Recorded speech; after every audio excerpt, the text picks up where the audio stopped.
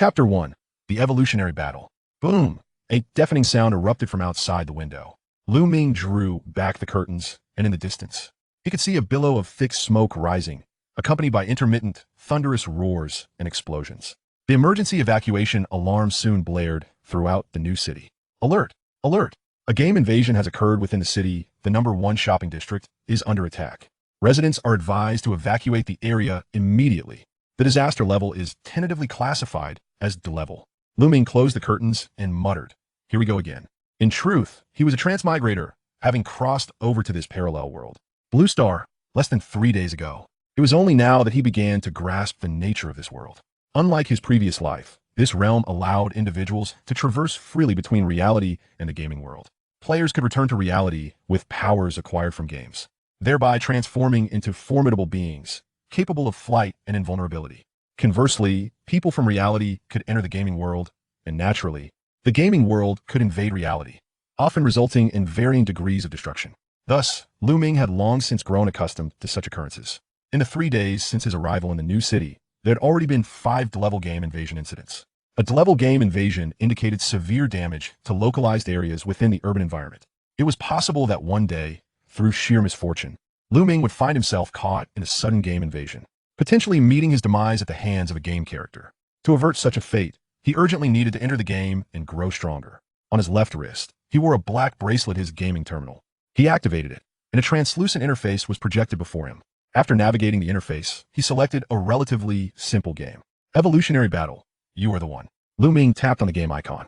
Game. Evolutionary Battle. Entering game. Player matching. 100-000-100-000 matching complete. A flash of white light engulfed him. In an instant, Luming vanished, transported into the game world. The scenery around him transformed, and when he regained his senses, he found himself in a lush, verdant forest. Moreover, he had been transformed into a mouse the size of a palm, feeling as if he had entered a realm of giants. The game introduction unfolded before him. This is a world of survival of the fittest, where you will randomly become a specific animal. Starting from this point, you must employ every means to hunt other creatures and acquire evolution points. By consuming evolution points, you can enhance your abilities and physical attributes, even transplanting the abilities and traits of your prey onto yourself. Slaughter and evolution are the eternal melodies of this world. All you must do is survive until you stand as the apex predator of the food chain. GameStar Mouse is a starting point. What bad luck. Luming reluctantly opened the data panel. Player, Luming species, mouse evolution points, 0 life level. First stage life ability, keen sense of smell. Naturally, starting as a mouse did not bestow him with remarkable innate abilities. Just as Luming began to lose hope for this round, the system interface popped up once more. Game World detected external assistance. Loading complete. Please select your external assistance. 1. Giant Coin Start. 2. 100-fold enhancement. 3. 100-fold evolution points. External assistance. Luming's spirits soared, overwhelmed with joy. What incredible luck. If I can use cheats in this game, I'll soar in no time. Quickly, he regained his composure and pondered. The giant Coin Start was immediately dismissed. This option bore no growth potential, and if subsequent development faltered, he could easily find himself eliminated. As for the 100-fold evolution points, while it certainly held potential, especially in the early stages, it would likely become inadequate as he advanced, with the required evolution points escalating to astronomical figures. Considering all factors, Luming decided, he'll opt for the 100-fold enhancement. No matter how one looked at it, this was an extraordinarily powerful assistance throughout both early and late stages, with its efficacy only intensifying as the game progressed. 100-fold enhancement selection successful. Wish you an enjoyable gaming experience. With the external assistance at his disposal, Luming's smile grew increasingly audacious. He sniffed the air, darting forth, and quickly discovered a group of ants amidst the fallen branches and leaves, unhesitatingly crushing them one by one. Evolution points 1. Evolution points 1. He wondered if there were any unfortunate players who had also begun their journey as an ant. Before long, Luming had amassed 100 evolution points. He opened the evolution interface. Strength enhancement. 100 evolution points. Speed enhancement. 100 evolution points. Regeneration enhancement. 100 evolution points. Luming decisively chose speed enhancement. Consume 100 evolution points. Speed enhancement 1 triggered 100-fold enhancement. Speed enhancement 100 enhancement complete. In an instant, Luming felt his body grow light as a feather. With just a few steps, he shot forward like a bullet. Whoosh! A fleeting shadow zipped past.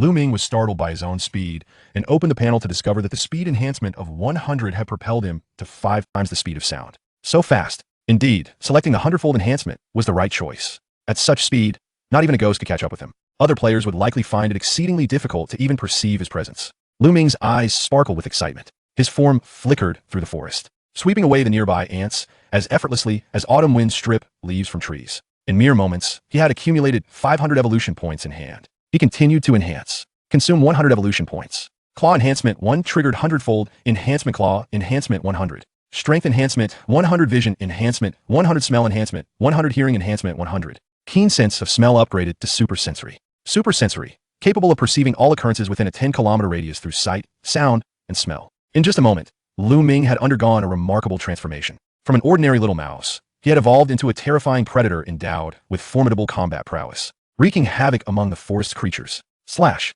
With a single claw, Luming eviscerated a rabbit before it could even struggle, swiftly ending its life. Evolution points 10. At that moment, a beetle flew past him, and with a glint in his eyes, he sprang up and swiftly swatted the insect down. Evolution points 5. Chapter 2. The Super Island. Luming glanced at his evolution points. Evolution points 725. In such a short span, he had harvested an impressive 725 evolution points. I wonder if this is enough for an upgrade. He opened the evolution interface and selected the transplant option. Do you wish to consume 500 evolution points to transplant the wings of the beetle? Luming couldn't help but feel elated. Yes, with wings, he would truly be able to soar. Consume 500 evolution points triggered hundredfold enhancement. The transformation of beetle wings into iron wings post-transplantation. In an instant, a pair of beetle wings sprouted from Luming's back, yet they were distinct. The hardness of these wings rivaled that of steel, while remaining remarkably lightweight. By folding the wings close and crouching down, he resembled a tortoise encased in an iron shell, a commendable means of defense. However, the sight of a mouse adorned with beetle wings was undeniably peculiar. Such a creature could never exist in the natural world. Yet, within the realm of the evolutionary battle, it was perfectly normal. Buzz Luming unfurled his wings, rapidly vibrating them, his form resembling an arrow released from its bow. Darting through the trees, the air resonating with a buzzing sound. Then, with a powerful leap, he soared into the sky. The vast expanse of the heavens greeted him for the first time, igniting a surge of excitement as he soared and screeched, gazing down at the breathtaking forest below. Before long, he focused his gaze. Several kilometers away, a wolf, a snake, and a monkey stood in a standoff, frozen in place, each too fearful to make a move lest they provoke an attack. Strangely enough, after wandering for half a day without encountering a single player, he stumbled upon these three together was indeed fortunate. The snake spoke first. Continuing to stand off benefits none of us. How about I count to 3, and we all retreat together, no one is to strike. The monkey nodded in agreement. I concur. The wolf also assented. Agreed. The snake began to count down. 1, 2 to 8 as the countdown progressed. A shadow surged through the air, accompanied by a deafening rush of wind. Luming's reinforced claws, sharper than any blade, traced a zaped path through the air in an instant. Almost simultaneously, blood gushed from the 3 players as they were grievously injured. The monkey clutched his blood-soaked neck, panic etched on his face. What just happened? Luming paused, inspecting his claws, and sighed. What a pity. If only my claws were a tad longer, I could have severed all 3 of your heads just now. The snake's pupils contracted, realizing that they combined would stand no chance against this winged aberration. A desperate roar escaped him. Run. Before the command fully escaped his lips, the monkey and the wolf were already fleeing, their injuries rendering them vulnerable even in scathe. Escape would have been futile. Luming's speed was a staggering Mach 5.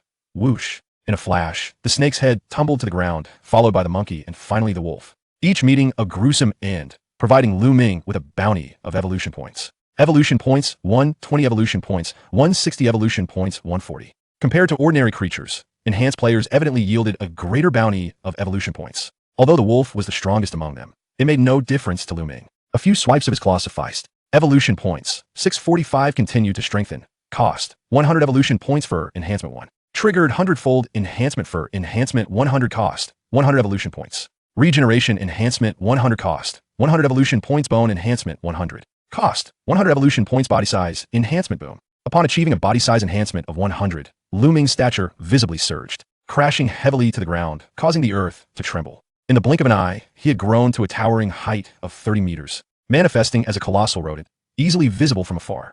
Luming was taken aback. Goodness, I'm so enormous. He touched his belly with his short forelimbs, bewildered yet ecstatic, before locking eyes with a stealthy tiger. The tiger was also a player. Having been hunting nearby, he had followed the scent of blood, confident that with his starting abilities and enhancements, no one could rival him. However, upon glimpsing the 30-meter-tall rodent before him, he was utterly dumbfounded. What in the world is happening? An overwhelming sense of pressure enveloped him as the tiger gawked. struggling to comprehend the sudden emergence of such an outrageous creature. Could this truly be a mouse? Or was a mole? This was the tiger's last thought, but Luming offered him no chance to flee. With a single stomp, he dispatched the tiger from the game. Evolution points, 260 evolution points, 505. Luming remarked with satisfaction. True to its title, the king of the forest yields abundant evolution points. He surveyed his surroundings, his immense form standing majestically among the trees, exuding an air of dominance. Now, let the great purge commence. A day later, Luming had thoroughly scoured the vicinity, and it was then he realized he was situated on a massive island, with a vast ocean stretching beyond. After his rampage, his evolution points had skyrocketed, ultimately reaching an astounding 44, 500, an unfathomable figure in the early stages. Luming attempted to transplant parts from various animals onto himself, only to discover that as his strength grew, the evolution points required for transplants increased correspondingly. Nevertheless, one must spend to gain. Cost, 2,000 evolution points, transplanting python scales. Triggered hundredfold enhancement python scales, transplanted and enhanced to steel scales. Next, he approached the shoreline and plummeted into the sea, sending up a tremendous splash, causing fish to flip belly up to the surface. Evolution points, 5 evolution points, 5. Luming collected the fish. Cost, 2,000 evolution points, transplanting gills from sea fish. Triggered hundredfold enhancement acquired ability, Deep Diver. Deep Diver possesses the permanent ability to breathe and move underwater, with the capability to propel through the water at high speed via the water expelled from the gill slits. Compared to a mere island, it was undeniable that the ocean teemed with life, presenting Luming with a grander hunting ground. With the ability to navigate underwater secured, Luming dove headfirst into the sea. Upon entering the water, his gill slits opened on either side of his neck, propelling him into the depths with powerful jets of water, transforming him into a swift arrow beneath the waves. The effect of speed enhancement, 100, remained effective underwater, though it paled in comparison to his Mach 5 speed on land and in the air. Even so, Luming's velocity was still formidable. Utilizing the high-velocity water flow from his gill slits, he easily reached speeds of 200 meters per second, making him one of the fastest creatures in the sea. Chapter 3. The first evolution. In the profound and dim depths of the ocean, 3,000 meters beneath the surface, the sunlight that penetrates the water is significantly diminished, resulting in an utter darkness. Only the occasional bioluminescent creatures swimming by offer a flicker of illumination. Gurgle. A disturbance ripples through the water. Suddenly, a slender figure darts away in haste. It is an electric eel, frantically swimming forward while casting anxious glances over its shoulder, palpably terrified. What bad luck. The electric eel laments. This time, I'm done for. Swish. In the blink of an eye, a figure swifter than the electric eel rushes from behind, cornering it into an inescapable predicament. With a streamlined body and sleek skin, it is a shark, a great white shark, measuring 3 meters in length. Its razor-sharp teeth unmistakably marking it as a ferocious predator of the sea. With a menacing grin and a mocking tone, the great white shark taunts. Why aren't you fleeing now? Curse you. The electric eel surrenders, leaning against the rock behind it. Do as you will. Make it quick. I have a revival to attend to. Upon witnessing the electric eel's capitulation, the great white shark promptly loses interest in its cat and mouse game. Just as it is about to finish off the electric eel, it suddenly halts, a look of terror overtaking its features. The electric eel, taken aback, turns instinctively to see what has caused the shark's alarm. In the murky depths of the ocean, a colossal eye opens behind them, emanating a ghostly glow, fixating its gaze upon the pair. Hiss! The electric eel gasps, rolling its eyes in a dramatic feint of death. What on earth is that? The great white shark exclaims in panic, turning to flee. A massive silhouette emerges in the abyss, a water jet surging forth, swiftly closing the distance to the great white shark. In a contest of size, the 3-meter shark is dwarfed by the 30-meter behemoth, akin to a child's toy in its presence. With a single claw, blood erupts, and the great white shark is severed into pieces. Evolution points, 400. As time progresses within the game, the ever-growing players become increasingly powerful, naturally providing more evolution points to the formidable creature, Luming.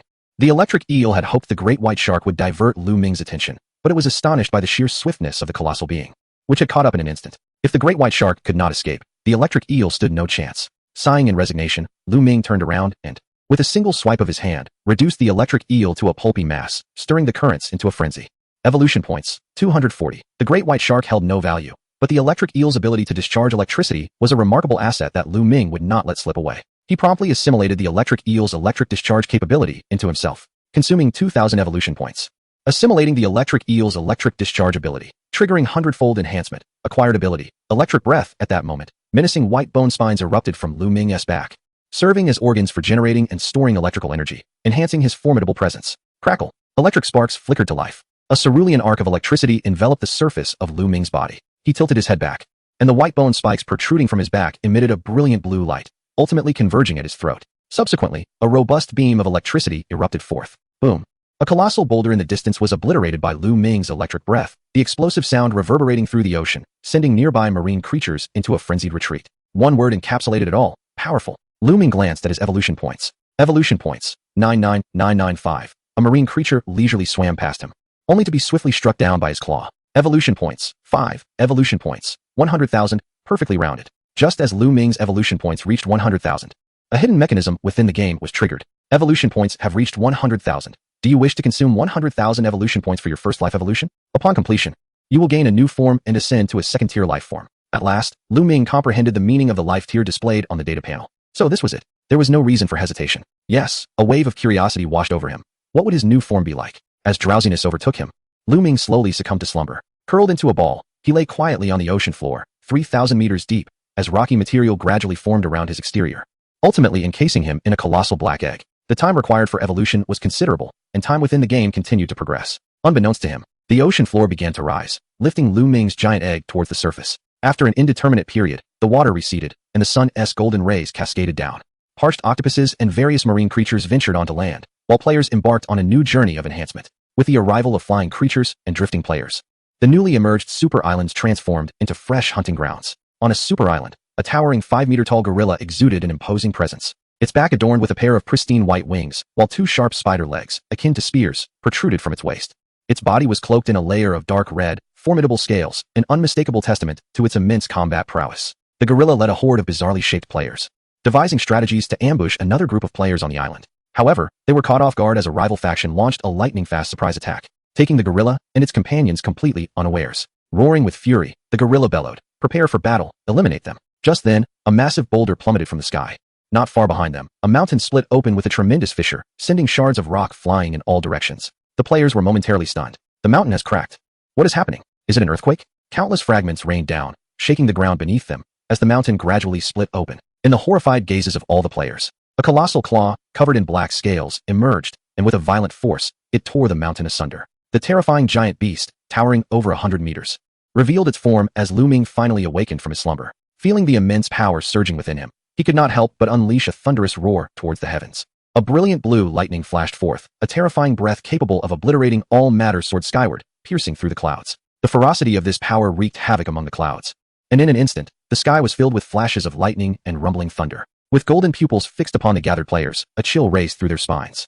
The gorilla, filled with dread, shouted in terror, "Run!" Yet, it was merely a futile struggle. Luming lowered his gaze, and the breath emanating from him swept through the air, leaving the players utterly defenseless, who were swiftly reduced to ash within moments. Evolution points: 880. Evolution points: 1230. Evolution points: 650. In less than a moment, all players were annihilated, and Luming's recently expended evolution points were replenished. Evolution points: 46,800. Chapter 4. The Titan of the Abyss. Evolution completed. Triggered hundredfold enhancement. Super Sensory evolved into Transcendent Sensory. Deep Diver evolved into Oceanic Sovereign. Lightning Breath evolved into Plasma Breath. Physical attributes enhanced by 100 in all aspects. This evolution transformed Luming into a second-tier life form. And under the immense augmentation of the hundredfold enhancement, his combat prowess surged dramatically, far surpassing his previous capabilities. The Transcendent Sensory allowed Luming to completely transcend the sensory perspective of ordinary beings, granting him a formidable sixth sense that enabled him to perceive everything occurring within 1,000 kilometers, even beyond the limits of sight and hearing, as long as he focused. He could glean relevant information through this heightened perception. The Oceanic Sovereign's abilities were significantly enhanced from the Deep Diver. As long as he was in the ocean, Luming could manipulate the waters within 100 kilometers. Whether conjuring whirlpools, generating currents, or even instigating a grand tsunami, he could effortlessly inundate an island. As for the Plasma Breath, it could annihilate all matter with terrifying force. Any life or substance struck by it would be instantly reduced to fundamental particles. Gazing at his reflection in the water, Luming noted the stark transformation of his new form, which bore little resemblance to the large rodent he once was. He now exuded a commanding and majestic presence. The scales adorning his body were as deep and lustrous as obsidian. His limbs elongated significantly, shedding the appearance of short legs and arms. His claws became robust and versatile, while his previously slender tail had grown thick and powerful, presenting an overall imposing figure. The wings that once resembled those of a beetle had evolved into 2 pairs of razor-sharp appendages, resembling blades when unfurled. Most importantly, Luming's head no longer resembled that of a mouse. Its angular shape, coupled with the protective scales, resembled a warrior clad in armor. Majestic, Luming was thoroughly pleased with his new form, feeling extraordinarily impressive. He opened his data panel. Player: Luming. Species: Violent Dragon. Evolution points: 46.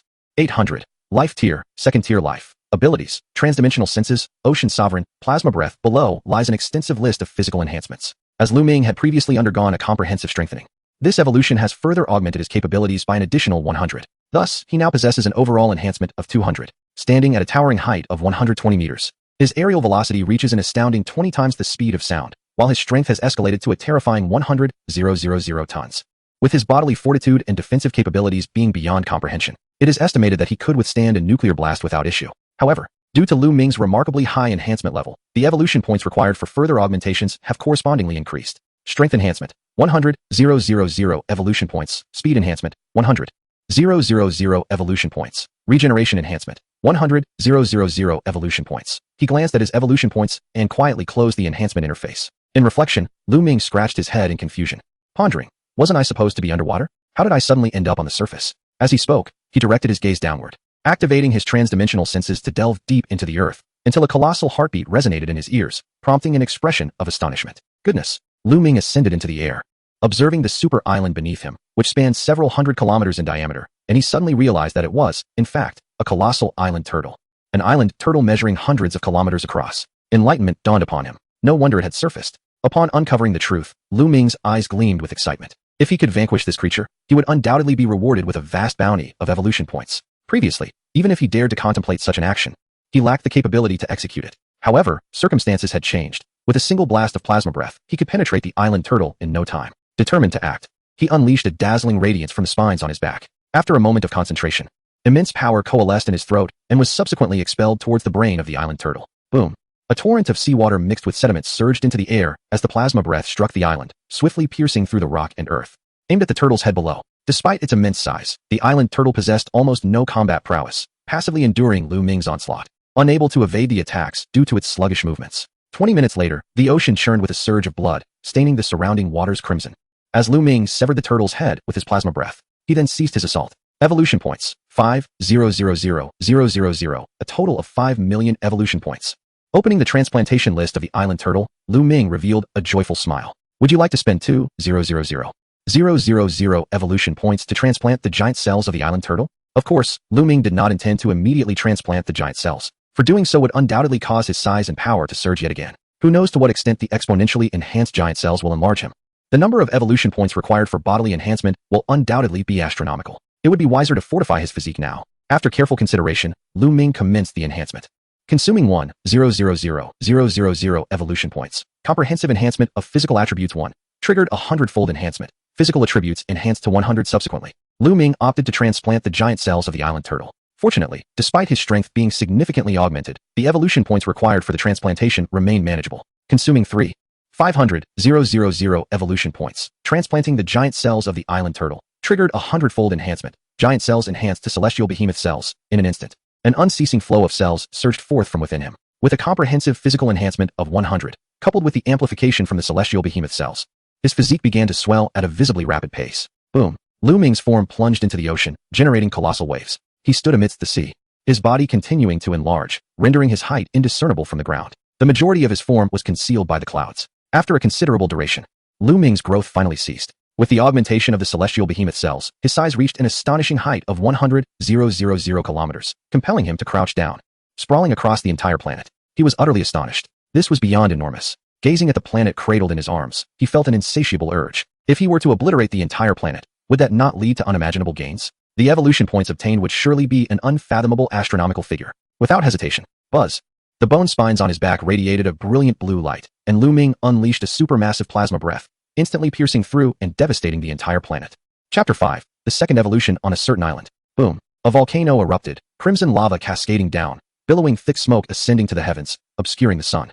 A harmless little white dove gracefully fluttered by. Hello everyone. Welcome to the gaming livestream of 77. I am your host 77. As you can see, this round of evolution warfare has entered a fervent phase. As players grow increasingly powerful, the game has unknowingly reached the moment of the ancient behemoth's revival. Let us eagerly anticipate. Gaming hosts are a highly popular profession in this world. Their strength may not be formidable, yet they possess immense popularity. 77 is such a gaming host, and indeed, a prominent one at that, beloved by many. Most importantly, she is a stunningly tall and attractive young lady, blessed with extraordinary gaming skills, consistently securing a position among the top 3 popular streamers. The livestream interface of 77 was inundated with comments. 77, my wife. Today's livestream features the evolution warfare. Ancient behemoths, this will not be an easy battle. Indeed, this presents an opportunity, should one manage to vanquish an ancient behemoth. A significant advantage could be gained, allowing for a considerable lead over other players. However, such an endeavor is easier said than done. as these colossal creatures often tower hundreds of meters high, with skin as tough as armor. Even attempting to defeat one is daunting, and merely standing before it could prove insurmountable. This scenario starkly illustrates the disparity between seasoned experts and ordinary players. I recall a player from a prominent guild who single-handedly defeated an ancient beast during a live stream. Zhang Xinghao from the New Moon Guild, if I'm not mistaken.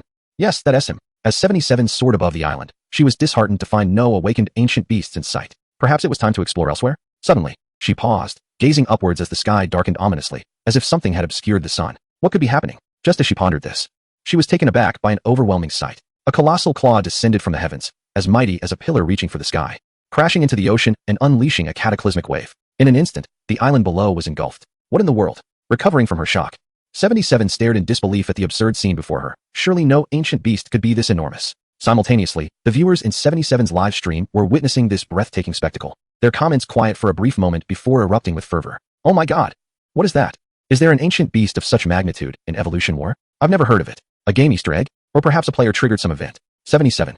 Move closer. Ugh, I have a fear of giant creatures. Help me. Just one claw is this massive. The size of this beast is unfathomable. Shouldn't such a creature be a late-game boss? To the fellow above, it's clear you haven't played this game. Trust me. Even in the late game, this is beyond what players can handle. A thunderous roar echoed from the sky as the thick clouds parted, revealing a dazzling blue beam of light that struck the ocean with a destructive force, generating yet another towering wave. This time, 77 finally beheld the monstrous entity in the sky. It was a fearsome super beast, its golden eyes rivaling the sun and moon, unleashing a formidable blue beam of energy. 77's pupils dilated. Was it intent on obliterating this planet? The stream's comments overflowed with excitement. What a magnificent beast. Incredible. Is it going to destroy this planet? Such a breathtaking sight. However, 77's stream did not last long. The planet's fate was sealed when a blast of plasma breath from the colossal creature struck down, piercing through the Earth's core in an instant. A surge of energy erupted, tearing the entire planet into countless fragments, annihilating all life forms and players alike. The cataclysmic force of the planet's explosion hurled Luming into the cosmos. Fortunately, his resilient physique mitigated the pain, leaving him largely unscathed. In an instant, evolution points surged uncontrollably. Evolution points, 220. Evolution points, 11,800. Evolution points, 80. Evolution points, 1,000,000. Evolution points, 600,000. Luming gazed at the total. Evolution points, 1513,298,7543. A staggering 1 billion evolution points. His heart swelled with joy at the immense accumulation, and to his delight, a notification for life evolution appeared once more. Evolution points reached 1 billion. Would you like to consume 1 billion evolution points for a second life evolution? Upon completion, you will attain a new form and become a Tier 3 life form. Could I truly evolve further at this stage? Luming marveled, not needing to ponder for long. Adhering to his customary approach, he first opted for comprehensive enhancement. In his Titan Beast state, the cost for a single enhancement surged to 100 million. Yet, a mere 100 million did not faze him in the slightest, consuming 1 billion evolution points. Comprehensive enhancement of physical attributes 1. Triggering 100-fold enhancement. Physical attributes comprehensively enhanced by 100. Immediately thereafter, consuming 1 billion evolution points, commencing second life evolution. The evolution commenced. A canopy of stars cascaded their brilliance, intertwining with the profound darkness of the infinite cosmos, as cosmic energy enveloped Luming in a protective shell. Once again, he fell into slumber, silently undergoing his second life evolution, aimlessly drifting through the galactic expanse, propelled by meteors into the abyss of the starry sky. Simultaneously, the real world erupted into chaos. The catalyst was none other than the gaming livestream of streamer 77, who fortuitously captured the moment Luming obliterated the planet during her evolution battle broadcast. This event garnered immense attention, rapidly escalating discussions. Topics surged to the forefront, the fervor intensifying, and the community forums for the evolution battle game buzzed with unprecedented excitement. After all, such an occurrence had never transpired in the evolution battle before. On the forums, players engaged in fervent discussions. Has anyone figured out what this is? An ancient behemoth? I believe it's a celestial beast from the cosmos. I just want to know how to trigger this storyline and how to defeat this giant. Where are the game strategy teams? Wake up and get to work. Throughout it all, no one ventured such bold conjectures. In truth, it was neither an ancient behemoth nor a celestial beast, but merely a player. Chapter 6, The Cosmic Behemoth.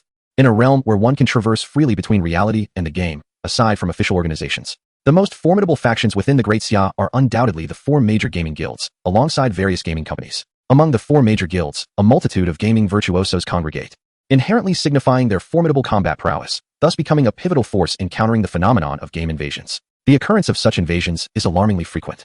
It is evident that the official institutions are incapable of addressing them alone. Consequently, game guilds and companies have emerged as essential partners for these authorities. Unless faced with exceptionally high-level game invasion incidents, the majority of such events are entrusted to the resolution of game guilds and companies.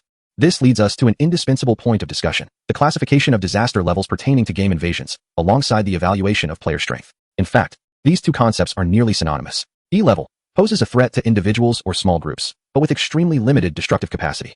D level, sufficient to inflict devastating damage on a specific area within a city. C level, capable of impacting the entirety of a city. B level, can deliver a catastrophic blow to a city in a short span of time. A level, possesses the capability to devastate multiple cities. S level, sufficient to annihilate an entire nation. SS level, capable of destroying a continental plate. SSS level, the magnitude of destruction capable of obliterating a planet. Ultra SSS level, a level of destruction surpassing that of a planet. These classifications delineate the severity of disaster events within this realm, and players who can address corresponding levels of disasters are assigned an equivalent rank. Thus, a player rated as B level in the real world possesses at least the capacity to manage B level disasters, along with at least one experience of successfully resolving such an incident. According to recordings from 77 Game Live, both the official institutions and the four main guilds unanimously acknowledge that the colossal beast in the evolutionary battle possesses combat capabilities of Ultra SSS level. Should it be conquered, it is likely that a superpower with S-level strength in the real world could be immediately cultivated, and this superpower would be exceptionally formidable. S-level warriors represent the pinnacle of strength on Blue Star today. It is no wonder that various organizations are driven to madness over this prospect. As for why defeating an Ultra SSS level beast would merely result in the creation of a single S-level warrior, this is due to significant limitations in extracting power from the game. The strength obtained from the game, when manifested in the real world, is diminished by 2 levels. This implies that a player who possesses a level strength in the game will find their power reduced to C level upon returning to the real world. If the strength within the game does not reach C level, it cannot be brought back to the real world at all, which also accounts for the existence of numerous ordinary individuals in this world. Even within the gaming realm, achieving C level is no trivial feat even upon reaching C level. Players returning to reality would only barely attain E level combat capability, leaving them with severely limited strength, most being almost equivalent to ordinary people. The Crescent Moon Guild, one of the 4 major guilds of Daxia, took immediate action following the escalation of the Colossal Beast incident, initiating the strategy for conquering the evolutionary battle. During the core members meeting, the guild leader inquired of Zhang Shenghao, "How? You are the most knowledgeable about the evolution warfare within our guild. Do you have any thoughts on this matter?" Zhang Shenghao shook his head. "I have played hundreds of matches in evolution warfare and have never encountered this colossal beast.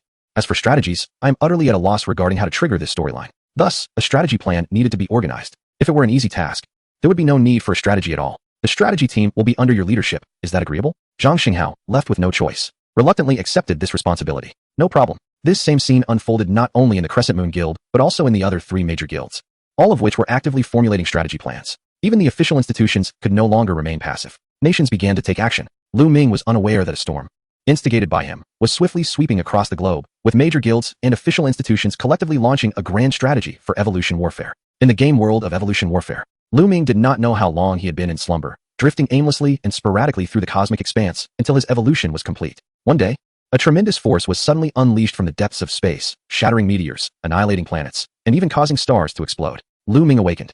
Evolution complete. Triggered 100-fold enhancement. Comprehensive physical attribute enhancement of 100. Transcendent sensory evolution to omniscience of galactic information. Ocean ruler evolved into star sea ruler. Plasma breath evolved into annihilation roar. The ability of galactic omniscience was straightforward. Whenever Luming wished, he could grasp all occurrences and information within the Milky Way with absolute clarity. The power of Annihilation Roar was far more terrifying than Plasma Breath, capable of delivering annihilation strikes at superluminal speeds to any target or within a specified range. With a single blast, it could instantly erase the solar system from existence. As the Star Sea ruler, Luming had acquired dominion over cosmic energy, to the extent that he himself was partially assimilated into a semi-energy life form. With the mastery of cosmic energy, Luming could accomplish many feats, such as creating and obliterating any planet or star, and traversing the universe at superluminal speeds. He was akin to a deity. His new form was even more imposing. Having become a semi-energy life form, a profound and dark cosmic energy enveloped his body, perfectly aligning with his current species designation of Star Sea Behemoth. As for his stature, Luming now stood at 10 million kilometers tall, equivalent to the diameter of 10 suns. In his grasp, the sun appeared as a mere sphere, while the blue planet was no larger than a grain of sand. Luming was in high spirits. This was the might of a third-tier life form. Invincible. If he could bring this power back to the real world, even if it were diminished by 2 levels, he could still easily crush the blue planet, with no one able to stand in his way. However, what level was he now? Perhaps he was at an Ultra SSS level? It seemed that might still be insufficient. Although Luming had obliterated the planet where the game commenced, the realm of evolutionary warfare does not adhere to the concept of completion. Luming's journey within the game may persist. However, unlike other players, his forthcoming stage is the galaxy. Activating the galaxy's omniscience, Luming immediately detected the nearest cosmic entity. The cosmic energy emanating from his being radiated an invisible pulse, propelling his massive form into a state of superluminal speed. Thousands of light years away, a colossal creature of the starry sea, slightly smaller than Luming, was voraciously consuming a star, blissfully unaware of the impending doom it faced. Chapter 7, Inferior Life, the Star-Eating Beast. This is a rather general designation. Any colossal creature that rivals a planet in size and dwells within the starry sea is classified as a star-eating beast, despite being of the same classification. The origins of these beasts vary, resulting in a diverse range of abilities and varying strengths among them. The beast currently devouring the star is vastly inferior in power to Luming, with only their comparable sizes being a similarity. Known for its penchant for consuming stars, this particular creature is referred to as the Star Eater. It has drifted through the galaxy for millions of years, leading a life of slumber and consumption, blissfully unaware of the comfort it has experienced until now, when it became a target. With the dazzling star swallowed in one gulp, the Star Eater displayed a satisfied grin, patted its belly, and rolled over, preparing for a well-deserved slumber. Suddenly, cosmic energy surged, and space warped momentarily as Luming arrived at superluminal speed, his formidable presence startling the Star Eater into a state of shock. For a brief moment, it was at a loss for how to respond. Having never encountered another star-eating beast throughout its existence, the sudden sight of a kindred spirit left it momentarily astonished. Quickly regaining its composure, it immediately adopted a fearsome demeanor, unleashing a tremendous outburst of energy directed at Luming. The battle was on the verge of erupting. Many star-eating beasts awaken self-awareness during their evolutionary processes, acquiring wisdom. However, numerous others are born with such traits. Their powers stem from heredity or mutation rather than evolution, rendering them devoid of intelligence. Despite their formidable strength, they remain fundamentally akin to wild beasts. Upon encountering another being, their instinct is to attack. Underestimating the situation, Luming responded without hesitation, rapidly channeling cosmic energy into his throat, releasing an abyssal, pitch-black annihilation energy in an instant. The Star Eater's assault was utterly futile against Luming's devastating roar, as the terrifying cosmic energy overwhelmed it with relentless force, swiftly engulfing the creature. In but a fleeting moment, the Star Eater's form was entirely erased. The residual might of the annihilation roar radiated outward, annihilating nearby planets and meteors, leaving behind an expanse of desolate cosmic space. With a staggering total of 63.132987543 billion evolution points, Luming found himself at a crossroads. Although the figure appeared formidable, the reality was that each enhancement required a hefty 10 billion points, insufficient for a comprehensive upgrade. As he perused the transplantation list of the Star Eater, his initial excitement waned, revealing that this colossal entity possessed few desirable traits or abilities for assimilation. Continuing his quest, Luming sensed that dozens of cosmic behemoths still roamed within the Milky Way. Should he vanquish them, a substantial influx of evolution points would swiftly follow. Not to mention, the life-bearing planets were ripe for the taking. Destroying even one could yield at least 10 billion points. The vastness of the galaxy promised numerous such planets, and a thorough sweep could amass enough points for his next evolution. The thought invigorated him. Strength, more strength, an insatiable desire for power surged within him, propelling his relentless pursuit of greater prowess. No one could ever claim to be strong enough, and for Luming, the journey toward ultimate strength was unending. Thus, the Milky Way faced impending devastation. Even among the titanic sea beasts, Luming's combat prowess was unparalleled, a testament to his formidable enhancements. Not only had he undergone a 100-fold augmentation to reach the third tier of life, but his physical attributes had also been elevated across the board by a factor of 500. No cosmic behemoth could withstand his might. With a single encounter and a devastating annihilation roar, he dispatched one after another, obliterating surrounding stars and planets in the process. Along his path, he spared no life-bearing world, executing his mission with ruthless efficiency, often foregoing the need for an annihilation roar. The energy of the cosmos swept through, reducing planets to mere dust, only for him to recreate them anew in the blink of an eye. Before long, these celestial bodies would host nascent life, awaiting the next harvest. Luming reveled in his dominion over the cosmic behemoths, his wanton destruction of planets followed by their rebirth, positioning himself as the architect of the galaxy. The time within the evolution wargame diverged from the rhythm of reality, and since becoming a cosmic beast, Luming's perception of time had transcended that of ordinary mortals. Time lost all significance before him. One day, after vanquishing yet another sea beast, he sensed an intriguing occurrence within the Milky Way and turned his attention toward a particular planet. On that planet, Zhang Xinghao led the New Moon Guild's exploration team for yet another venture into the evolution wargame. This time, many of them had been randomly matched to this very world. During their 356th exploration, Zhang Xinghao gazed skyward in exasperation. After 355 matches, not a shred of useful information had been uncovered, nor any trace of the so-called super behemoth. It was a complete dead end. His professional integrity was impeccable. Yet even so, he persisted in refining their strategy, tirelessly adjusting the plan. However, the members of the strategy team were nearing their breaking point, their mental state deteriorating significantly. Once the game commenced, Zhang Jinghao swiftly gathered the scattered members. Upon their reunion, it was evident that they were on the verge of collapse. For heaven's sake, is this never-ending? Can't you at least provide us with a hint? No, please, just tell me directly where the super behemoth is. Zhang Jinghao felt a profound sense of helplessness. He even began to suspect that the emergence of the super behemoth was merely a coincidence, devoid of any triggering narrative. They were all engaged in futile efforts. At that moment, a wave of invisible energy rippled through the air, distorting the space around them and forming a portal. From within this gateway emerged a figure radiating with a divine light. Its pure, white wings shed a luminous glow, while its crystalline body appeared nearly transparent, refracting a dazzling spectrum of colors, resembling something truly extraordinary. Before Zhang Jinghao and his team stood a crystal adorned with 12 immaculate wings. leaving the strategy team utterly astonished and bewildered. They were at a loss, uncertain whether this entity was a form of life or some sort of apparatus. Despite the absence of eyes or facial features, Zhang Jinghao felt as though the 12-winged crystal had cast its gaze upon them, and then spoke softly. Pitiful. Weak lower life forms. Chapter 8. The third evolution. This entity undoubtedly possessed self-awareness. Moreover, it appeared not to be a player, had it been one. Such words would never have been uttered, unless the individual were a quintessential case of juvenile delusion. Zhang Jinghao was exhilarated. They had likely encountered an unexpected turn of events.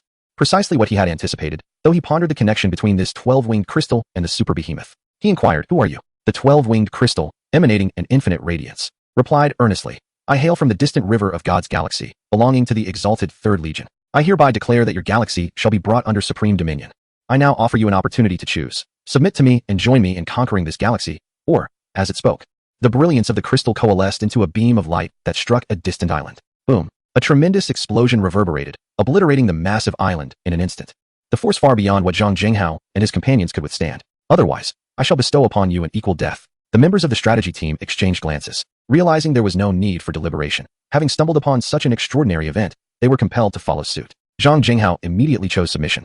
But a clever idea took root in his mind. He intended to pursue the lead of the 12-winged crystal while not relinquishing his quest for the super behemoth. "Of course, we choose to submit. However, if you wish to conquer this planet first, it may prove somewhat challenging." "Humph," the 12-winged crystal coldly declared.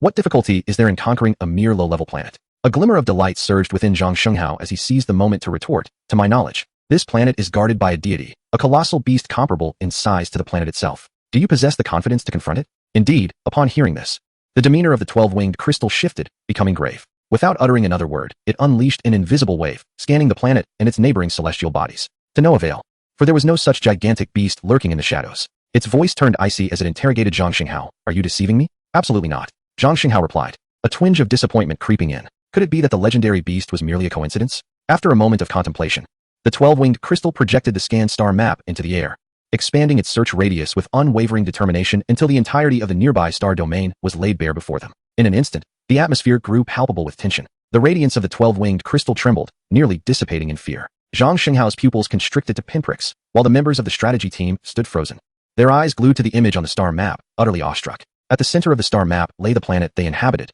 flanked by several others of similar size. Further out, a massive claw emerged, belonging to a celestial beast of staggering proportions, dwarfing even the sun, which appeared as nothing more than a flickering ember in its presence. The very planet they occupied was cradled in the beast's claw, its gaze fixated upon them with unsettling curiosity. The sheer terror of the moment was overwhelming. "What do we do now?" Zhang Shenghao stammered, taken aback. Instead of finding the super beast, they had uncovered a titanic celestial creature. And he finally grasped the terrifying reality of the evolutionary warfare game world. It was far more daunting than he had anticipated. This was unplayable. How could they strategize against such a foe? Their planet was reduced to mere grains of sand in the beast's grip. What could they possibly use to mount an attack? It would be wiser to sleep and dream, where anything was possible. The members of the strategy team, their expressions blank, murmured, "What level of target is this?" Zhang Xinghao was at a loss for words. Was it Ultra SSS level? The official organization had never intended to establish a higher tier, as even the SSS level had resulted in planetary destruction. Any higher level held little significance for Blue Star and humanity. Confronted with such a horrifying sight, the 12-winged crystal promptly turned to escape back through the spatial gate, yet it could not elude the grasp of Luming. Cosmic energy descended instantaneously, obliterating both the 12-winged crystal and the entire planet, shattering the spatial gate in the process. Zhang Xinghao felt darkness envelop him before he succumbed to defeat. He suddenly realized that the root cause of the inexplicable deaths they had previously encountered was this. The celestial beast was rampaging through planets with reckless abandon. Luming examined the transplant list of the 12-winged crystal. At his current level of strength, typical transplants held little value. What he sought was the transplantation of abilities, specifically, those that were genuinely useful. Then, a spark of realization ignited within him, consuming 10 billion evolution points. Implanting the spatial traversal ability of the 12-winged crystal, triggering a 100-fold enhancement. Spatial traversal ability enhanced to void sovereignty, ignoring spatial distance. Instantly arriving at any destination, the capacity for spatial traversal may only span star systems, yet void sovereignty allows one to traverse the entirety of the universe at will. The disparity between the two is evident. From early on, Luming had yearned for a spatial ability, yet despite vanquishing numerous colossal beasts of the starry sea, none possessed spatial capabilities. His fortune was indeed lacking. Under such circumstances, the unsuspecting 12-winged crystal fortuitously presented itself, and Luming could not let this opportunity slip away. Regarding the divine river star system, Luming pondered. The foremost task was to sweep through the Milky Way, and matters beyond that could be addressed later. Once he evolved once more, no matter the star system, he would obliterate them all. The void rippled. Luming's figure vanished in an instant. With the ability to traverse space, Luming's speed in ravaging the Milky Way increased manifold, and in no time, his evolution points surged wildly. Evolution points, 45 billion evolution points, 38 billion evolution points, 50 billion evolution points, 15 billion. Before long, Luming had eradicated all the colossal beasts in the Milky Way. And after obliterating nearly 1,000 life planets, his total evolution points surpassed 10 trillion. An evolution prompt appeared. Evolution points have reached 10 trillion.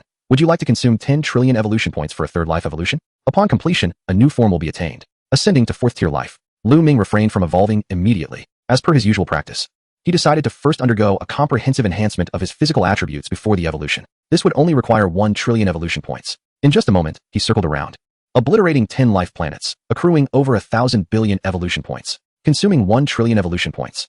Comprehensive physical enhancement 1. Triggering a 100-fold enhancement. Comprehensive physical enhancement 100. Upon completion of the enhancement, Luming's strength surged exponentially, and he promptly depleted his evolution points. 10 trillion vanished in an instant, initiating the third life evolution. Chapter 9. Star Deity. During this evolution, Luming slumbered for an extended period. In the cosmic expanse, a colossal egg composed of cosmic energy continuously expanded, as Luming's form underwent a terrifyingly rapid magnification during the evolution. Until at last, boom. It was as if the Big Bang of the universe had transpired. The entire starry sea trembled, and countless planets, stars, and even galaxies were obliterated in a heartbeat. The cosmic energy surged tumultuously. Once the evolution was complete, Luming unfurled his form, now unimaginably immense, and with a roar, countless stars were instantly extinguished. Erased from the cosmos, thousands of galaxies, each comparable in size to the Milky Way, orbited around Luming's vast form, which exceeded the collective size of these thousands of galaxies. Evolution complete. Triggered 100-fold enhancement. Comprehensive physical enhancement 100. Galactic information omniscience evolved into cosmic information omniscience. Star Sea Sovereign evolved into Star Sea Creator. Annihilation Roar evolved into ultimate destruction. Void Sovereign evolved into Void Creator. Cosmic information omniscience, as its name implies, grants Luming the ability to grasp all information within the cosmos at will.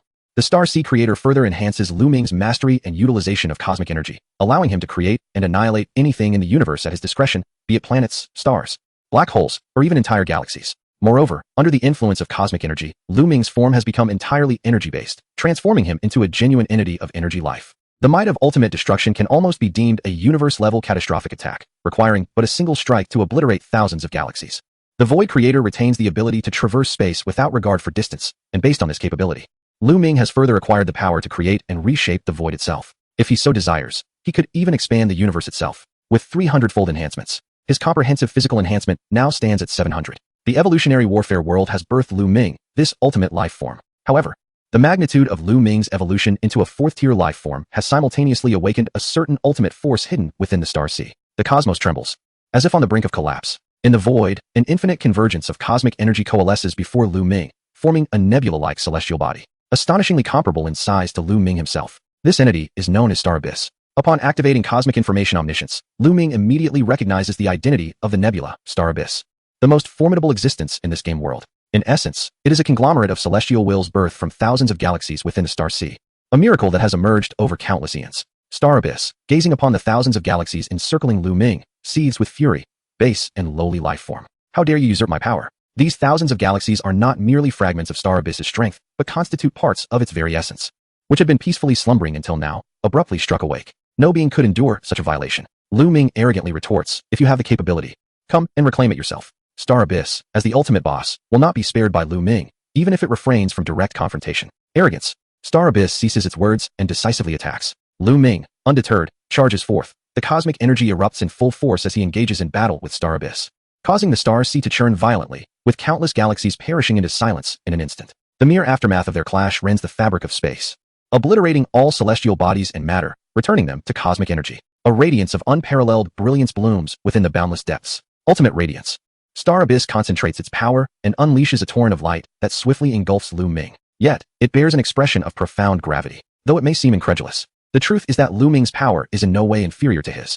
He cannot comprehend how this seemingly humble and lowly being possesses such strength. Indeed, compared to the celestial entity Xing Sui, Luming, an energy life form, undoubtedly falls into the category of lesser beings. Yet, this inferior creature possesses the capability to rival him, leaving Xing Sui utterly perplexed. What astonished him even more was yet to come. As the radiance extinguished, Luming emerged unscathed. Xing Sui was momentarily taken aback, only to realize that it was not his attack that had failed, but rather Luming's body was too resilient.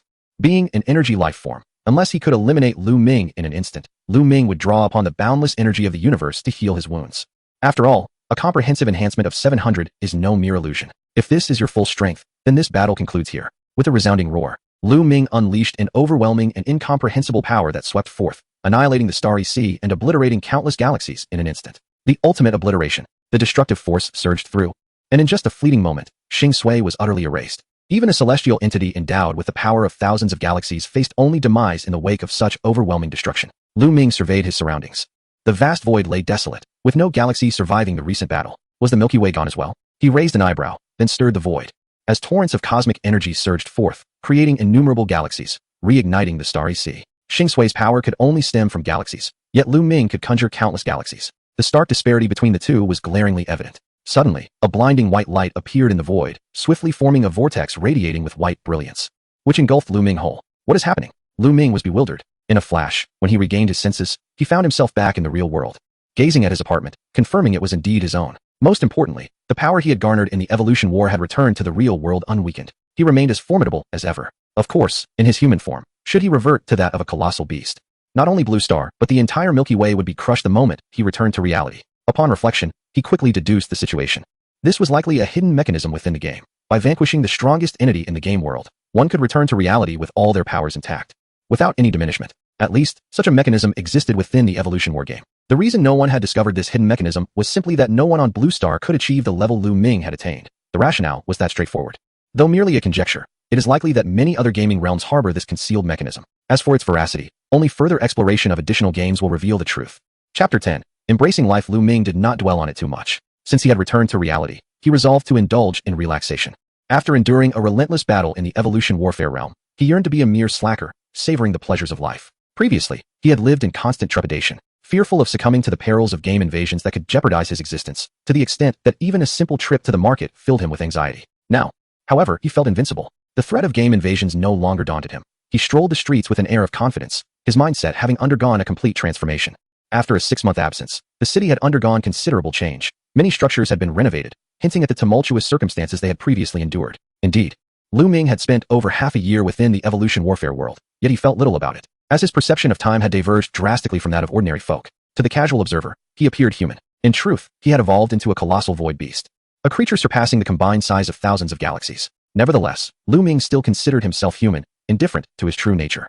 Even though his lifespan was boundless and he felt no hunger as long as he absorbed cosmic energy, he still relished the delightful flavors of various cuisines, lounging at home to watch his favorite anime, and genuinely appreciating this leisurely existence. Perched on a park bench with his legs crossed, Luming savored an ice pop, relishing each lick, and mused, now this is what life is all about. After a moment of contemplation, he decided, let us have hot pot for dinner. No sooner had he spoken than a thunderous noise erupted from the street. Curious, Luming activated his abilities. Cosmic information omniscience. Game invasion phenomenon. No, that would be inaccurate. It should more precisely be termed an invading character, referring to game figures or monsters that have breached the boundaries between the gaming realm and reality. Typically, the game invasion phenomenon denotes a collision between the gaming world and the real world, resulting in a spatio-temporal conduit connecting the two realms. This allows game characters to traverse into reality, thereby exerting influence and causing disruption. The primary task in addressing game invasions is to seal or obliterate the spatio-temporal conduit.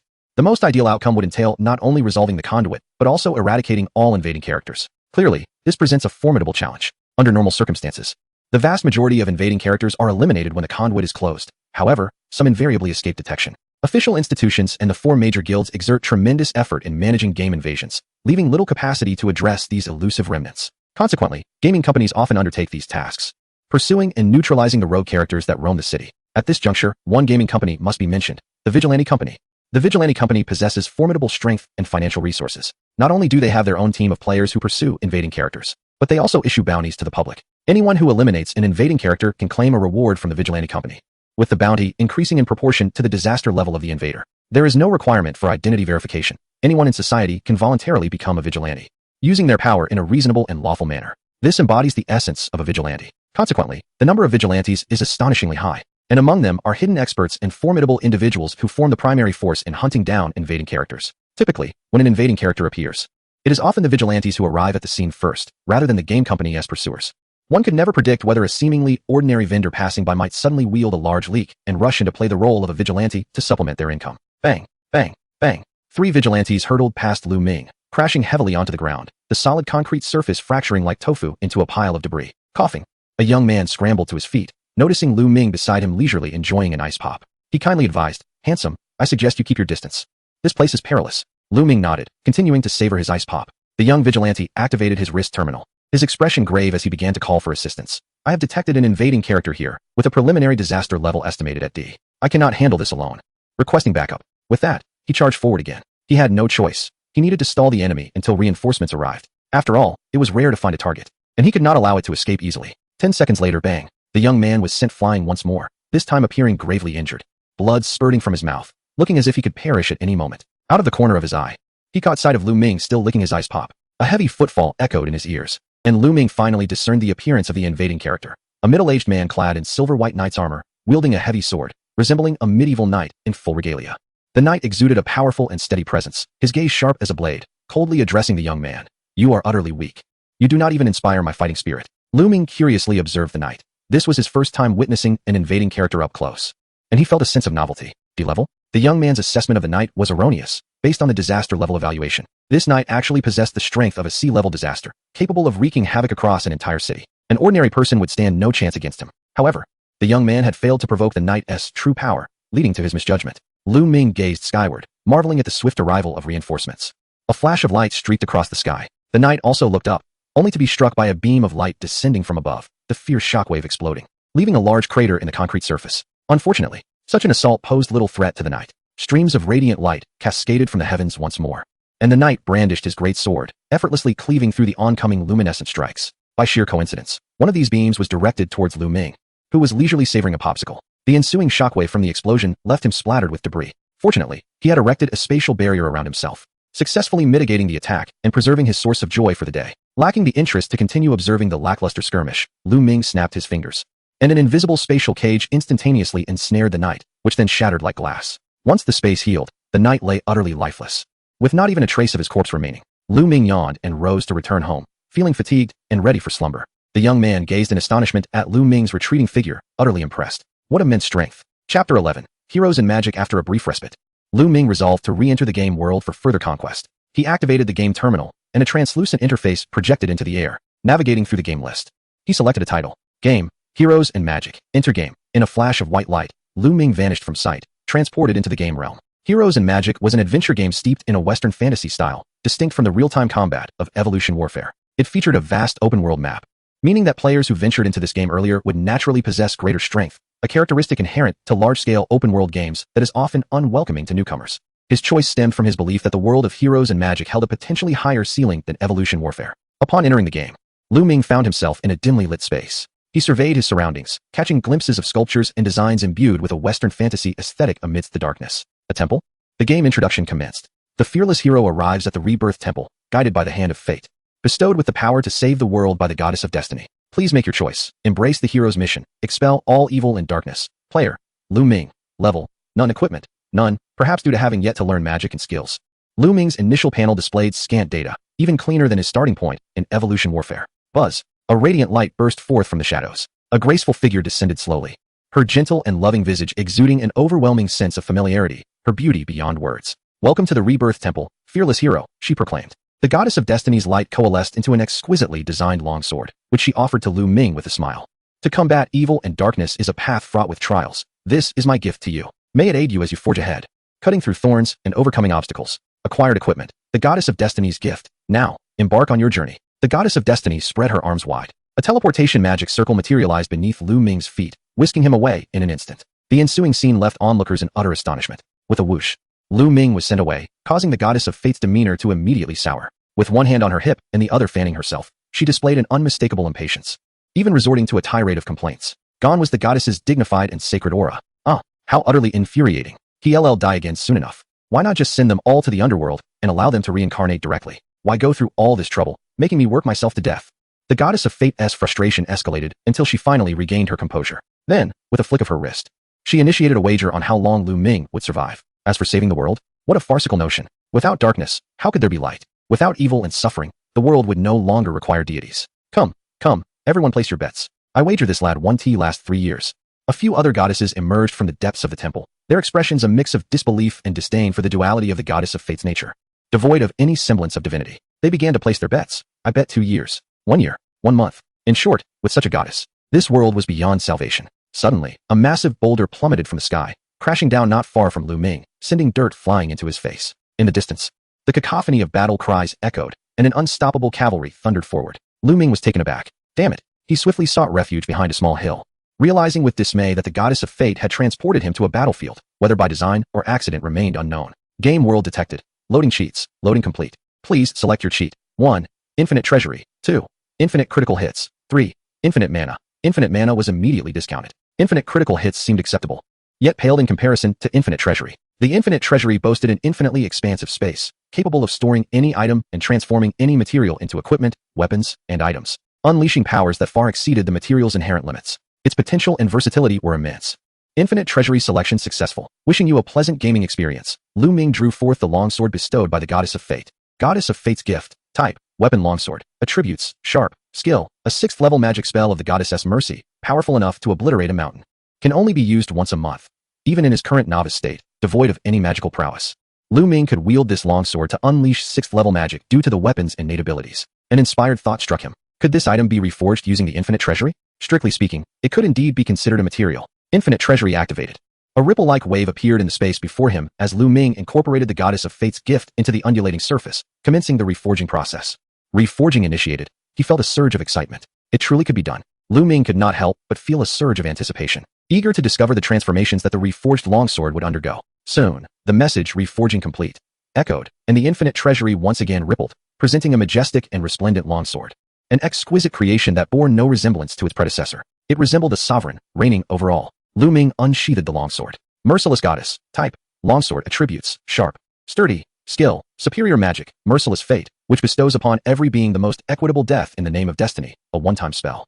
Superior magic. From Luming's understanding, magic in this realm exists in tiers from 1 to 10, with superior magic being an extraordinary classification that surpasses even level 10.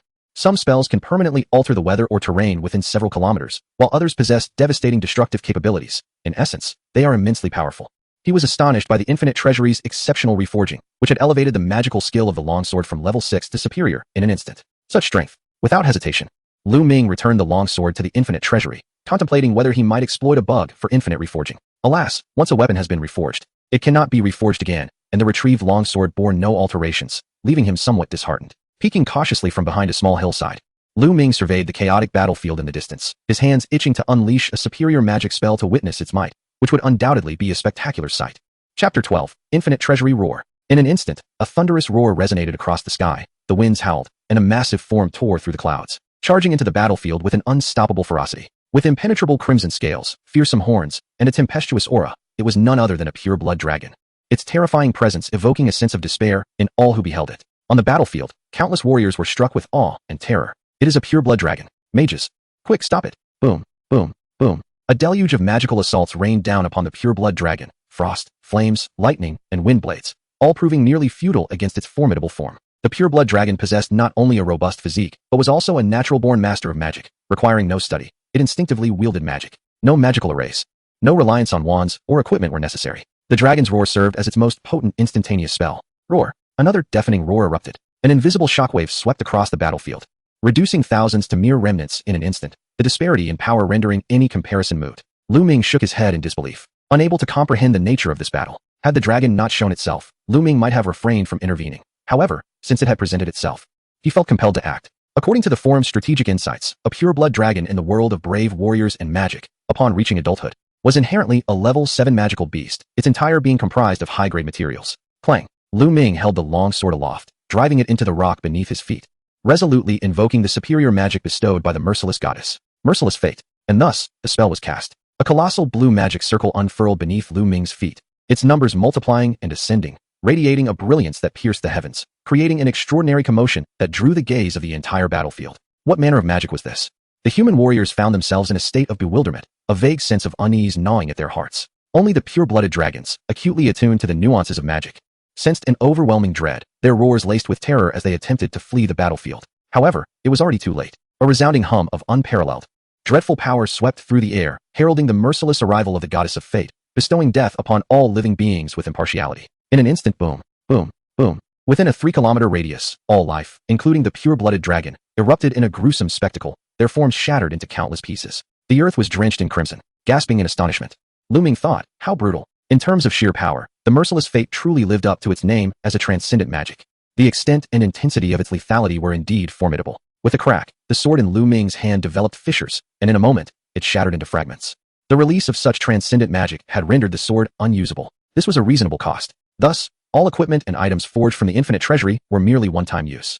In this endeavor, Luming had struck gold. He approached the center of the battlefield, placing his hand upon the ground, which caused ripples of space to emanate throughout the area. All weapons, equipment, and the carcass of the pure-blooded dragon were drawn into the infinite treasury. A smile of joy graced his lips. Commencing forging. Immediately, tens of thousands of weapons and equipment began to be reforged within the infinite treasury. The bones, blood, and scales of the pure-blooded dragon were all utilized to create various items and equipment. During this process, Luming could not ascertain what the materials would yield, but he would learn the type and attributes of the equipment upon completion of the forging or reforging. Moments later, forging complete, Luming retrieved a reforged spear from the infinite treasury. Initially an ordinary spear, it now boasted unique characteristics and even skills, transforming it into a magical weapon.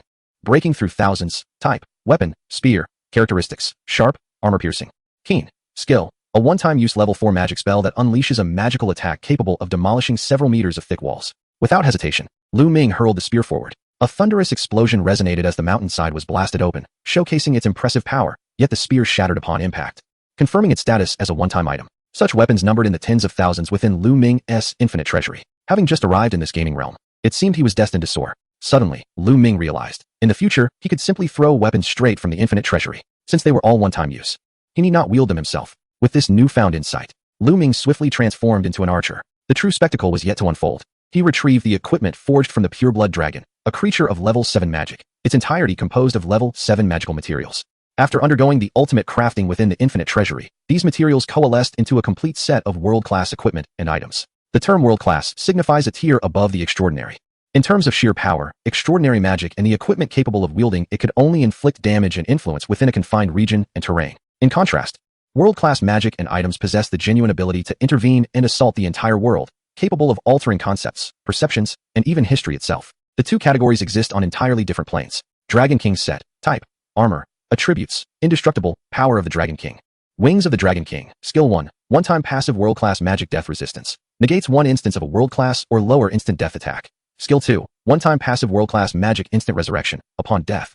The individual does not proceed to the underworld or reincarnation temple, but is revived directly in the world. Skill 3, one-time world-class magic dragon transformation. Unleashes the full power of the Dragon King set, transforming into a true world dragon, eye of true sight. Type, accessory, attributes, insight, reality. Long-range vision, skill, one-time world-class magic foresight. Enables the foresight of any future across the world. Rage of the dragon, type, weapon bow. Attributes, indestructible, skill, one-time world-class magic full power strike. The next attack is enhanced by 1 magic level. Roar of the dragon, type, weapon arrow, quantity, 5. Attributes, guaranteed hit, skill, one-time world-class magic lethal arrow. The target struck is assuredly doomed. Dragon's blood. Type, item potion. Attributes, none. Skill, one-time world-class magic superiority. The next magic attack gains instant casting effect and increases in power by 1 magic level. Chapter 13. The fear of insufficient firepower upon witnessing the attributes and skill effects of the Dragon King set and these weapons.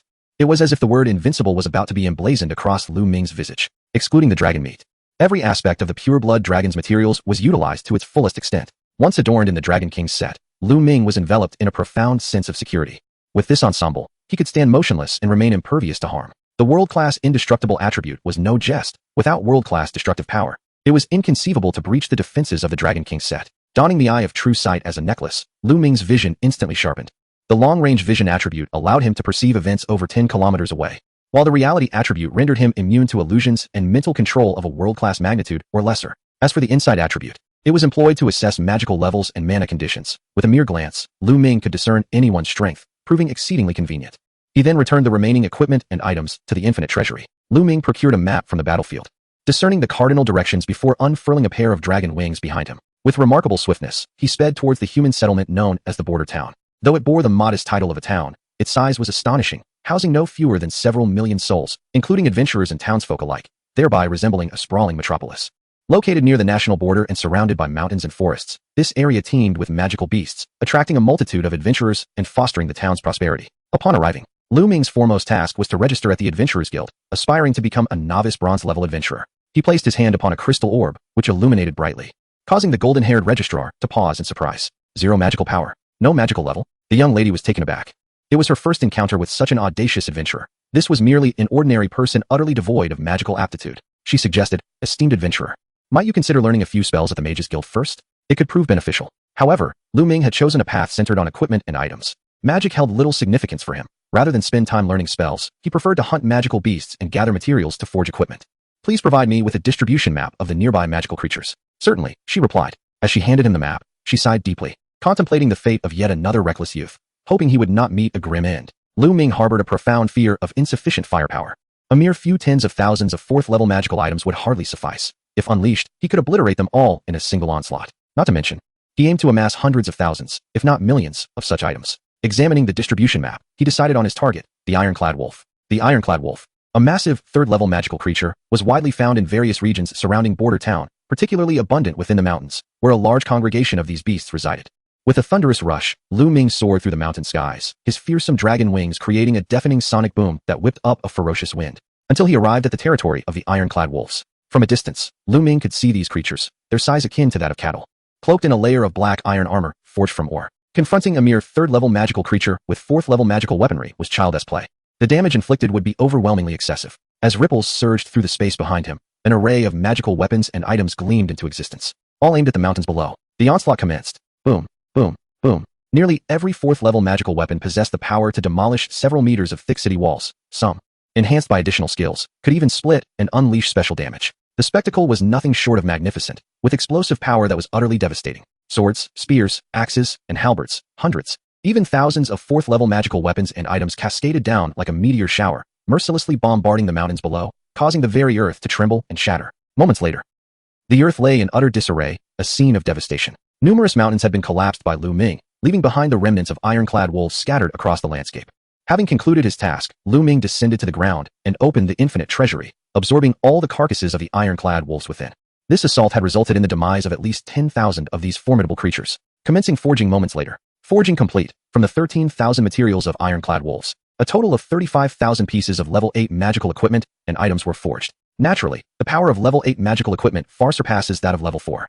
Luming retrieved an axe. Earthbreaker. Type. Weapon. Battle axe. Attributes. Sturdy. Heavy. Skill. One-time level 8 magical earth splitter. Unleashes unparalleled force to cleave the earth, creating a chasm that extends hundreds of meters. Such are the attributes of level 8 magical equipment, significantly more potent than their level 4 counterparts. After stowing the axe, Luming's gaze shifted deeper into the mountains. According to the information from the monster distribution map, there appeared to be a greater concentration of magical creatures deeper within, and their magical levels would likely be higher as well, which was precisely what he sought. Without a moment's hesitation, Luming plunged into the depths of the mountains. He harbored no fear of encountering formidable monsters. His only concern was that their magical levels might be insufficient. In that case, he would simply unleash an ultra-level magic. If that failed, what about world-class magic? On this day, a harbinger of death arrived in the mountains outside the border town, heralding doom for the creatures within. Given that Luming's equipment stock had just been replenished, he was more than prepared to slay any number of monsters he encountered, sweeping through vast territories with ease. He paid little heed to their levels, simply continuing his rampage. Trance, orcs, wild boars, slimes, goblins, ogres, griffins, and wyverns all fell victim to his relentless advance, leaving no trace in his wake. Moreover, he discovered a colossal iron mine. Consequently, he cleaved the earth open and directly transported the entire mine into the infinite treasury, intending to forge magical equipment from it. Days later, Luming arrived at the innermost depths of the mountains. By this time, the quantity of equipment and items forged within the infinite treasury had reached staggering proportions, encompassing a vast array of types, including various potions. It had become a veritable treasure trove. Currently, the infinite treasury held 4 million pieces of level 4 magical equipment, 2 million pieces of level 5, 1,400,000 pieces of level 6, 1 million pieces of level 7, 600,000 pieces of level 8, 20,000 pieces of level 9, and 1,000 pieces of level 10 magical equipment. As for ultra-level magical equipment, none had been forged yet. Chapter 14. Instant ultra-level magical equipment. At the deepest part of the mountains lay a lush and vibrant meadow. A towering ancient tree cast its shadow over the ground, beneath which lay a massive dragon. The unexpected visitor had arrived. The dragon suddenly opened its eyes, exuding an aura of fierce wrath. Luming approached slowly, the penetrating insight of his true vision revealing the dragon's strength in its entirety. He couldn't help but sigh. It was merely a 6th-level magical creature, indeed. Pureblood dragons were evidently superior. Roar. Upon witnessing the human invade its territory, the dragon was consumed by rage and unleashed a powerful dragon's roar towards Luming. Boom. The formidable force of the roar struck Luming, yet before the defenses of the Dragon King armor, he perceived it merely as a gust of wind. The air shimmered with ripples as a spear shot forth from the infinite treasury, piercing the dragon's body and pinning it firmly against the towering ancient tree behind it.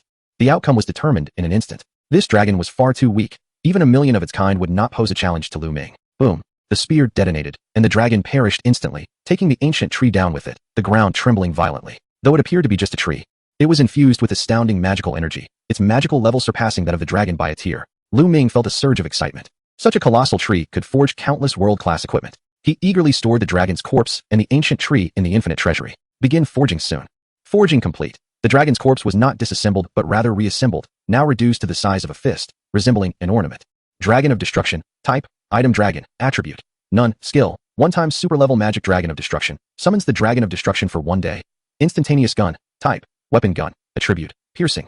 Destruction. Skill, 1-time instantaneous super-level magic destroy all. The unleashed power is sufficient to obliterate everything within a 2-kilometer radius. This instantaneous gun was crafted from the ancient tree. And the bad news was that it was merely a super-level magical equipment, not reaching the world-class tier. The good news was that its super-level magical skill was instantaneous, requiring no charge time, ensuring no delay. Moreover, the materials from the ancient tree were abundant. And the infinite treasury had forged a total of 500 such super-level magical equipments. 500 instantaneous super-level magical equipments. Frankly, it was utterly astonishing. With the addition of a few world-class items, Luming could very well conquer this game world single-handedly. Even the descent of deities might prove ineffectual. He had previously learned in Border Town that the magical levels in this world were exceedingly difficult to elevate. A 5th-level mage was already regarded as a high-level mage. 6th-level mages were among the rare top-tier powerhouses, let alone 7th-level mages, whose combat prowess rivaled that of pure-blood dragons, an exceedingly rare breed. At least, this was the facade. Players faced tremendous challenges in exploring this world, with scant strategies shared, leaving Luming to navigate the unknown on his own. His understanding of magical levels ceased at the world-class tier, while realms beyond remained an enigma, though the existence of deities in this world added an intriguing layer of complexity. He speculated that the power beyond world-class might be that of the divine. A fleeting glance revealed to Luming a gaping hole at the roots of the colossal tree, shrouded in profound darkness, its depths unknown. Boldness accompanies artistry. Without hesitation, he ventured inside, the tunnel initially sloping downward before ascending once more, seemingly leading back to the surface. After a considerable duration, light emerged ahead, and Luming stepped out of the tunnel, finding himself amidst a forest unlike any near the border town, where the trees loomed magnificently, their ancient presence palpable. At that moment, a curious sound reached his ears. Oh, someone is coming. Humans. How long it has been since he last encountered another human. Where? I too wish to see. A cacophony of youthful, innocent voices filled the air, startlingly reminiscent of playful, inquisitive children. Who?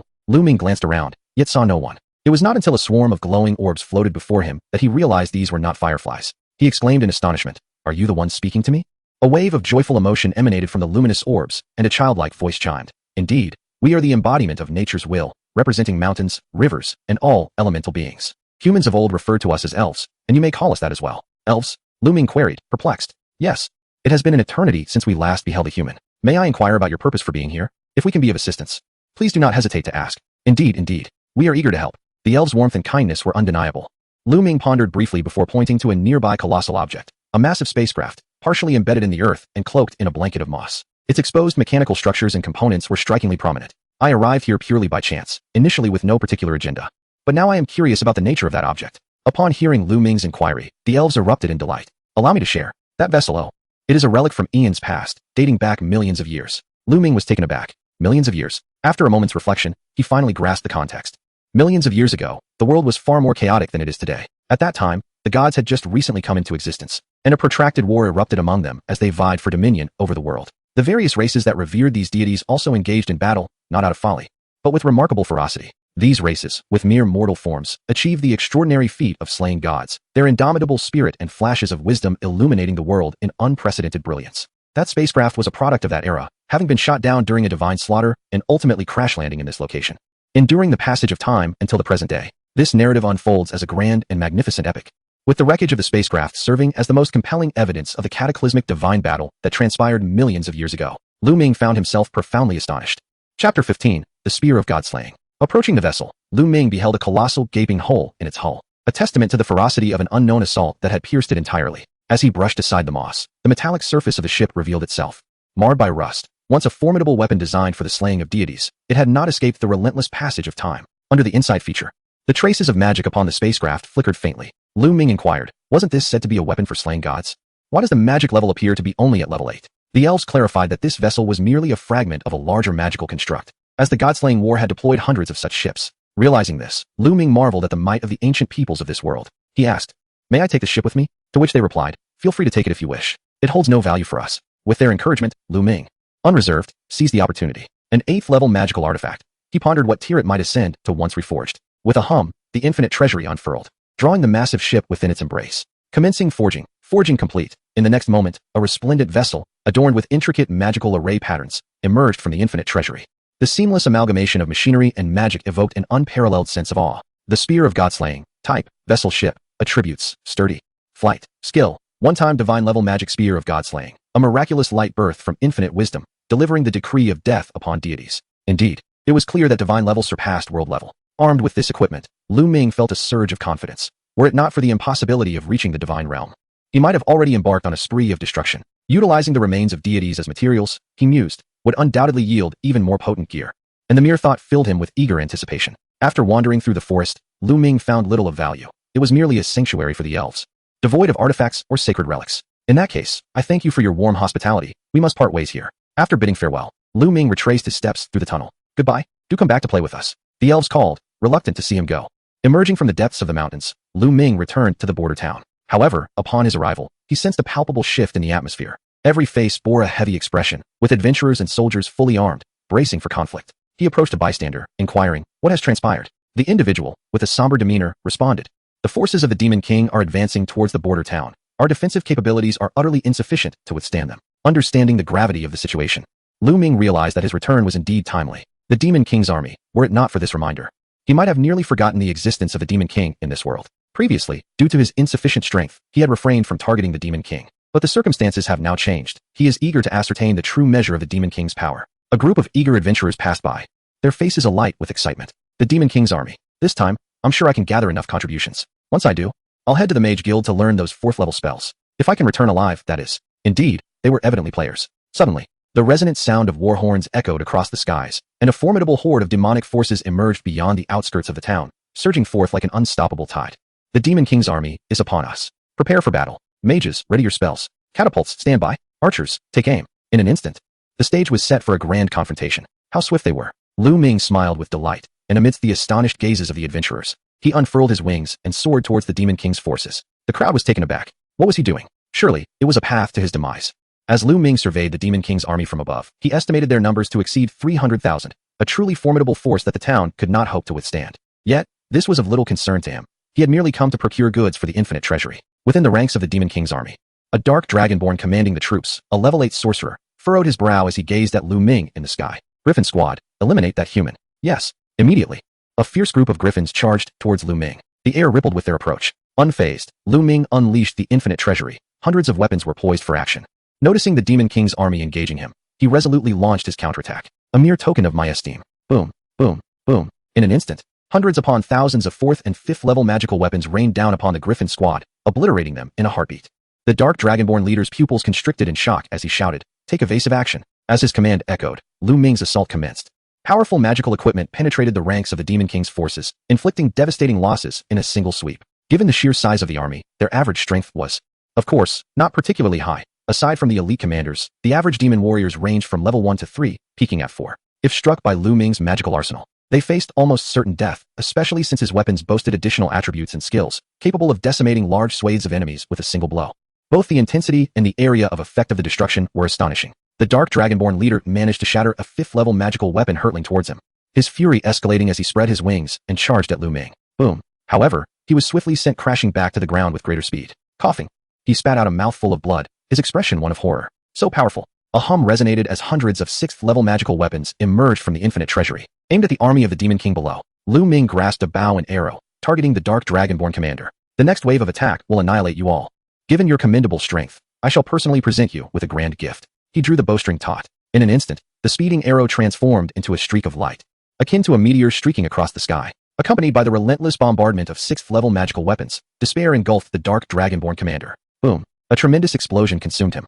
As the battle subsided, not a single demon remained alive on the battlefield. Luming single-handedly vanquished over 300,000 troops of the Demon King in less than 5 minutes. The onlookers from the border town stood in stunned silence, incredulous that such a vast army could vanish in the blink of an eye. Chapter 16. Above the divine, Luming opened the infinite treasury upon the ground, seizing all the weapons and the remnants of the Demon King's army for the purpose of forging equipment. Forging initiated. Forging complete. Within the entire Demon King army, aside from the 8th level mage dark dragonborn commander, there were 2 7th level mages and 5 6th level mages. Upon completion of the forging, Luming acquired 5 pieces of superior magical equipment, 2 pieces of world-class magical equipment, and 1 piece of divine-grade magical equipment, his second such acquisition.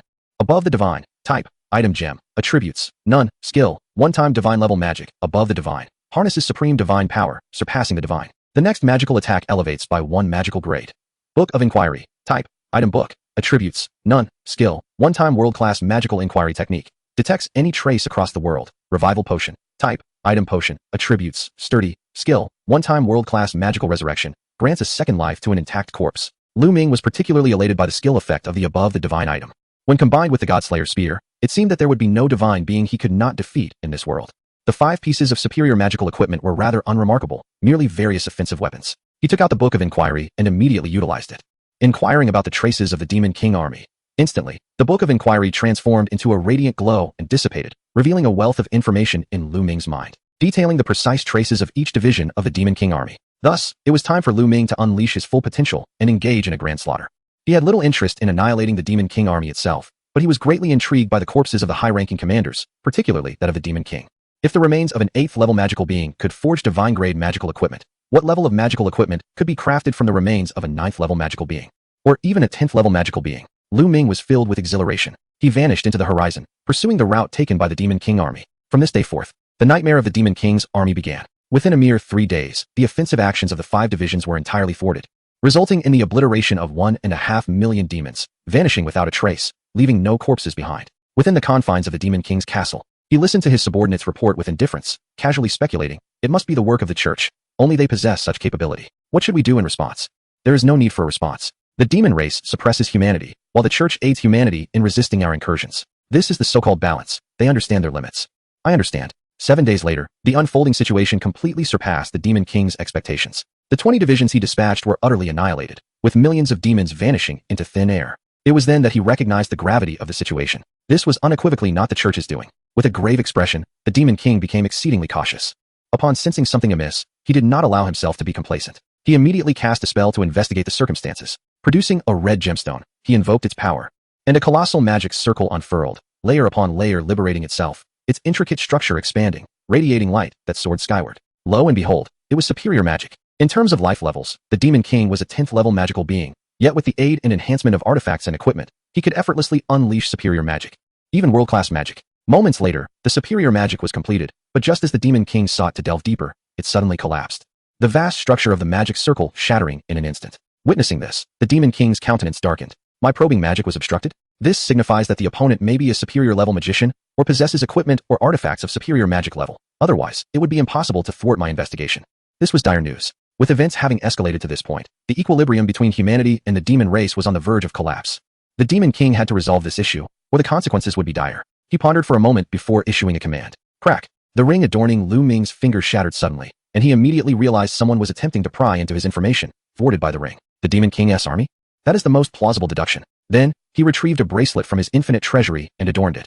It too was a piece of superior magical equipment, specifically designed for counter-investigation and counter-scrying. During this time, he had annihilated 20 divisions of the Demon King's army, over 6 million demons, and forged countless magical equipment ranging from levels 4 to 10.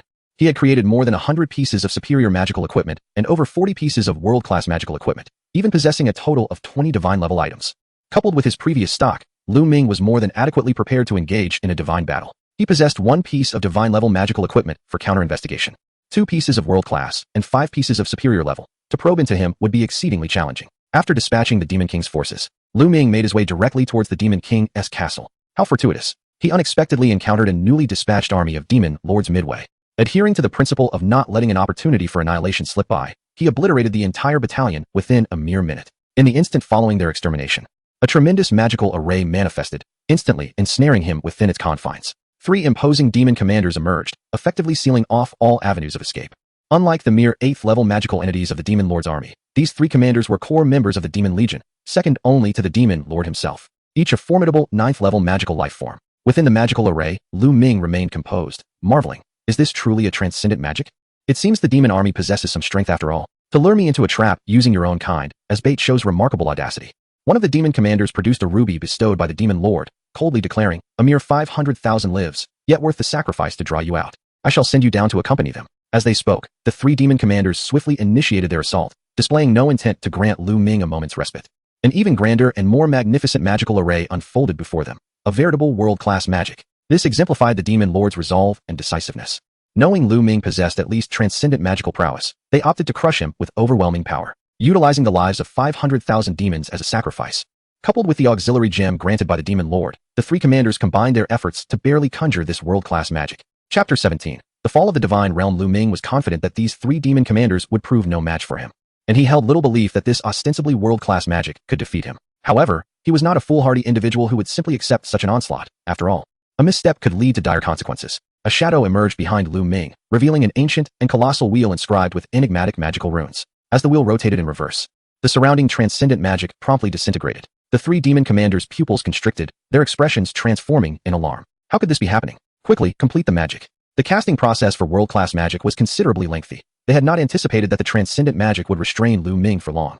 Yet they needed at least sufficient time to execute their spell. However, they had scarcely managed to secure even 15 seconds. It was astonishingly swift. Moreover, how had Luming dismantled the transcendent magical array? They were utterly confounded. Before the three commanders could regain their wits, the wheel behind Luming rotated again. And in an instant, the world-class magical array they had conjured collapsed. The ruby bestowed by the Demon Lord shattered into countless shards, plunging them into a state of terror. The world-class magic was dispelled? What on earth was happening? Subsequently, the infinite treasury unfurled, and three pieces of transcendent magical equipment shot forth. Without hesitation, Luming swiftly dispatched the three demon commanders with remarkable efficiency and decisiveness. Wheel of Fate. Type. Prop wheel. Attributes. Sturdy.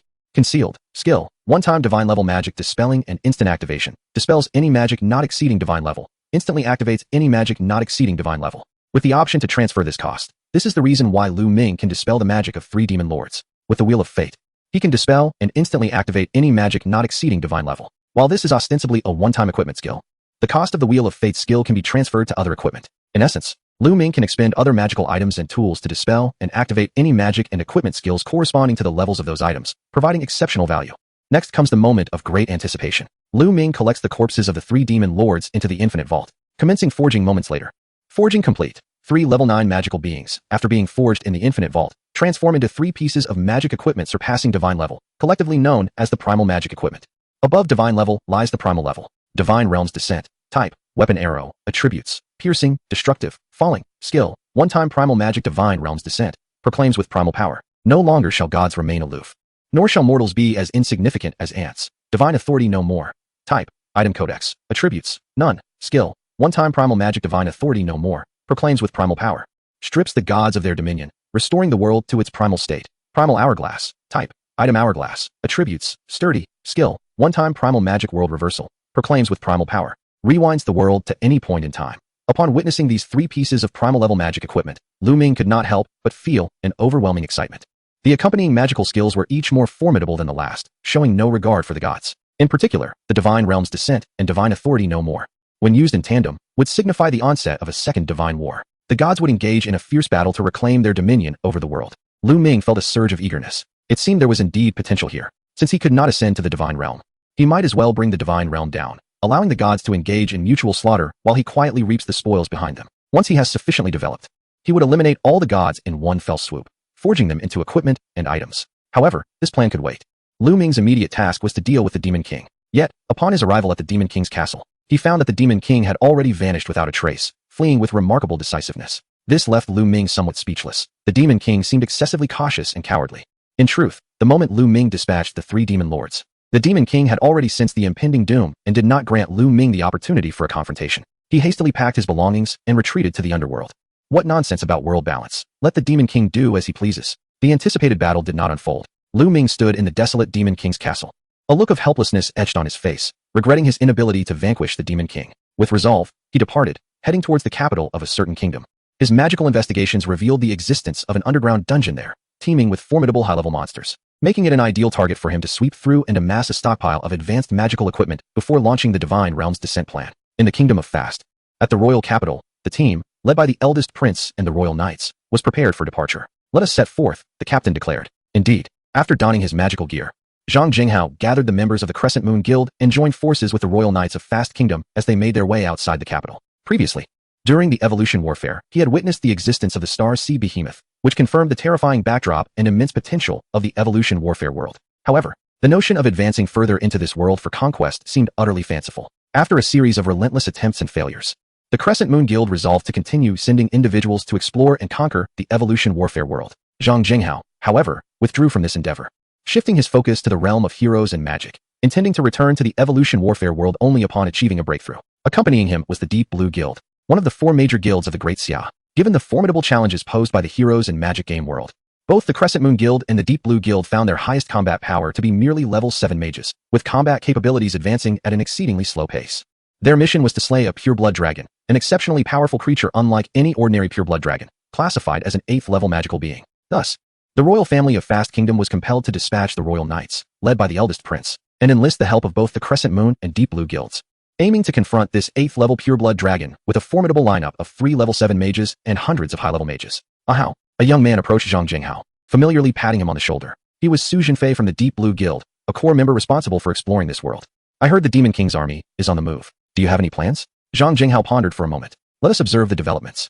The highest level magic that the Mage Guild can learn is capped at level 7, rendering any contributions meaningless to us, unless, Su Jinfei interjected.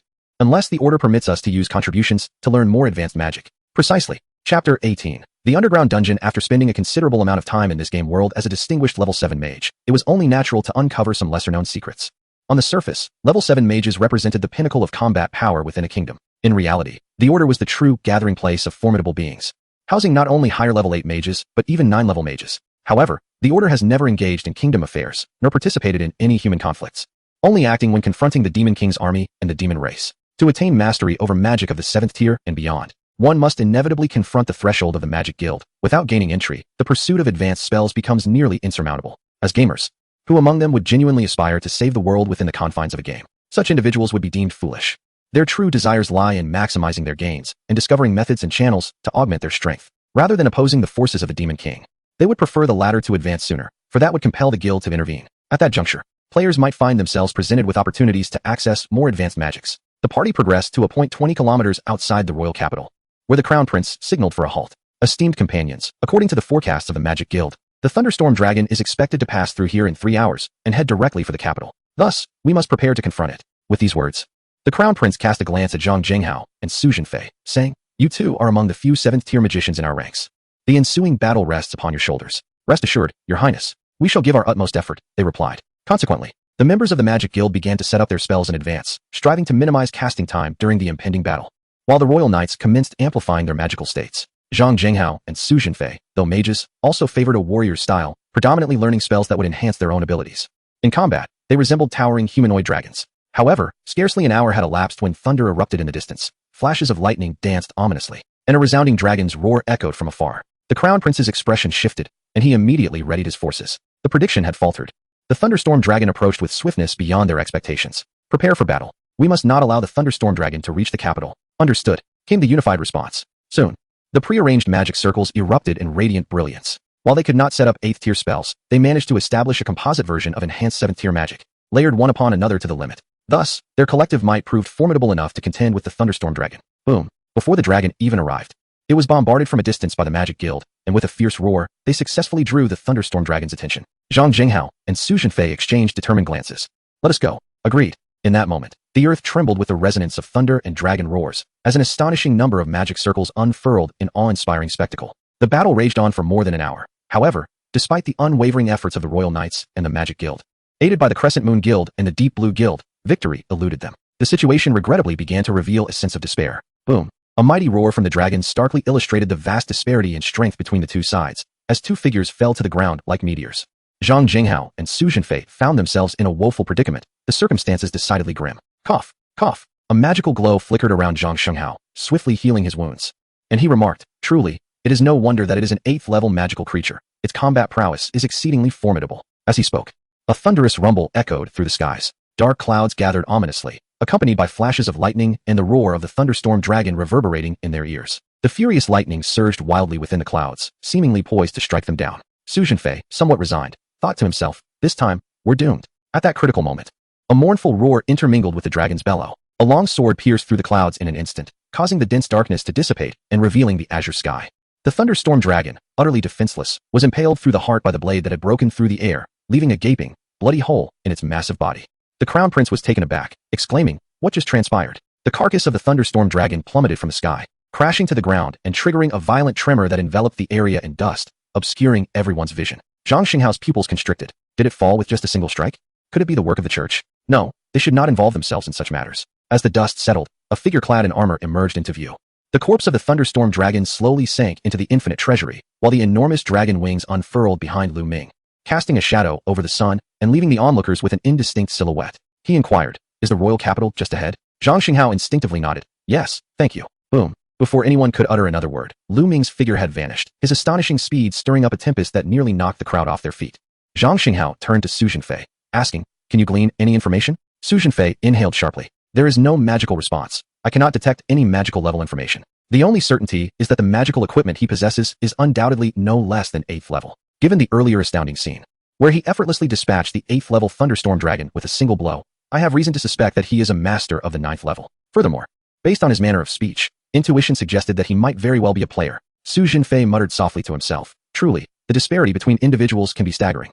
Begin forging. Forging complete. The body of the thunderstorm dragon has been forged, resulting in yet another divine level magical equipment added to the inventory. Book of the World. Type. Item book. Characteristic. Writing. Skill. One-time divine level magical power of historical alteration. Modify the history, cognition, and memory of the 9 great worlds.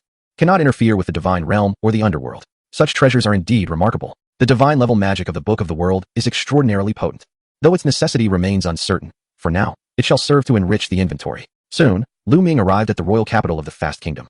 Observing the bustling scene of people coming and going, he could not help but exclaim, "It is indeed the royal capital. It is far more lively than the border towns." After a brief stroll, he made his way directly toward the entrance of the underground city, following the flow of the crowd, which grew increasingly dense with adventurers, ultimately converging at an ancient ruin. At the heart of the ruins lies the formidable entrance to the underground city. Chapter 19, The Scion of the Sword. Unlike ordinary outdoor labyrinths, the underground city consists of 10 distinct levels, each populated by a plethora of magical creatures and monsters corresponding to their respective magical tiers. The first level is inhabited by first-tier magical beings, the second by second-tier, and so forth, culminating with the 10th level, which is home to 10th-tier magical entities. However, as the tier of the creatures ascends, their numbers diminish rapidly. Yet, even so, the sheer quantity of monsters on each level remains astonishing.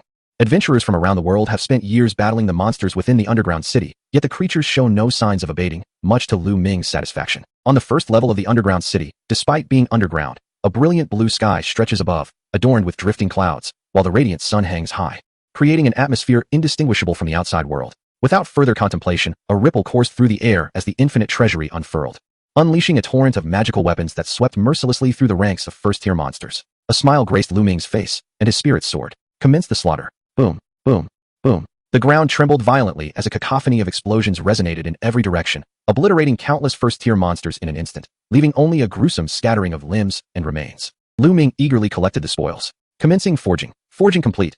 Consequently, an abundance of monster materials was transmuted into magical weapons by the infinite treasury, resulting in a staggering increase in the stock of 6th-tier magical weapons. 2 million, 4 million, 6 million, 8 million, 10 million. In no time, the inventory of 6th-tier magical weapons surged toward the 100 million mark, exhibiting a momentum that showed no signs of waning. A group of adventurer players, drawn by the distant rumbling, approached out of curiosity, only to be rendered speechless by the sight before them. There hovered Lu Ming, wings unfurled, raining destruction upon the throng of monsters below with reckless abandon, wielding 4th-tier magical equipment as if they were mere disposable items. The players gaped in astonishment. One player swallowed hard. Did I just see that right? Those are 4th-tier magical weapons? Indeed, it seems so. What a waste. The group gasped, their hearts aching at Lu Ming's reckless extravagance. Even the wealthiest among them would never squander resources so frivolously. One individual, eyes alight with avarice, stealthily raised his bow, aiming at Lu Ming suspended in the air, turning to his companions. This kid looks ripe for the picking. Shall we take our chance? Yet, the figure appeared quite formidable. What is there to fear? Fortune favors the bold. Very well, then, let us do it. With ambition ablaze, they prepared to strike. But Lu Ming cast a piercing glance their way, unhesitatingly enveloping them within his attack range as the magical weapons surged forth with blinding speed. The adventurers were instantly taken aback, only to be reduced to mere fragments in an instant. This incident brought a modicum of amusement to Lu Ming, who continued to revel in the delight of monster hunting. Days slipped by in this manner until, after a week, he finally paused to venture into the second layer.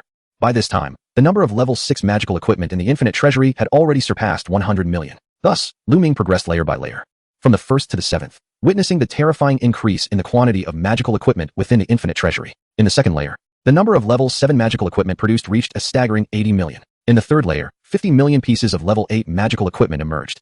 The fourth layer yielded 6 million pieces of level 9 magical equipment, while the fifth layer produced 700,000 pieces of level 10 magical equipment.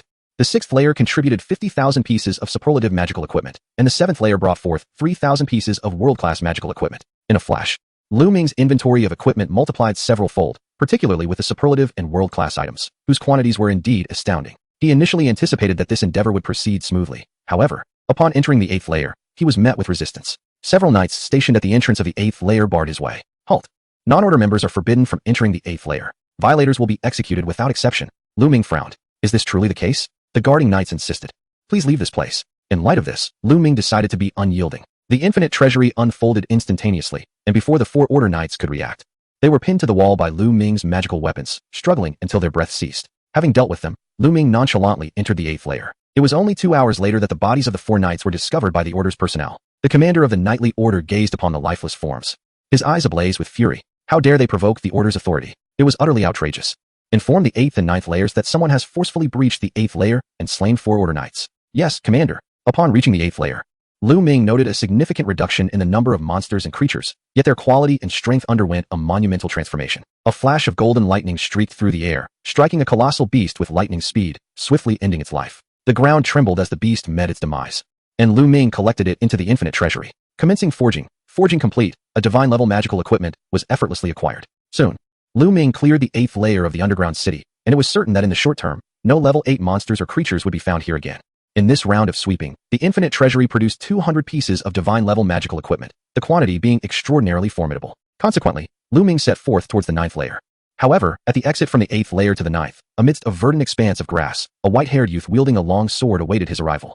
Upon seeing Luming, he rose to meet him. Indeed, my fortune prevails. You who brazenly breached the 8th layer and slew the order knights, I, in the name of the Sword Saint of the order, hereby sentence you to death. Sword Saint? Luming discerned with keen insight.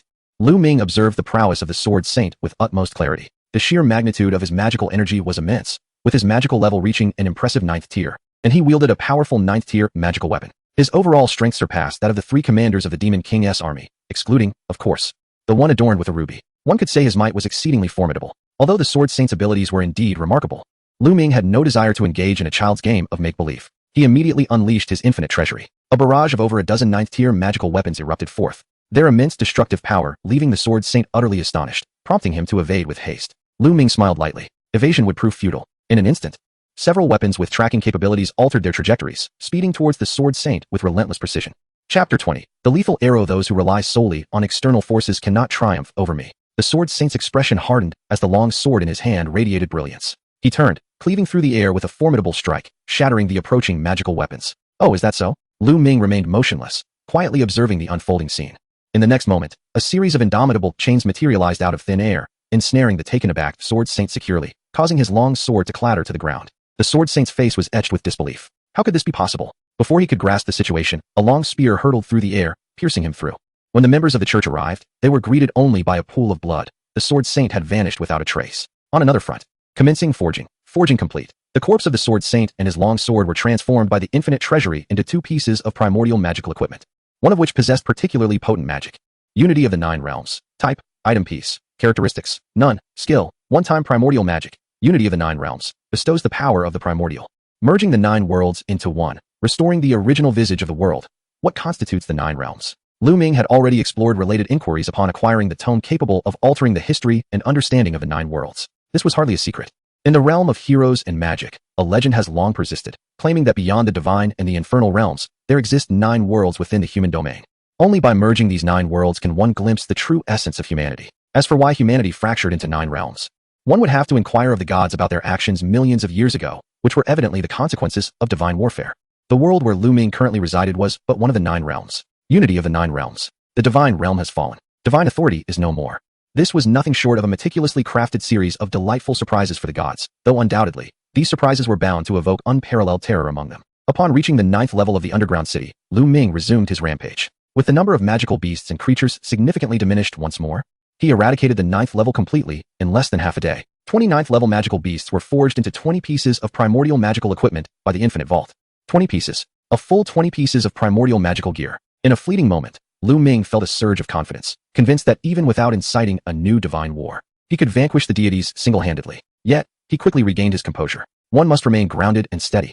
Even the 3 commanders of the Demon King's army could unleash transcendent magic, or even world-class magic, through sacrifices and magical artifacts. It was utterly implausible to believe that the deities would not possess similar capabilities. Assuming that the deities inherently wield divine-level power, coupled with the assistance of magical equipment and artifacts, it was conceivable that they could invoke primordial magic or even more advanced spells. While Luming might seize the opportunity to eliminate a few deities unexpectedly, should he be detected, he would face the peril of being overwhelmed by a concentrated assault from the deities. The equipment forged from slaying deities would not guarantee his safety against a divine onslaught. Perhaps it would not. Luming could not afford to take such risks. It was decidedly unwise. Thus, the plan for divine war proceeded as usual. In the 10th layer of the dungeon, there resided but a single creature, a fearsome, tusked giant wolf radiating astonishing black magical energy, undoubtedly a 10th level magical being. Luming was taken aback. This was no ordinary 10th level magical entity. No sooner had he thought this than the mindless giant wolf lunged at him, unleashing a torrent of black magical energy that momentarily shimmered with 5 uniquely colored gems. An immensely complex magical array unfolded, unleashing a ferocious destructive force that obliterated everything in its path. Transcendent magic, and instantaneous at that. How intriguing. Rather than being alarmed, Luming felt a surge of delight as the wheel of fate behind him manifested, reversing its course to nullify the giant wolf's instantaneously cast transcendent magic, erasing it from existence. The giant wolf, momentarily bewildered, failed to comprehend the turn of events. It was unexpected that this creature possessed a magical artifact capable of instantaneous transcendent magic. He wondered what level such an artifact might be. Luming was genuinely curious. This indicated that should he defeat the giant wolf, he could acquire not merely one, but multiple pieces of magical equipment beyond the primordial level, filling him with joy. The infinite vault unfurled.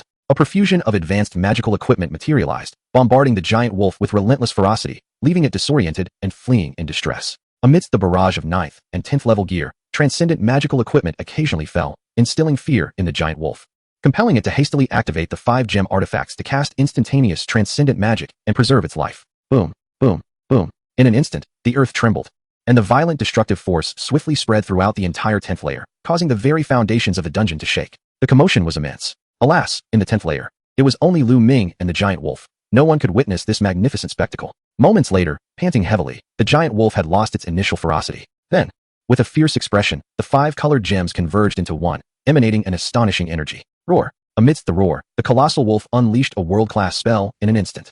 In response, Luming retrieved a grand bow and a white arrow from the infinite treasury. The bow, known as the Wrath of the Dragon, and the arrow, named the Roar of the Dragon, were crafted from the pure-blood giant dragon he had vanquished upon arriving in this world, and they represented world-class magical equipment. Wrath of the Dragon. Type: weapon bow. Attribute: indestructible. Skill: one-time world-class magical full-force strike. Next attack increases by 1 magical level. Roar of the Dragon. Type: weapon arrow. Quantity: 5. Attribute: guaranteed hit. Skill: one-time world-class magical fatal arrow. The target hit is assuredly doomed. In confronting this gigantic wolf, there was no necessity to employ the one-time skill of the Wrath of the Dragon. Luming intended to reserve it for a more significant occasion. The lethal arrows of the Roar of the Dragon would suffice. Drawing the bowstring and knocking the arrow, the Wheel of Destiny turned a full circle. In a flash, the Roar of the Dragon was released. The pristine arrow, swift as a shooting star, surged forth with unrelenting force towards the colossal wolf. World-class magic has its hierarchies. Arrows like the fatal arrow, imbued with an unavoidable lethal effect, undoubtedly surpass ordinary attacks. To think one could merely block its sheer destructive power was nothing short of folly. Without employing divine-level magic, it was nearly impossible to intercept. Boom. In a display of world-class magic, the colossal wolf's assault was pierced by the arrow of the roar, and its residual force impaled the beast's body in a flash. A single arrow, a guaranteed kill. Chapter 21. The convergence of 9 realms. The massive wolf collapsed, lifeless, leaving behind 5 gemstones. The infinite treasury unfurled, and Luming collected them all. Regrettably, these 5 gemstones were merely 10th level magical artifacts. Commence forging. Forging complete. The carcass of the colossal wolf and the 5 magical gems yielded only 2 pieces of equipment, yet Luming was exceedingly pleased with their skills. He consequently learned that the level above the primary was known as the domain level. Death's Return. Type: armor ring. Attribute: indestructible. Skill: one-time passive domain magic. Death's Return negates 1 magical attack not exceeding the domain level, instantly killing the attacker. Domain gem. Type: item gem. Attribute: none. Skill: one-time instant domain magic. Domain's grace bestows the power of domain magic, elevating any piece of equipment or item to domain level. The 5 gemstones fused into a single piece of equipment, and fortuitously, the magical skill of the domain gem possessed significant versatility. It enabled Luming to navigate any complex situation or perilous circumstance, proving to be far more practical than a mere weapon or armor. Luming adorned himself with the Ring of Death's Return. Instantly, a sense of security surged within him. Now, anyone who dared to challenge him would meet their demise, even the divine. After all, the domain level surpassed the divine level by 2 entire magical tiers. As he pondered, Luming abruptly realized that the domain gem could be of immediate use. The journey through the dungeon has been immensely fruitful, and it is now unnecessary to linger any longer. Luming subsequently departs. As Luming leaves the royal capital, an elderly figure clad in resplendent clerical robes emerges, silently watching the direction in which Luming vanished, without uttering a word. A companion inquires, "High Priest, is it truly wise to allow him to leave unchallenged?" The High Priest retorts, "What alternative do we have? He has slain the Sword Saint, and eradicated the magical wolves of the 10th layer. Do you believe we possess the strength to judge him? The Order has long sought to eliminate the magical wolves of the 10th layer to claim their 5 precious gems. Yet each attempt has ended in utter defeat and significant losses. The fact that Luming has vanquished the magical wolf signifies that he is indeed more formidable than the beast itself. The Order lacks the capability to confront him. The High Priest does not wish to refrain from action, but rather dares not engage. Thus, they can only permit Luming to depart. In a tranquil and expansive locale, the infinite treasury unfolds. A multitude of divine-level equipment and items emerges from the ripples of space, swirling around Luming. With the dungeon's affairs concluded, it is time to bestow a grand surprise upon the deities. In light of potential risks, Luming prepares meticulously. A crystal orb of primordial magical equipment hovers in midair. And as Luming unleashes the magical skills of the equipment, an overwhelming brilliance of magical light ascends skyward. Generally, without the aid of equipment and items, a mage would require an exceedingly lengthy casting time to perform transcendent magic, and world-class spells are no exception. Divine-level magic and primordial magic are similarly demanding. The name of this primordial magical equipment is Existence Concealment, and its magical skill serves to assist Luming in obscuring his whereabouts and erasing all traces he leaves in this world. Unless one employs magic of primordial level or higher, it is utterly impossible to detect his presence. Luming does not expect this magic to allow him to vanish entirely from the watchful eyes of the deities. He merely needs to secure a little time for himself, at least until he initiates the series of Divine Realm Descent spells without being noticed. After a while, the Existence Concealment spell successfully activates, and Luming smiles with delight.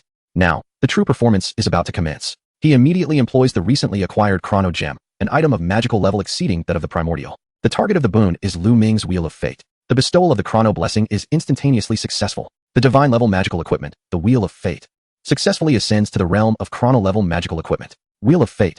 Type: Item Wheel. Traits: Sturdy.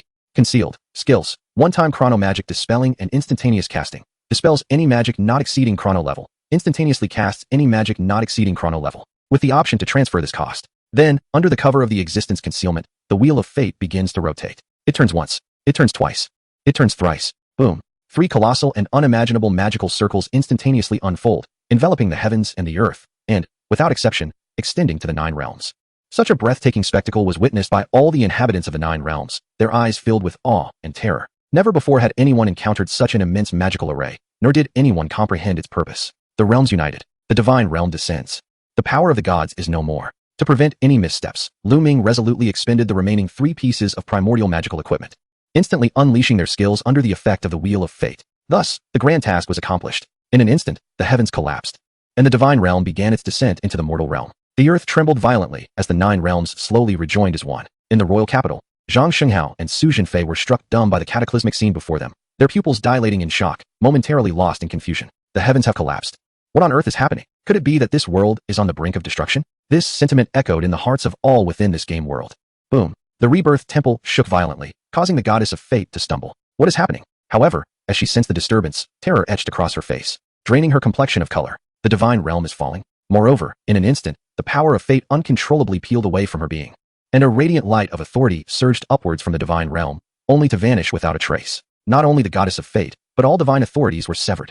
Upon witnessing this, the goddess felt an icy chill envelop her limbs, her body trembling uncontrollably. The powers that had long found their rightful places scattered anew throughout the world, and she understood precisely what this meant. A new era of divine conflict was about to commence. Deep within the divine realm, powerful beings that had slumbered for millions of years gradually awakened, sensing the disturbance of authority in the divine realm. They promptly sought to trace its origins. One by one, primordial magics flared to life, yet alas, they found nothing. Even the mightiest of war gods was left perplexed, unable to fathom who could wield such terrifying power to unify the 9 realms, cause the divine realm to descend, and even strip the gods of their authorities. As the dust settled, Luming turned and departed, quietly concealing his achievements and name. Mission accomplished. Chapter 22. The dawn of divine war soon. Tranquility returned to the world. However, the realm had reverted to its primordial state. With the 9 realms united, alongside the fallen divine realm, the entire world was now vastly larger than before.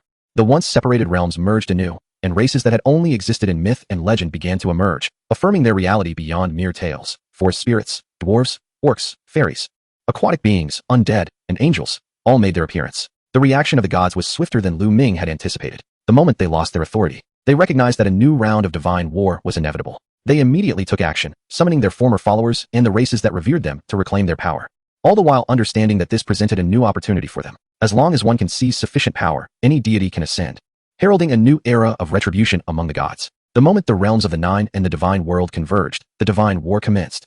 The cult fervently worships the god of war, inherently aligned with his faction, and upon receiving his directives, they hastily entered the fray. Casting aside their former doctrines and demeanor, they opened their gates wide to all mages, permitting adventurers to master the cult's advanced spells. In exchange, they rapidly recruited new members to bolster their ranks, unabashedly revealing the truth of the world. The War of the Gods has begun. Upon hearing the news, Zhang Xinghao and Su Zhenfei were initially taken aback, but swiftly rallied the guild members, recognizing this as an unparalleled opportunity to enhance their strength. The divine conflict erupted. The cult no longer restricted the learning of advanced magic. These two conditions alone were enough to drive every guild and official institution into a frenzy. If anyone could siphon the power of a deity, they would reap immense rewards. When the news reached the real world, it was no surprise that all official entities and gaming guilds surged into the realm of heroes and magic, aiming to partake in the spoils of this divine war. Even if they could not pilfer divine power, they could seize the chance to learn advanced magic and thus elevate their own capabilities, a rare opportunity indeed. Indeed, this approach was sound. It was truly a fortuitous moment to learn advanced magic and enhance one's prowess. However, the notion of usurping divine power was nearly impossible. In this realm, a deity possesses godly strength upon their birth, while any other life form can only reach a maximum of level 10 magic. Even with the aid of equipment and artifacts to cast superior and world-class spells, an insurmountable chasm remains between them and the divine tier. In summary, the ambition of a mere mortal to challenge a deity is tantamount to courting death, unless they belong to a deity's faction, able to wield divine strength through celestial favor. Nevertheless, the term merely is used because millions of years ago, there existed a group of formidable beings who, despite lacking divine blessings, achieved the monumental feat of slaying gods through their own intellect and strength. This is nothing short of a miraculous epic. Before long, the mightiest god of war clashed violently with the god of the sky, both vying for dominion over the unparalleled powers of war and sky. Following the god of war's guidance, the cult waged war against the angelic clan that revered the god of the sky, allowing players to finally witness the true nature of divine conflict. A shroud of dark gray obscured the heavens, the specter of war enveloping the entire world. The New Moon Guild, eager to learn the cult's advanced magic, naturally aligned with the god of war. During the conflict, a player team from the New Moon Guild was dispatched for reconnaissance. Unfortunately, they were discovered by the angels. When the magic circle unfolded in the sky, it was already too late. Merely an angel bestowed with the divine power of the sky god, yet it revealed to the Crescent Guild the true terror of this war.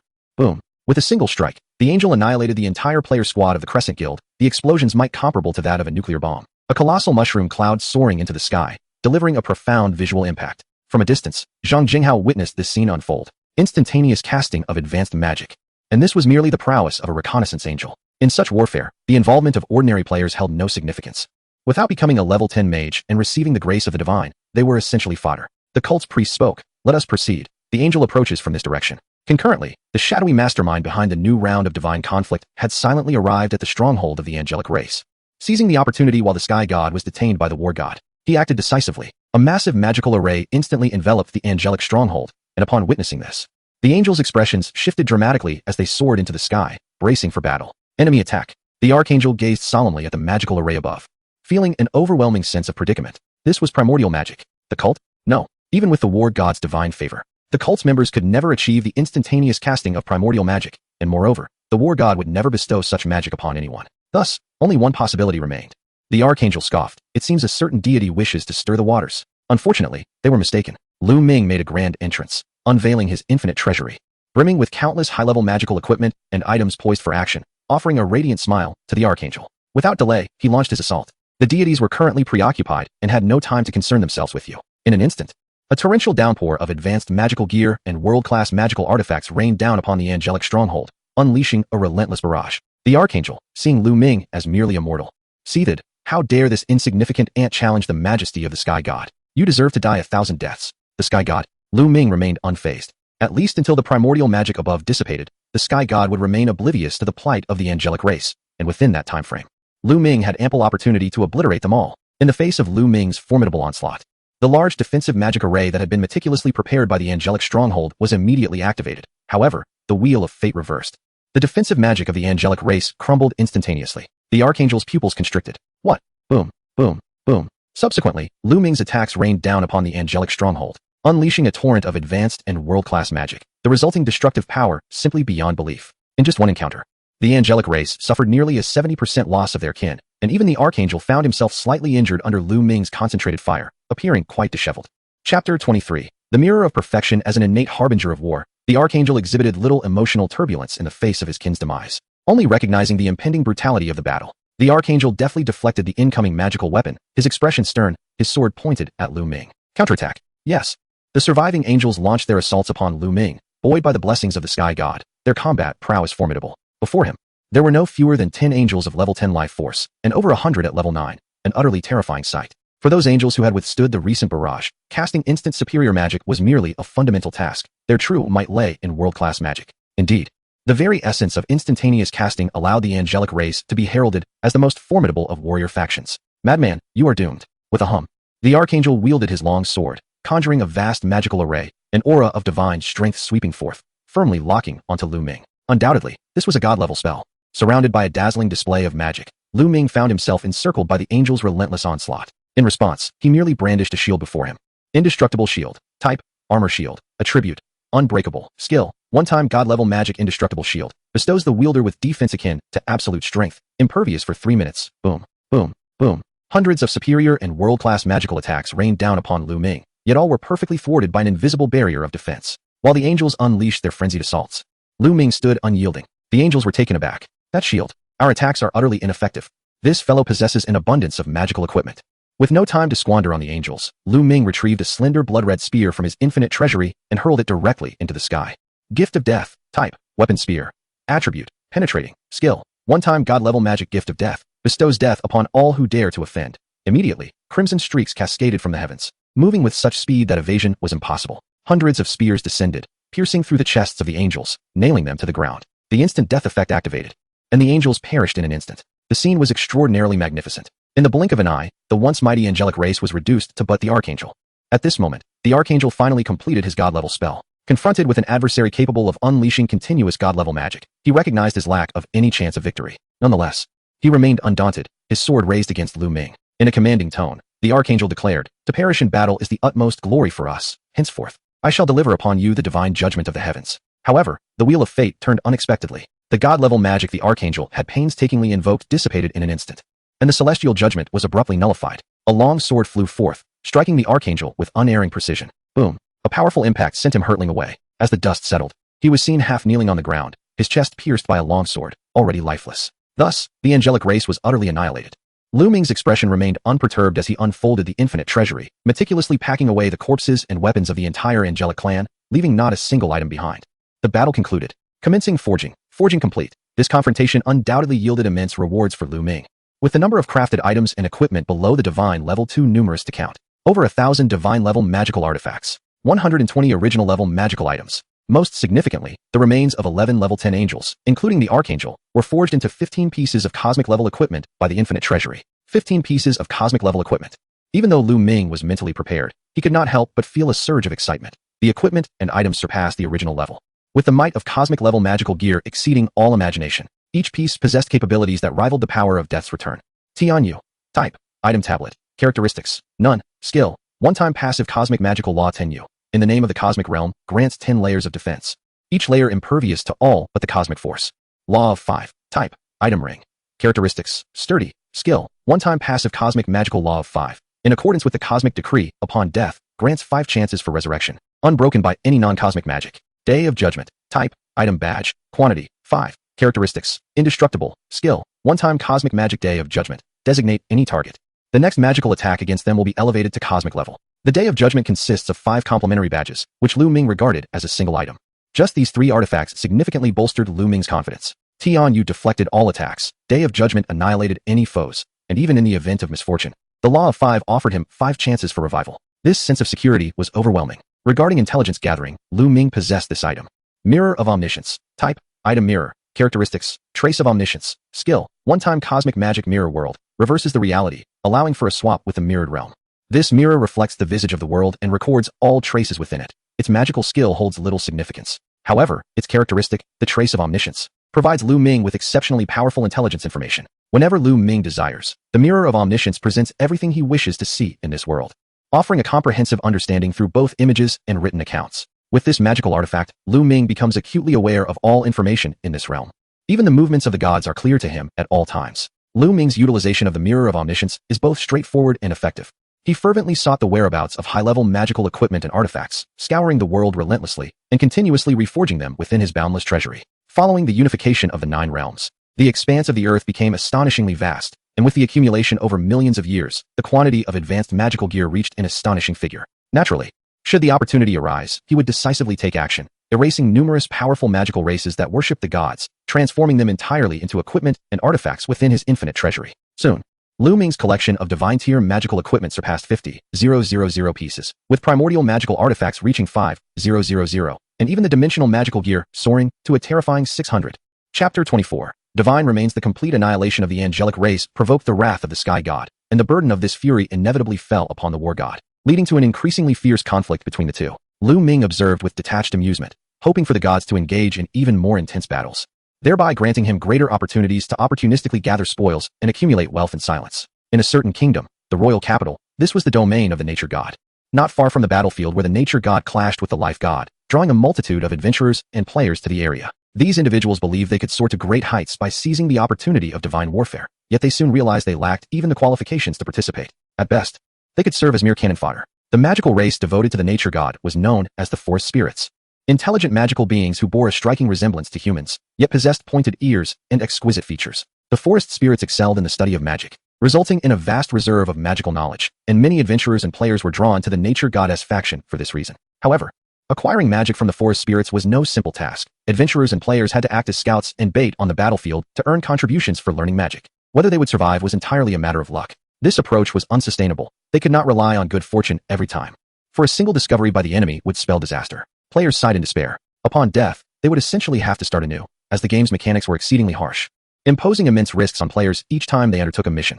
Even the Crescent Moon Guild and the Deep Blue Guild found themselves relegated to roles of mere cannon fodder in this divine conflict, let alone ordinary players, with even the official institutions of various nations faring little better. After all, the protagonists of this war were not the players. Suddenly, a colossal shadow drifted lazily across the sky above the royal capital, casting down dazzling rays of magical light, prompting players to look up in awe.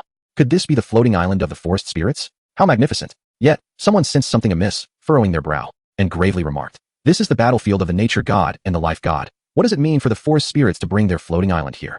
In the next moment, a terrifying explosion erupted in the distance, shaking the very heavens and earth, as billowing clouds of smoke ascended into the sky. A visible and powerful shockwave surged forth, sweeping across dozens of kilometers towards the royal capital. The crowd was instantly struck with horror. A resounding roar shattered the air, and everyone finally comprehended the gravity of the situation, their hearts gripped by terror as they turned and fled. Run for your lives. The forest spirits have engaged in battle with the dragon. The shockwave surged forth, obliterating the capital city. Enormous magical formations unfurled in the sky, while the floating islands of the forest spirits remained steadfast amidst the chaos, boldly launching an offensive against the distant dragon. In truth, dragons, whether pureblood or not, are not sentient beings. At their core, they are mindless beasts, driven solely by the instinct to devastate and annihilate. Dragons do not worship any deities and thus do not align themselves with any faction. The instigator of this war was the forest spirits, who found themselves at a disadvantage in the clash between the god of nature and the god of life. Naturally, the forest spirits, devoted to the god of nature, could not stand idly by. Their plan was straightforward: to capture the dragons of the dragon domain and transform them into magical weapons, which would then be wielded in a divine war against the god of life. The dragons of the dragon domain are unlike ordinary dragons. Even without the blessings of divine power, they possess unimaginable strength. This was precisely why the forest spirits had set their sights on the dragon domain. Magic activate. Power unleash. As the forest spirits unleashed their god-level magic, the floating island emitted a dazzling aurora. The ferocious dragon let out a piercing roar, only to be struck down in a single blow. Boom. Blood rained down upon the earth as the dragon collapsed. Success. The forest spirits rejoiced. Quick, recover the corpse. However, before the forest spirits could retrieve the dragon's remains, an unforeseen event transpired. A streak of light cleaved through the sky, effortlessly breaching all defenses of the floating island. The forest spirits were engulfed in horror. Who goes there? Emerging from the luminous trail was Luming, whose invisible wave swept across the island, swiftly ending the lives of all the forest spirits present. The infinite treasury materialized, collecting the dragon's carcass along with the floating island. Begin forging. Forging complete. The dragons of the dragon domain were predominantly 10th level magical beings, and the equipment forged from their remains was naturally of the cosmic domain caliber. As for the floating island, Luming released the reforged structure, marveling at the colossal entity before him. This is truly remarkable. Cosmic floating island. Type: vessel island. Attributes: sturdy, floating, world, war fortress, skill, one-time cosmic magic world seed. Completely liberates the cosmic power of the floating island, transforming it into the primordial seed of a new world. Do not be deceived by its appearance, for despite its size resembling that of a mere island, its internal space is vast enough to create an entire realm. Should its skill be unleashed, it could transform into a world seed, evolving into a true world that rivals the 9 realms. A genuine means of creation. What a treasure!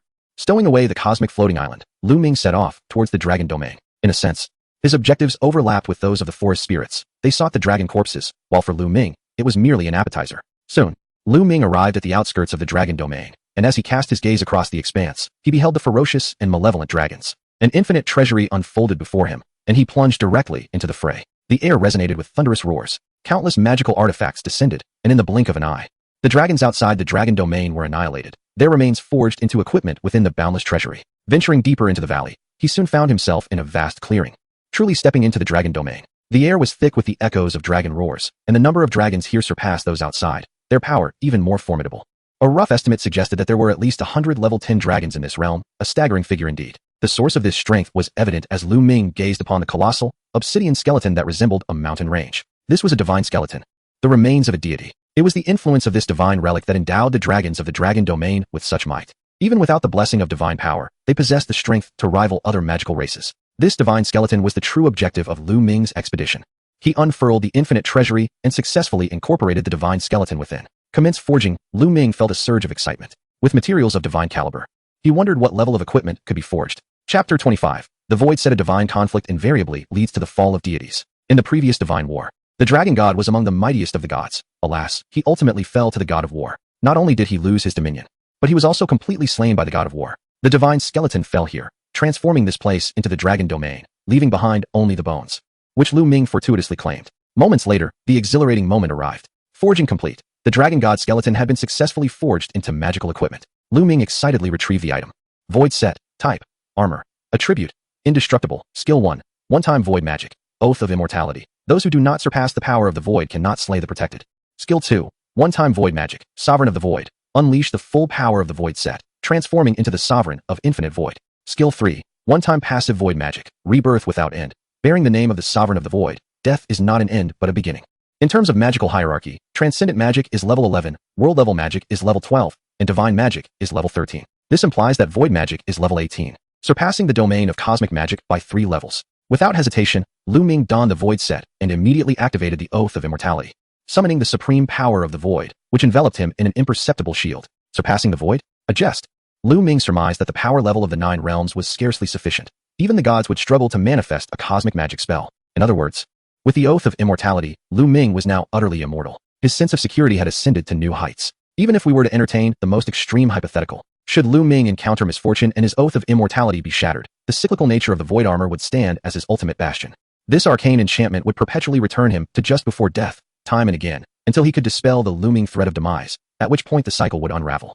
The moment has now come. Luming gazed skyward. The god of war. Suddenly, a thunderous roar erupted. The heavens trembled, lightning flashed, as if the apocalypse had descended. Then, a voice of unyielding calm emanated from the skies. So it is, the divine realm has fallen. The 9 realms are unified, the progenitor of the severed divine authority. As the most formidable deity of this realm, there are few secrets that the god of war cannot unveil. However, Luming possesses an array of powerful concealing artifacts. Even one as mighty as the god of war could not perceive Luming's actions. At this juncture, adorned in the void armor, Luming stood resolute, unafraid of anything, boldly revealing himself and directly invoking the name of the god of war, confronting him head-on. Upon laying eyes on Luming, the god of war comprehended everything. The divine realm has fallen. The 9 realms are unified. Divine authority is no more. All of this turmoil has been set in motion by this individual.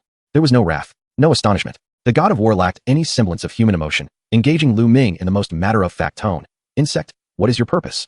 It is quite simple. Behind him, the wheel of fate manifested, as Luming retrieved a parchment contract from the infinite treasury. The wheel of fate spun once, igniting the parchment. I wish to borrow your divine vessel. In an instant, the heavens shattered. A colossal figure descended before Luming. Compulsory divine summoning. Type, item contract. Characteristic, none. Skill, one-time primordial magic compulsory divine summoning. Invoke with primordial force, designating any deity to be forcibly summoned before you. The compulsory divine summoning activated instantaneously, yanking the god of war down from his celestial throne. Overwhelmed by this insurmountable power, he could not fathom it. How could such a mere insect possess such might? Scheming for divine warfare, quietly amassing strength, Luming awaited this day. Now clad in the void armor, he possesses hundreds of dimensional magical artifacts within the infinite treasury, thousands of primordial-grade equipment, and tens of thousands of divine-grade items, alongside countless others. With such power, he fears not the gods. The twilight of the deities has arrived. Buzzing, the infinite treasury unfurled. A massive airship emerged as Luming clutched a gem in his hand. The wheel of fate rotating twice behind him, both items activating simultaneously. The spear of godslaying, a formidable vessel, possesses the attributes of durability and flight. Its singular ability, the godslaying spear of divine magic, emanates from the boundless wisdom, delivering a verdict of death upon the gods. The above the divine gem, devoid of any special properties, grants the wielder the power to transcend the gods, augmenting the next magical assault by an entire level. Long ago, Luming had acquired these two artifacts, and it was unexpected that they would finally be put to use at this moment. The magical effect of Above the Divine elevated the spear of Godslaying's magic attack to the realm of primordial magic, catching the war god off guard with its swiftness. Just as the war god prepared to counter, the wheel of fate behind Luming revolved backward, forcibly nullifying the war god's intended spell. In that fleeting instant, chains manifested from the void, binding the war god securely. The magic array on the vessel fully activated, transforming into a colossal spear that pierced through the war god's chest. The earth trembled violently as the war god collapsed, impaled by the spear of Godslaying. However, after that singular strike, the vessel shattered, and the spear dissipated. Yet the war god did not succumb to the decree of death. Luming understood, the death effect had been resisted. It was to be expected from the mightiest of gods, as the war god himself could wield primordial magic, rendering it unsurprising that he could withstand the spear's lethal judgment. Suddenly, without any visible movement from the war god, an overwhelming force of destruction surged forth, shattering the earth across thousands of kilometers. A stone tablet emerged, safeguarding the 10 generals around Luming, who remained unyielding. The destructive power of primordial magic could hardly shake the tenfold defenses of the cosmic realm. On the fractured ground, Luming readied his bow, channeling a badge into a radiant arrow. The arrow was released, transforming into a streak of light that pierced the war god. The roar of the dragon, a weaponized arrow, guaranteed a hit. Its skill, a one-time world-class magical lethal arrow, ensured certainty of death for the target. The Day of Reckoning, an indestructible badge, allowed for a specified target, enhancing the next magical attack to cosmic level. In Chapter 26, the Throne of the Void, the arrow, empowered to cosmic magic level, effortlessly obliterated the war god, who had no means of resistance against this strike. With a thunderous crash, the war god's towering form fell, promptly collected by Luming into the infinite vault, where he commenced forging magical equipment. In the ether, the gods sensed a profound disturbance. The war god was dead. The god of the sky, perplexed, questioned how the mightiest of gods could be slain. The goddess of fate equally found it unbelievable. Impossible. Absolutely impossible. Unbeknownst to her, the goddess of fate was beset by an overwhelming sense of unease. If this disquiet had previously manifested as an ephemeral whisper, it had since burgeoned into an undeniable dread following the death of the god of war. She sensed intuitively that a calamitous event loomed on the horizon. The demise of the god of war had undoubtedly sent shockwaves through the pantheon of deities. What rendered it more terrifying was the inexplicability of his death, shrouded in mystery. In truth, this was merely the inception of a far greater tale. Commencing forging complete, before long. The divine remains of the god of war were skillfully transformed by Luming into a piece of magical equipment. Void Throne, type, item throne attributes, invincibility. Ethereal, skill, one-time mastery of void magic. Command the boundless power of the void, unleashing a strike that transcends the very essence of the void. This throne, forged from the essence of infinite stars, was summoned by Luming and concealed behind him, akin to the wheel of fate. The attribute of invincibility left Luming in awe. This truly renders me invincible. The effects of the mastery of void magic were unmistakably clear. Yet Luming found himself more enamored with the throne's invincibility attribute. This revelation was a momentous surprise. It was simple to comprehend. As long as Luming possessed the void throne, he would stand impervious to defeat, unless an adversary could transcend the void itself. In such a case, victory would be utterly unattainable. This was utterly irrational. With a fervent spirit, Luming was not inclined to pause. Having vanquished the god of war, he immediately set his sights on hunting down other deities, intent on relentlessly penetrating through this world. The fall of the god of war had not awakened the other gods. Rather, the absence of a formidable rival had ignited their fervor for battle, each one striving to usurp the fallen god's position. Only the goddess of fate trembled in fear, convinced that something dreadful was about to transpire. Following the god of war were the gods of nature and life, chosen simply due to their proximity to Luming. In truth, the earlier skirmish between Luming and the god of war had unfolded almost at their doorstep. Thus, as Luming had just dispatched the god of war outside their domain, he swiftly invaded their sanctum to eliminate them as well. The gods of nature and life were utterly bewildered, caught entirely off guard, for they could never fathom that a mere mortal could slay the god of war. However, even if they had been prepared, it would have proven futile against Luming's almost maniacal combat prowess and extensive arsenal. The collective efforts of the gods would merely serve to deliver them to him as offerings. The deities could barely muster the combat strength of primal magic, while Luming possessed thousands of primal-grade magical items and equipment, not to mention his arsenal of cosmological and void-grade gear. In a mere exchange, the gods of nature and life fell before Luming. Commencing forging complete, the two divine remains were subsequently transformed within the infinite treasury into two pieces of void-grade equipment. Void power, type, item gem, attribute, none, skill, one-time void magic, void power, with the infusion of void energy.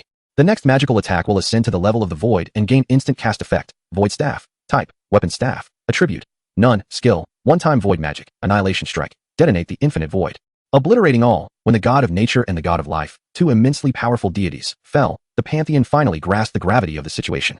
The sequence of events was alarmingly swift. The god of war had just perished, and the god of nature and the god of life followed suit in rapid succession. Such occurrences were extraordinarily bizarre, yet despite the gods' relentless inquiries into the origins of this calamity, they could discern no trace of the underlying issues. This, indeed, was the gravest concern. In an instant, the gods were engulfed in unease. in the Temple of Fate.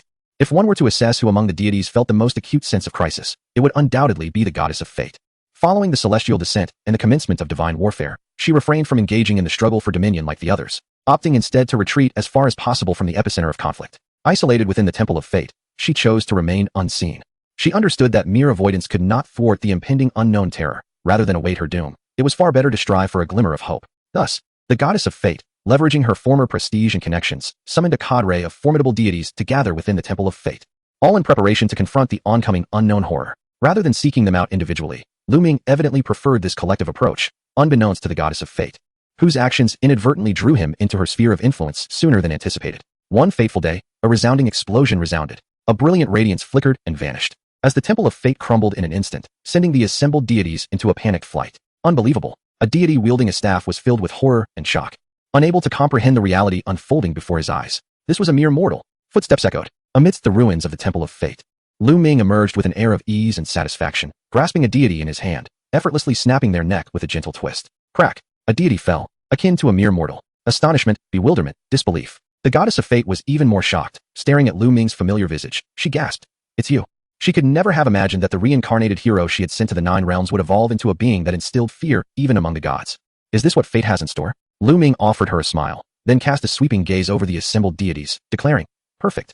It saves me the trouble of hunting you down one by one. I shall take you all at once. Upon hearing this, the gods could not help but erupt in fury. A mere insect, how audacious. Each unleashed their most formidable attack spells, all without exception instantaneous. For in battles of such magnitude, there exists no time for casting anything that is not immediate. In an instant, the heavens shattered and the earth trembled. Simultaneously, the boundless starry sky materialized behind Luming, as the indomitable trait of the void throne enveloped him. With a single hand, he suppressed all the gods' assaults. Chapter 27. The endless stars. The attacks were feeble and ineffectual. The infinite treasury unfurled, revealing an array of divine and primordial magical armaments. The gods were struck with unparalleled horror, and the goddess of fate turned pale. Like the god of war, she too could not fathom why a mere mortal, Luming, possessed strength that rivaled even the divine beings. What could possibly account for this phenomenon? In despair, the goddess of fate echoed the god of war's inquiry. What is your true objective? Luming's response was ever the same: to utilize the divine remains of the gods.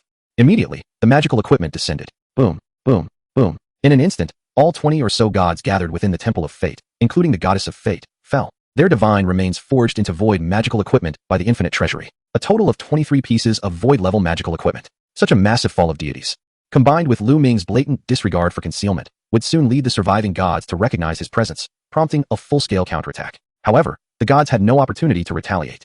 Luming produced a freshly forged piece of void magical equipment. Void domain. Type: special domain. Attribute: none. Skill: one-time void magic. Void domain. The endless void is the domain. All spoken are edicts, and those not above the void cannot resist. This signified that once Luming activated the void domain, within the boundless void encompassing the Nine Realms, any whose power did not surpass that of the void would be incapable of opposing his edicts. With this void domain alone, Luming possessed the ability to annihilate the gods in an instant. Indeed, he acted without hesitation, immediately deploying the skill of the void domain. In a heartbeat, the endless void transformed into Luming's domain, his consciousness towering over the starry sea, surveying the Nine Realms, with everything falling under his dominion. He proclaimed, Edict.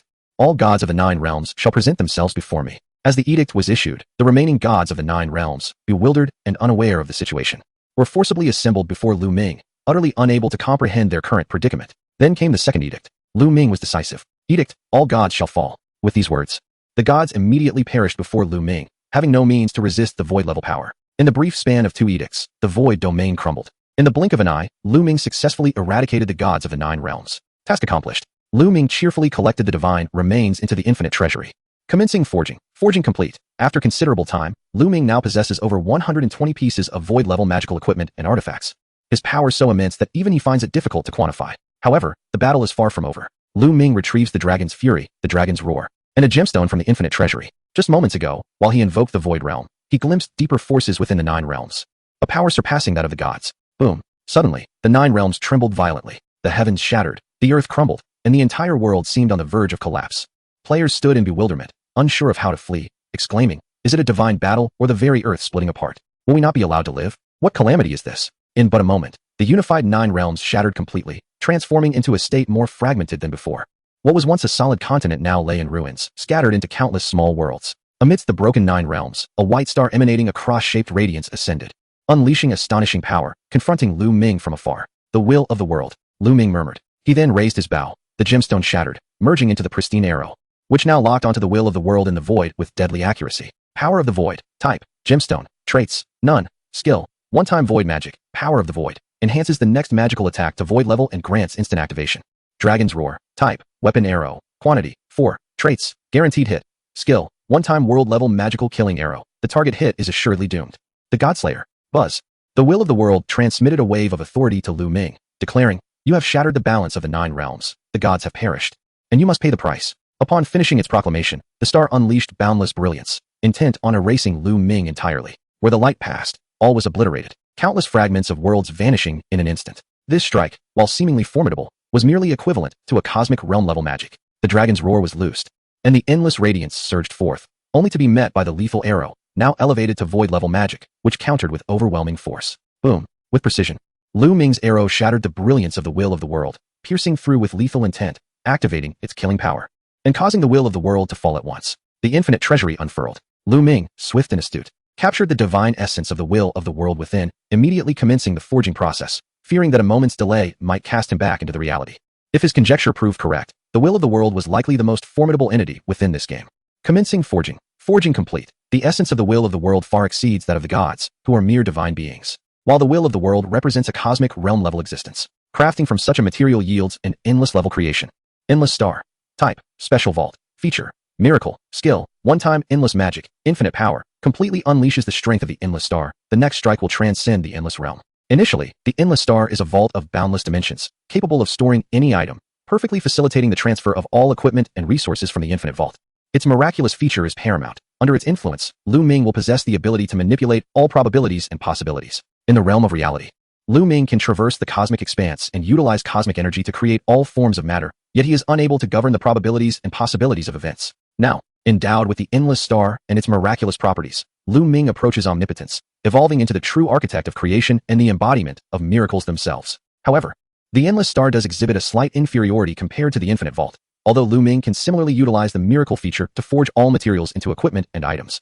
The maximum level of such creations can only reach the endless tier, unlike the infinite vault, where any sufficiently advanced materials can yield equipment and items of any caliber. As Luming surmised, by vanquishing the strongest entity within the game world, a hidden mechanism would be triggered, allowing him to seamlessly return the acquired powers to the realm of reality. Soon, a beam of white light coalesced before Luming, swiftly transforming into a white vortex that engulfed him. Chapter 28. S-Class Catastrophe. In a flash of white light, Luming found himself back in the real world. However, upon discerning the scene before him, he was utterly bewildered, dressed in a short-sleeved shirt and casual pants, standing amidst a desolate ruin, his mind filled with questions. Where's my home? Where has my grand apartment vanished to? Cosmic information all-knowing activated. Immediately, Luming grasped the sequence of events, feeling a wave of resignation. During his time within the game, numerous incidents of game invasions had transpired throughout New City, and regrettably, one of those occurrences had taken place here.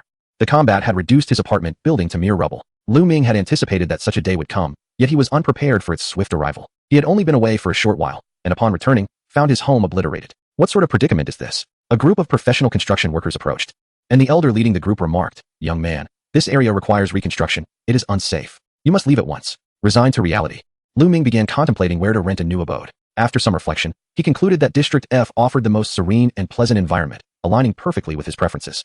As he made his way to District F, an alarm blared at the Disaster Monitoring Bureau in New City. The monitoring personnel's expressions shifted dramatically as they promptly presented the specific disaster information on the large screen. Report: a disaster signal has emerged above New City, exhibiting strong life and energy responses. Preliminary assessment indicates an S-Class disaster. What? Upon hearing that the disaster level was classified as S-Class, everyone within the Monitoring Bureau felt as though their souls might escape from terror, and they hastily initiated emergency protocols. The Bureau Chief immediately contacted higher authorities.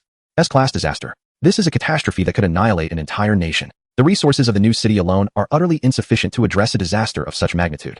If this calamity is not swiftly contained, the repercussions are unimaginable. Is this a phenomenon of game invasion? No signals of game intrusion have been detected. The director frowned. In other words, the source of the disaster originates from this world? Director, the signal of the disaster is expected to reach the ground in 30 seconds. Effective interception is no longer possible, and the anticipated landing site is Zone F. Time is of the essence. Initiate the evacuation alert. Evacuating now. In the New City. Zone F. Alert. Alert. An unknown disaster phenomenon has appeared above the New City, with the expected landing site in Zone F. Residents are urged to swiftly vacate Zone F. Hurry. Amid the panicked throng, Luming stood calmly on the street, holding a rental flyer for an apartment, contemplating what kind of place he might rent.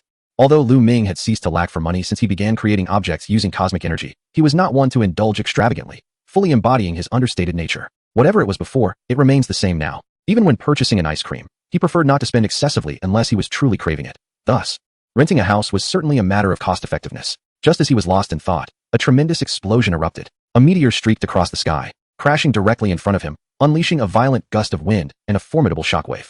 In the blink of an eye, the radius of 100 meters lay in ruins. The ground trembled violently, and the sturdy concrete pavement was riddled with cracks, with a massive pit forming at the epicenter of the impact. The residents were engulfed in terror. The disaster has landed. Run. Some questioned, is it a meteorite? Clearly not. According to the Disaster Monitoring Bureau's analysis, this entity exhibits a strong life and energy response, likely originating from extraterrestrial life. Indeed, this was the truth. Boom. The ground quaked as a colossal creature emerged from the billowing smoke, its immense form capable of shaking the earth with ease, its visage reminiscent of a mythical beast. Roar. A resounding roar unleashed a tempest of ferocity. Roar. As the beast prepared to wreak havoc, it lowered its gaze and noticed a human standing before it, seemingly indifferent to its presence. A cruel glint flickered in its blood-red eyes, and it displayed a mocking demeanor, swiping a claw toward the human on the ground. Luming snapped back to reality, only to see a gigantic claw descending before him. Boom. 20 seconds later, several official players from the new city's Disaster Monitoring Bureau finally arrived on the scene, only to discover a vast pit. Where's the disaster? The expressions of the group were exceedingly grave. One white-haired girl jumped into the pit, examining the enormous footprints before her. Speculating, it seems to be an alien life form of a beastly nature, colossal in size, standing approximately 50 meters tall. The pressing question is, where is it now? This entity has been classified as an S-level disaster. Failing to locate it would result in dire consequences. It appears to have gone into hiding, possibly indicating the presence of an intelligent life form. This predicament is quite troublesome. When Luming arrived at the apartment indicated on the flyer, he found it entirely vacant. Reluctantly, he dialed the number listed on the flyer. Hello, is this XX apartment? Yes, I am inquiring about renting a unit. Oh, by the way, Luming glanced at the plump hamster he held and asked, are pets allowed in the apartment? If possible, when can I view the place? I am currently at your apartment. Squeak. The furious beast raged. The chubby hamster in Luming's grasp struggled fiercely, suddenly uttering human speech, exclaiming, Human, what have you done to me? Just moments ago, it was a formidable beast. How could it have transformed into this pitiful state before even striking a blow? While on the phone, Luming, out of boredom, began to vigorously knead the hamster, disregarding its frantic attempts to escape, which were futile against Luming's grasp. It was utterly despairing. I am the prince of the Third Empire of Orion in the Milky Way. Old human, do you comprehend your actions? Release me at once and restore me to my original form, or prepare to face the wrath of the Third Empire. Luming paid no heed. He continued to mold the hamster into a flattened shape, muttering to himself, You're quite rotund. Henceforth, I shall call you Plump Fatty. I'll get you a hamster cage soon. A cosmic hamster, such a rare breed. Plump Fatty. The chubby hamster froze, then became incensed. While still being kneaded by Luming, it threatened, Human, you dare to insult me in such a manner? I shall ensure you meet the most excruciating demise. I believe you have yet to grasp your situation. Luming ended the call, aimed a finger at Plump Fatty as if preparing to flick it like a marble, causing the hamster's expression to shift to one of sheer terror, completely abandoning its earlier bravado. Human, what do you intend to do? No, please don't. Chapter 29. General of the Qin State. The so-called S-level disaster vanished upon arrival, unfortunately landing in Luming's hands, humiliated by becoming a mere pet hamster. Thunderous proclamations yielded minimal results. However, this greatly alarmed the Disaster Monitoring Bureau. For an entire day without a trace of Plump Fatty, they dared not relax their vigilance. With everyone on high alert, the Central Bureau responded swiftly, dispatching a formidable S-level player to the new city within half an hour, ready to act at a moment's notice. Nevertheless, despite turning the entire new city upside down, they could not uncover a single clue. An S-level disaster had simply evaporated under their noses. In desperation, the Bureau resorted to utilizing higher-level monitoring techniques. Yet even then, they found nothing, leading them to suspect the possibility of supernatural interference. To be safe, they decided to station the dispatched S-level powerhouse in the new city long-term. On the day the disaster alert was lifted, Luming moved into the new apartment, which was situated near the outskirts and had a low occupancy rate. The rent is remarkably affordable. Most importantly, the environment is exquisite, with picturesque scenery and a tranquil atmosphere, making it an incredibly comfortable place to reside, truly a paragon of cost-effectiveness. However, a downside is its proximity to the suburbs, due to low occupancy rates. It easily becomes a lurking ground for intruders, significantly elevating the danger level. Of course, Luming need not concern himself with such matters. Furthermore, he indeed purchased a hamster cage for Fat Piao, yet the latter has been listless and disheartened for the past few days, entirely disconnected from its once cherished aspirations. It has not regained its vigor since that fateful moment. That incident has led Fat Piao to a stark realization. It has not boasted about being the prince of the Third Empire of the Orion Arm for several days now. With provisions running low, Luming must venture out to replenish supplies. Before leaving, he specifically cautioned Fat Piao, do not wander around while I am gone. Fat Piao, sprawled in the cage, maintained its despondent demeanor. However, as soon as Luming departed, it quickly regained its spirit, displaying a shrewd expression and sneering, not wander? Only a fool would not. How could a mere cage confine the illustrious prince of the Third Empire? Ridiculous. With a sudden snap, Fat Piao revealed its prominent fangs and bit down hard. only to find itself startled, its eyes widening in pain as it nearly dislodged its teeth against the bars of the hamster cage. My teeth. After a prolonged grimace, Fat Piao collected itself and tapped on the cage, confirming that it was merely an ordinary enclosure. The problem evidently lay within itself. Is my power sealed? Fat Piao scoffed at the notion and attempted to mobilize its inner energy, but to no avail, leading to a moment of despair as it collapsed in hopelessness. If the seal could not be broken, what good would escaping do? In a moment of clarity, Fat Piao experienced an epiphany. As if a door to a new world had opened, perhaps it could remain here as a pet hamster for the remainder of its days. After all, it was originally a rather ineffectual prince. Its arrival on Earth was purely coincidental. It had intended to conquer a planet to demonstrate its prowess to the Third Empire. But fate had other plans. Captured upon landing, it resigned itself to its fate. Thus, Fat Piao lay sprawled in the cage, embodying its inherent laziness. Seemingly surrendering to the situation, this life might not be so bad, as it was assured of sustenance. Suddenly, it froze in astonishment, only to be overtaken by joy. It could sense its little spear once more. Ha ha ha, it has returned. The sensation is back. Fat Piao was elated, relieved from the worry of extinction. In an instant, its spirit was renewed with hope. Before long, Luming returned with a large bag of provisions, and the now rejuvenated Fat Piao crossed its legs and exclaimed, "Human, I am famished. Hurry and feed me. As my keeper, how could you allow your pet to go hungry?" Luming was taken aback. What was happening? Had this little creature adapted to its new identity so swiftly? Just moments before, it had appeared utterly lifeless and despondent. No, rather than adaptation, it is more accurate to say that this is the inherent nature of the gluttonous creature, embodying a carefree and untroubled essence that is anything but feigned. Luming tossed a sausage onto the table. If you are hungry, feel free to help yourself. Clean up after your own mess. If I find any refuse you've left elsewhere, I shall twist your head off. Fatty was momentarily taken aback. It seemed to realize something, hastily scampering to the cage door, gently nudging it, and the hamster cage door slowly swung open. After a brief silence, Fatty confirmed, "You didn't lock the cage just now?" "Huh," Luming replied nonchalantly. A sausage clenched between his teeth. "Do you have 2 light bulbs on your face? When have you seen me lock it? Otherwise, why would I tell you not to run around?" Fatty fell silent again. In that instant, a tinge of sorrow for its own intellect washed over it. But all emotions were swiftly cast aside as it dashed out of the cage, seizing the sausage to gnaw on. To think a pet must forage for its own food. "Human, you truly are an inadequate caretaker. Eat if you wish." "I shall." A translucent interface projected in midair, as Luming languidly perused various gaming strategy threads on major forums, preparing for his next game. Fatty, puffing its cheeks, leaned in closer and exclaimed, "To be honest, your human technology seems rather fascinating." Its gaze wandered until it spotted a tablet on the table, which it began to explore. As an advanced sentient creature, all languages and texts held no distinction for Fatty. It could comprehend any form of linguistic or written information. It simply lacked the ability to wield energy, yet remained an advanced life form at its core. Moments later, Fatty had fully mastered the tablet's functions. With a mischievous glance at Luming, who was oblivious to its presence, it promptly posted a message online. "Help! I am the Prince of the Third Empire of Orion in the Milky Way. Currently trapped on Blue Star, my powers sealed. If anyone can assist me, upon my return to the Third Empire, I shall appoint them as the Grand General of the Empire. First floor, sofa. Not many people. I'll lay down a mat. Thanks. Please turn off the lights. There aren't too many here. I can sneak a bite and no one would know, right? Be me 50. I'll make you the Grand General of the Qin State. I, Qin Shi Huang, send money. I can issue an invoice." Fatty observed the chaotic posts with an expression of sheer amusement, then quietly closed the tablet, losing all interest in the notion of an online plea for help. Chapter 30. The Super Universe. Activating the gaming terminal, Luming swiped through the interface. He had already decided on the third game he would enter. Before plunging into the virtual world, he specifically instructed Fatty, "When I'm not around, do not wander off. If you wish to take a stroll, do not leave the apartment premises, or else beware of being snatched away by a cat." "Rest assured," Fatty replied, its eyes darting about, genuinely earnest. "How far could I run like this?" With the instructions given, Luming turned his attention away from the gluttonous creature. Game. Super Universe. Enter game. A flash of white light enveloped Luming as he entered the game world. Immediately, the rotund figure, shedding its lazy demeanor, attempted a clumsy leap only to falter. It unceremoniously rolled over and scampered to the balcony, gazing down with grand ambition. It was as if a sovereign were surveying their dominion. "I am the Prince of the Third Empire of the Orion Arm in the Milky Way.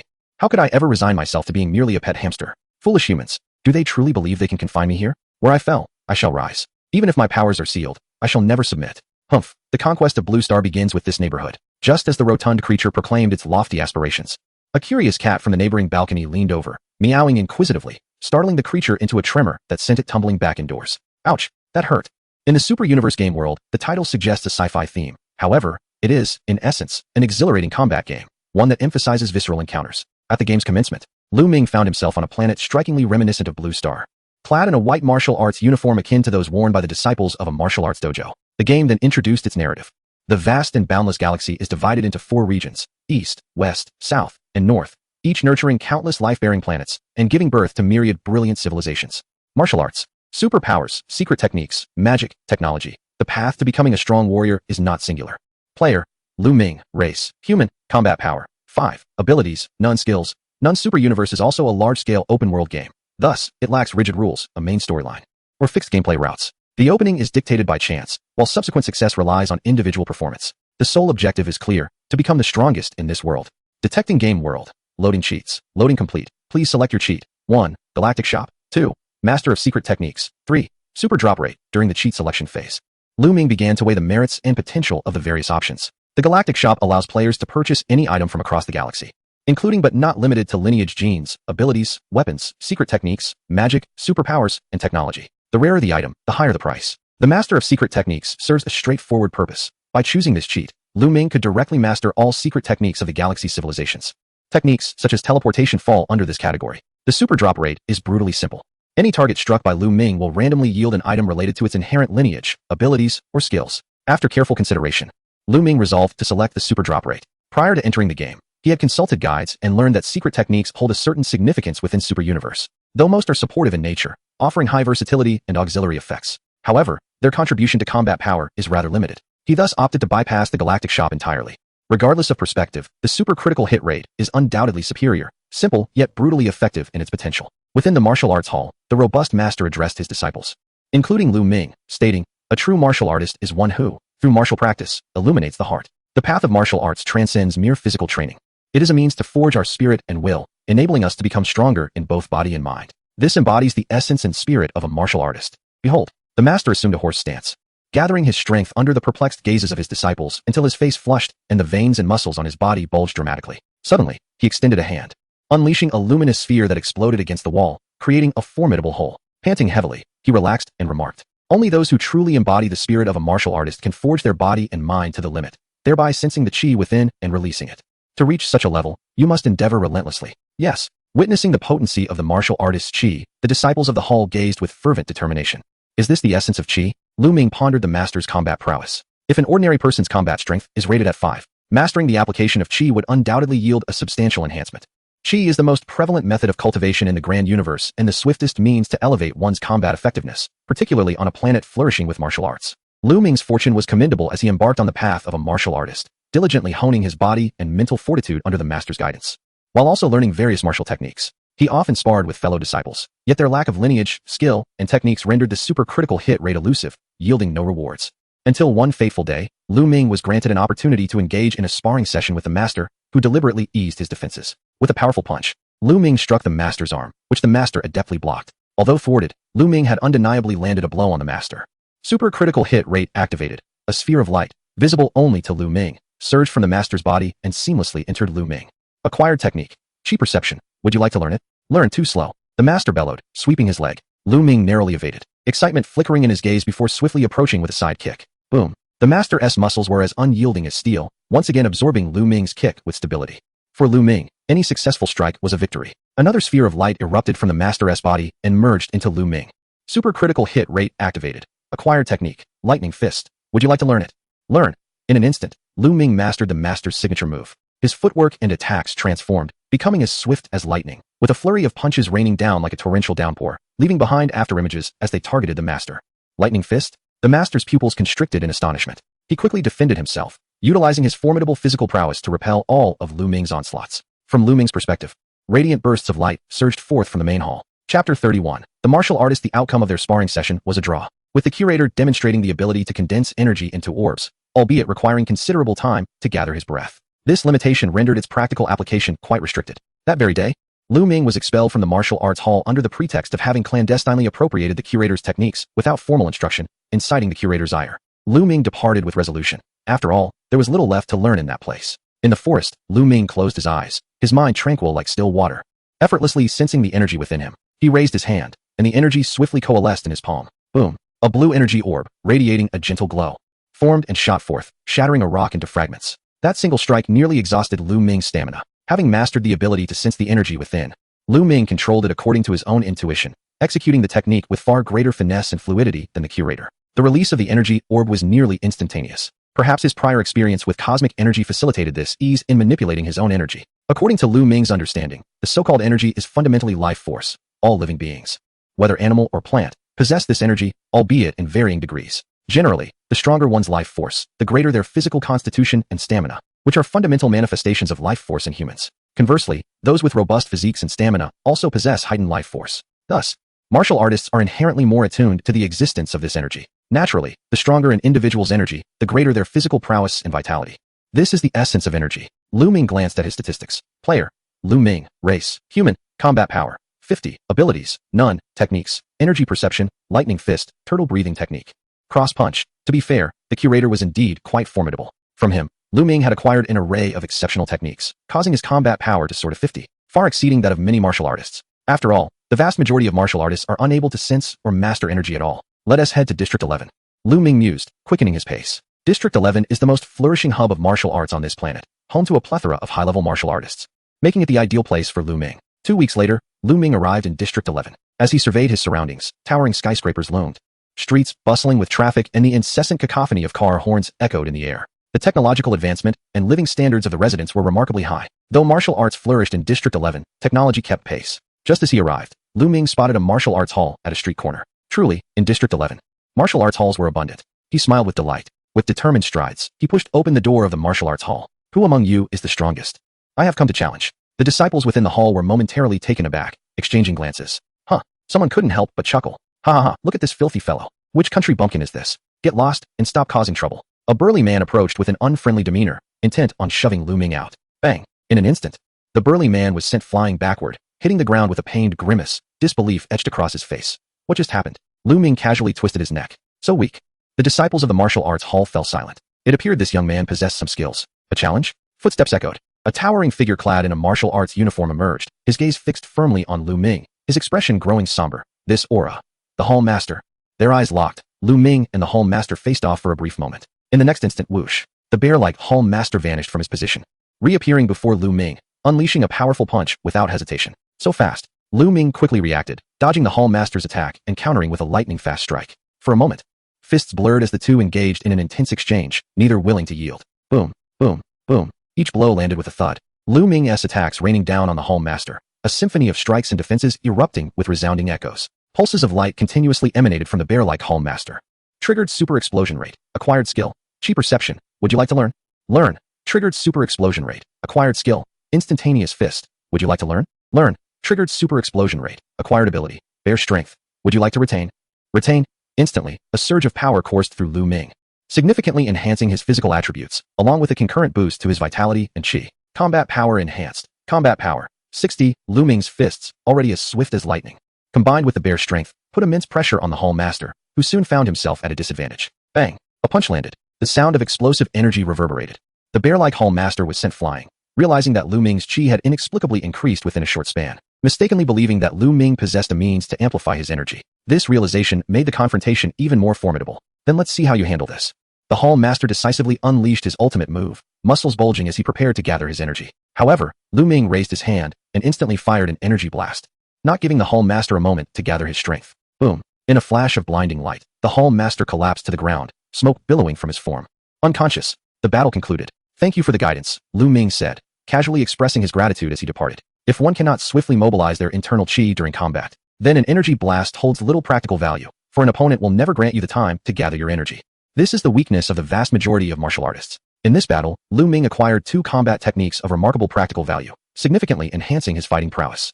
The instant strike allows Luming to enter a state of super speed in the blink of an eye, enabling him to launch close-range attacks on his opponents in the shortest possible time. When combined with the lightning punch, its power multiplies exponentially. As for chi perception, it differs from chi sensation. The latter pertains to sensing the chi within oneself, while the former involves perceiving the chi from the external environment. With this skill, Luming could finally discern the strength of others' energy, allowing him to estimate their combat abilities, making it an exceedingly useful technique. From that day forth, Luming continuously challenged various martial artists in Area 11, effortlessly acquiring an abundance of abilities and techniques, which led to a swift enhancement of his combat strength. Half a month later, a blinding light flashed within a martial arts dojo in Area 11, followed by a resounding explosion. Moments later, Luming emerged, his combat power having reached a remarkable level of 120. His formidable physique endowed him with vigorous vitality and stamina, along with a sufficiently powerful and abundant chi, enabling him to unleash energy projectiles at will during combat. Chapter 32. Rise in strength. Inside a dimly lit research laboratory, the signal lights of a supercomputer flickered incessantly. An elderly man clad in a white lab coat stood before a large screen, hunched over and intently observing the images displayed. It was none other than Luming in the midst of his challenges in Area 11. Beside him, a spherical white robot emitted a voice. accurately announcing Luming's current combat power data. Combat power 120, an exceptionally skilled martial artist. Indeed, a mysterious glimmer sparkled in Dr. Carlos's eyes as he exclaimed with excitement. I require more of his combat data. Send a robot to greet him. Understood. In the shadows, a red light illuminated as a dormant Carlos-type combat robot was awakened. Its rotund body, painted white, appeared devoid of any intimidation, and upon resuming its function, it was tasked with executing its mission. In the heart of Area 11 lies the Chi Harmony Martial Arts Dojo, a sacred site for martial artists on this planet. Many disciples within the dojo are masters in the use of Chi, and numerous applications of Chi have originated from here. Consequently, the Chi Harmony Dojo naturally became Luming's target. Despite the extraordinary rumors circulating outside, Luming effortlessly defeated all the disciples of the dojo, exerting minimal effort. Given that his combat power was only 120, he was astonished by the comparatively low level of advanced combat strength on this planet. His interest was piqued only when an elderly figure made his appearance. The dojo master. The disciples held him in the utmost respect. Through Luming's perception, the master's chi was not significantly stronger than his own, perhaps even slightly weaker, with an estimated combat power around 110. During the challenges, Luming had calculated, if the disparity in combat power between two individuals is 1/10, the battle will manifest as an intense and entangled struggle. However, the gap is already quite apparent, making it difficult for the weaker fighter to claim victory. When the difference in strength reaches 1/6, although battle is still possible, it will predominantly exhibit the absolute dominance of the stronger fighter over the weaker one, rendering the outcome almost inevitable. Should the disparity escalate to 1/3, the confrontation will conclude in mere seconds, scarcely qualifying as a contest. The master of the dojo sensed that Luming's aura surpassed his own. Rather than displaying concern, he was instead filled with unexpected delight, exclaiming, "The youth of today are indeed growing ever stronger." "Thank you for the compliment," Luming replied with a nod. And in an instant, he executed a swift movement, appearing before the master and unleashing a relentless barrage of strikes with his lightning fist. What remarkable speed! The master quickly reacted, employing the same swift technique to engage Luming, their figures flashing around the dojo in a whirlwind of motion.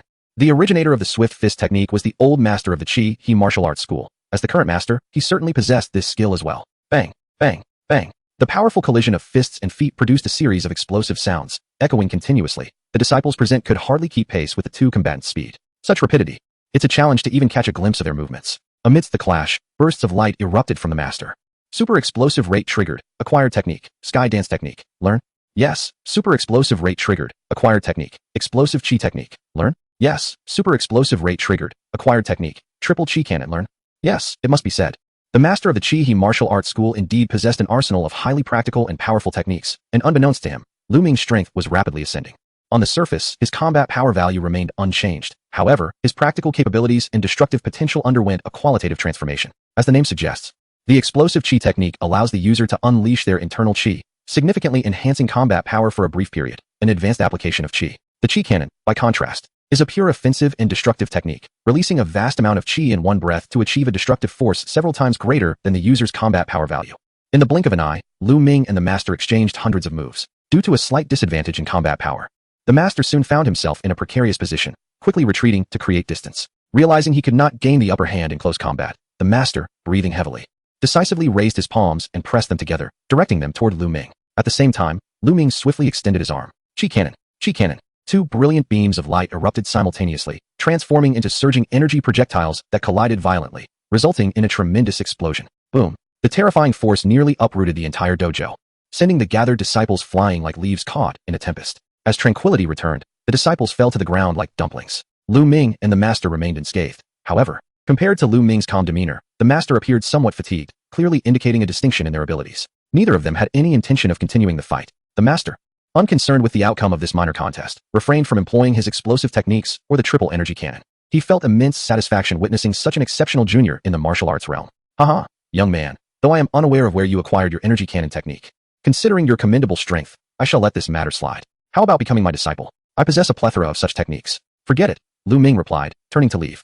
Thank you for your guidance. In such a short span of time, he had already mastered the entirety of the master's lifelong teachings. There was no need for him to linger and learn slowly. The master felt a twinge of regret. Had Luming chosen to be his disciple, he would undoubtedly become the future head of the Energy Martial Arts Academy, boasting such remarkable strength at such a young age. His future was limitless. Finding a secluded spot, Luming quietly organized his thoughts. After enduring this period of challenges, he had fully grasped the nuances of energy sensing, perception, control, and release, as well as their various applications. Based on a multitude of techniques, he could now effortlessly unleash energy attacks in various forms, whether energy blasts or beams.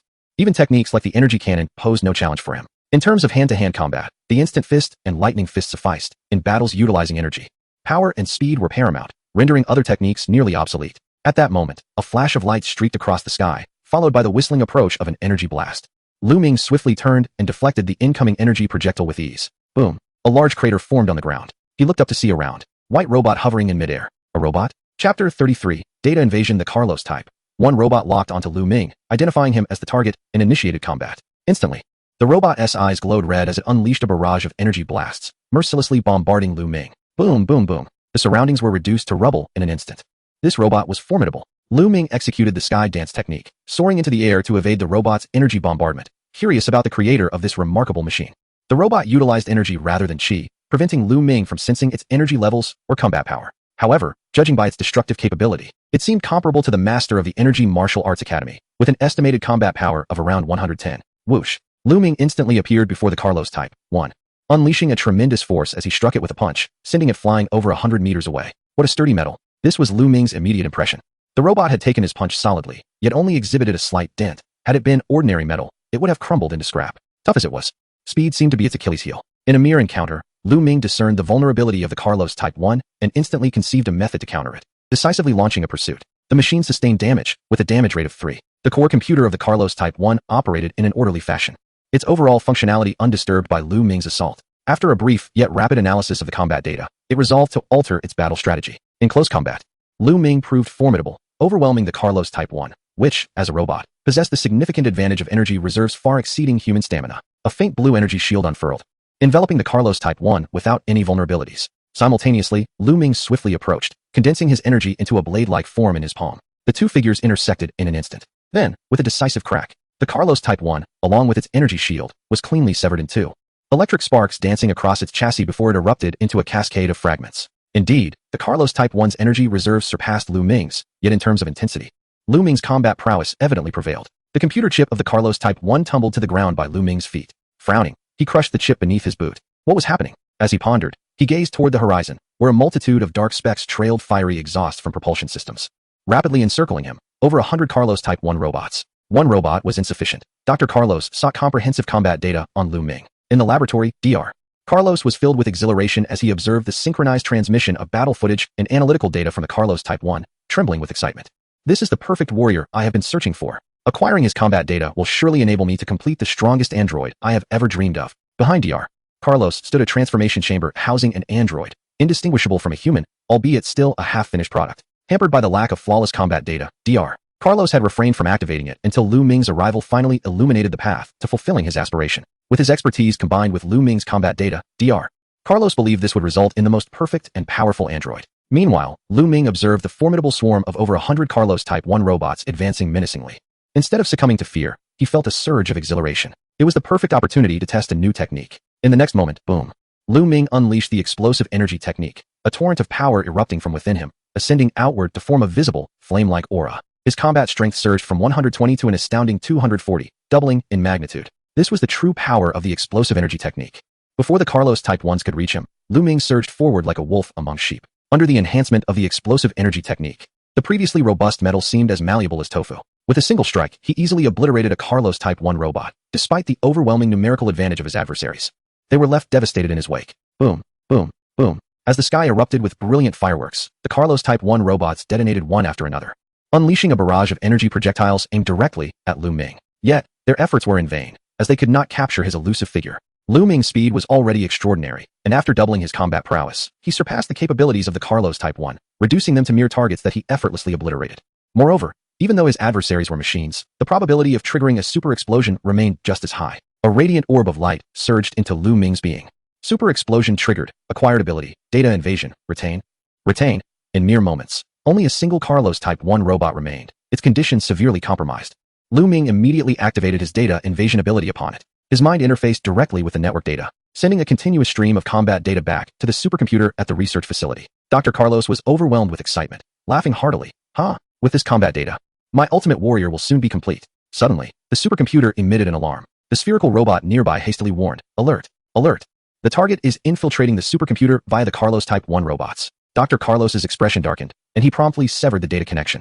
However, it was too late. Although the connection was cut, within those fleeting seconds, Luming had successfully extracted a wealth of information and data from Carlos's supercomputer, including Dr. Carlos's identity and the location of his research facility. A glimmer of insight crossed Luming's eyes as he processed the newly acquired data.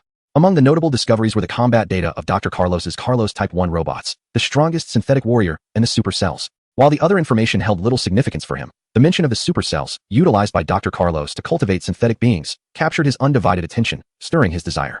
In essence, these supercells were a product of extensive biological experimentation, painstakingly developed with the assistance of sorcerers and mages, and named by Dr. Carlos as supercells. They were employed in the creation of synthetic life forms. Supercells possessed remarkable self-healing capabilities, adaptability, and an ability for infinite division. They could swiftly acclimate to the harshest environments, demonstrating an extraordinary resilience. When attacked, they would rapidly heal and adjust to the intensity of the assault, displaying a biological trait of infinite rebirth as long as a single cell remained. Furthermore, each instance of injury and subsequent recovery would render the supercells increasingly formidable, making them the ultimate biological weapon. This was precisely why Dr. Carlos referred to his creations as the strongest warriors. The supercells represented his life's work, and he understood the boundless potential they harbored. Chapter 34. Supercells. After a brief respite to regain his strength, Luming soared towards the outskirts of Zone 11, where Dr. Carlos's research facility was located. The supercells were a prize he was determined to seize. Meanwhile, the spherical robot announced, "Alert, the target is approaching the research facility." It appeared that time was of the essence. Dr. Carlos hastily operated the supercomputer, promptly beginning to input Luming's combat data into the chip of the artificial being. The progress bar of the data transmission gradually advanced. A mixture of tension and excitement flickered across his face. My magnum opus is on the verge of birth. 10 minutes later, the transmission of the combat data was complete. With a soft hiss, the transformation chamber slowly opened, revealing a robust young man with golden hair, who came into Dr. Carlos's view. As the activation program initiated, the golden-haired youth opened his eyes, revealing a pair of sky-blue irises. Dr. Carlos, overwhelmed with exhilaration, trembled as he inquired, "Cecil, how do you feel?" Cecil, feeling the immense power surging within him, experienced a rapid escalation in his energy, akin to a volcano brimming with terrifying force, ready to erupt at any moment. He smiled and replied, "Doctor, this sensation is simply exquisite." Ha! Dr. Carlos was beside himself with joy. Suddenly, a deafening explosion interrupted Dr. Carlos's laughter, violently shaking the entire research facility. An energy projectile shot through, piercing the laboratory where Dr. Carlos stood. In an instant, Luming's figure appeared, without hesitation, delivering a powerful punch. Bang! In the blink of an eye, Cecil's speed surpassed that of Luming. He merely extended a hand and effortlessly caught Luming's formidable strike. Remaining steadfast, the explosive shockwave spread out, stirring up a tempest. Simultaneously, a burst of light erupted from within Cecil. Super burst rate triggered, acquired bloodline. Supercell, shall fusion occur? Fusion. In an instant, the supercell integrated into Luming's being. With no time to comprehend his new condition, he was subsequently sent flying by Cecil's punch. Boom. Luming was propelled backward, his form carrying immense force across the entire research facility, ultimately crashing into the mountains outside, leaving a massive trench in his wake. Normally, Luming's combat strength was 120. However, as Dr. Carlos's ultimate creation, Cecil had just awakened with a combat power already reaching 300. The disparity was staggering. It was entirely reasonable that Luming could not withstand this blow. "It appears fortune favors me." Dr. Carlos cackled. "Cecil, eliminate him. This will mark the first step in our conquest of the world." "Yes, Doctor." Cecil, smiling, complied with Dr. Carlos's directive, employing his aerial maneuver to gracefully ascend into the air, calmly pursuing Luming. Crash! Luming rose from the rubble, half of his body nearly obliterated by Cecil's punch, pain reverberating through his mind. Yet, in the next moment, an abundance of flesh and blood rapidly regenerated at the wound, seamlessly restoring his broken form, leaving no trace of injury, as if it had never existed. At the moment of completing his self-healing, the strength of the supercell noticeably enhanced, and Luming perceptibly felt his physique become remarkably more powerful. His vitality surged, and his energy was elevated. In merely a moment, Luming's combat effectiveness surged by an impressive 80 points. As long as he remained unscathed, his power would continue to ascend, until the supercell fully adapted to Cecil's onslaught. This exemplifies the formidable strength of the supercell. Suddenly, Cecil emerged from the research facility, witnessing Luming completely unscathed, which left him perplexed. To his astonishment, he also sensed Luming's energy intensifying. Without further contemplation, Cecil directed his hand towards Luming, unleashing a destructive wave of light. In response, Luming simply smiled, boldly accepting the strike head-on. As the brilliance faded, Luming stood amidst a massive crater, his body enveloped in smoke, yet his injuries rapidly healed, and his energy grew increasingly potent. At this moment, Cecil began to sense something amiss, his expression shifting to one of grave concern. The data had not indicated that the target possessed such extraordinary regenerative abilities. Clearly, he was unable to associate Luming's healing prowess with the supercell, as he was the sole artificial being created by Dr. Carlos. The supercell could not possibly manifest in anyone else. An unceasing surge of power emanated from within, and a fiery aura ascended as Luming's battle intent surged.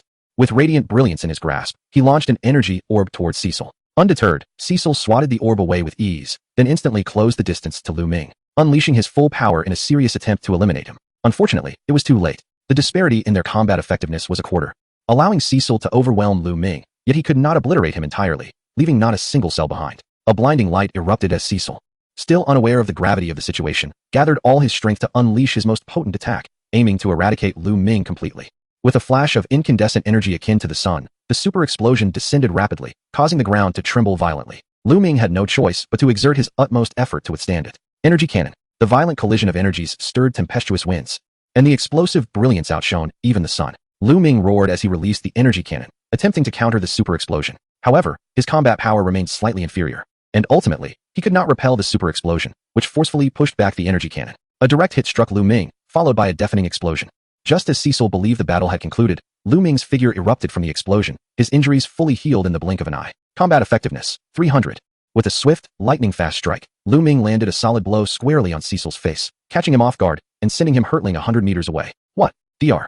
Carlos, witnessing this scene, was left in utter disbelief. Cecil wiped the blood from the corner of his mouth, his expression darkening, piecing together the earlier signs. He finally comprehended the true nature of the situation. Indeed, is it the supercell? Beyond this, it seems there exists no more rational explanation. Luming, filled with fervor, erupted with a blazing intensity, defiantly challenging. Is this truly the extent of the so-called strongest artificial being? Given that your combat data is derived from me, you ought to possess greater capabilities. He would not easily forfeit such a splendid opportunity to enhance his combat prowess. Cecil grinned widely, finding the situation increasingly intriguing. Chapter 35. Triple energy cannon. Cecil's very essence was birthed for combat and slaughter, with an insatiable longing for battle embedded within the core programming of his chip. Upon witnessing Luming's possession of a supercell, he became exhilarated, as if every supercell within him was rejoicing in unison. The prospect of victory held little significance. His sole desire was to engage in battle. Boom. A powerful aura erupted, stirring the air into a tempest around them, and Cecil, in his utmost excitement, laughed heartily. As you wish. In Luming's perception, Cecil's energy doubled in an instant, his combat power escalating from 300 to 600. He was not taken aback, indeed.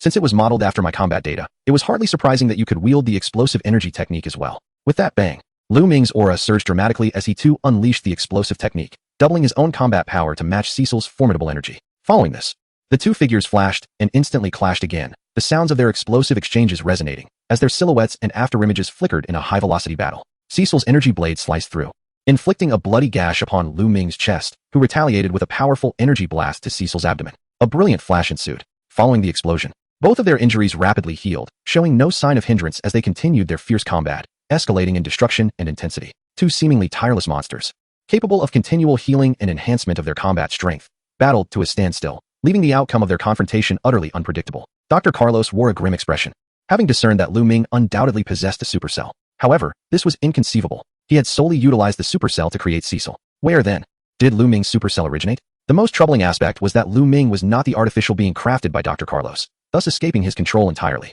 He felt utterly powerless against Luming. Now, all hopes rested upon Cecil, praying he could subdue Luming. From the crumbling mountainside, two figures burst forth. Luming tore through the air at breakneck speed, producing a thunderous sound of explosive energy as he channeled all his strength into a punch aimed at Cecil's abdomen. Puff! Cecil's eyes widened as he spat a mouthful of blood, then shot upwards towards the sky. A spark of starlight flickered above, transforming into dozens, if not hundreds, of energy orbs that cascaded like raindrops, wreaking havoc upon the mountains and ground below. Boom, boom, boom. Luming gazed up at the sky, entirely unperturbed by Cecil's relentless barrage. Such feeble destructive power was unlikely to inflict any harm upon him, and indeed, it was merely a prelude. An energy sphere plummeted rapidly, aimed directly at Luming. In their previous confrontation, he had been somewhat outmatched in combat. However, this time their strengths were nearly equal, and Luming was determined not to repeat past mistakes. With a focused expression, Luming overlapped his palms, directing them towards the energy sphere above. Energy cannon. With a thunderous roar, a tremendous surge of energy erupted forth, transforming into an unstoppable torrent that surged skyward, sweeping away all energy projectiles in its path. This time, the energy cannon steadfastly resisted the rapidly descending super explosion, and Luming's forehead pulsed with veins as Cecil, despite exerting all his might, could not suppress the impending detonation. The two were evenly matched. Boom. At last, the energy cannon detonated the super explosion, unleashing a colossal explosion that generated a fierce atmospheric shockwave, enveloping the surrounding area for hundreds of meters. As silence fell, Cecil descended slowly, and the two stood in a silent standoff. Having endured a fierce battle, both had inflicted considerable injuries upon each other, yet they were swiftly mended by their supercells. Consequently, their combat power at this moment surged to an astonishing value of 1,000, of course, while utilizing their explosive techniques. This implied that their baseline combat power was 500 each. Were they truly evenly matched? Not quite. Luming possessed a technique he had never deployed, a single move sufficient to determine the outcome. His peripheral vision caught sight of Dr. Carlos's research facility, and Luming decisively unleashed an energy cannon towards it. Dr. Carlos, upon witnessing this, was filled with dread. Cecil, In an instant, Cecil teleported to the front of the research facility, attempting to intercept Luming's energy cannon. However, unexpectedly, the energy emanating from Luming surged dramatically. Triple energy cannon. The explosive technique combined with the triple energy cannon propelled Luming's combat power to a staggering value of 3,000, instantly surpassing Cecil. The surging energy infused into the energy cannon swelled exponentially, striking Cecil head-on in an instant. What? Cecil was taken aback, desperately attempting to muster all his strength to counter Luming's strike. However, it was futile, as he was swiftly engulfed by the overwhelming torrent of energy. The research facility behind him was utterly obliterated. Boom. Following a deafening explosion, Cecil and Dr. Carlos were reduced to ashes, every cell evaporated by the triple energy cannon, leaving behind only a vast ravine carved by the force of the impact, resembling a canyon. Although Luming could have continued to spar with Cecil, continuously elevating his combat prowess, the potential for disaster was formidable. Coupled with the ever-watchful Dr. Carlos, who might have been scheming in the shadows, Luming ultimately resolved to cease his endeavor. He decisively eliminated them, for caution is the key to enduring prosperity. After Luming had vanquished Cecil and Dr. Carlos and departed, a weary young lad arrived at the scene, clutching an energy detector. His eyes sparkled with excitement as he observed the energy peak recorded on the device, 3,000 combat power. He was astonished to discover such formidable warriors still existed on this planet. If he could enlist their assistance, perhaps his homeland could be saved. The detector emitted beeping sounds, and the boy eagerly followed in Luming's footsteps. Following this battle, there was no doubt that Luming had become the strongest individual on this planet, even in his normal state. His combat power of 500 far surpassed that of all martial artists. Nevertheless, his quest for improvement remained unceasing. Although the martial artists of this planet were not exceptionally powerful, their lack of strength had compelled them to devise a plethora of techniques. The explosive chi technique and the triple chi cannon were among the most representative of these skills. With insufficient strength, they compensated through skill and application. Over the course of 6 months, Luming traversed the entirety of the planet, mastering the techniques of various schools and martial academies. His understanding, control, and application of chi reached an exceedingly advanced level. Furthermore, bolstered by a super explosive rate, he acquired numerous superpowers, secret arts, and even some forms of magic, enriching his repertoire of abilities. Chapter 36. Planet Marna. Although no adversary on this planet could ignite Luming's interest or combat spirit, his combat power continued to ascend. During his travels, he swam through volcanic lava, honed his body in the frigid glaciers, endured immense pressure in the deep sea, and acclimatized to the harsh conditions of the cosmic vacuum. Moreover, through daily weight training, his supercells continually adapted to various environments and progressively greater burdens. In just 6 months, Luming's combat power surged from 500 to 800, and this was in his normal state. When he unleashed the explosive chi technique, his combat power could double. Indeed, it could be doubled. Luming's comprehension and application of chi had reached profound depths. Originally, the explosive chi technique could only yield double combat power, but after his modifications, it could now unleash triple combat power. The same applied to the chi cannon. It had evolved from a triple chi cannon to a 5-fold chi cannon. Its power enhanced twofold. The data panel had grown significantly more formidable compared to 6 months prior. Player: Luming, race, human, supercell. Combat power: 800. Abilities: beast mastery. Data infiltration, telekinesis, mind reading, sealing techniques, barrier techniques, illusion magic techniques, chi perception, chi sensitivity, lightning fist, instantaneous fist, sky dance technique, triple explosive chi technique. 5-fold chi cannon. The might of the supercell was not reflected on the data panel. This extraordinary creation was an astonishing result of Dr. Carlos's fusion of biotechnology, secret arts, and magic, far surpassing conventional logic. Now, Luming has fused with the supercell, and the boundless stamina and vitality signify another remarkable aspect. He possesses an inexhaustible aura. As long as he is not vanquished, his energy is destined to remain unspent. It must be acknowledged that Dr. Carlos, who devised this extraordinary creation, is indeed a super genius. Had he not met his demise at Luming's hands, he might have even conquered the galaxy. Alas, it seems fortune did not favor him. Until one day, a Marna alien named Ailu approached Luming with utmost sincerity, imploring him, "If it is possible, I beseech you to extend your aid to my homeland, Marna Star, and rescue it." Luming resolutely declined. He had little interest in such matters, and was even less inclined to meddle in others' affairs. "Seek help elsewhere," he suggested. "Wait," Ailu quickly interjected. "In return, I shall bestow upon you the holy water of Marna Star, a sacred substance that can significantly enhance one's potential and combat prowess." Luming's eyes brightened with intrigue. "Is that truly the case?" Ailu's gaze was clear and earnest. "Indeed. Then allow me to verify this for myself." Luming placed his hand upon Ailu's head and employed his telepathic abilities, swiftly confirming from Ailu's memories that his claims were genuine. He truly hailed from the Marna Star in the northern galaxy. Not long ago, a band of cosmic marauders had fortuitously landed on Marna Star, and upon discovering the holy water's properties, they revealed their malevolent nature and seized it for themselves. Consequently, Marna Star faced a brutal invasion. To save his home, Ailu had narrowly escaped in a spacecraft, aided by his kin, setting forth in search of someone capable of rescuing Marna Star. "I comprehend the situation now." Luming retracted his arm. The combat capabilities of those cosmic bandits were formidable, generally around a power level of 200, with 2 individuals exceeding 1,000. One boasting an astounding 2,500. It was precisely due to Luming's battle with Cecil 6 months prior that Ailu's device registered Luming's explosive power. prompting him to pursue Luming all the way here. Primarily, Luming had further refined his control over his aura during his travels, concealing it adeptly, making it difficult for Ailu to detect him with the device. Otherwise, the pursuit would not have taken 6 months. Ailu, visibly anxious, inquired, "Does that mean?" "Then let us embark on this journey," Luming decided. Instantly, Ailu was filled with elation. Without delay, he activated the control device, and soon a spacecraft appeared before them. Luming boarded the vessel, which ascended slowly before accelerating into the cosmos, its destination set for Marina Star. Although Luming's planet lay within the northern galaxy, the expanse of the galaxy was vast, and his location was significantly distanced from Marina Star. Fortunately, the spacecraft's speed was commendable. A week later, Luming arrived at Marina Star aboard Ailu's ship. From the depths of space, a lush, vibrant landscape came into view, a planet teeming with life.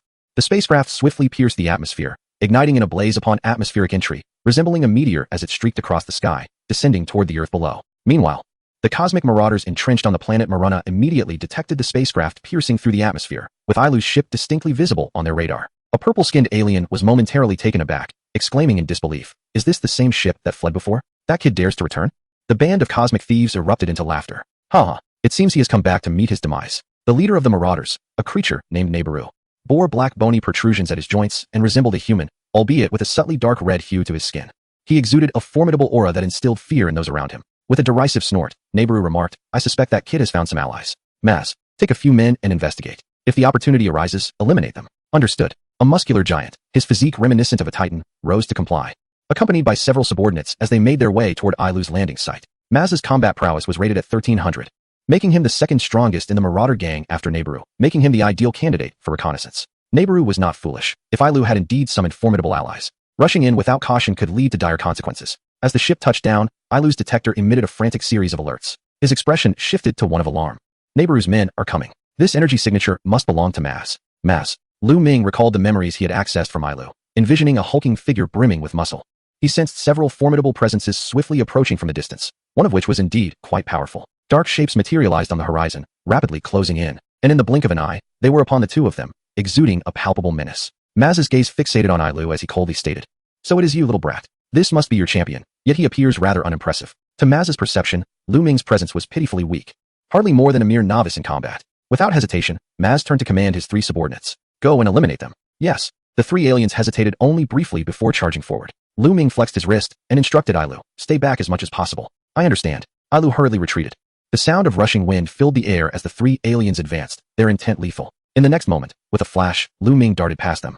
3 explosive bursts resonating simultaneously as the marauders collapsed to the ground, dispatched in an instant by Luming's overwhelming speed. Thus, he unveiled the true extent of his strength. "Ah, I see." Maz grinned. "I suspected matters were not as simple as they appeared, but if this is your true power." As he spoke, he decisively hurled an energy orb. Boom. Dust erupted from the ground, obscuring Luming's vision. In that fleeting moment, Maz seized the opportunity to swiftly close the distance, executing a sweeping kick that sent Luming flying while simultaneously launching another attack. A brilliant light erupted, engulfing Luming entirely, and with its residual force, it carved a long trench into the ground, ultimately collapsing a towering mountain. The disparity was stark, 800 combat power pitted against 1300. In the absence of a surge of energy, Luming was indeed destined to be crushed. He hadn't feigned weakness but had genuinely been unable to withstand the onslaught. "Pathetic." Maz scoffed derisively, yet as a figure emerged unscathed from the rubble, his brows furrowed in disbelief. "Unharmed? How is that possible?" Combat power increased. Combat power, 900. In that moment, Luming's combat power surged by 100 points. He brushed off the dust from his clothes, his fierce aura exploding forth, exuding an unparalleled ferocity. With a deep pit forming beneath him, his energy carved a path across the ground as he charged towards Maz. With a single punch, Maz merely tilted his head to evade Luming's strike, countering with a heavy elbow that struck Luming's back, sending him crashing to the ground as a brilliant light flared once more. Boom, boom, boom. Something was amiss. The seasoned Maz, well-versed in battle, immediately sensed Luming's anomaly. The young man's energy was continuously escalating, and there was undoubtedly something amiss. The most effective strategy was to eliminate him decisively, denying the boy any opportunity to recover. In a frenzy, he unleashed a barrage of energy blasts, each strike raining down on Luming like a tempest. The earth trembled, and the cacophony of explosions rang incessantly. Only when fatigue began to set in did Maz cease his assault. Wiping the sweat from his brow, he muttered, "This must surely be the end." As a gust of wind swept through, the swirling dust settled, revealing the devastated terrain. In the depths of the massive crater stood a solitary figure, still intact, radiating a fierce aura that sent shivers down the spine. Combat power increased. Combat power, 1200. Impossible. Maz instinctively recoiled, confronted by an indomitable creature capable of perpetual growth in combat power. How could he possibly contend with such a foe? Whether to attack or withdraw was a dilemma. As Maz remained in shock, Luming, now surging with enhanced strength, closed the distance. Snapping back to reality, Maz's expression hardened as he turned to flee. Escape. This was undoubtedly the most prudent course of action. With a missed strike, Luming recognized that Maz had lost his will to fight. No longer holding back, his energy surged dramatically, manifesting an even more ferocious aura. Boom. The overwhelming pressure rippled through the surrounding air, causing the ground to tremor ominously. Triple burst technique. 3600 combat power. The display on the scanner left Alu in disbelief, rendered speechless by the staggering revelation. This. In an instant, Luming's energy left a visible trail in the air as he pursued Maz with the swiftness of a shooting star. Upon turning back, Maz was struck with sheer terror. Yet, before he could react, Luming struck him down with a single blow, and as his form plummeted rapidly, a torrent of energy utterly annihilated him. One shot from the Chi-He cannon, and Maz was completely obliterated. Not only Maz, but Nebelu, far away aboard his spaceship, was also thoroughly terrified. He didn't even need to witness the event. From a considerable distance, he could sense the terrifying aura emanating from Luming, whose battle power reached an astounding 3,600. Victory was utterly impossible. He decisively ordered a retreat, commanding an immediate departure from the planet Marana. Quickly. To flee? Luming twisted his waist and summoned a massive crimson energy sphere in his hand. This was a technique of Cecil, known as the super detonation, an immensely powerful move. With a swift throw, the super detonation soared through the heavens, cutting through the sky with an unstoppable momentum, leaving a clearly visible elongated trail amidst the clouds. Moments later, a deafening explosion echoed from afar. The cosmic pirates, who were just about to ascend, were obliterated by the super detonation, their entire spaceship reduced to a heap of wreckage. In a desperate moment, Nebelu narrowly escaped the explosion of the super detonation, almost being swept away by Luming's attack from a distance. His face turned pale.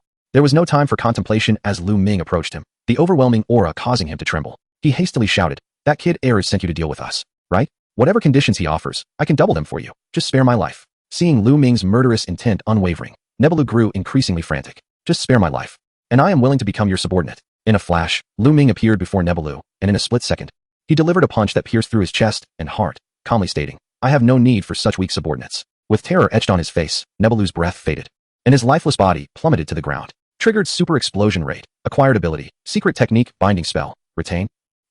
To his surprise, this fellow possessed a secret technique, but it was futile. Before overwhelming power, all fanciful abilities were rendered meaningless. As long as the opponent's aura was sufficiently strong, virtually no superpowers, secret techniques, or magic could have any effect.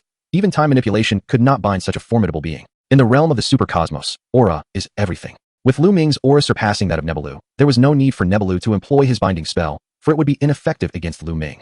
This was the reason he did not use it. Eru arrived some time later. He gazed at the shattered remnants of the spaceship and Nebelu's corpse, dumbfounded, as if caught in a dream, finding the scene almost surreal. "Is it really resolved just like this?" Luming spoke directly. "Let us go.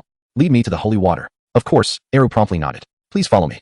Chapter 38. The Recto Legion. Not far from where the cosmic pirates had originally halted their ship stood a relic resembling an altar, from the top of which gushed a gentle spring. This is the holy spring of Millennia Star, the sacred water that Elu spoke of, capable of awakening human potential and enhancing combat prowess. Ascending the altar, Elu gazed sorrowfully at the dwindling holy spring, his heart heavy with indignation as he exclaimed, "The holy spring is the lifeblood of Millennia Star. This band of cosmic thieves has recklessly depleted more than half of it. Their actions are utterly despicable." As they approached the holy spring, a vibrant surge of vitality enveloped them, invigorating Luming. He felt as if every supercell within him was rejoicing, yearning for the power of the spring. Adhering to the traditions of Millennia Star, Elu, after completing the ritual, filled a stone bowl with the holy spring water for Luming, stating, "The primary function of the holy spring is to unlock human potential. The stronger one has potential, the greater the force unleashed. The quantity consumed has little impact."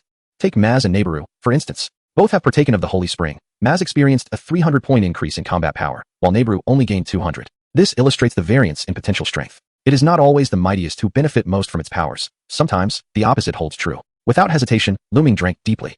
The moment the holy spring entered his body, it transformed into a torrential vitality that permeated every fiber of his being, awakening the latent potential within each supercell. Boom. In an instant, Luming involuntarily erupted with a fierce aura, his presence swelling at an astonishing rate. This sensation, excitement sparkled in Luming's eyes as he contemplated the unfathomable extent of his supercell potential. The holy spring continuously unleashed the hidden power within him, causing his combat prowess to escalate rapidly. 1,300, 1,500, 2,000, 2,500, 3,000, 4,000. Ultimately, Luming's combat strength surged to 4,000 before it subsided, and he reveled in the formidable energy coursing through him. What does a combat power of 4,000 signify? It means that with a single energy cannon shot, Luming could obliterate a large modern city, and this is merely his baseline power. Should he employ a triple energy burst technique, his combat power could soar to 12,000. If he exerted himself to unleash a quintuple energy cannon, he could instantaneously manifest a staggering 60,000 combat power. At this level, obliterating stars would seem like child's play. With an utterly terrifying destructive capability, Luming inquired, Is it true that the holy spring can only be consumed once? Indeed, Elu nodded, explaining. Although the human potential can continue to accumulate through combat and training after its initial release, the holy spring is effective only upon the first consumption. Subsequent intakes would yield no benefit. It is indeed a pity that it can only be consumed once. However, to have journeyed to Millenistar and witnessed the surge to 4,000 combat power is an immensely rewarding outcome, and Luming felt thoroughly satisfied. Suddenly, the sky darkened ominously. What is happening? Luming looked up to see a colossal spaceship slowly descending from beyond the atmosphere, casting a shadow over Millenistar. He furrowed his brow in concern. A potent force enveloped the spacecraft, formidable to an extent that it could be likened to a battle power of 100,000. Initially taken aback, Ailu's expression morphed into one of mounting terror as he discerned the true form of the spaceship, his body trembling uncontrollably as he exclaimed, "The Reikto Cosmic Legion." Luming, puzzled, inquired Reikto. Indeed, Ailu replied in a panic. It is said that this cosmic powerhouse sustains its existence by devouring the life force of planets. The faction he commands is none other than the Reikto Cosmic Legion. It must have been Nebaru who sold the intelligence of Millenistar to the Reikto Legion. Otherwise, they would not be here. Ailu was utterly astounded that Nebaru could bring such calamity upon Millenistar, leaving him bereft of any strategies to counter the impending doom. Maintaining his composure, Luming proposed, "I suggest you hastily evacuate Millenistar. Should a conflict arise, the fate of this planet could very well be reduced to cosmic dust." Seemingly, this was the only feasible course of action. Ailu paused, contemplating the implications. "Are you suggesting that I should entertain them?" After a moment of hesitation, Ailu resolved to heed Luming's counsel. Seizing the opportunity before the Reikto spacecraft fully descended, he hurriedly led his kin to escape. Millenistar was beyond salvation. There was no need to struggle in vain. Regardless, Ailu expressed his heartfelt gratitude to Luming before departing in haste. On board the Reikto Legion spacecraft, a blue-skinned extraterrestrial adorned with black spots occupied the command seat. At first glance, he appeared to be a frail and wrinkled elder. However, the members of his legion dared not even breathe in his presence, for a mere glance from Reikto instilled an overwhelming sense of pressure. Clearing his throat weakly, Reikto gazed at the vibrant Millenistar displayed on the large screen, a knowing smile creeping across his face. What a life-filled planet. Who would have thought that Nebaru, that useless fool, could prove useful at last? Kota, let us utilize this planet to cultivate the spirit tree. I can hardly contain my anticipation. Yes, Chief, Kota. A pure human in contrast to the bizarre appearance of the extraterrestrials, replied with utmost respect. I shall attend to it immediately. Before the spacecraft had fully landed, Kota, accompanied by several humans, exited through the hatch and swiftly arrived at a canyon on Millenistar. One of the humans could not help but exclaim, "Legend has it that consuming the fruit of the spirit tree grants limitless enhancement of battle prowess. I wonder if it is true. If so, might we not dominate the galaxy?" Kota produced a green seed, casting it into the depths of the canyon, stating, "After all, this is merely a distant cosmic legend. We have only just unearthed this spirit tree seed from the ruins. It remains uncertain whether the legend holds any truth. Let us wait and see." As he spoke, a spark of fervor and anticipation flickered in Kota's gaze. If the legends hold any truth, then the dominance of the Reikto Legion over the galaxy is not merely a distant dream. Their power is poised for a dramatic transformation. When they return to the real world, they shall ascend to become the most formidable of beings. Indeed, Kurt and his companions are not mere avatars of a supercosmic game. They hail from the realm of reality as players who have managed to integrate themselves into the Reikto Legion. Among the multitude of supercosmic players, they are considered to possess considerable strength. Boom. As soon as the seed of the spirit tree fell into the canyon, it rapidly took root and grew at an astonishing pace, soaring into the sky to become a towering giant. Its massive, serpentine roots surged through the earth, voraciously siphoning the immense life force of the planet Maruna. Chapter 39. The spirit tree. The supercosmic game world is vast, and although numerous players have entered this game, they are dispersed randomly across the 4 major galaxies. Each player is but a mere drop in the ocean, without the strength to leave their home planet. Encountering other players would be nearly impossible. Even after exiting their starting planet, meeting another player remains largely a matter of fortune. The term galaxy is the supercosmic world's designation for the universe. In truth, the combined expanse of the 4 major galaxies rivals that of the cosmos in the real world, illustrating the boundless nature of this realm. Simultaneously, the supercosmos is a breeding ground for the most elite players, given the formidable combat system of this game, which is the preferred choice for many. Achieving the SSS level strength to explode stars within the game translates to an S-level player in reality after a 2-tier reduction, possessing the might to obliterate a nation. Within the supercosmos, a combat power exceeding 15,000 allows one to easily explode stars, with the top-tier players possessing at least this level of combat prowess, typically ranging between 15,000 and 20,000. Kurt is the most powerful player within the Reikto Legion, boasting a combat power of 8,000, while the others lag significantly behind, each around 3,000 in strength. Of course, not everyone in the Reikto Legion possesses such capabilities, including Kurt. Only a handful of officers reach this standard. Swish. The sound of wind slicing through the air. Kurt's reflexes were sharp the moment he sensed the enemy. He deftly intercepted Lu Ming's fist, momentarily startled upon recognizing Lu Ming's visage. A human? Humans are exceedingly rare in the cosmos, and since most players are human, those who manage to leave their primitive planets are predominantly players. Kurt exclaimed in astonishment, "A player?" Lu Ming remained silent, swiftly creating distance. A burst of light erupted from within Kurt, Trigger super drop rate. Acquired ability. Magical dimensional space. Would you like to retain? Retain. This newfound ability would facilitate the convenient carrying of items, allowing them to be stored and retrieved effortlessly from the dimensional space. Noting Luming's silence, Kurt furrowed his brow. Regardless of whether Luming was a player or not, the course of action was clear. Eliminate him directly. You all, take him down. It's a trivial matter. Several players, eager for battle, charged towards Luming with a ferocity that could only be likened to a flash of lightning. Their speed was so extraordinary it seemed akin to teleportation. With combat prowess in the thousands, their swift movements over short distances truly felt like instantaneous travel to them. Shadows darted past as they unleashed their assaults on Luming, but only upon their attacks passing through him did they realize something was amiss. Stunned, they pondered, was it an afterimage? Before they could regain their composure, a series of dull thuds echoed, and the players fell lifelessly to the ground, utterly bewildered by the events that had transpired. Harnessing his ability to conceal his aura, which rendered him undetectable, and building upon the afterimages created by his instant strike technique, Luming devised the illusory fist. Should an adversary lack familiarity with such maneuvers, they were often caught off guard by Luming's initial strike, for its deceptive nature was profoundly potent. Without sufficient strength, one could hardly react in time. Useless, Court began to move. But Luming's aura suddenly surged to a staggering intensity that left him frozen in place. Triple burst energy. 12,000 combat power. The formidable aura shook the very ground beneath them. In an instant, Luming appeared before Court, delivering a resounding slap to his face, which then erupted in a blinding flash, reducing him to ashes. Boom. The tremendous energy cannon unleashed a torrent of force, leaving a vast fan-shaped shockwave etched into the earth, as if it had violently upheaved the ground itself. Luming glanced at the flourishing spirit tree, his interest piqued. He had overheard Court and the others' conversation. If the fruits of the spirit tree could indeed infinitely enhance combat power, then this tree was a prize he must secure. Next, he would strike decisively. With a powerful burst, Luming propelled himself toward Recto's spaceship. Beep beep beep. Alarms blared aboard the spacecraft. Subordinates urgently reported, Leader. The energy signatures of Court and the others have vanished. It seems they encountered someone powerful, and an immense energy is approaching the ship. The officers sensed the rapidly advancing aura, their expressions shifting to one of grave concern. Such formidable energy. Is there truly someone of this caliber on this planet? What is Nebello up to? At that moment, the ship's detector provided an immediate reading of this aura's combat power. 12,000. Leader, we must deal with him at once. No, I shall handle this personally. The officers were taken aback. Recto, with a smile upon his face, slowly rose from his seat, his eyes shimmering with a remarkable brilliance. The spirit tree still requires time to mature. This presents an opportune moment for some amusement and to stretch my limbs. The subordinates exchanged glances, hesitant to voice their concerns further. Like a volcano brimming with terrifying energy, Recto's aura erupted suddenly, an overwhelming pressure enveloping the officers, causing them to feel as though they were suffocating, beads of cold sweat trickling down their foreheads. Despite appearing as a frail old man, he remained the formidable leader of the Rector, instilling fear throughout the universe. The officials were acutely aware of this truth. Anyone who mistakenly believed that Rector had grown weak enough to challenge his authority would undoubtedly meet a gruesome fate. The deafening sound of slicing wind approached in an instant, as the gaunt figure enveloped in blue flames materialized before Luming, striking him down from the air. Boom. The ground trembled violently, splitting open under the tremendous impact. Battle power enhanced. Luming's injuries rapidly healed under the regenerative abilities of his supercells, and he gazed at the frail elder suspended in midair, acutely sensing the overwhelming aura emanating from him. Rector? Oh, Rector remarked with intrigue. Knowing who I am and yet daring to lay a hand on my people. Individuals as reckless as you are quite rare. Say what you will. Luming clasped his hands together, resolutely preparing to strike. Energy cannon. A blinding flash erupted as a torrent of surging energy surged skyward, aiming to obliterate Rector. Rector grinned widely. He then boldly plunged into the energy torrent, effortlessly cleaving it in two and advancing in scathe toward Luming, entirely disregarding the attack. This assault is of no consequence. As he spoke, he delivered a devastating punch that sent Luming crashing into the earth. Chapter 40. Second stage transformation. The ground shattered inch by inch. Battle power enhanced, unbeknownst to Rector. Luming's energy was gradually intensifying. He had initially believed this strike would severely injure Luming, yet to his astonishment, Luming's aura appeared right behind him.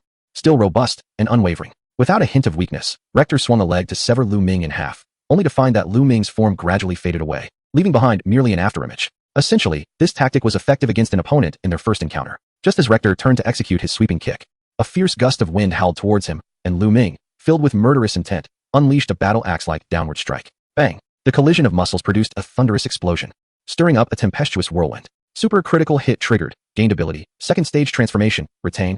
Retain. A frail arm firmly intercepted Luming's battle axe strike, while Rector gripped Luming's leg with a vice-like hold, swiftly executing a follow-up strike that landed squarely in Luming's abdomen, causing him to spurt blood and send pain surging to his brain. Yet, Luming wore a knowing smile. Rector, perplexed, inquired, "What is so amusing?" As he spoke, he released his grip and blasted Luming away. Scorching energy surged past, charring Luming's entire body, yet the supercells within him furiously divided and healed, allowing him to endure Rector's assault. Hiss! Luming radiated heat, and his charred skin quickly shed under the rejuvenating actions of his supercells, revealing a pristine and unscathed physique. Battle power enhanced. Rector was taken aback by this astonishing spectacle. Such astonishing self-healing abilities.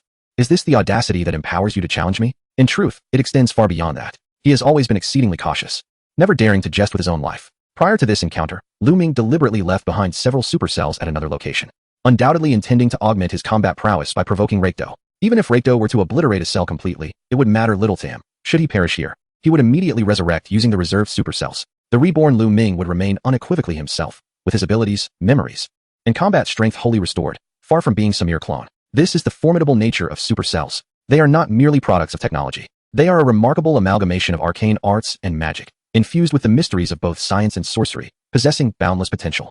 Reikdo remained blissfully unaware of the gravity of the situation, maintaining a cat-and-mouse demeanor, idly watching as Luming healed. Combat strength enhanced. Boom. Once again, Luming's aura surged, growing increasingly formidable. The severity of his injuries had nearly felled him. Upon healing, Luming's combat prowess skyrocketed astonishingly, propelled by the explosive power technique to an astounding value of 30,000. A revelation struck Reikdo. He gradually grasped the situation, his expression shifting to one of seriousness. Realizing, healing from wounds can indeed elevate combat strength. What an enviable ability. No sooner had he contemplated this than he swiftly closed the distance to Luming, shedding his previous nonchalance, now radiating murderous intent. With a decisive strike, he unleashed a torrent of energy, instantly evaporating Luming. A single cell remained. With the matter resolved, he shook his head in lament. What a pity. If circumstances allowed, he would have relished the opportunity to recruit Luming as a subordinate. However, such a figure posed too great a danger to be spared. Rumbling, massive roots erupted from the earth, weaving like serpents through mountains and lakes, effortlessly shattering the landscape and rapidly siphoning the life force of the entire planet. The waters of the lakes vanished at a visible pace, the verdant earth gradually withering to a desolate hue, as all life on Marlena converged towards the spirit tree. The tree ascended ever higher, its trunk standing tall between heaven and earth, piercing the clouds, while its expansive canopy spread through the atmosphere, cascading tendrils downwards. Witnessing this, Reikdo erupted in laughter. Ha! What a spectacle! Meanwhile, in another part of Marlena, a supercell rapidly expanded, swiftly taking on Luming's form, achieving rebirth. He stretched his neck, feeling a delightful novelty. This sensation was quite marvelous. Having just been vanquished, he was now revitalized, akin to merely having taken a brief slumber. Combat strength enhanced. Combat strength, 30,000. In a normal state, a combat strength of 30,000. Upon experiencing death once, Luming's usual combat power surged dramatically from an initial 10,000 to an astonishing 30,000, ascending in a manner akin to a vertical trajectory. This formidable force erupted with a resounding boom. Luming, unable to conceal his elation, unleashed a thunderous roar, his overwhelming aura piercing the heavens, causing the clouds above to part in a vast chasm. Phase 2 transformation. This ability, derived from Reikdo, allowed Luming to enter a state of super overload, effectively doubling the intensity of his energy. In other words, his combat prowess was amplified twofold. Yet, this was not the end. With another thunderous cry, the veins on his forehead bulged, his muscles tensed, and his energy surged once more, causing the very ground to tremble and the clouds to scatter in disarray. Triple blast technique. Boom. With the Phase 2 transformation combined with the triple blast technique, Luming's combat power skyrocketed to a terrifying value of 180,000. The immense energy ascended, causing his hair to stand on end as his piercing gaze fixated on Reikdo's position, and he launched himself forward with ferocity. Everywhere he passed, the earth quaked and mountains crumbled. A combat power of 180,000. In the spacecraft of the Reikdo Legion, the energy detector blared frantically as the officers, witnessing this sudden surge of terrifying energy, were struck with astonishment. Quick, inform the leader. How is this possible? How can such a value of energy response exist on this planet? Is the detector malfunctioning? The detector is functioning perfectly. Unbeknownst to them, Reikdo had sensed Luming's eruption of energy before anyone else, but before he could react, Luming was upon him in an instant, with a speed that defied belief. He stomped down on Reikdo's chest, forcefully driving him into the earth, the violent impact shattering the ground beneath them. With a crash, debris rained down.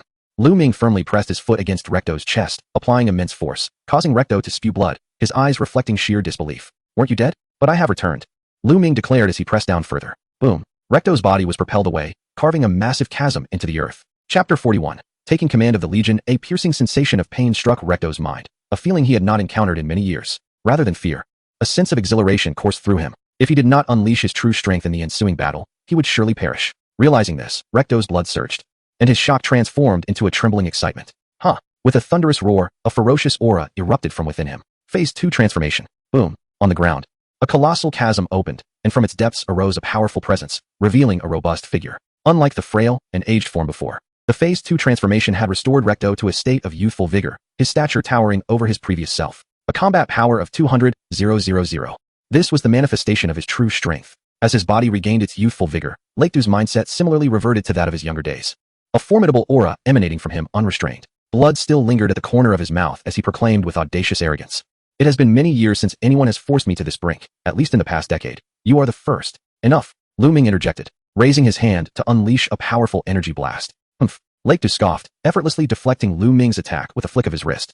The two figures instantly entered a state of super speed, exchanging blows in a flurry that saw them engage in dozens of encounters within mere moments. The air was filled with thunderous explosions and flickering afterimages. In terms of combat prowess, Luming lagged behind Lake Du by 20,000 points. However, he was utterly unconcerned with injury, fighting with reckless abandon that was truly terrifying. Lake Du, increasingly alarmed, realized that while Luming could trade wounds without hesitation, he himself lacked such extraordinary self-healing abilities and resilience. His injuries would not mend themselves in an instant. Gradually, this allowed Luming to gain the upper hand, relentlessly overpowering Lake Du despite his lower combat capacity. Boom. A devastating axe-like strike sent Lake Du crashing to the ground. Luming extended his hands, radiating brilliant light as he unleashed a barrage of energy blasts upon Lake Du. Meteor bombardment. The cascading energy orbs fell like meteors, instantly ravaging the landscape and leaving behind countless deep craters. Swish. Lake Du reappeared behind Luming, somewhat disheveled, as he clasped his fists into a hammer shape and struck downwards at Luming's head with all his might. As the attack descended, Luming's figure gradually blurred and vanished.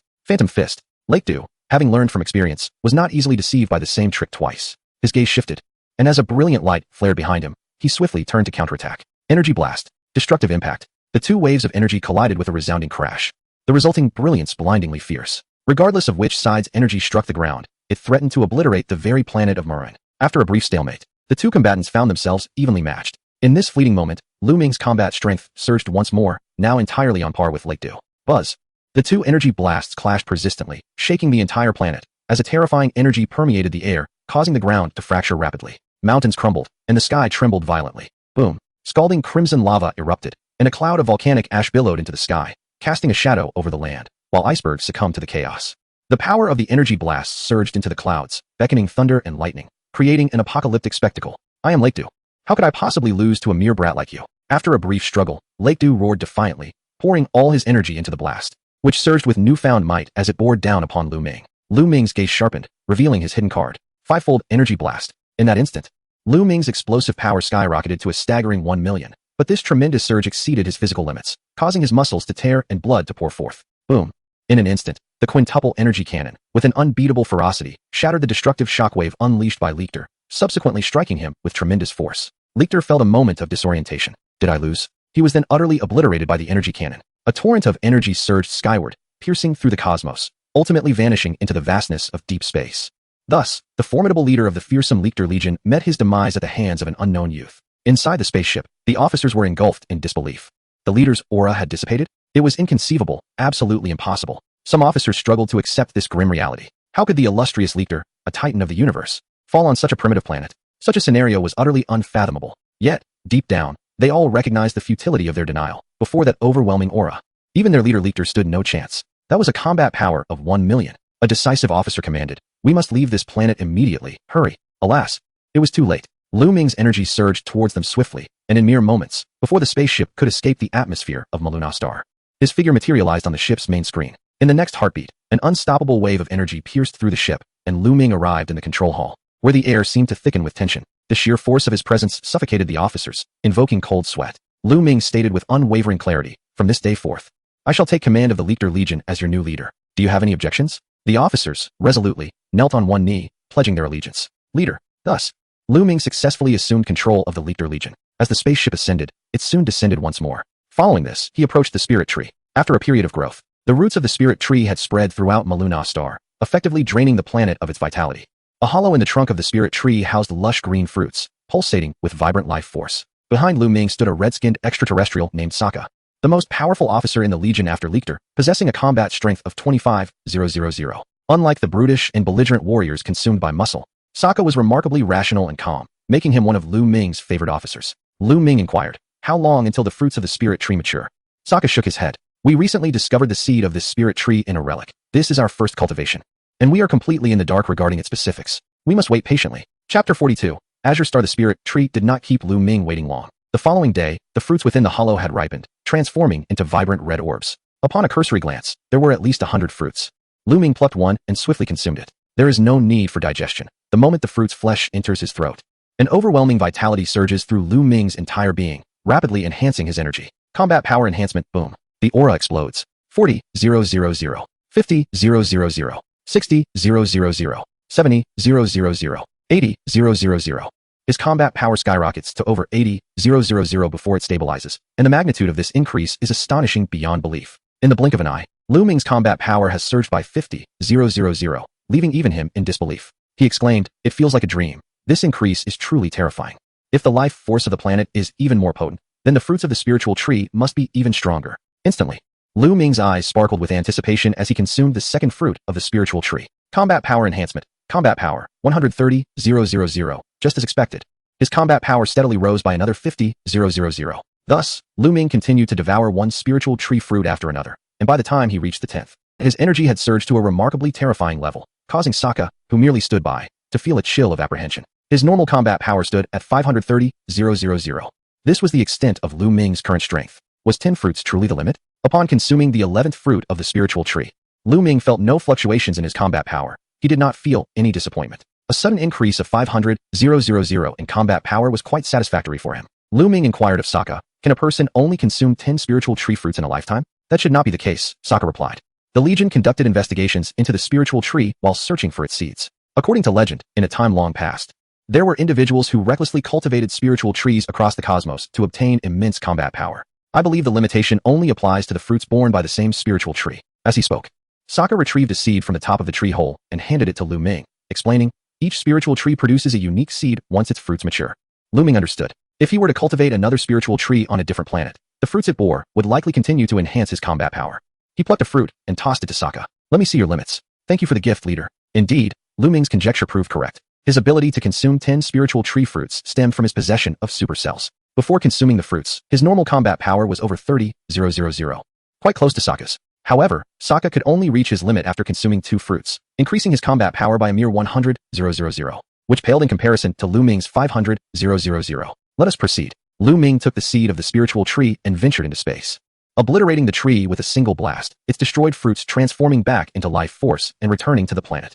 If the fruits of the spiritual tree are not consumed immediately after being plucked, their life force will swiftly dissipate, making storage neither possible nor necessary.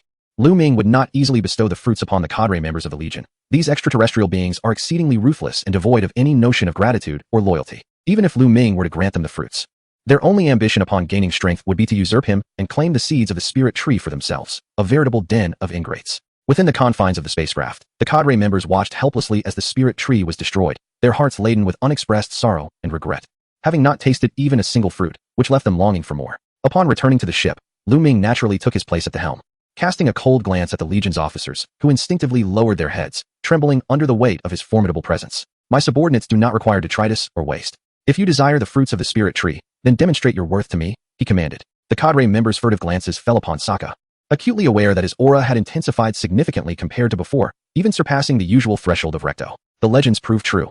The fruits of the spirit tree truly enhance combat prowess, and the amplification is extraordinarily substantial. Realizing this, their gazes turned fervent. "Yes, leader." A month later, a colossal spaceship traversed the boundless expanse of the cosmic starry sky, its design unmistakably identifying it as the Recto-Cosmic Legion. The galaxy is vast beyond measure, yet the quest to locate a planet teeming with life is fraught with difficulty. Thus, the Legion was compelled to collaborate with information brokers, cosmic thieves, and interstellar drifters to acquire intelligence regarding life planets. Otherwise, they would be left wandering aimlessly through the cosmos, hoping for a stroke of luck to stumble upon a life planet, a scenario with exceedingly slim odds and immense time consumption. It was far more prudent to invest in information. After a month of effort, the Legion finally procured the coordinates of a life planet from an information broker, a planet brimming with vitality even surpassing that of Marna. It was named Celestial Blue Star. Before long, the spaceship of the Recto Legion materialized in the cosmos outside Celestial Blue Star. On the planet, a middle-aged man suddenly opened his eyes wide, gazing into the vastness of space with a grave expression. Such potent energy. His name is Zhao Pan, a player who commenced his journey on Celestial Blue Star. Given the exceptional martial arts and aura flourishing on Celestial Blue Star, his combat power had astonishingly reached a value of 20,000, making him the strongest on the planet.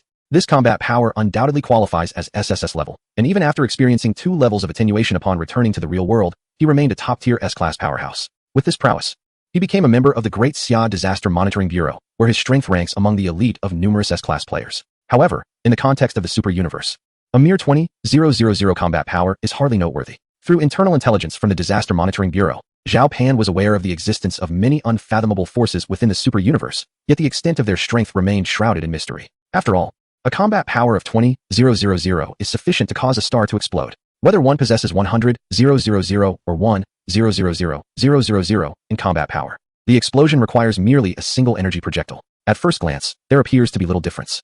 It is challenging to fathom the magnitude of disparity based solely on fragmented intelligence, and naturally, Zhao Pan lacks any conception of it. However, the deities of Tianlan Star possess a certain understanding of the formidable beings in the universe. Even though Luming and Sokka have concealed their auras, he still keenly perceives the presence of these two extraordinarily terrifying powers, which fills him with dread. Chapter 43. The deity the spaceship swiftly breaches the atmosphere and subsequently lands steadily. Chief, we have arrived at Tianlan Star. Indeed. Luming glanced sideways at Sokka, realizing that this lad had inadvertently mastered the art of concealing his aura, demonstrating quite remarkable talent.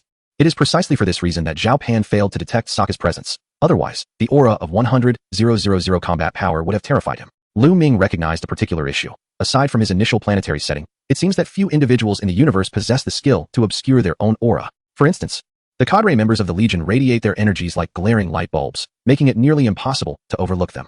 Only Sokka had acquired the technique of concealing one's aura from Luming. Rising from his seat, Luming instructed the cadre members, "Do not allow anyone to disturb me." The cadre members responded with enthusiasm, "Yes, Chief." Those who perform well might earn the opportunity to obtain a fruit from the spirit tree. Thus they diligently committed themselves, particularly inspired by Sokka, whose combat power had surged to 100,000. The other cadre members were enviously awestruck. As the hatch opened, Luming stepped out, followed by a rush of cadre members dispersing in all directions to prevent any interruptions while their chief tended to the spirit tree. He paused, turning his gaze towards the sky. A sound akin to shattering glass resonated in the air, and the inexplicable feeling of being observed dissipated. Luming, intrigued, softly remarked, "Magic?"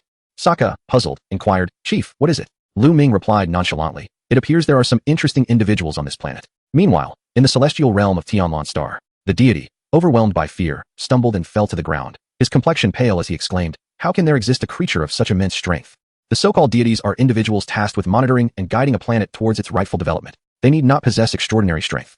Their powers may be as modest as several hundred combat points. Yet, they typically possess profound insights into martial arts, which they impart to the inhabitants of the planet, thereby fostering the advancement of martial disciplines. Most significantly, deities are often magicians or secret arts practitioners, either innately gifted or learned through study, and thus wield a plethora of wondrous abilities. In a certain sense, one could consider deities to be the guardians of a planet. Although their combat prowess may be limited, the warriors and martial artists they cultivate are seldom weak. In his youth, the celestial deity of Tianlan Star traversed the cosmos, encountering numerous formidable beings. Yet, he had never before encountered a creature as powerful as Luming. Even when Luming concealed his aura, the deity, well versed in the arcane arts, discerned his might, leaving him utterly astounded. As Luming had previously asserted, the supremacy of one's essence transcends all superficial embellishments.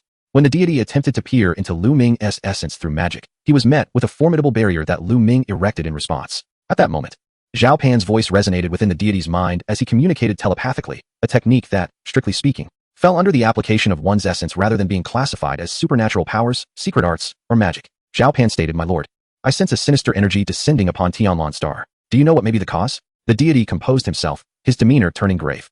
"It is a band of extraterrestrial beings. Their intentions for arriving on Tianlan Star remain unclear, yet I harbor a foreboding sense of dread." Suddenly, a surge of energy struck the ground, causing the earth to tremble violently and fissures to appear. Luming, seizing the moment, cast the seed of the spirit tree into the chasm. Moments later, the seed took root, rapidly sprouting as its roots delved into the earth, flourishing and spreading in all directions, penetrating deeper into the ground. The robust roots surged forth, emerging from the crevice and reaching skyward, ascending into the clouds at an astonishing pace. As the roots entwined with the land, vegetation withered, water sources dried up, and the terrain transformed into desolate rocky wastelands and barren sands. The vitality of Tianlan Star was being siphoned away, reminiscent of the tragic fate endured by Maruna.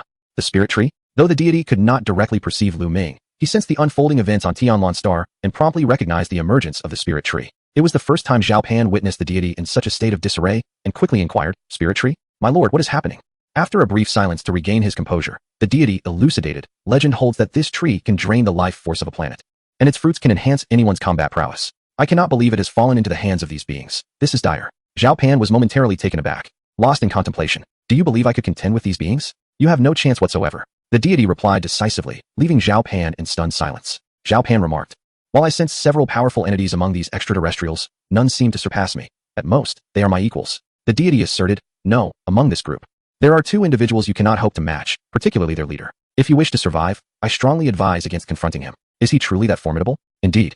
He is exceedingly powerful. The deity reiterated, to an unimaginable degree. In a confrontation with him, you would possess not even a fraction of a chance.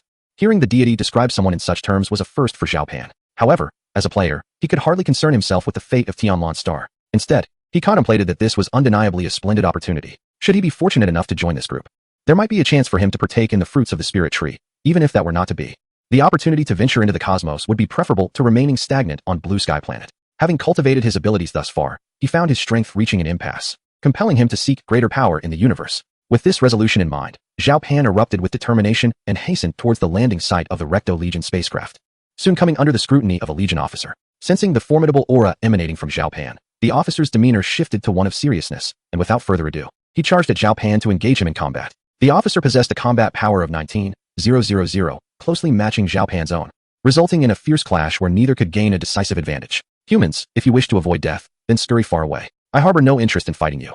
I come to join your ranks. No need for your words. I can hardly be bothered. Zhao Pan feigned a move to deceive the officer, swiftly maneuvering behind him to unleash an explosive burst of speed towards the direction of the spirit tree. The officer, feeling outsmarted, fumed. Stop right there. Chapter 44, 1. 53 million combat power within the hollow of the spirit tree. Luming gazed upward at the verdant fruits overhead and addressed Sokka. It seems quite tumultuous outside. Would you kindly investigate the matter? Certainly. Boom, boom, boom. The air was filled with explosive sounds as several figures clashed, their forms flickering and colliding, producing resonant echoes. Although Zhao Pan had breached the blockade set by the officers, he was soon encircled by the arriving Legion officers, compelling him to engage in battle and forcing him to remain just outside the spirit tree. Faced with 3 officers of comparable combat power, Zhao Pan found himself at a significant disadvantage, sustaining injuries in a matter of moments and finding his situation increasingly precarious. In a flash, an energy blast struck Zhao Pan squarely, sending him crashing to the ground, landing right before Sokka, who had emerged from the hollow. Sokka frowned. With so many of you, and yet you cannot even subdue one individual? The officers lowered their heads in shame. It is our failure to execute our duties. Realizing that he stood before the leader of this group, Zhao Pan seized the moment to plead, My lord, I come to seek your allegiance. I wish to offer my combat power. Before Zhao Pan could finish, Sokka coldly interrupted, No need. Taken aback, Zhao Pan aimed to continue his appeal. Even if merely as a foot soldier, it matters not, as long as you permit me to join your ranks. Boom. Zhao Pan's words were abruptly silenced as Sokka delivered a powerful blow to his abdomen, the searing pain causing Zhao Pan to cough up blood, his body bending in agony, teetering on the brink of unconsciousness. What astonishing speed! Zhao Pan realized he had barely registered the officer's strike. Finally comprehending the meaning of the deity's words about being utterly unmatched, indeed, he stood no chance. With just one strike, he found himself devoid of any capacity to resist. As a consequence for disturbing the leader, you may as well perish here. Do you think we are merely a cosmic sightseeing tour? You cannot simply enter at will. A radiant orb of light slowly coalesced in the hands of Sokka, subsequently engulfing Zhao Pan entirely. To his dying breath, he never set eyes upon the so-called leader of this group. What a pity, Zhao Pan murmured to himself. Given his audacity to confront them, he must have been psychologically prepared. Thus, he was not taken aback by his grim fate. At the very least, he had witnessed the might of a cosmic powerhouse. Should it come to it, he could always start anew. Zhao Pan met his demise. The celestial beings of Tianlan's star immediately sensed the shift, and one could not help but let out a deep sigh. He had anticipated that recklessly engaging with this group would likely lead to dire consequences. Although Zhao Pan had been eliminated, the power he had brought back to the real world would remain intact. It was merely that before he could restart and restore his combat power to 20,000, the strength he had acquired in the super universe could not yet be returned to reality. The following day, within the hollow of the spirit tree, the ceiling was adorned with a vibrant red hue, as all the fruits had ripened. Luming first harvested the seeds of the spirit tree. Then, he plucked a fruit and attempted to consume it. Boom. The energy within him surged instantaneously. Combat power increased. Combat power, 630,000. Due to the extraordinary vitality of Tianlan's star, the power contained within the spirit tree fruit was particularly formidable. Just one fruit had elevated Luming's combat power by 100,000. This was similarly reflected in the martial artists of this planet. Worlds lacking sufficient vitality could not nurture warriors with combat powers in the thousands or tens of thousands. Luming felt a surge of delight. Indeed, just as Sokka had said, the consumption limit of spirit tree fruits was confined to those produced by the same tree. As long as one continued to cultivate the spirit tree, this would not pose a problem. Moments later, Luming consumed the 10th spirit tree fruit, once again reaching his limit. Combat power increased. Combat power, 1,530,000. A staggering 1,530,000 combat power. And this was in a normal state. Footsteps echoed. Luming slowly emerged from the hollow, his formidable aura causing the surrounding air to ripple, instilling a sense of dread among the cadre members, who broke into a cold sweat. Boom. No longer restrained, his aura was unleashed, creating a vast void in the clouds above and fracturing the earth, causing debris to levitate slowly. The cadre members could not contain their astonishment. The leader's power has grown even stronger. Sokka, leader. Luming tossed a spirit tree fruit into Sokka's hands, his expression impassive as he said, This fruit is for you to distribute. Understood. Instantly, the gaze of the cadre members turned fervent, fixated on the spirit tree fruit in Sokka's hand. Sokka glanced at the military leaders and directly tossed it to the cadre who had most vigorously thwarted Zhao Pan earlier. Krei, this is yours. Thank you, leader. Krei was the cadre who had opportunistically unleashed an energy blast to bring down Zhao Pan, with a combat power of 20,000. Consuming this fruit would likely elevate him to 120,000, making him the second most powerful cadre in the Legion after Sokka. Krei was overjoyed. He caught the fruit and devoured it, eliciting envious glances from the other cadre members. Boom. Upon consuming the fruit of the spirit tree, Klei's combat power skyrocketed to an astonishing 120,000, a remarkable surge of 100,000. The other Legion officers were consumed by envy, their eyes gleaming with jealousy. Luming nonchalantly unleashed an energy orb, obliterating the entire spirit tree along with all its fruits, as his figure slowly ascended into the air. Sokka, contact the information brokers and cosmic thieves and expedite the search for the next life planet, he commanded. Understood. After giving his instructions, Luming vanished into the horizon, soaring directly towards the celestial realm of the Azure Star. In an instant, a magnificent temple suspended in the sky came into view. His gaze fell upon a figure before the temple, an alien being distinctly different from humans, who happened to be the deity of the Azure Star. Luming spoke. You were the one observing me earlier, were you not? If my assumptions are correct, you must be the deity of this planet. He had encountered information regarding deities on the Super Universe forum, thus possessing some knowledge about them. The alien deity, beads of sweat forming on its forehead, paused in silence before responding. Indeed, I am the deity of this planet. I sincerely apologize for any offense I may have caused earlier. I am willing to bear any consequences. I implore you to spare this planet. Had Luming harvested all the spirit tree's fruits, the vitality of the Azure Star would have been utterly depleted. Fortunately, he refrained from such an act. Instead, he destroyed the remaining fruits, allowing the planet's vitality to be restored, thus preventing the complete extinction of life on Azure Star. The deity's greatest fear was that Luming might unleash an energy orb capable of annihilating the Azure Star, as the planet currently possessed no means of resistance against his formidable strength. Luming declared, I harbor no interest in obliterating planets. I am merely curious about you and sought to acquire a few items. The deity, taken aback, inquired, what items? In an instant, Luming appeared before the deity, who was swiftly propelled backward. In a flash, Luming struck the deity numerous times with incredible speed. Bang! The deity fell to the ground, luminous bursts emanating from within. Super drop, rate triggered, acquired ability, divine vision of magic. Would you like to retain it? Retain, super drop rate triggered, acquired technique, mental communication. Would you like to learn it?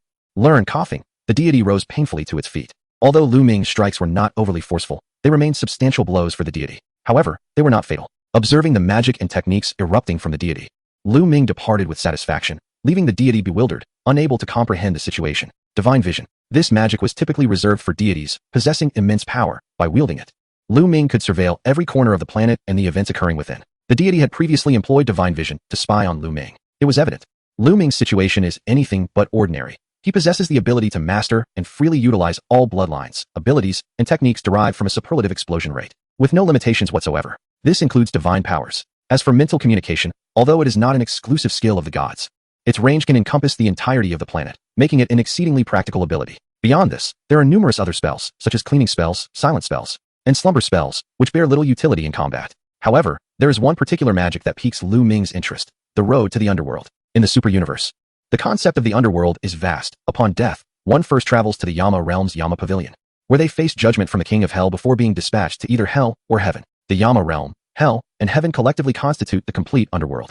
Players, upon death, must also undergo this process. The King of Hell determines their fate based on their actions during life, including their next reincarnation and innate abilities. This is not classified information. Players who have perished in the super universe are well aware of it, as it is clearly outlined in the information board forums. The spell, Road to the Underworld, allows Luming to access the underworld without the need for death, should the day arise when he needs to venture there.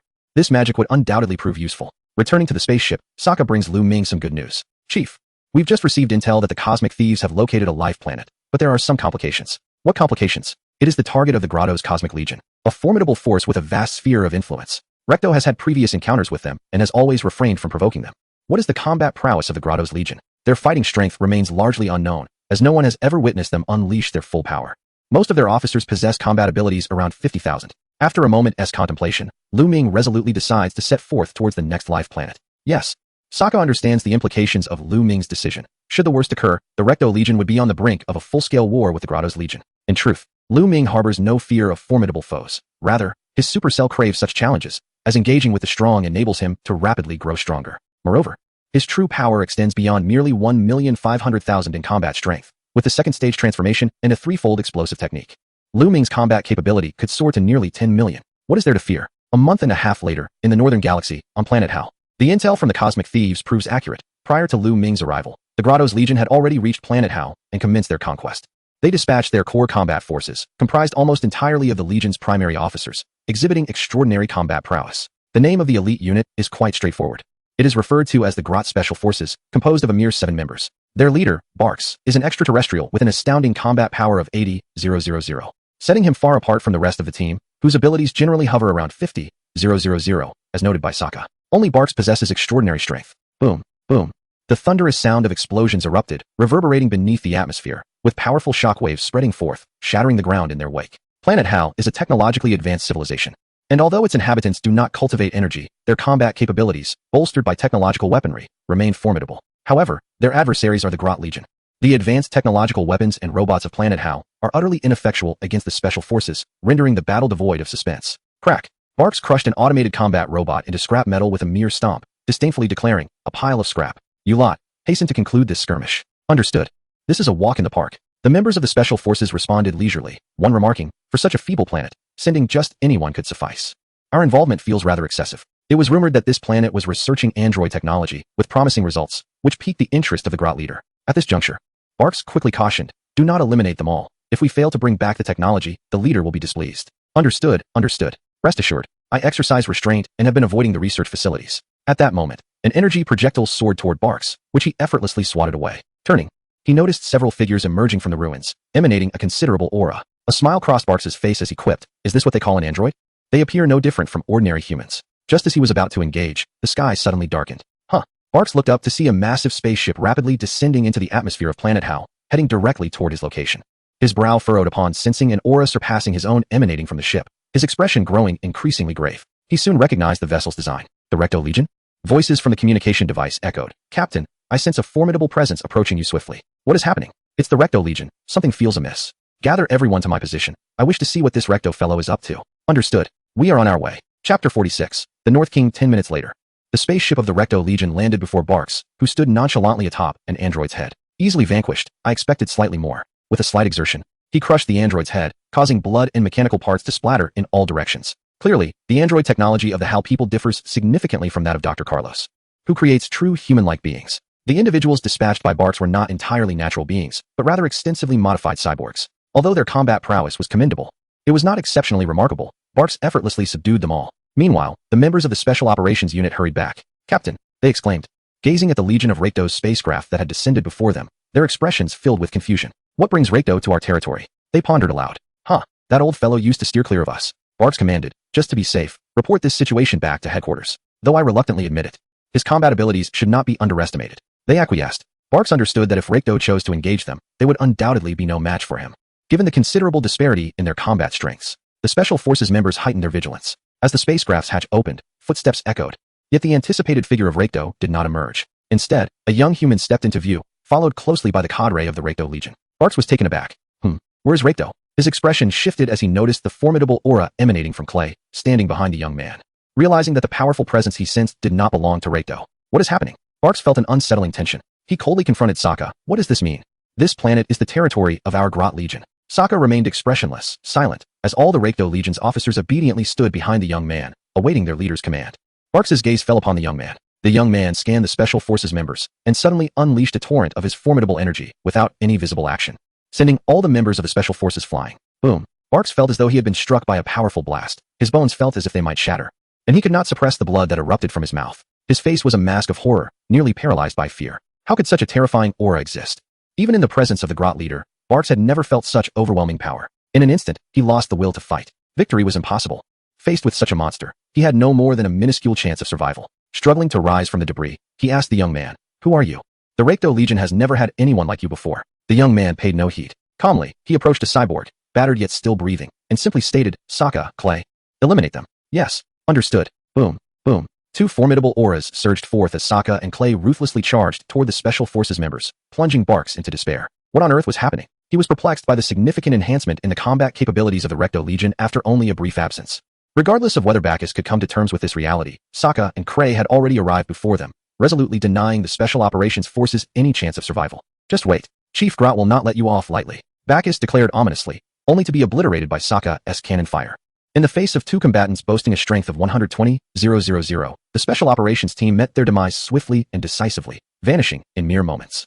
When Luming infiltrated Dr. Carlos's supercomputer, he gleaned some insights into his android project. Aside from cultivating androids using supercells, there were two additional plans, one for modified humans and another for bioengineered humans. Strictly speaking, both modified and bioengineered humans still fell under the category of androids, albeit with far less potential than those cultivated naturally. The technology of the Harlians belonged to the latter, combining human and mechanical elements, a rather mundane technique. Luming crushed this android with a single step. Triggered super explosion rate, acquired bloodline, Harl cell. Would you like to fuse? Fuse, this was indeed a pleasant surprise. The Harl cell could enhance the human body's self-healing and regeneration speed. After merging with Luming's supercells, the division and regeneration rate of the supercells would escalate even further. Luming's self-healing and regeneration had already been remarkably swift, and now it was poised to become even more formidable. He tossed a seed of the spirit tree into the ruins, and as its immense roots unfurled, the debris stirred, and the spirit tree surged from the ground, growing wildly. Meanwhile, in the Yellow Springs, on a distant planet, a rotund figure with elongated ant-like antennae was startled, his face betraying astonishment. Is that the spirit tree? The Yellow Springs encompassed not only the realm of Yama, but also hell and heaven. Surrounding Yama's realm were 4 king planets, each presided over by a king who managed and monitored the equilibrium of the 4 great galaxies. The one overseeing the northern galaxy was the Northern King, a deity of higher rank than the celestial gods. The divine sight of the celestial gods could survey an entire planet. Naturally, the Northern King possessed the ability to oversee all planets within the northern galaxy. This situation could become troublesome. The Northern King furrowed his brow, his plump face contorted in concern. To him, the birth and destruction of planets were integral to the natural balance. Even if someone were to cause havoc on a planet, it was not his concern. At most, he might create some life planets during his leisure to maintain cosmic equilibrium. However, when the rate and scale of destruction of life planets reached a critical threshold, intervention became necessary to eradicate the source of imbalance. Undoubtedly, the spirit tree belonged to this category of sources. The pressing question was that while Luming, in possession of the spirit tree, indeed possessed the potential to disrupt cosmic balance, the extent of his destruction had not yet warranted intervention from the king. Bound by divine responsibilities, the Northern King found himself unable to act at this moment. Yet, once Luming reaches such a level, he may have grown to an extraordinarily formidable state, making it increasingly difficult to find someone capable of eliminating him. This is the root of the North Realm King's distress. He sighed, hoping that the situation would not evolve towards the worst possible outcome. Otherwise, the resolution would be uncertain. Chapter 47. Grot at the headquarters of the Grot Legion. A blue-skinned, robust extraterrestrial sat in a position of authority. Undoubtedly, he was Grot, the leader of the Grot Legion. A layer of menacing white exoskeleton enveloped his frame, a feature he was born with, resembling a suit of battle armor that instilled fear at first glance. A subordinate reported, Leader Grot. We have just lost contact with the special forces stationed on planet Hal. Their fate remains unknown. Oh, Grot's interest piqued, he inquired. Are the androids on planet Hal truly that powerful? No, his subordinate shook his head. Before losing contact, the special forces sent a communication to headquarters, indicating that the Recto Legion has appeared on planet Hal. Recto? Grot scoffed. If it is that old fool, then Barks and his team are indeed no match for him. In that case, I must personally intervene. The situation seemed peculiar. Recto had previously avoided the Grot Legion, yet now dared to strike at their forces, suggesting he had acquired some confidence, or perhaps he had gone mad. Regardless, Grot remained unfazed. In the face of overwhelming strength, he would ensure they experienced despair. Prepare the fastest spacecraft for me. I must reach planet Hal within a day. I will prepare it for you immediately. In terms of assets, the disparity between the Recto Legion and the Grot Legion was indeed vast. The Grot Legion dominated an extensive expanse of the cosmos, ruling over more than 30 technologically advanced planets, naturally boasting remarkable scientific prowess. This dominance, however, was predicated upon Grot's overwhelming strength. A glimpse into the situation reveals a significant gap between Grot and Recto. If Recto were sufficiently powerful, he would be the one governing this region, not Grot. A day later, crack. Inside the spirit tree's hollow, the crisp flesh of a fruit was bitten into, producing a sharp sound. Luming devoured a spirit tree fruit in just a few bites, discarding the pit. This marked the 10th spirit tree fruit he consumed. The energy within him surged, causing the skies to resonate with thunder and lightning. Boom. Combat power increased. Combat power, 2,030,000. The vitality of planet Hal was moderate, inferior to that of Sky Blue Star. Each fruit could only enhance combat power by 50,000. After consuming 10 fruits, Luming's combat power rose by 500,000, reaching a total of 2,030,000. After plucking a fruit as a reward, he unleashed an energy blast to obliterate the spirit tree, unleashing a torrent of vitality that surged back into planet Hal. Coincidentally, at that moment, Grot's spaceship arrived at the planet Hal, and it was unclear whether he was oblivious to the presence of others or simply chose not to conceal his energy. Upon his arrival, he was immediately detected by Luming, who displayed a look of curiosity. This energy is formidable. Sokka's gaze sharpened as he spoke. Leader, this is the spacecraft of Grot's Legion. If I am not mistaken, the one radiating this energy must be Grot himself. The strength of this energy is equivalent to a combat power of 1 million. No wonder Recto has refrained from provoking him. Luming, rubbing his fists together with anticipation, remarked, I hope he can surprise me. Just then, a figure eagerly surged forth from the spaceship, illuminated by the sun as Grot descended like a deity. his overwhelming aura unabashedly unleashed. His gaze fell upon Luming and his companions as he raised his hand to support the sky, conjuring a massive energy orb that blazed as fiercely as the sun. With a swift motion, he sent the energy orb plummeting. Consider this a welcoming gift. In a flash, Luming appeared before the energy orb and kicked it into outer space. Before Grot could react, Luming landed a punch that sent him flying. The moment Luming struck, his own energy was unmistakably revealed, yet Grot had no time to be astonished. With a resounding crash, Grot's form smashed into the ground, carving a vast canyon, and a burst of light erupted from within him, merging with Luming's body. Triggering super explosion rate, acquired bloodline. Unique cells, merge. Merge. In an instant, the unique cells fused with the super cells within Luming, causing his muscles to swell dramatically before returning to their original state. A torrent of immense power surged forth, filling Luming with elation. Fusion successful. Super cells evolved into ultimate cells. Combat power increased. Combat power, 5 million. After merging Grot's unique cells, the evolved ultimate cells exhibited significant enhancements in strength, regeneration speed, and explosive power. Luming's combat power surged by 470,000. The increase in explosive power meant that Luming could unleash higher multiples of energy, thus significantly enhancing his combat capabilities, which was crucial. Luming was overjoyed. Indeed, you did not disappoint. With a clatter, Grot emerged from the rubble, wiping the blood from the corner of his mouth, feeling the formidable aura of Luming. His expression darkening. Who are you, kid? Where is Recto? Luming smiled and countered. Are you Grot? Indeed. Then I shall send you to meet Recto shortly. You two will surely have a delightful conversation in hell. At this juncture, Grot began to grasp the situation. Recto had been defeated by this young man, and his legion had been taken over. Veins bulged on his forehead as he seethed with rage. Arrogant little brat. With a powerful blow, Luming interrupted Grot's words, delivering a punch that sent him flying, striking him repeatedly in midair like a punching bag, leaving Grot dazed and bewildered. A dazzling burst of light erupted continuously. Enough. Grot suddenly unleashed a formidable aura, bellowing with fury as he sent Luming flying, his face a mask of fury. How infuriating it was to have traveled from afar only to be met with such a brutal assault. One cannot deny that Grot possessed an impressive array of techniques. Even after being thoroughly beaten, Luming had not managed to unveil all of them, akin to a surprising gift package. Kid, you are indeed formidable. No wonder Raker fell at your hands. However, if this is the extent of your power, your demise is inevitable, Grot proclaimed, raising a finger. Luming, puzzled, wondered what he meant. Grot's expression turned menacing. 10 million battle power. That is my true strength. In an instant, lightning flashed across the sky, and an even more potent energy erupted from Grot, as if a dormant force within him was awakened. Spikes protruded from his joints, and his physique swelled dramatically, becoming several times larger in an imposing manner. In a heartbeat, Grot's battle power surged from 1 million to 10 million. Transform. Luming's eyes lit up. Not in fear, but in delight. This ability to amplify battle power tenfold was something he had yet to extract from Grot. Chapter 48. Second form, 10 million battle power? A similar surge of formidable energy radiated from Luming, causing the very earth to tremble beneath his presence. Five-fold explosive technique. Boom. The energy erupted, catapulting Luming's battle power to 12.5 million. This figure surpassed Grot's by a quarter, indicating that the ensuing confrontation would be overwhelmingly one-sided. The multiplier from the transformation ability was fixed, unlike the explosive technique, which, after integrating Grot's unique cells, significantly enhanced the explosive power of the ultimate cells.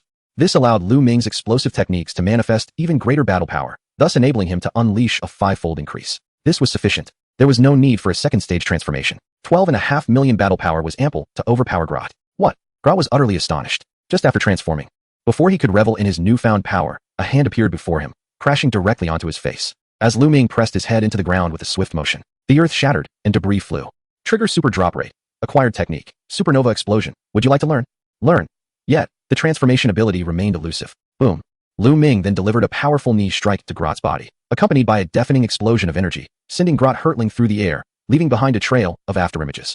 Grot's eyes bulged, blood gushing uncontrollably. Do not be mistaken. A mere 12.5 million battle power does not guarantee your victory. Grotto, for the first time since his birth, found himself thoroughly beaten, his teeth clenched in fury. With a fierce determination, he clasped his hands together and unleashed a powerful energy shockwave directed at the ground where Luming stood. A torrential wave of energy descended from the heavens. Had it struck the earth with full force, planet Hell would have been reduced to cosmic dust in an instant. Yet, Luming remained unfazed, plunging headlong into Grotto's energy assault with an unstoppable force, ultimately repelling the attack. In the wake of Grotto's incredulous expression, Luming delivered a powerful punch to his face, swiftly pursuing the trajectory of Grotto's retreating form. With both hands clenched into a hammer shape, he struck down heavily upon Grotto's head. Boom. Grotto's eyes rolled back as blood gushed from his orifices, nearly losing consciousness as his body plummeted, crashing into the earth and creating a massive crater. The sheer force radiated outward, causing the ground to crack and splinter into chaos, while molten lava erupted violently from beneath the crust. The sky, shrouded in darkness, crackled with lightning and thunder, resembling a hellish landscape of searing crimson. Super explosive rate triggered. Acquired ability. Second form transformation. Would you like to retain it? Retain. At last, Grotto's transformation ability had been unleashed by Luming. With the acquisition of the second form transformation, Recto's Stage 2 transformation had become obsolete.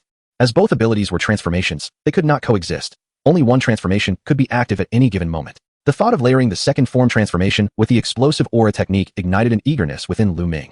While others might fear that such a high multiplier could lead to bodily collapse, he, possessing ultimate cells, felt no such apprehension. He was determined to act. Second form transformation.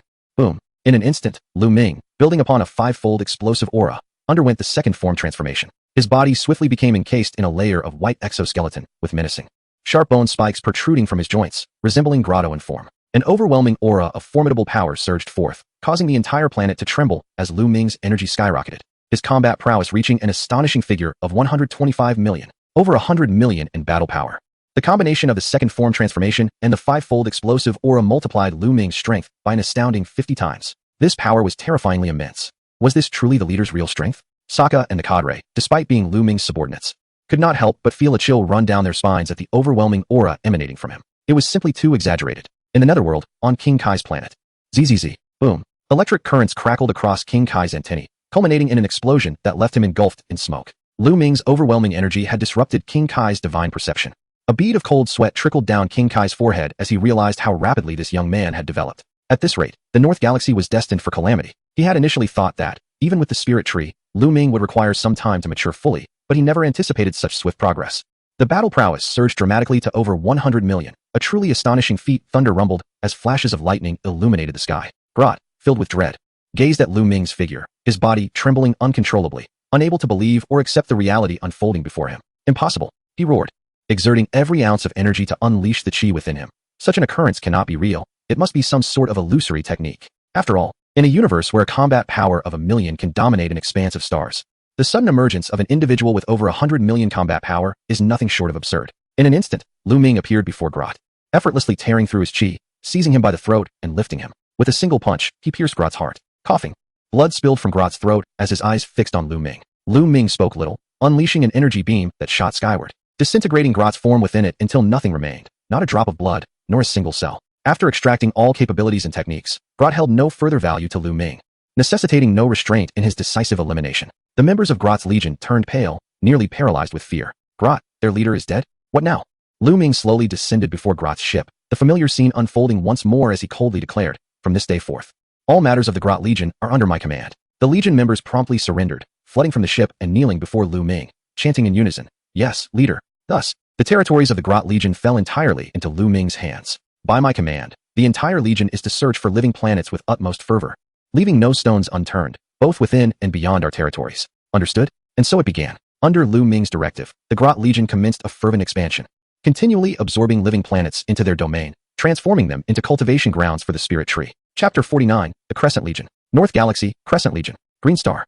This is a life planet situated near the dominion of the Grot Legion and serves as one of the core strongholds of the Crescent Guild in the Super Universe. The individual responsible for the Green Star stronghold is Lin Li, a youthful and cheerful warrior with a combat power of 20,000, holding significant status within the Crescent Guild as a core member. His prowess firmly places him as an S-level player, surpassing fellow core member Zhang Xinghao, who is merely an A-level player. As one of the guild's top combatants, Lin Li seldom makes appearances, especially in ordinary meetings. He spends most of his time immersed in the gaming world in pursuit of greater strength. He only reveals himself when critical decisions are at hand. On the lush, emerald green grass, Lin Li arranged several bottles of wine to welcome the two newcomers to Green Star, who were none other than Zhang Jinghao and Su Jinfei, a member of the Deep Blue Guild with whom Zhang had a good rapport. Both Su Jinfei and Zhang Jinghao were merely A-level players in the real world, their strengths nearly indistinguishable, which is why they could play together. This exemplifies the benefits of being backed by a large guild.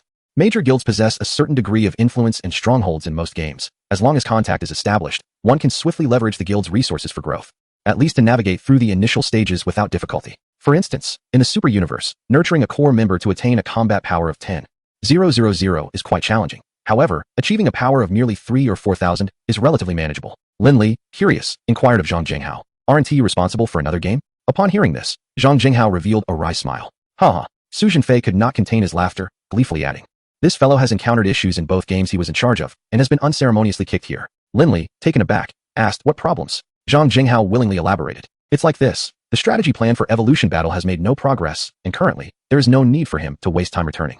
As for the game Heroes and Magic, it has suffered a catastrophic storyline collapse. The entire 9 realms, including the Divine Realm, has crumbled, leading all players to face defeat in utter confusion, resulting in a restart of the game world, necessitating a fresh start for everyone. all progress lost.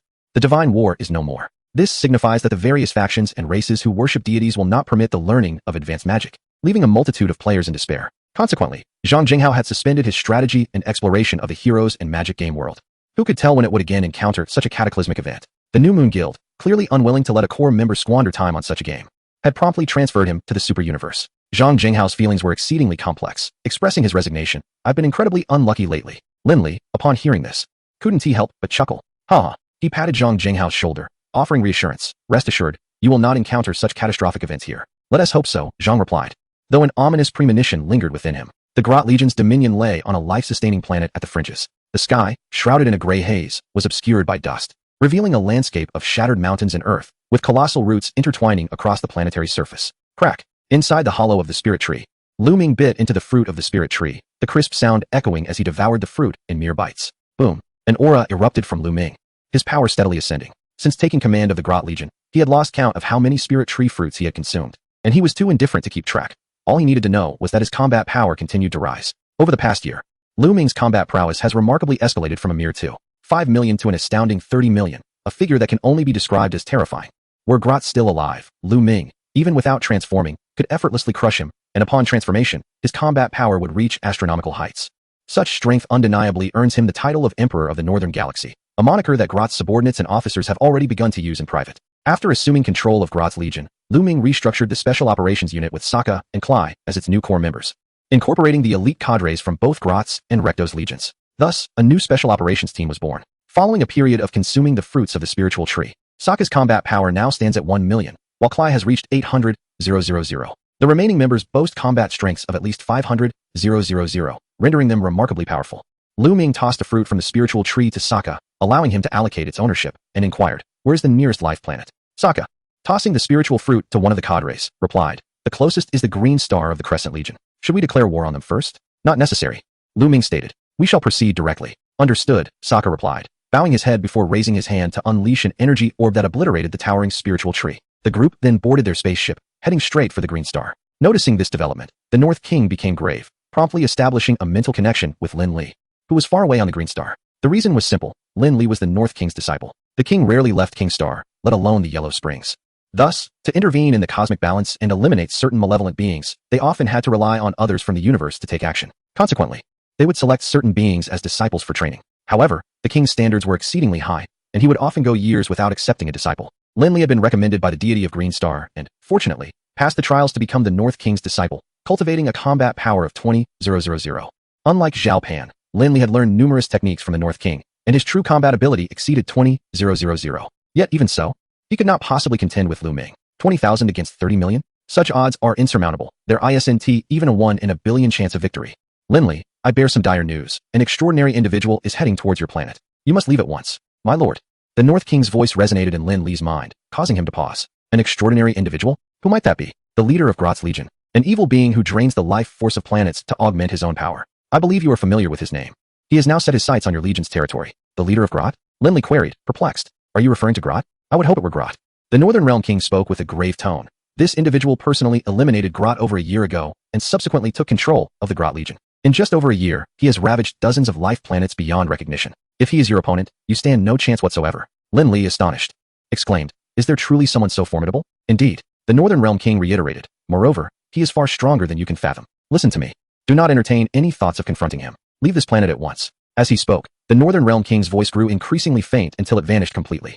Lin Li felt a wave of confusion. Lord Realm King? Lord Realm King. Yet, despite his calls, the Northern Realm King's presence could not be re-established, intensifying Lin Li's unease. What could be happening? A cough broke the silence, startling Lin Li, who turned sharply to the side. To his surprise, a diminutive old man had appeared, seemingly out of nowhere. The others immediately adopted a wary stance. Lin Li boldly inquired, "Who are you?" The old man offered a benign smile, stating, "You may call me Yorubi. It appears that your planet is on the brink of calamity." Lin Li remained silent, instead focusing on the old man's aura. How weak. This was Lin Li's initial impression. The old man's combat power was merely around 2,000, which by all accounts should pose no threat to them. However, Zhang Shenghao and Su Zhenfei felt an unsettling chill, as the old man emanated a profoundly discomforting presence, causing even Lin Li to shudder slightly. This old man was undoubtedly suspicious. Before Lin Li could voice his thoughts, Yorubi preemptively declared, "Fleeing will be futile. Unless you abandon the entire Crescent Legion, the life planets within your territory will inevitably be obliterated by the Grot Legion." Zhang Shenghao retorted coldly, "Spare me the circumlocution. What is it you truly wish to convey?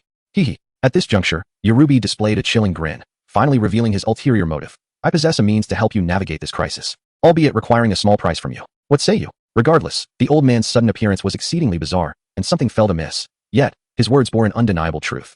If they continued to evade, the annexation of the Crescent Legion was merely a matter of time. Su Jinfei asserted, we cannot trust this old man. Lin Li nodded in agreement. Ah, what a pity. The old man sighed, then suddenly acted, sending 2 orbs of light into Zhang Xinghao and Su Jinfei's bodies.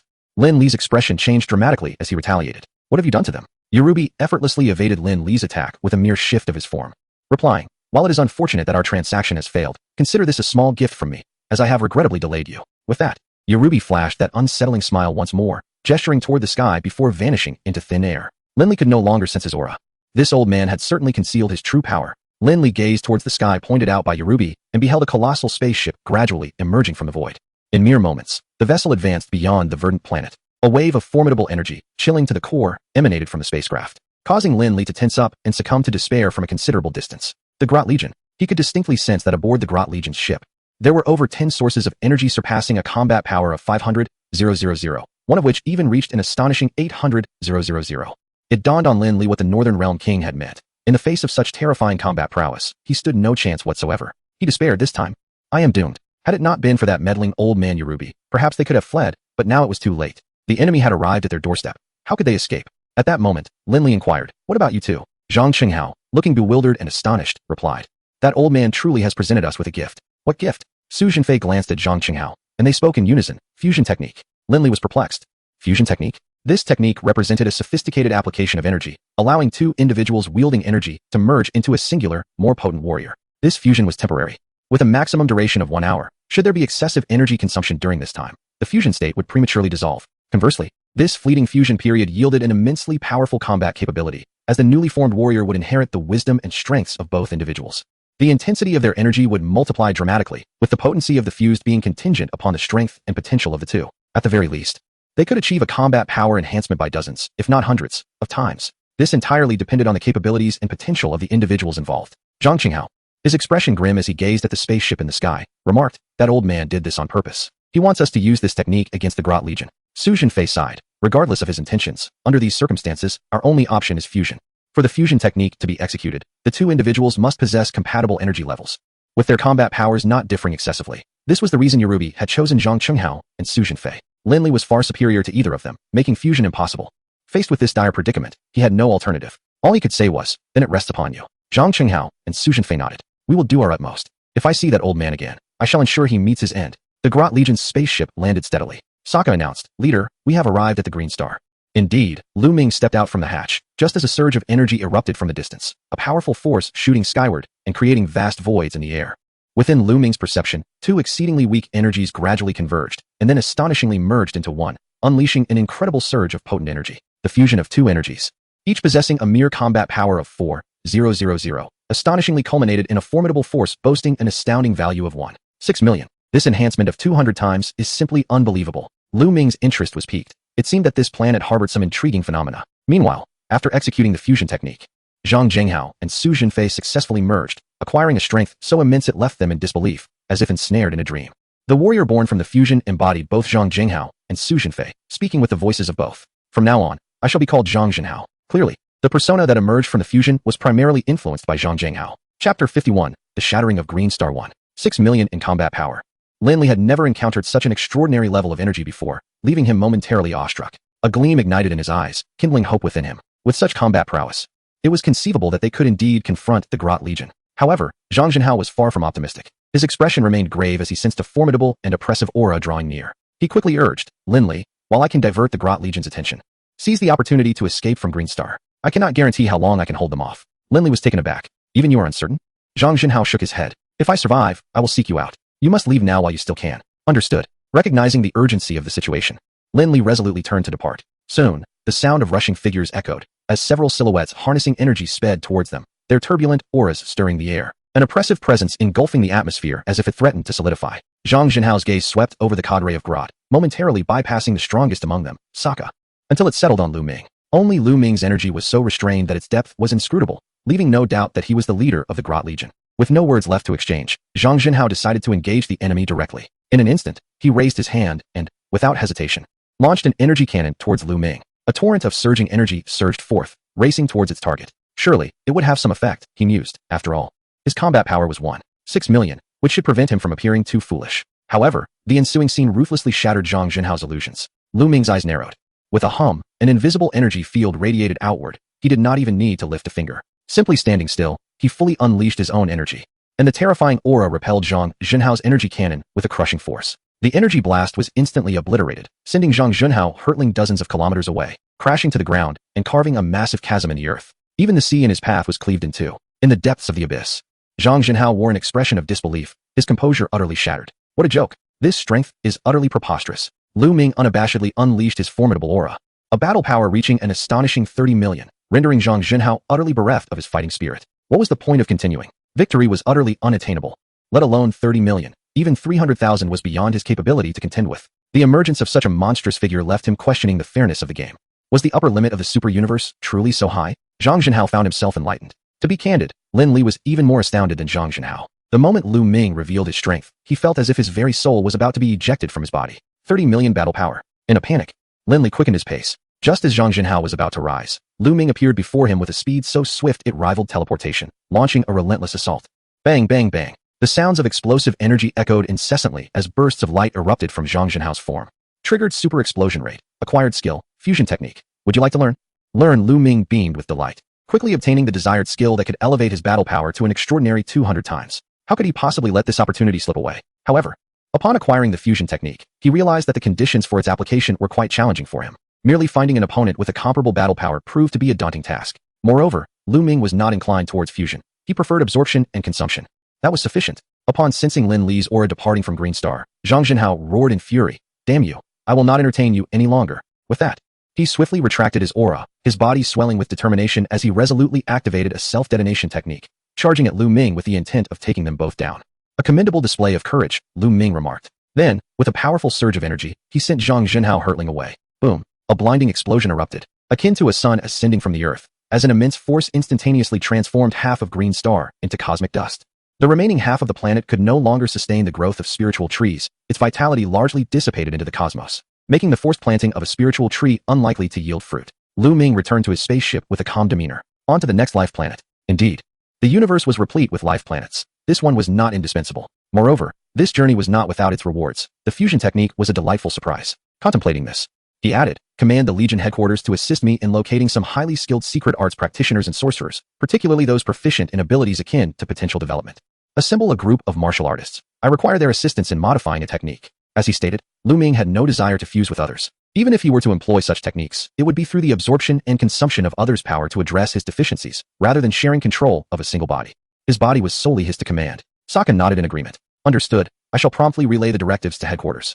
The territory of the Groth Legion has significantly expanded compared to before. Whether they be martial artists, sorcerers, or mages, I suspect their numbers are quite substantial. Expedite the process. Yes. Meanwhile, Lin Li, who had fled the Green Star alone aboard a spacecraft, reminisced about the words of Zhang Jinhao and Su Jinfei upon their arrival. Suddenly, he felt that these two individuals had indeed encountered rather unfortunate circumstances. No, it would be an understatement to say so. Their misfortune was quite profound.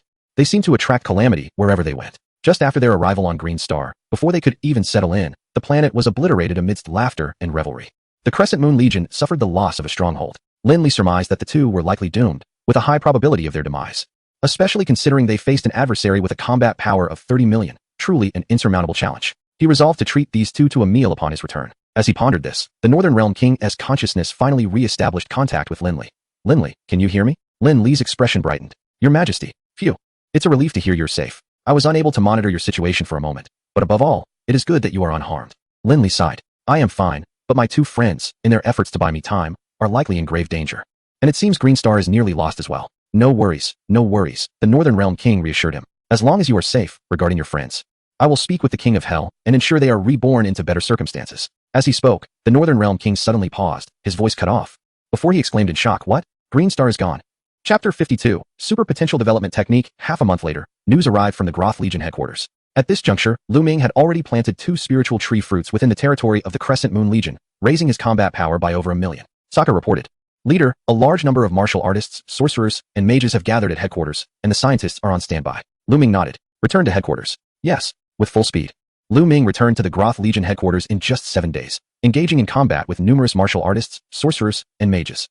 Super drop rate activated, super drop rate activated, super drop rate activated. An abundance of techniques, abilities, sorceries, and magics were swiftly mastered by Luming, to the point where he felt as though he was undergoing a profound transformation. Countless techniques sparked flashes of wisdom within Luming's mind, as innovation and insight flowed abundantly. He had already entered an extraordinary realm in his mastery of martial arts, sorcery, and magic.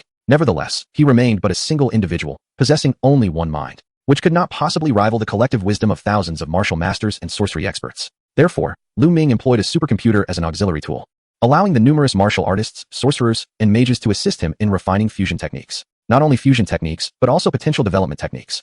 Many mystics and sorcerers possess the latent abilities for potential development, each with its own merits and drawbacks. However, Luming has but one requirement: to seize this opportunity for the masters to unite their efforts in creating a form of potential development that amalgamates all advantages and wields extraordinary power. This is not a matter for discussion. It is a command, enveloped in the formidable shadow of the Groth Legion. The masters had no choice but to bravely engage in the development of this new potential technique, perhaps a rare spectacle not witnessed in a long time. During this collaborative exchange, the wisdom of the masters collided and fused, swiftly giving rise to a technique that encompassed all benefits and exhibited exceptional potency: the super potential development technique. The name is remarkably unembellished. This technique not only allows for multiple uses, but can also unleash all latent power residing deep within one's being in a single surge, transforming it into a controllable force. Most importantly, it bears no side effects. Trigger super explosion rate, acquired ability, Mystic Magic's super potential development technique. Would you like to retain it? Retain, in an instant. Luming acquired this newly devised potential development technique from one of the masters. Beneath the azure sky and cotton-white clouds, with a gentle breeze caressing the verdant grassland, Luming sat cross-legged on the earth, eyes closed and mind tranquil, maintaining a unique rhythmic breathing pattern. Before long, a mysterious wave surged forth like a volcanic eruption. Luming's aura transformed from its once violent and tumultuous state into one of unparalleled serenity and peace. Guided by the super potential development technique, all the power concealed within his ultimate cells was unleashed in a torrent, causing his energy to escalate at a terrifying speed. Perhaps due to his continuous consumption of the spirit tree's fruits, along with the formidable advantages of fused ultimate cells, the latent power within Luming was astonishingly formidable. His combat power surged exponentially, yet he maintained strict control over his escalating energy, ensuring that the sky and earth remained tranquil and undisturbed. 40 million combat power, 80 million combat power, 100 million combat power, 200 million combat power, 300 million combat power enhancement, combat power, 300 million. The power unleashed by the super potential development technique was nearly tenfold Luming's original combat strength, culminating in a remarkable 300 million combat power. At this baseline, the figure stabilized. Soon, Luming's aura gradually subsided, firmly establishing his combat power at the level of 300 million. Swish! Sokka appeared before Luming in an instant. Even though Luming's aura had receded, the residual energy still instilled a sense of awe and trepidation in him. He forcibly restrained his trembling body, a bead of sweat trickling down his forehead, and respectfully declared, "Leader, the enhancement of the fusion technique has been completed." Good. Subsequently, he extracted the completed fusion technique from a certain martial arts master. Trigger super explosion rate, acquired move, absorption technique. Would you like to learn it? The martial arts masters, adhering to Luming's directives, successfully refined the fusion technique into an absorption technique. In terms of power, the absorption technique perfectly inherits the essence of the fusion technique. However, the intricacies of the absorption technique diverge entirely from those of the fusion technique. Firstly, the absorption technique does not merge the powers of two individuals. Rather, it enables the practitioner to entirely absorb another's power, thereby compensating for their own deficiencies and evolving into a more formidable ultimate warrior. The personality, spirit, and consciousness of the absorbed individual are completely obliterated, with their soul directly dispatched to the underworld, leaving only knowledge to be assimilated by the practitioner. Secondly, the absorption technique is a permanent skill. Once absorption is completed, the power cannot be separated again, thanks to the assistance of secretive sorcerers and mages that facilitated this feat. Of course, such a formidable technique comes with its own limitations. Firstly, the strength of the absorbed individual's aura must closely match that of the absorber, with a maximum disparity of no more than 1/3. This means that as long as the opponent's combat power falls within the range of 200 million to 400 million, Luming can employ the absorption technique to siphon their strength. This represents a significant expansion of the original limitations of the fusion technique, making the conditions for executing the absorption technique considerably more lenient. Secondly, the absorption technique can only be utilized once in a lifetime. Luming holds no objections to this. He is immensely satisfied with the outcome, as absorbing once could potentially amplify his power by several hundred times. That alone is more than sufficient. Moreover, Luming's gains extend beyond the super potential development technique and the absorption technique. Due to the substantial enhancement of his aura, both his vitality and physique have similarly strengthened, including his explosive power. Previously, Luming's explosive aura technique could only yield 5 times its original power, but now, with his combat power reaching 300 million, his explosive capability has transformed dramatically. At his current state, The explosive aura technique can unleash 30 times the strength. And when combined with the tenfold power of his second form, that totals 300 times. Suddenly, Luming furrowed his brow. Just moments ago, he sensed 3 powerful auras emerging from the northern galaxy, one of which, when gauged in terms of combat power, hovered around 200 million. The cosmic-level aura sensing technique is something he acquired from the martial arts masters, and now Luming can perceive auras from any location within the 4 major galaxies. He is slightly taken aback. Just when he was about to doze off, someone arrives with an unexpected opportunity. What a coincidence. Chapter 53. Memories of the Galaxy in the Northern Galaxy, within the territory of the Crescent Moon Legion, on a shattered life planet. A muscular man with purple skin and white hair sits unabashedly atop the debris of the broken planet, enjoying a piece of fruit. The sweet, abundant juice flooding his mouth brings him immense pleasure. Adorning his ears are silver earrings that, combined with his extraterrestrial appearance, render him strikingly peculiar. What a nostalgic flavor, the muscular man exclaims. Surrounding him were 2 extraterrestrial beings, identical in skin tone yet distinct in gender and appearance, suggesting they belong to the same race as the muscular figure. How does it feel, Gillikit? A voice inquired from the side. The speaker was none other than Yorubi, the enigmatic elder who had imparted the fusion technique to Zhang Jinghao and Su Jinfei, now appearing here with a smile that was as unsettling as ever. Ha! The brawny Gillikit laughed boisterously. For millions of years, I have never felt so invigorated. However, if you are able to lift my seal, it implies that the North King has perished, does it not? Yorubi nodded. The one who sealed you was the previous North King.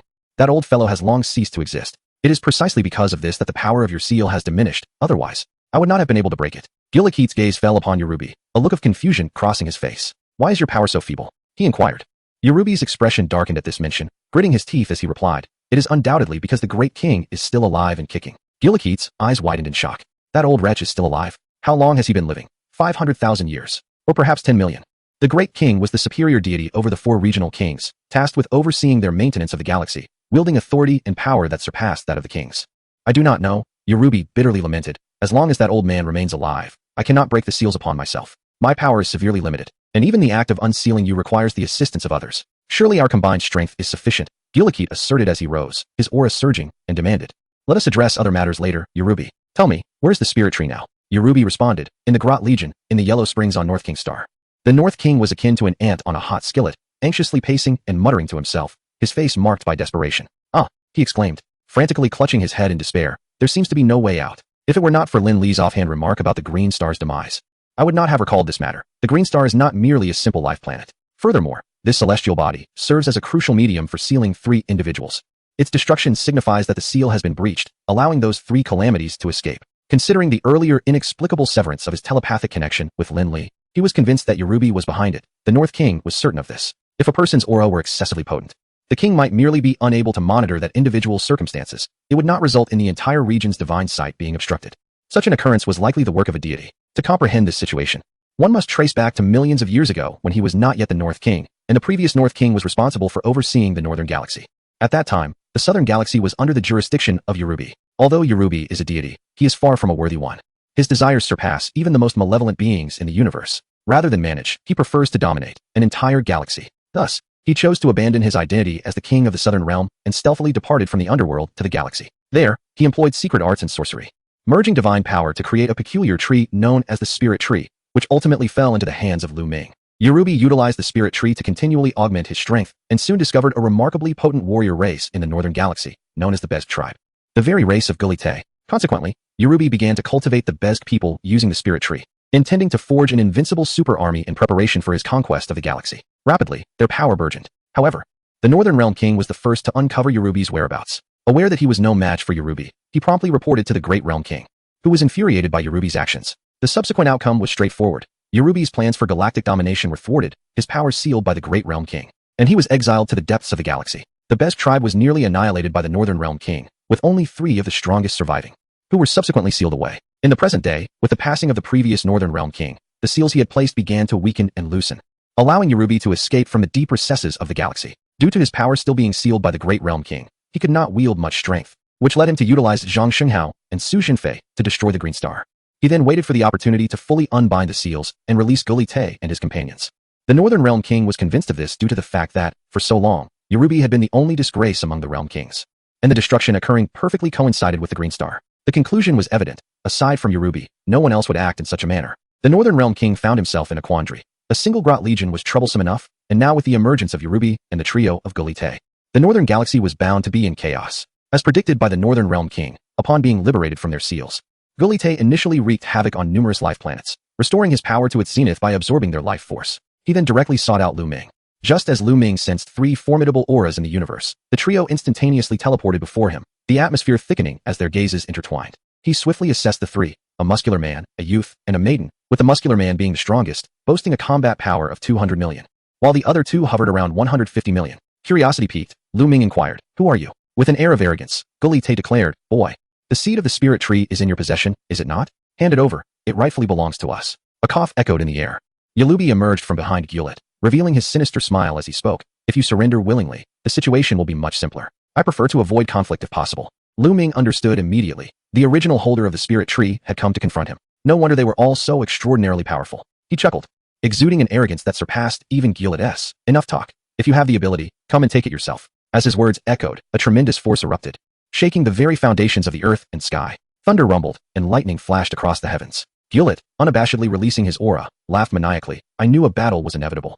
This suits me perfectly." Chapter 54. The Bezek clan in an instant. Upon witnessing the onset of battle, the elderly Yalubi vanished, unwilling to be ensnared in the conflict of these formidable foes. One wrong move could cost him his life. Gulet bellowed, "Everyone attack!" Immediately, the young warriors of the Bezek clan sprang into action, launching a swift assault on Luming with a speed that was nearly imperceptible. In a flash, the 2 youths appeared on either side of Luming, who stood resolutely. The sounds of their fierce clashes echoed as his hands effortlessly blocked their strikes.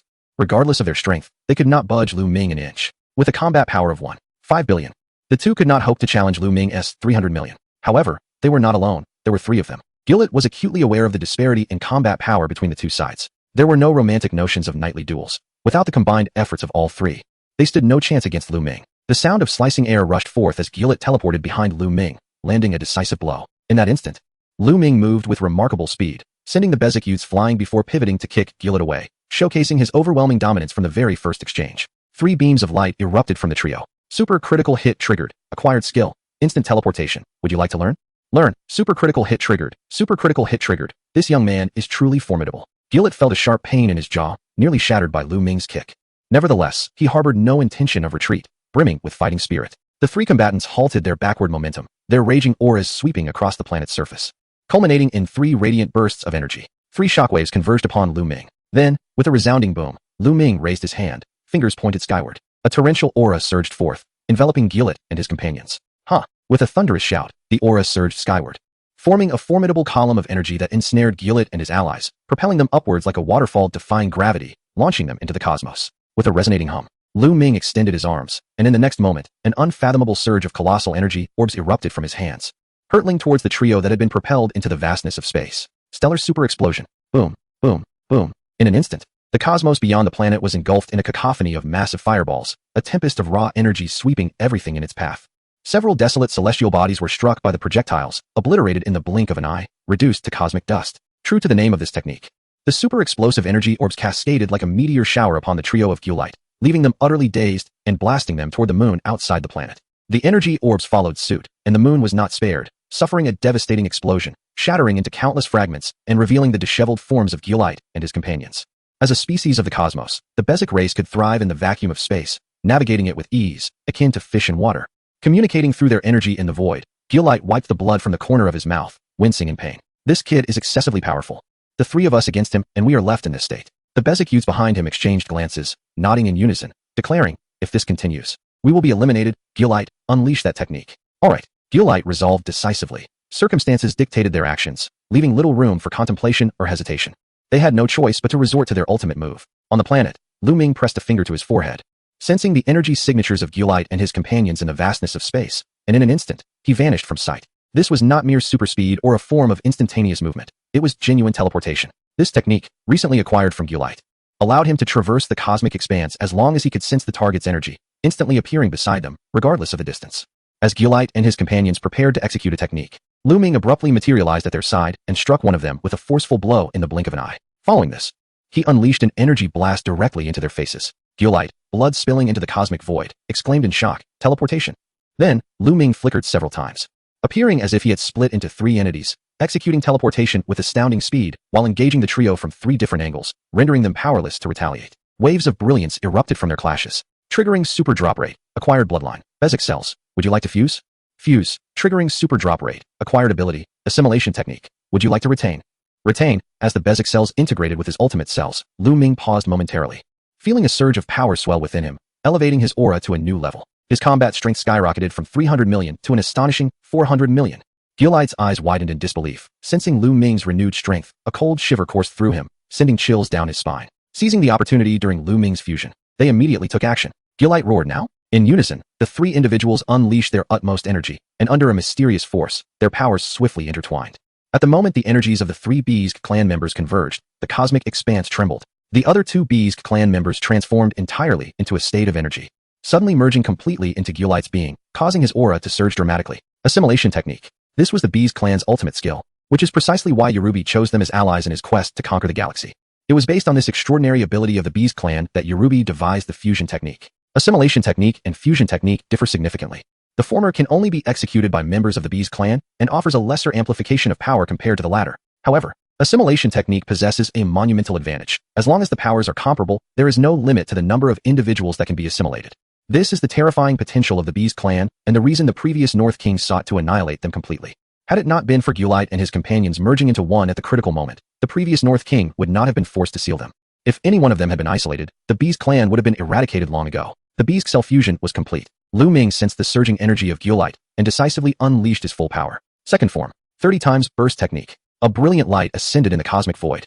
An overwhelming aura sweeping across the North Galaxy, causing countless stars to tremble violently. The combined combat power of the three was 500 million. Upon assimilation, their energy soared to an astonishing 50 billion, a staggering increase of 100 times. However, Luming's energy was even more astonishing. In his second form, an exoskeletal layer enveloped his body, with bone spikes protruding from his joints. The 30 times burst technique underwent a qualitative transformation, the flames of his energy shifting to a sky blue hue. In his normal state, his combat power was 400 million. Now, it surged to an incredible 12 billion. With the assimilation complete, Gillight still retained control over his body and consciousness, which is another advantage of the assimilation technique. Other assimilators merely provide raw power. An even more potent force surged forth, and before Gillight could revel in his newfound strength, he was struck by Luming's aura. Akin to a fragile boat amidst tumultuous waves, perilously close to being capsized. His expression morphed into one of disbelief, as the confidence he had just regained was shattered in an instant by Luming's might. He roared, "This is impossible." Yet, before he could finish his words, Luming's hand pressed against Gillight's face, unleashing a torrent of ferocious power, sending forth a radiant burst that propelled him into the depths of the universe. Countless stars were shattered along the way. Even the blazing suns crumbled and collapsed beneath Luming's strength, reducing all obstacles to cosmic dust. Gillight roared in fury, his face firmly grasped by Luming's hand, rendering him incapable of escape despite his desperate struggles. The blows he unleashed with all his might failed to shatter Luming's imposing aura. Luming's expression was as frigid as the cosmos, exuding the demeanor of a galactic sovereign. The feeble attacks were no match for him. As he tightened his grip, Gillight writhed in agony. "You are stronger than I anticipated, yet your strength is limited," Luming observed. Clearly, he had no intention of killing Gillight just yet. A perfect opportunity for absorption lay before him, and he would not squander it. Should he desire Gillight's demise, the latter would not even have the chance to execute his assimilation technique. Well aware of the intricacies of the assimilation technique, Luming understood that, akin to the fusion technique, if Gillight expended too much energy, the assimilation state would be nullified. This was Luming's objective, to force Gillight into a state of disassociation. With a roar of unbridled rage, Gillight, left with no choice, unleashed a colossal surge of power, releasing every ounce of energy within him in a desperate strike against Luming. Ultimate flash, accompanied by his hoarse, furious bellow, a terrifying force swept across the cosmos, shaking the very fabric of space, obliterating meteors and fragments of planets in its wake. At last, Gillight freed himself from Luming's grasp, his eyes ablaze with crimson fury as he gasped for breath, fatigue evident from the extensive release of energy. This is bad, he thought, weakly extending his finger to his forehead, intent on executing a teleportation to escape. He knew that if this continued, death was inevitable. However, a figure surged forth from the torrent of the ultimate flash, charging towards Gillight with unparalleled speed, catching him completely off guard. Before he could even initiate his teleportation, Luming's fist collided with his forehead, followed by an overwhelming barrage of energy blasts that engulfed him. Star super explosion. The same technique, yet its potency exceeded that of before.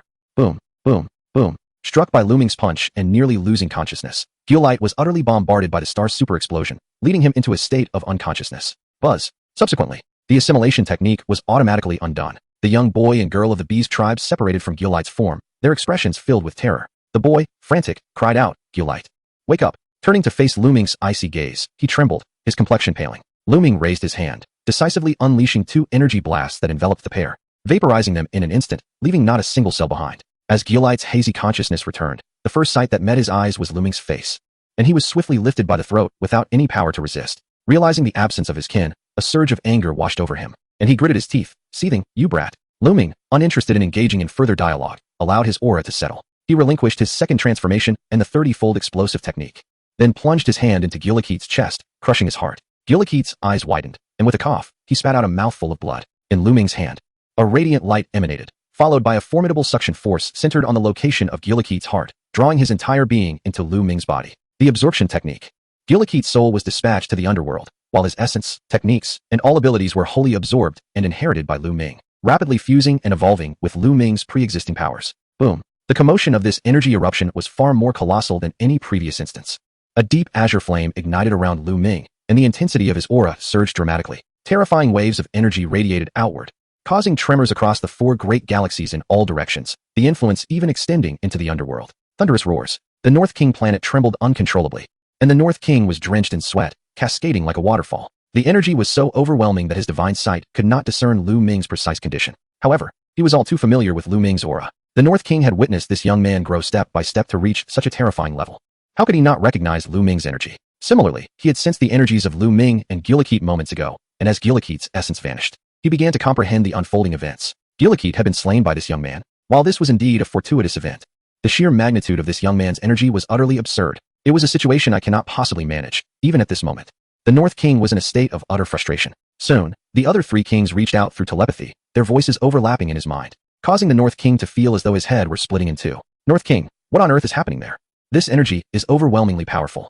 What transpired in the North Galaxy? Meanwhile, in the North Galaxy, Luming's aura continued to ascend, seemingly capable of boundlessly increasing in strength, shaking the entirety of the underworld, including the paths of the afterlife, hell, and heaven. Chapter 56. The strongest warrior in the galaxy in his normal state, Luming's combat power surged incessantly. 500 million, 1 billion, 10 billion, 50 billion, 100 billion, 200 billion, 300 billion. Combat power increase. Combat power, 300 billion. Luming's initial combat power was 400 million, while Gillikit's was 200 million. After absorption, the total base reached 600 million, and with the enhancement of the absorption technique, his combat power skyrocketed to 300 billion. This represented a staggering increase of 500 times. Luming did not find this multiplication surprising. Gillikit's race was evidently extraordinary, even disregarding him.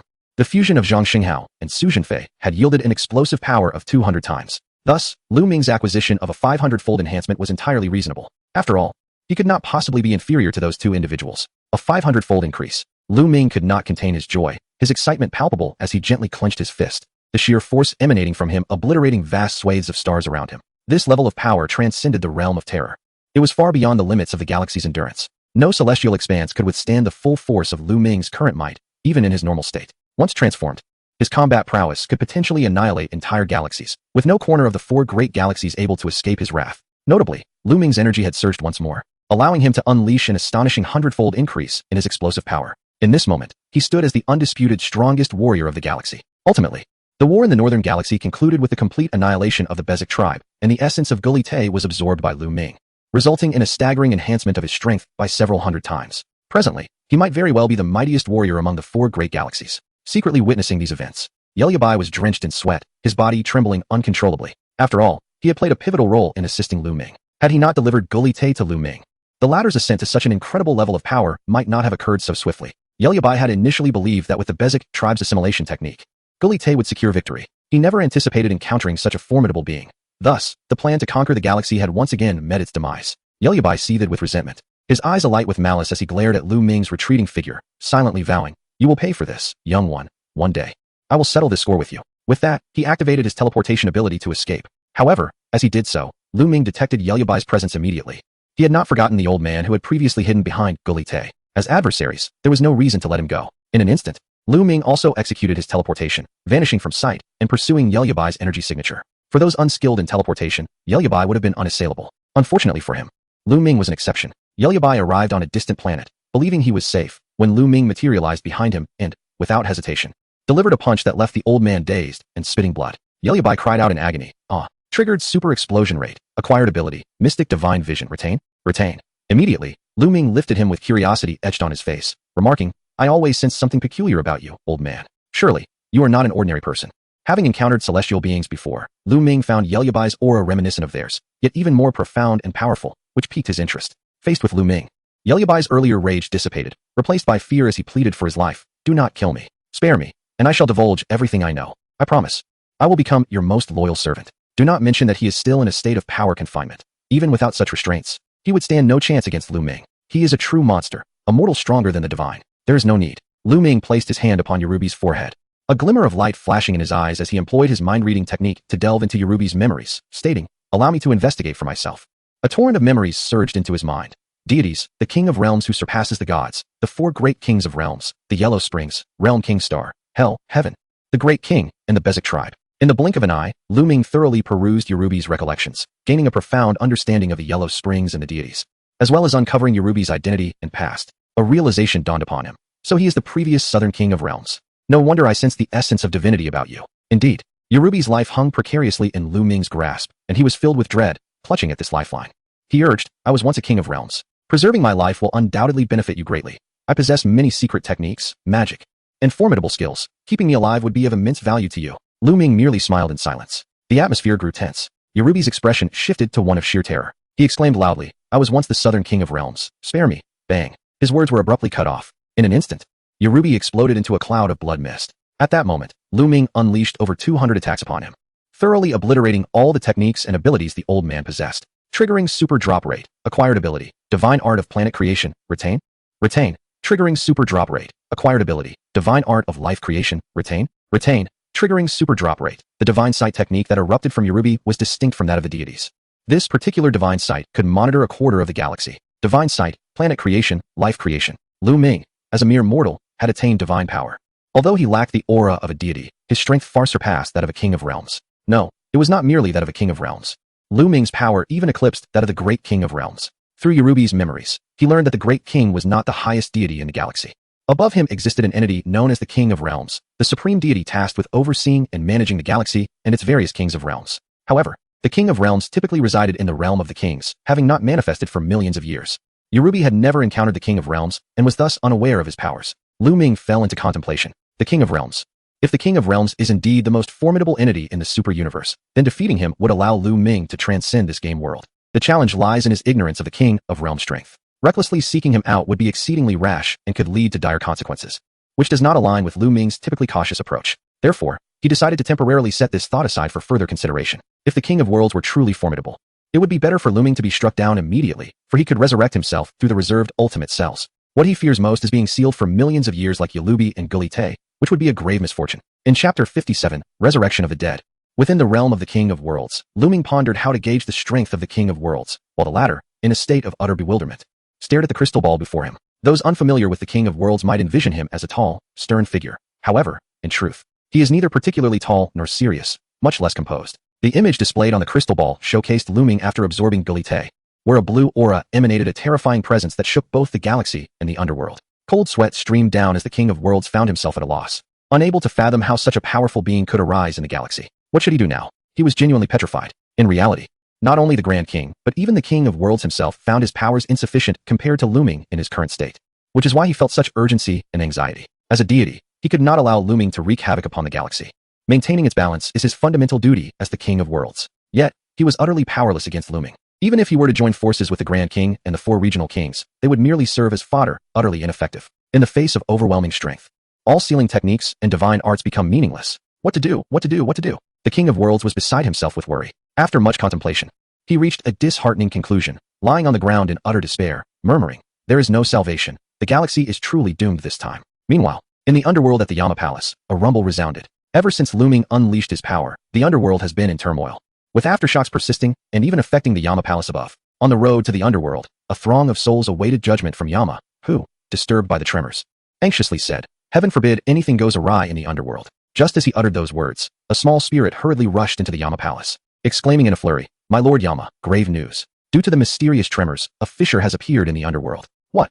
It seems that the very things one fears come to pass. Yama's expression changed drastically as he inquired, "What kind of fissure?" The spirit explained, "It is a fissure connecting to the human realm, and many souls have already escaped through this opening back to the human world. If this continues, both the underworld and the human realm will descend into chaos." Instantly, Yama felt a chill run down his spine. He shouted urgently, "Quickly, we must stop them. We cannot allow the souls of the underworld to continue escaping into the human realm, or we will face dire consequences." Affirmative. 3 days later, Luming returned to the headquarters of the Grot Legion, where Sokka presented him with a rather peculiar piece of intelligence. Stunned, Luming initially thought he had misheard. He saw confirmation. Grot. Indeed, Sokka reiterated. Without a doubt, it is Grot that has appeared in Division 76. How would you like to proceed with this matter? Could it be that someone has collected Grot's residual cells and, through biotechnological means or other methods, created a synthetic version of him? Or could it truly be him in the flesh? As Luming sensed the aura emanating from Division 76, a look of intrigue crossed his face. Interesting. It certainly bears Grot's essence. So what do you propose? I shall personally investigate this matter and ascertain the truth behind it. The return of a man presumed dead piqued Luming's interest immensely. Moments later, with a swift motion, Luming appeared on the planet housing Division 76, only to find the former division had been reduced to ruins. Amidst the debris stood a familiar figure, Grot. Upon seeing Grot for the first time, Luming understood the situation. His gaze fell upon the halo above Grot's head, a hallmark of the deceased. Has this man escaped from the depths of hell? Sensing Luming's presence, Grot suddenly turned, his eyes ablaze with rage, his voice laced with animosity. You, long time no see. Ignoring Grot's wrathful glare, Luming inquired about the halo. That suggests you are still among the dead. How did you manage to escape from hell? In a moment of confrontation, Grot could hardly contain his fury. He erupted with ferocity, charging at Luming with malicious intent. I'll send you to hell myself, and you'll understand. Luming remained unfazed. Your skills may be lacking, but your temper is certainly heightened. With a resounding boom, Grot transformed into his second form, his combat power soaring to an astonishing 20 million. The suffering I endured in hell shall be repaid 100-fold, you wretch. It was evident that Grot, having committed numerous sins in his lifetime, could not reincarnate until he atoned for his wrongdoings. His time in hell had etched a deep-seated anguish in him, fueling his intense hatred for Luming, the one who had cast him into the abyss. Yet, times had changed. Not only was Grot's current power insignificant compared to Luming, even if one were to rewind to the battle on planet Hell, Grot's 20 million combat power would still fall short against Luming of that era. Very well. I shall see for myself. With unwavering confidence, Grot swung a powerful punch, but Luming effortlessly absorbed the blow without losing his composure. In a moment of bewilderment, Grot found himself on the receiving end of a counterpunch, his eyes bulging in shock. Luming then seized Grot by the throat, lifting him effortlessly. A familiar scene unfolded once more. Placing his hand upon Grot's head, Luming employed his mind-reading ability, quickly grasping the situation, before unleashing a devastating force that obliterated Grot, sending him back to hell. So this is how it is. A fissure has appeared in hell, allowing the deceased to escape back to the mortal realm. Amidst the chaos, Grot seized the opportunity to flee, but unfortunately, his luck ran dry, and he was swiftly returned. Luming attuned himself to the state of the northern galaxy, and soon pinpointed the location of the rift connecting hell and the human world. From within this chasm, a continuous stream of the hellish essence poured forth, starkly contrasting the realm of the living. A thought flickered through his mind, bringing a spark of insight. He suddenly realized that hell, a domain where the wicked sought absolution for their sins, could be perceived as the abode of the mightiest beings. In a certain light, Luming's deduction held merit. With no worthy adversaries remaining in the human world, why not venture into hell? Previously, he would have needed to traverse the road of Yellow Springs to descend into the underworld, but now, with the realms intertwined, he could simply teleport into the abyss. Perhaps the most formidable entities of the cosmic expanse resided within hell. Chapter 58. Acquaintances in hell. Desolate, somber, lamenting, chaotic. The landscape of hell is eternally shrouded in this grim visage, characterized by barren expanses and jagged rocks. As far as the eye can see, one encounters mountains of blades, seas of fire, and lakes of blood boiling with magma. Instruments of punishment and torment for the malevolent abound. The lesser demons of hell are relatively weak, their combat prowess ranking low, as they seldom engage in battle. The damned souls that arrive in hell are predominantly powerful, yet their strength is rendered moot as they exist solely in a spectral state. Hell is equipped with specialized machinery designed to ensnare these souls, capable of freezing them in place. Once immobilized, they can be cast into cauldrons for boiling or submerged in blood lakes to thaw, allowing them to fully experience the cruel and agonizing punishments that hell has to offer. The deceased cannot perish anew, even if reduced to ashes. They will inevitably resurrect within hell, thus transforming their existence into an endless cycle of torment. Grot lingered in this infernal realm long enough to develop a profound psychological trauma. Upon discovering the rift to hell, he fled with desperation, vowing never to return. However, fate had other plans, and Luming brought him back. Now, as he sought to escape once more, Grot found that the lesser demons had set up the soul-freezing machines before the rift, littering the ground with frozen spirits. In that moment, his expression turned ashen, a tempest of anger, hatred, and resentment swirling within him, culminating in a furious roar. You, boy, will pay for this. In an instant, Luming materialized in hell, confronting Grot, who appeared utterly bewildered. For a brief moment, Grot fell silent, only to be obliterated by Luming's overwhelming force.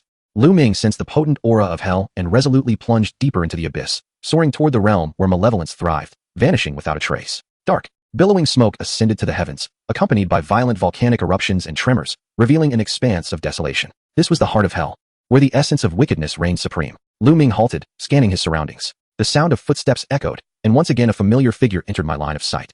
The individual, grinning with malevolent delight, exclaimed, "Welcome to hell, kid." Recto, recognizing the identity of the person before him, Luming felt an intriguing and peculiar sensation at the sight of someone he had personally dispatched. Recto intended to continue his taunts, but suddenly noticed that Luming bore no halo above his head. Taken aback, he contemplated the implications. "You're not dead? Clearly, I am very much alive." Luming replied. Once Recto regained his composure, he erupted into laughter. Haha, I've only seen the dead desperately scrambling back to the living world. Who would have thought someone would be foolish enough to venture into hell? Have you lost your mind? Today truly is a splendid day. Seeing two familiar faces in one day put Luming in an unusually good mood. He turned his gaze toward the distance. As much as I would love to reminisce with you, let's put a pin in that for now. I might be a bit preoccupied shortly. Recto sensed a surge of formidable energies swiftly approaching. His interest peaked as he settled down to watch the unfolding drama. You go ahead and do your thing. It had been a long time since they last met, and this kid had grown significantly stronger. Recto harbored no particular animosity towards Luming, after all. It was only natural to be defeated by someone more powerful, and encountering Luming in hell was somewhat nostalgic for him. Suddenly, the sky erupted with fiery energy as over 20 figures descended before Luming, the foremost being none other than Gurite, whom Luming had just dispatched. The 20 or so figures behind him were all members of the Bezic tribe, their strength only slightly inferior to his, having resided in hell for several million years. The Bezic tribe had yet to atone for their sins, but their power had undeniably grown to formidable levels. Had the Bezic tribe possessed such strength millions of years ago, they would never have been nearly annihilated by the previous North Realm king. Gurite grinned broadly, his expression brimming with arrogance. Kid, I didn't expect to see you so soon again, but since you've entered hell, you might as well stay. He cracked his knuckles, the sound echoing ominously. Thanks to you, I can gather my kin in hell. Luming surveyed the Bezic tribe members, raised 3 fingers, and spoke nonchalantly. Let us skip the warm-up. I'll give you 3 seconds to assimilate and show me your true strength. Just as you wish. Gurite responded with unwavering confidence. As the energies of the Bezic tribe connected, the 20 figures transformed into ethereal forms and entered Gurite's body, resulting in a sudden surge of power. 500 billion. 1 trillion. 3 trillion. The battle power escalated until it reached a staggering 3.5 trillion, surpassing Luming's usual threshold of 3 trillion. Observing this, Luming smiled knowingly, a more astonishing aura emanating from him. Second transformation. Boom. A powerful energy burst, 10 times his normal battle power erupted, causing the very foundations of hell to tremble violently, the intensity far exceeding that of the previous occasion. 30 trillion battle power. There is no need to resort to the 100-fold blast technique. Merely entering the second form, Luming is more than capable of overwhelming Gurite. In the presence of Luming's astounding battle power of 30 trillion, Gurite's aura resembles a flickering candle amidst a tempest, with the potential to extinguish at any moment. Witnessing the spectacle, like Duo is swept away by the residual energy and is instantly obliterated into a mist of blood. Upon revival, his eyes widen in disbelief, as though he were caught in a dream. He stammers in astonishment. Has this young man truly become so powerful? Boom. The very ground of the underworld cannot withstand the oppressive force of Luming's aura, fracturing and splintering with a resounding crack. With a mere glance, Luming sends Gurite hurtling into the distance, rendering him so weak that Luming feels no inclination to engage. In an instant, he teleports before the flying Gurite and annihilates him with a single strike. Expressing his disappointment, I had anticipated you would be considerably stronger after assimilation. Yet this is all you amount to. Subsequently, Gurite revives, his assimilation forcibly undone, and the battle concludes decisively. Gazing at Luming, who he cannot hope to rival, he emits a furious roar of discontent. Luming waits patiently for a moment, yet the white vortex he expected does not materialize. Puzzled, he contemplates. Could it be that Gurite in his assimilated state is still not the strongest being in this realm? Indeed, Luming has vanquished Gurite. Yet he does not return to reality, indicating that there must exist beings even more formidable than Gurite within the grand universe. Could it truly be the Kaishin? As he muses, a white halo appears before him, coalescing into a spatial portal from which emerges a youth with white hair. Luming is taken aback. The young man exudes an aura of divinity. The Kaishin? Chapter 59, the 7th universe in the North Galaxy. On a certain planet, Dr. Carlos, adorned with a halo, breathes in the earthly air with greedy delight, utterly entranced. He turns to Cecil beside him and urges, hurry and grow stronger, then seek revenge on that young man. The mere thought of Luming, the one who had vanquished them, brings an excited smile to Cecil's face, unabashedly revealing his combative nature. I understand. Though I do not know who you are referring to, perhaps I can take on this task. As they converse, a familiar voice echoes from behind. Dr. Carlos is taken aback and spins around in shock. Before him stands a figure that is an exact replica of himself, accompanied by another Cecil. As if they were gazing into a mirror, Dr. Carlos' expression hardens. Who are you? The newly appeared Dr. Carlos chuckles. Isn't it obvious? I am you. And you are me. We are both Carlos, and they are indeed the true Cecils. Impossible. Dr. Carlos vehemently refutes, refusing to accept such nonsensical claims, encounters, clones, or perhaps artificial beings. The newly emerged Dr. Carlos instantaneously appeared before the original Dr. Carlos, piercing through his body with a single strike, and then swiftly absorbed him into his own being. Doctor. Just as Cecil was about to take action, he too was penetrated by the newly emerged Cecil in a similar manner, subsequently being entirely absorbed. With a resounding thud, the new Cecil's body expanded dramatically, only to revert to its original form, yet his presence became even more unfathomable. In the blink of an eye, the original Dr. Carlos and Cecil were replaced by these two, who were, as previously stated, indeed the genuine Dr. Carlos and Cecil. This revelation ignited a spark of excitement in Dr. Carlos as he perused the memories he had absorbed. Realizing that this universe bore significant differences from others, it was precisely this variation that rendered it intriguing. Suddenly, Luming sensed an extraordinarily potent energy within the galaxy, which vanished as quickly as it had appeared. He attempted to locate it, only to find it utterly elusive. The white-haired youth seemed to have anticipated this, inquiring, "Did you feel that energy?" Luming, perplexed, responded, "Whose energy was that?" Although it lasted but a fleeting moment, he was certain that the combat prowess of this energy exceeded an astronomical value. The white-haired youth did not immediately address Luming's inquiry. Instead, he introduced himself. "I am Cruz, the guardian of the Omniverse and the overseer of the 12 universes." To comprehend the situation fully, one must trace back to the genesis of the super-universe, a time before the cosmos had come into existence, when the Omniverse was born. Following its inception, it gave rise to a total of 12 universes. Cruz emerged alongside these 12 universes, assuming the role of guardian of the Omniverse and administrator of the 12 realms. Innately divine, Cruz's duty is to safeguard the Omniverse, maintaining the equilibrium and proper functioning of the 12 universes while eliminating any elements that threaten their balance. For countless years, the Omniverse has remained in harmony, with the balance of the 12 universes unbroken, until recently, when a being named Carlos emerged from the third universe. He created a super-artificial being named Cecil, who possessed boundless potential for growth. Before Cruz could fully comprehend the situation, Cecil from the third universe had already evolved to an extraordinarily formidable level. Accompanied by Dr. Carlos, they breached the barriers between universes, wreaking havoc across realms.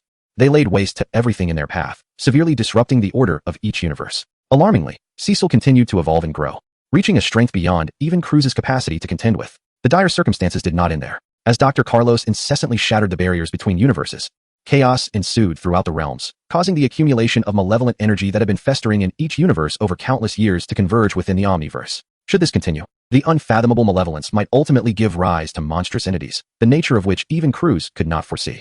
The gravest outcome could very well lead to the annihilation of the Omniverse along with its 12 universes. This is the conclusion that Cruz absolutely did not wish to witness. I had thought all hope was lost, but unexpectedly, a being of your caliber has emerged in the 7th universe, suggesting that perhaps the situation is not beyond redemption.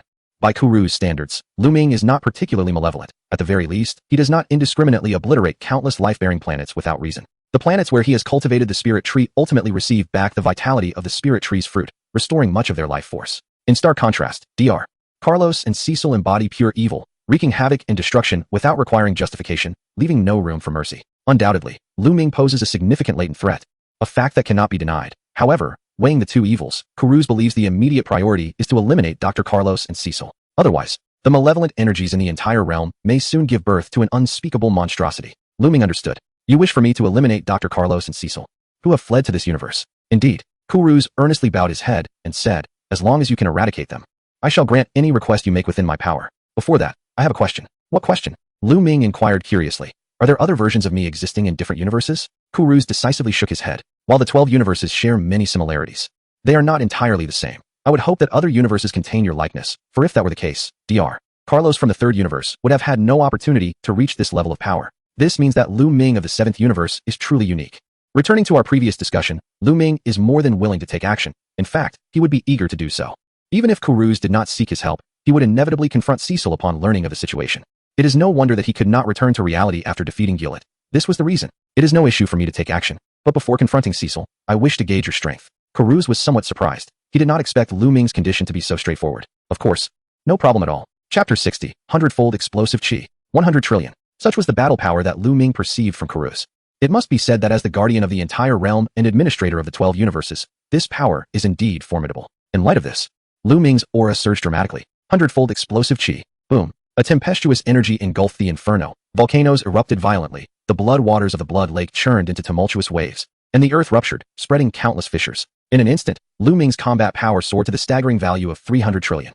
He refrained from transforming into his second form, fearing that an unintentional miscalculation might lead to Cruz's demise. The overwhelming aura, capable of annihilating the entire 7th universe, swept through like a monstrous tide, sending shivers down Cruz's spine, despite his awareness of Luming's terrifying power. Boom. In a flash of lightning, Cruz was momentarily engulfed in darkness, followed by an overwhelming surge of pain. In that instant, Luming unleashed a relentless barrage of over 30 strikes, leaving Cruz utterly bewildered and unable to react. The disparity in their combat prowess was staggering, with Luming's strength exceeding Cruz's by a factor of 2. In strict terms, this could hardly be characterized as a battle, as even a one-third difference in combat power could result in an instant defeat. Thus, it was no wonder that Cruz found himself completely defenseless. At that moment, a torrent of radiant light erupted from within Cruz.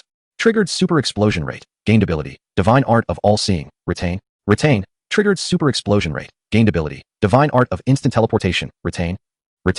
The ability to oversee 12 universes with the all-seeing art, along with the capacity to traverse freely between them with the instant teleportation art. elevated Luming's powers to an unprecedented level. These two abilities far surpassed the realm of the Kai King's divine vision and instantaneous movement. The exhilaration brought on by this enhancement ignited Luming's fighting spirit, causing an uncontrollable surge of energy that obliterated everything in its path. A massive chasm was carved through the underworld, nearly splitting it in two. With a strike infused with terrifying power, Luming pursued Cruz across the expanse of hell, delivering a punch without hesitation. In an instant, the galaxy roiled, and the underworld trembled. Cruz's countenance shifted dramatically with fear, disregarding everything else. He hastily gathered all his strength to counter Luming's impending blow. Boom! A powerful torrent of energy surged from above the underworld, only to be repelled by Luming's punch, which shattered Cruz's energy wave with overwhelming force. The dispersing energy created chaos throughout the underworld. Ultimately, that unstoppable punch landed squarely on Cruz. Boom! The insurmountable force sent Cruz soaring, his helpless form soaring through the air until he finally came to a halt. Cold sweat trickled down his forehead as he felt a sense of relief akin to surviving a catastrophe. He murmured to himself, "That was close. I thought I was done for." At the moment of impact, Luming had already retracted most of his strength. Otherwise, that punch could have indeed eliminated Cruz. In just a few brief exchanges, Cruz had endured countless strikes from Luming, with nearly all his techniques and abilities laid bare. The battle came to a halt. "For now, let's call it a day," Luming declared as he withdrew. Cruz exhaled a long sigh of relief. He genuinely feared that Luming might lose control, inadvertently leading to his demise. It felt akin to a warm-up before facing Cecil. Luming stretched his neck and moved his body, brimming with eagerness as he remarked, "Just to clarify, my focus will be on eliminating Dr. Carlos and Cecil. I cannot guarantee whether this universe will survive the encounter." And thus, he was ready for a full-fledged battle. Cruz resolutely declared, "If sacrificing one universe can save others, then it is all worthwhile. I shall not hold back." Luming, known for his decisive and swift actions, pressed his finger against his forehead, employing the all-seeing technique to search for the whereabouts of Dr. Carlos and Cecil within the seventh universe. It was indeed worthy of being the supreme divine art of the super universe, as it quickly revealed the location of the two. Found them. With that, Luming vanished using the instantaneous movement technique. In a flash, Luming appeared on a distant planet, only to be met immediately by a fierce punch. Bang! A tremendous shockwave enveloped the entire planet, causing the ground beneath him to shatter and the planet to begin crumbling. Luming raised a hand and firmly caught the incoming fist. The assailant was none other than Cecil. In close proximity, he finally discerned Cecil's formidable battle power, 250 trillion. However, this could not possibly be his full strength. If it were merely 250 trillion, Cruz would surely have a way to handle him. Currently, Luming was still in a state of explosive energy. His gaze sharpened, and an invisible aura sent Cecil flying, followed by a swift kick. Boom! Cecil was sent hurtling away. Trigger super explosion rate. Acquired skill, 10x super energy cannon. Would you like to learn? Learn. Cecil forcefully halted his backward momentum, landing beside Dr. Carlos, blood trickling from the corner of his mouth after Luming's two strikes. Nevertheless, he appeared unusually exhilarated. Dr. Carlos looked at Luming with astonishment. "I never imagined such a person would emerge from the seventh universe. It must be Cruz who sent you. No one else could locate us." As he spoke, he extended his hand toward Luming. "You understand the principle of the clam and the snipe vying for each other, allowing the fisherman to profit. Rather than engage in mutual destruction, how about we collaborate to jointly rule the 12 universes?" Luming scoffed dismissively. "Not interested." Boom! An eruption of energy burst forth from him as he raised his hand to unleash an energy cannon at the two. In an instant, a powerful aura surged from Cecil, his battle power soaring dramatically. 100 times explosive energy. The atmosphere pulsed with the weight of 250 trillion battle power, shaking the galaxy itself, causing the planet beneath them to disintegrate into cosmic dust. Cecil effortlessly blocked Luming's energy cannon, his eyes brimming with uncontainable combat fervor. He spoke, "Doctor, may I kill him?" Dr. Carlos sighed, "Kill him. There's no choice. The negotiations have collapsed, and this brat simply does not understand reason." Indeed, Luming had anticipated that Cecil's strength exceeded 250 trillion. However, he had not expected this young man would also wield the 100 times explosive energy technique. Initially, he had thought that employing the 100 times explosive energy would suffice to defeat him, but it seemed he had been overly confident. In light of this, Luming's aura surged once more. Second form. Chapter 61. The galaxy's extinction building upon the foundation of the 100-fold explosive technique. The transformation into a second form signifies that Luming's combat prowess will surge to an astonishing 1,000 times. In other words, his normal combat power stands at 300 billion, and under full exertion, it escalates to an astronomical 300 trillion. This exceeds Cecil's combat strength by a fifth. And such a colossal disparity in power allows Luming to exert absolute dominance over him. Boom, boom, boom. Within the galaxy, two figures engage in a frenzied battle, each clash unleashing energy shockwaves that obliterate vast swathes of planets in an instant. In mere moments, the northern galaxy, the primary battlefield, has descended into chaos and ruin. On the northern king planet, King Beiji trembles, his face pale with despair. He cradles his head against the ground, overwhelmed by hopelessness. It is over. The northern galaxy is doomed. Not just the northern galaxy, the entire universe is on the brink of annihilation. In the Kaishan realm, a thunderous rumble echoes. The formidable auras of Luming and Cecil, along with the aftermath of their conflict, not only shake the Yellow Springs, but have already reached the Kaishan realm, causing intense tremors throughout. Like King Beiji, the Kaioshin is engulfed in despair. Although he had long anticipated that the galaxy would eventually fall to Luming's might, he never imagined this day would arrive so swiftly, filling him with dread. No, this is not just a grand surprise. It is a monumental shock. The crystal ball reveals that planets within the galaxy are being annihilated at an alarming rate, and it won't be long before the entire galaxy extinguishes. The Kaioshin trembles, helplessly witnessing the calamity unfold before his eyes. In a state of despair, he mutters to himself, if these two continue to battle like this, it seems not only the galaxy, but even the Yellow Springs and the Kaioshin realm will ultimately face their doom. Is there truly no higher deity than them? The Kaioshin cannot help but ponder this disheartening question. In reality, there are indeed higher beings, but regrettably, Kuruz lacks the power to intervene in such a conflict. Merely observing sends chills down his spine. Should he dare to rashly intervene, a mere shockwave could obliterate him, proving his own folly. Fortunately, Luming maintains an absolute advantage. Celestial super explosion. Boom, boom, boom. Luming unleashes countless massive energy orbs, saturating the cosmos and bombarding Cecil with relentless ferocity. Cecil deftly evades. Yet the starry river behind him is swiftly devastated by Luming's onslaught. Whoosh. In an instant, Cecil teleports behind Luming, delivering a heavy strike. But his attack passes through Luming's form, which gradually dissipates into a phantom. Phantom Fist. After a long absence, Luming employs this technique once more. However, it is evident that Cecil has encountered similar moves in other universes, and he himself possesses such skills, making it challenging for him to be caught off guard. Buzz. His reflexes are extraordinarily swift. He suddenly pivots, and a cross-shaped light emanates from his hand, decisively directed towards the rear. Galaxy Cross Flash. Boom. Cecil's reaction was both timely and accurate. However, his strength proved insufficient to match Luming. The Galactic Cross Flash met Luming's fist. In an instant, with an unstoppable force, Luming shattered Cecil's Galactic Cross Flash with a single punch, sending him hurtling to the far reaches of the galaxy. Every planet along the way was utterly obliterated. Triggered super explosion rate. Obtained lineage. Complete supercell. Merge. Cecil and Dr. Carlos did not possess absorption techniques. They merely mastered a method to absorb other cells, memories, and energy. Through countless universes, Cecil had absorbed an innumerable variety of special cells, allowing his supercell to evolve into its ultimate complete form. This was the source of his formidable power. In comparison, Luming's ultimate cell was considerably inferior.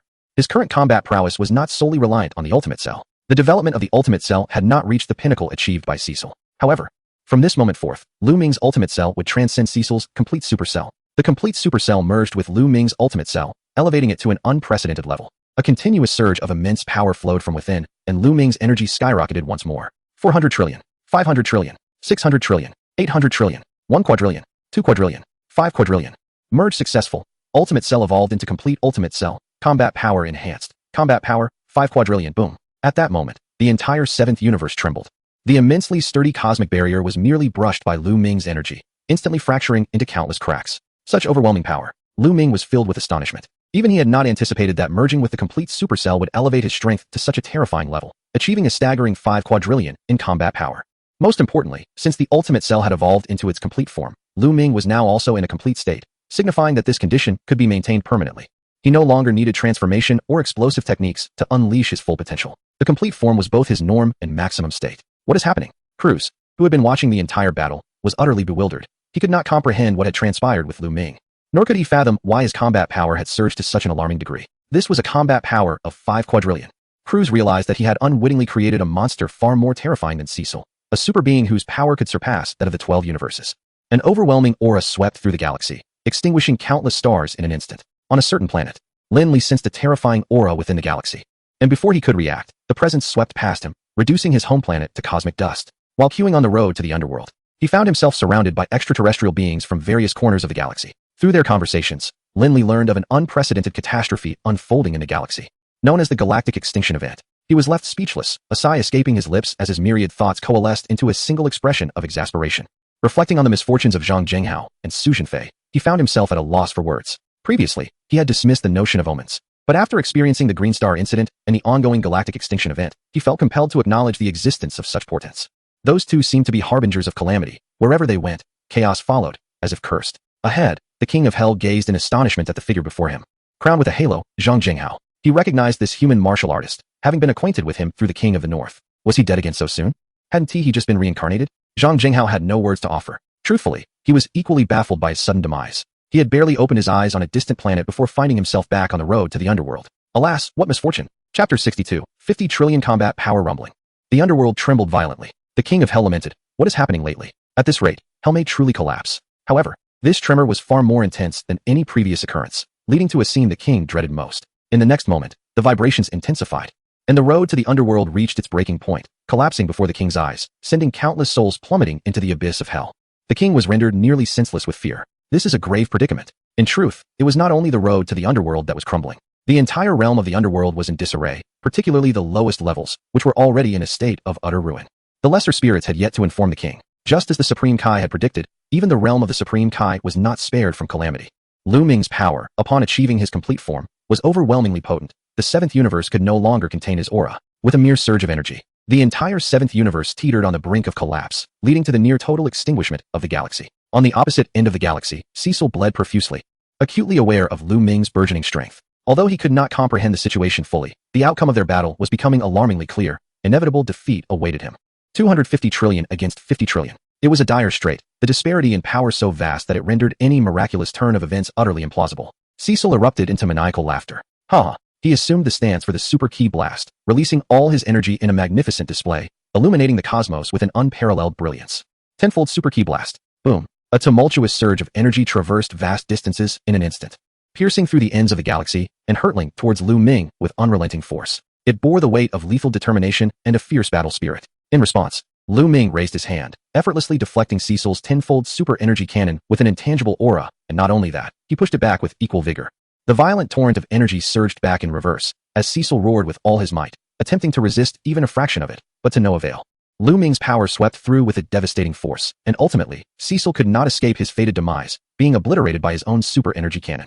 In a secluded corner of the seventh universe, an unremarkable mass of flesh rapidly expanded, transforming in the blink of an eye into Cecil's likeness. His formidable self-healing and rebirth capabilities were the most vital attributes of the supercell. Luming, of course, did not overlook this fact. One might think that vanquishing Cecil once would lead to his permanent downfall, yet Luming was acutely aware of the supercell's formidable regeneration abilities. In a flash, Luming teleported, seizing the moment of Cecil's rebirth to conjure a transparent cubic barrier, ensnaring him within and sealing away all his powers. He felt a sense of satisfaction. His sealing technique had finally proven its worth. However, that alone was insufficient. With a rip, Luming tore open a dimensional rift and cast the sealed Cecil into it, banishing him to the infinite void between dimensions. Unless unforeseen circumstances arose, his return would be impossible. Things were looking dire. Dr. Carlos, sensing the gravity of the situation, hastily attempted to flee, but before he could escape to another universe, Luming appeared before him. Dr. Carlos, frightened, stumbled backward, exclaiming, "Wait. I believe there must be some misunderstanding between us." Luming had no patience for his ramblings. With a swift sealing technique, he disregarded Dr. Carlos's pleas for mercy, repeating the process and banishing him deep into the dimensional rift. It was a desperate measure. The rules of the super universe dictated that Luming could not entirely eradicate the supercells they had concealed across various realms. Sealing and banishing were perhaps the best options available, perhaps in hundreds or even thousands of years. These two would be discovered and their seals undone by those with ulterior motives, but that was a matter for the future, one that did not concern Luming. However, breaking Luming's seal would not be a simple task. The likelihood of success approached near zero, given his 50 trillion battles were no jest. The only recourse was to entrust it to time, waiting for the sealing power to dissipate completely. Thus, both Dr. Carlos and Cecil were captured, and even if Luming could not completely eliminate them, he felt it was akin to defeating the final boss. Yet, the anticipated white vortex had yet to materialize. He immediately realized that a certain matter might be far more grave than Karuz had indicated. Without hesitation, he teleported before Karuz and spoke urgently. The all-world may be in peril. Upon hearing this, Karuz's expression shifted dramatically. This is bad. He hastily activated the portal, returning to the realm of all.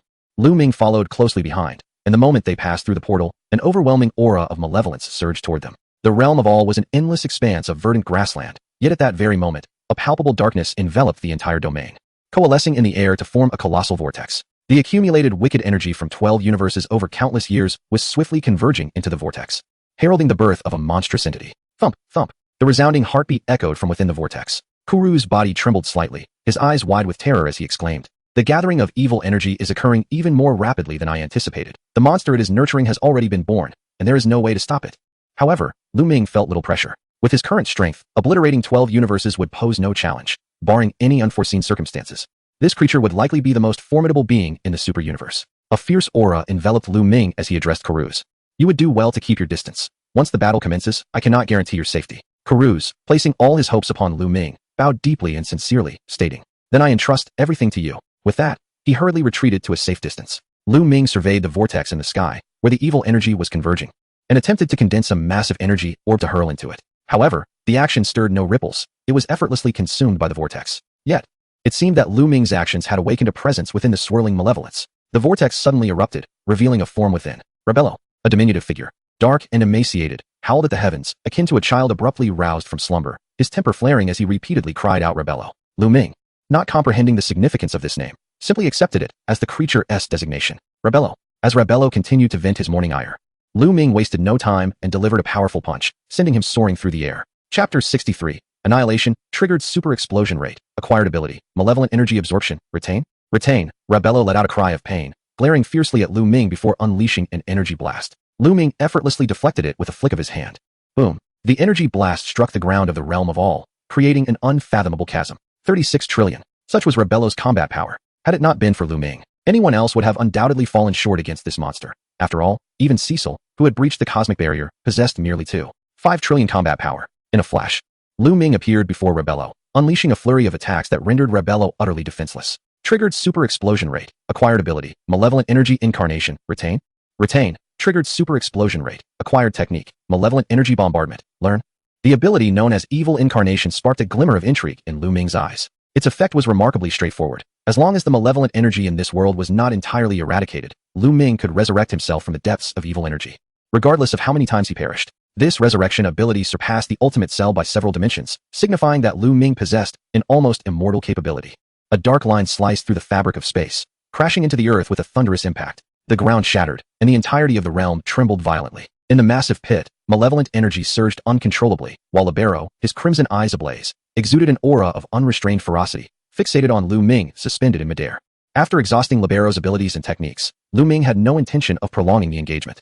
He positioned his hands to initiate the super energy cannon aimed at Libero in the pit. This will conclude our encounter. Sensing the impending doom, Libero instinctively concentrated the malevolent energy between his hands, channeling his strength to forge an energy cannon. In the next instant, both combatants unleashed their energy projectiles simultaneously. Tenfold super energy cannon. Libero. A blue and a black energy cannon collided with a thunderous roar in midair, unleashing a cataclysmic explosion that threatened to tear apart the entire realm. The ground fissured with countless cracks, and the atmosphere roiled with a torrent of terrifying energy, endangering all 12 universes, which teetered on the brink of annihilation. With a sudden surge, Luming amplified his output, infusing a copious amount of energy into the super energy cannon, causing its beam to swell dramatically before descending with overwhelming force. Libero's expression shifted to one of alarm. Libero.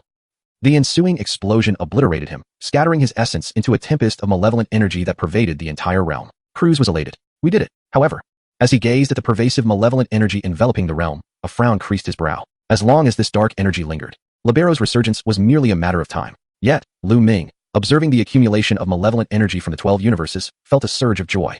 He immediately activated his ability to absorb evil energy, drawing in all the malevolence from the realm. In an instant, the realm regained its radiant clarity. The malevolent energy dissipated entirely, consumed by Luming. His power surged once more. 60 trillion, 80 trillion, 86 trillion.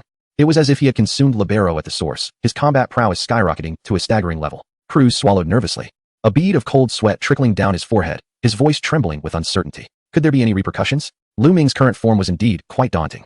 After absorbing the malevolent energy, his aura shifted from a serene blue to a dark purple, resembling the very essence of cosmic energy. Unlike the brutality and malevolence of Libero, the aura exuded by Luming evokes a profound sense of depth and strength, entirely distinct in nature. Cruz, fearful of the emergence of another Libero, is acutely aware that Luming possesses far greater power. Should he succumb to darkness, the entirety of the realm and the 12 universes would indeed face utter ruin. Fortunately, Luming remains steadfast in his true nature. To him, the so-called malevolent energy is merely a form of pure energy. He is not a creature birthed from the wicked essence like Libero. Amidst Cruz's evident anxiety, Luming offered a light-hearted smile, gesturing farewell before being engulfed by a suddenly materializing white vortex. The super-universe gaming world has reached its conclusion. In a flash of white light, Luming returned to the real world, finding himself in his apartment. He glanced around, noticing the hamster cage was empty. The rotund creature had seemingly vanished, leaving no trace behind, and the room was particularly quiet. With a snap of his fingers, the rotund hamster materialized, perched atop the neighbor's cat, clutching the collar around the cat's neck as if riding a steed, vociferously proclaiming, "How dare you invade my territory? Do you not know this community belongs to me? I shall not spare you foolish felines." Upon realizing the peculiar surroundings, the hamster turned back to see Luming, leaping about in a frenzy. "Oh no! Why have you brought me back now? I was just about to engage in a fierce battle. Hurry, send me back." The little creature seemed genuinely thrilled, leaving Luming at a loss for words. Nevertheless, he preferred to let it be, as his approach to pet ownership was one of freedom. 3 meals a day were left for the hamster to sort out on its own. He promptly teleported the little one back, merely advising, "Keep the noise down, and do not disturb the other tenants." Rest assured, the hamster replied nonchalantly, though internally it felt a twinge of anxiety, pondering whether Luming had uncovered its scheme. Such a notion seemed implausible. After all, Luming had been immersed in the gaming world. How could he possibly discern the happenings of the real world? Surely, it was merely overthinking. Yes, that must be the case. In the small grove of the apartment community, two groups of cats were locked in a standoff. One comprised of domesticated cats belonging to the tenants, and the other a gathering of feral cats that had ventured into the area. With their leaders suddenly absent, the domesticated cats were momentarily thrown into disarray. However, as the rotund hamster reappeared, the domestic cats rallied together once more. Meow! With a roar from beneath, the hamster charged forward, leading the charge against the feral cats with a fierce determination. Brothers, charge with me. Let us leave no trace of them. 20 minutes later, the grove was strewn with tufts of cat fur. Utilizing the numerical advantage of the domestic cats and a modicum of cunning, the rotund hamster successfully subdued the invading feral cats, thereby expanding its influence. A flock of crows flew in from outside the community, settling into a small grove and cawing loudly. Understood, Fatty commanded the crows with a certain flair, continue to expand our surveillance. I want the entire new city beneath my watchful gaze. The crows nodded and promptly took flight. As a being of far superior intelligence compared to humans, Fatty had mastered human language, and writing upon arriving on Blue Star and communicating with animals was a trivial pursuit. Furthermore, it was originally a creature of the wild itself. On the surface, it appeared to be frolicking with the feral cats, but in reality, during the time that Luming was engrossed in the game world, it had already established itself as the dominant force in the community. With a following of around 100 subordinates, including domestic cats, mice, and crows, it successfully built an intricate intelligence network, keeping a constant watch over the surrounding area. Initially, Fatty had planned to escape while Luming was absent, but alas, Luming had anticipated this move and set up an invisible spatial barrier around the neighborhood. Except for Fatty, all beings, humans and animals alike, could come and go freely. And it was precisely due to the existence of this barrier that Fatty found itself unable to leave the apartment complex. The realization sparked a furious frustration within it. Yet, upon observing the considerable power of its loyal followers, a swell of pride emerged as Fatty declared, "Humph. Even if I cannot leave the community, I shall still conquer Blue Star." Inside the apartment, Luming shook his head in boredom, allowing the foolish creature to continue its antics. Knock, knock, knock. Someone was at the door. Is anyone there? Just a moment. Luming opened the door to reveal a silver-haired girl. May I ask who you are? He inquired, puzzled. The girl produced her credentials. Disaster Monitoring Bureau. I would like to ask if you were near the landing site of the recent unknown disaster in Area F. An S-level disaster had vanished without a trace, and while the average citizen remained largely unconcerned about the disaster's severity, the Disaster Monitoring Bureau was exceedingly anxious, tirelessly collaborating with the headquarters for day and night searches. The silver-haired girl, affiliated with the Bureau, had been investigating the incident and had tracked down Luming based on the residual scents left at the scene. Luming nodded earnestly. I was in Area F looking for housing that day. I merely passed by. Did you observe any suspicious creatures at that time? No. Please think carefully. Indeed, I did not. My apologies for the disturbance. As she turned to leave, a cat sauntered past the silver-haired girl, with a plump hamster perched upon its back. She glanced curiously at the sight, but noticed nothing unusual. Fatty played the role of the hamster dutifully. It was a jest. At times, it might seem a bit dim-witted. Yet it was far from being a fool. It was clever enough not to disclose its true identity. If others were to discover it was a disaster creature, it would surely meet a swift demise. Having just emerged from a confrontation, Fatty's stomach rumbled with hunger. Upon returning home, it bellowed with a loud voice, "Human, I am famished. Is there any food left in the house?" Luming opened the refrigerator, only to find it utterly barren. He picked up his keys. I will head out to replenish our supplies. How about some spicy hot pot for dinner tonight? Fei Piao's eyes instantly sparkled with excitement. I want beef, I want lamb. I want chicken strips, and I also want tripe. Forget it. You can come with me, he added, as he tucked Fei Piao into his pocket. Fei Piao appeared quite surprised, its tiny paws clinging to the pocket's edge, and a small head popped out, exclaiming, I can leave the community? Aren't you afraid I'll run away? Run away? Luming was completely unconcerned. Where could you possibly go? Can you fly to the sky? Fei Piao fell silent. In reality, it could indeed soar. The crow steed could whisk it away at any moment. Soon, after finishing his shopping at the supermarket, laden with bags of provisions for the coming days, Luming found himself retracing his steps back to a large prize well set up on the street. He paused, his expression revealing interest. Of course, he had little fascination with the lottery itself, but rather, he was intrigued by the middle-aged man running the stall. Fei Piao whispered, What's going on? Have you encountered a relative? What? Fei Piao was bewildered. It had no knowledge of any relatives on Blue Star. The proprietor of the prize wheel eagerly approached Luming. Hey there, handsome. Care to try your luck? The grand prize is a luxury sports car. The least you can win is a shopping discount voucher from the supermarket next door. It's an absolute steal, guaranteed to win. Just 100 yuan a spin. Is that for real? Luming expressed skepticism. Absolutely genuine. The vendor pounded his chest, sincerity radiating from him. Luming, chuckling, produced a 100 yuan note. All right then, let us have a go.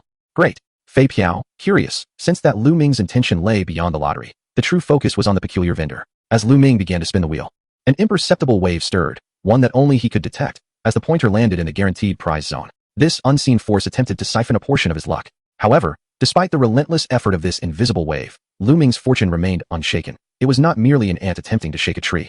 It was akin to a mere insect trying to shift an entire universe. Well, Luming raised an eyebrow.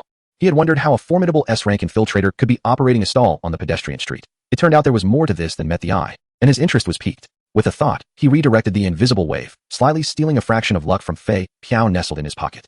Fei Piao scratched its head, utterly oblivious. Should Luming choose to, a mere thought would allow him to erase this act of luck thievery, yet there was no need. He wished to continue playing this little game with the vendor. After all, it was just a stroll and some amusement. Why take it so seriously?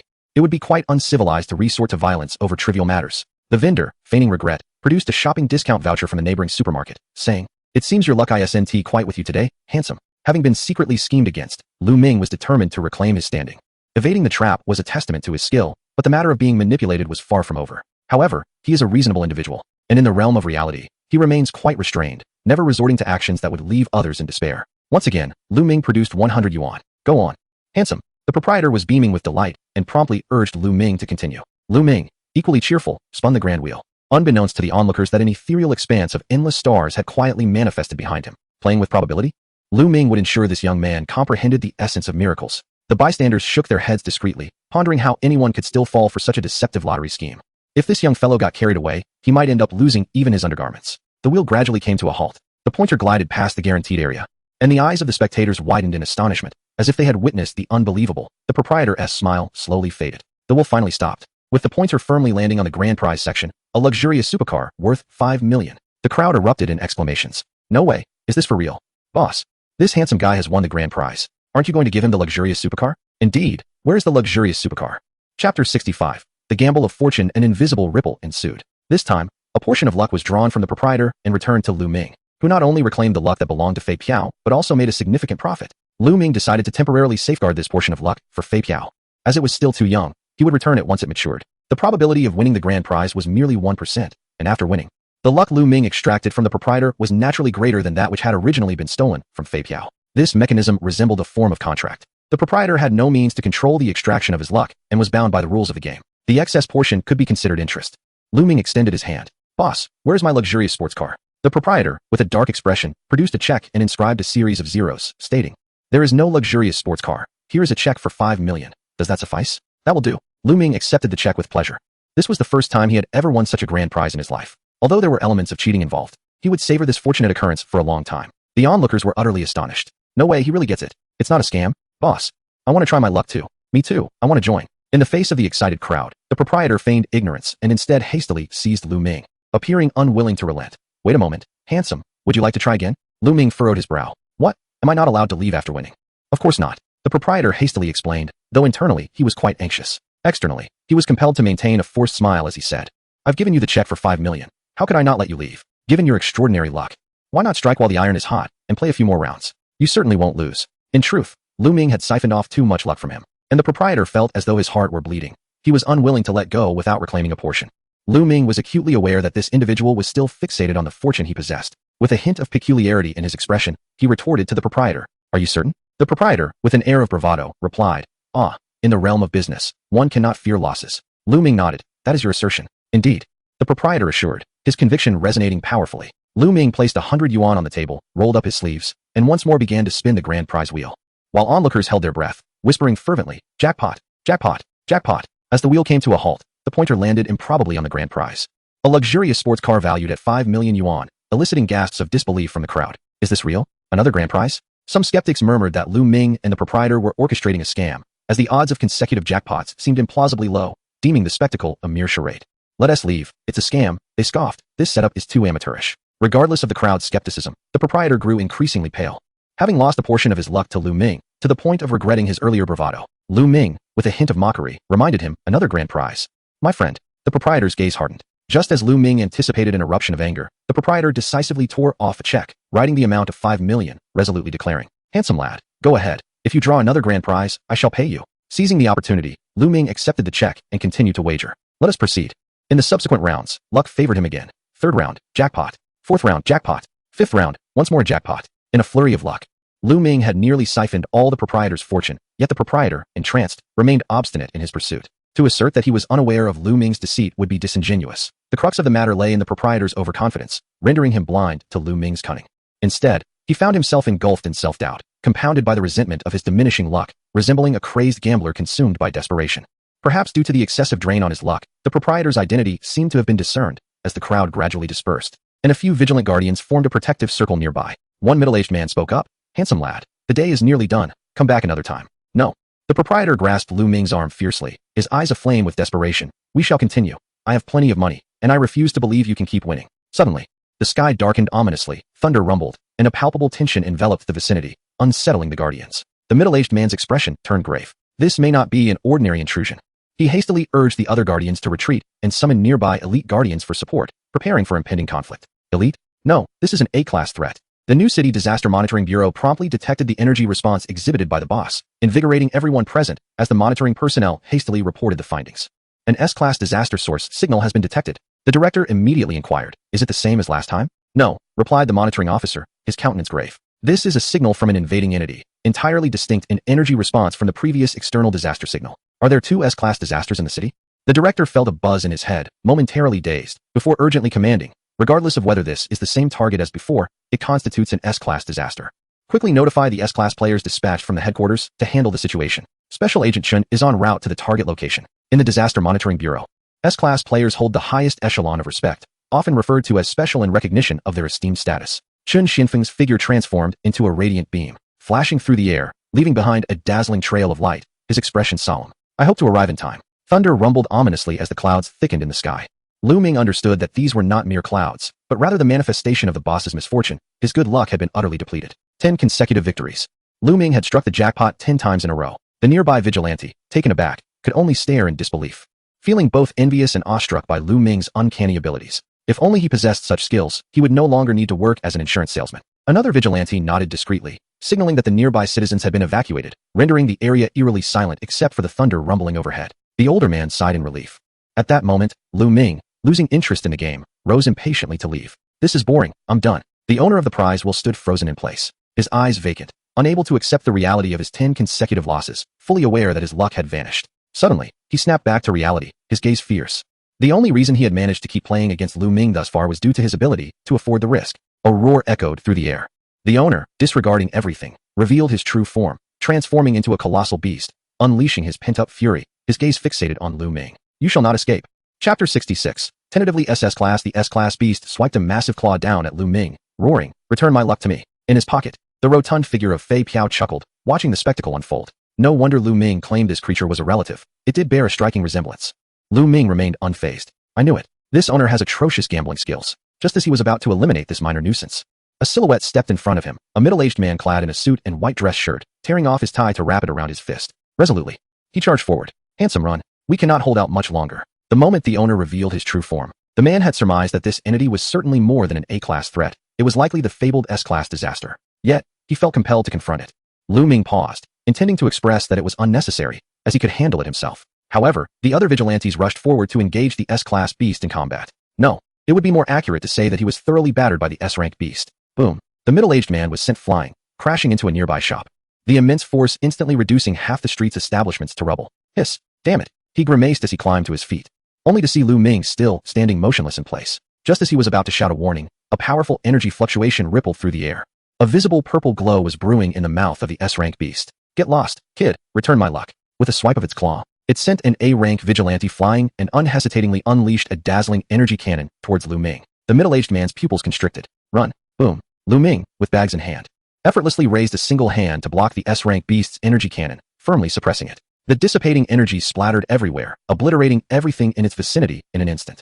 A vortex formed in Luming's hand, swiftly absorbing all the energy from the cannon. If left unchecked, this blast could have leveled the entire new city. After all, this beast was an S-rank disaster, with extraordinary power. Achoo! Luming sneezed nonchalantly. The middle-aged man was left dumbfounded. The other severely injured A-rank vigilantes couldn't help but display expressions of utter disbelief. Was it truly possible to block an energy attack from an S-rank disaster with a single hand?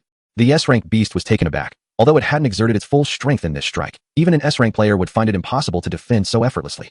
Could it really be this unfortunate to encounter such a formidable opponent? Suddenly realizing that its luck had been completely siphoned away, the S-rank beast was seized with dread. It was indeed having a stroke of bad luck. Recognizing this, it decisively turned to flee. Buzz. The powerful energy fluctuations surged wildly, as the vortex in Luming's hand continued to spin, compressing the absorbed energy from the cannon until it was the size of a marble. Feeling that the power was somewhat lacking, he infused it with a bit of cosmic energy. The next moment, boom, the marble-sized energy projectile shot forth in an instant, piercing through the S-rank beast's body at lightning speed, soaring into the distant sky until it entered the cosmos, erupting into a spectacular display of energy waves. Simultaneously, Every disaster monitoring agency in the world erupted in alarm, the intensity of the energy reaction capable of inducing heart attacks in anyone who witnessed it. As Chen Xianfeng rushed towards the scene, he narrowly missed the energy projectile, the residual force knocking him from the air and crashing him into the residential area below. The S-rank beast gazed at the gaping hole in its chest, letting out a deep sigh. Unlucky. With that, its colossal form was torn into countless fragments by the ferocious energy that had invaded its body. The middle-aged man recoiled, feeling a chill run down his spine. Compared to the fate of this unfortunate creature, it was indeed a stroke of luck that he had survived Luming's hands. In truth, Luming held no prejudice against invading entities. He maintained a consistent attitude towards everyone and everything, so long as they did not provoke him or damage his property.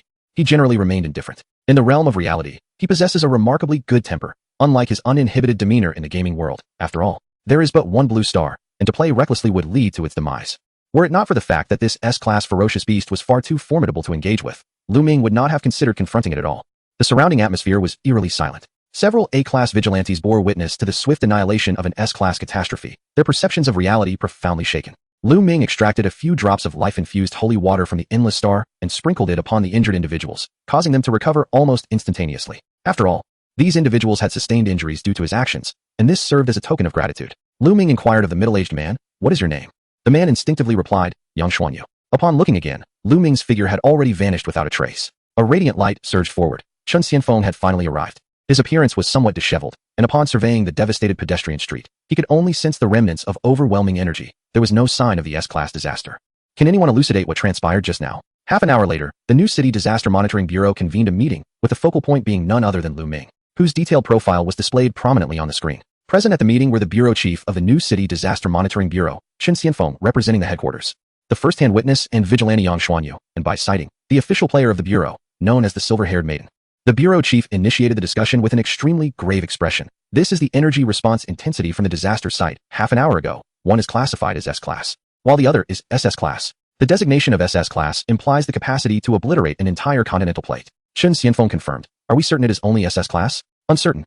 The bureau chief shook his head. "He is currently in New City, yet our monitoring system exhibits no reaction to him. Had he not intervened during this incident, we might have remained oblivious to his existence, making it difficult to ascertain if his involvement reflects his true power. Let us provisionally classify him as SS-class and mark it as a top secret. I will report to headquarters." The bureau chief then turned his gaze towards Yang Xuanyu and by sighting, stating, "Please share your impressions of him. What sort of person is he?" Yang Xuanyu pondered for a moment before responding. "He is quite a congenial young man, appearing non-aggressive, yet when he acts, he does so decisively and lethally." The bureau chief then looked at by sighting. Her summary was succinct. "He is communicable. Here is the plan." Chen Xianfeng contemplated briefly before declaring, "Tomorrow, I will bring a team to converse with him. If possible, I wish to enlist him in the Disaster Monitoring Bureau, for he is known to be the world's first player surpassing the S-class." The energy orb that had nearly grazed him still lingered vividly in his memory. It was a force so potent it was enough to instill terror, one that even an S-class could not hope to withstand. In reality, Chen Xianfeng was destined for futility. Luming was currently reveling in his newfound freedom, and the thought of attempting to impose any constraints upon him was utterly fanciful. It was a task of unprecedented difficulty, akin to splitting the heavens and the earth. Even a nominal affiliation was out of the question. Not only was there no possibility of success, but even the notion of a window of opportunity was entirely unfathomable. Chapter 67. The Endless Cosmic Sea. Since Luming acquired his powers, he had never ventured beyond Blue Star. Seizing the opportunity to return to the real world for a respite, he resolved to explore this vast universe. Blue Star, the solar system, the Milky Way galaxy. Luming found himself amidst the vastness of cosmic space, traversing its realms, and gazing down upon the entirety of the universe through the lens of omniscient cosmic knowledge and divine perception. A colossal beast roared skyward, its presence commanding the cosmos. Within the Orion arm of the Milky Way, Luming discovered the Third Empire, a domain ruled by highly intelligent beast-like beings, renowned for their formidable combat prowess. These powerful creatures could obliterate stars with ease, wielding strength comparable to that of a sun, far surpassing the current civilizations of Blue Star.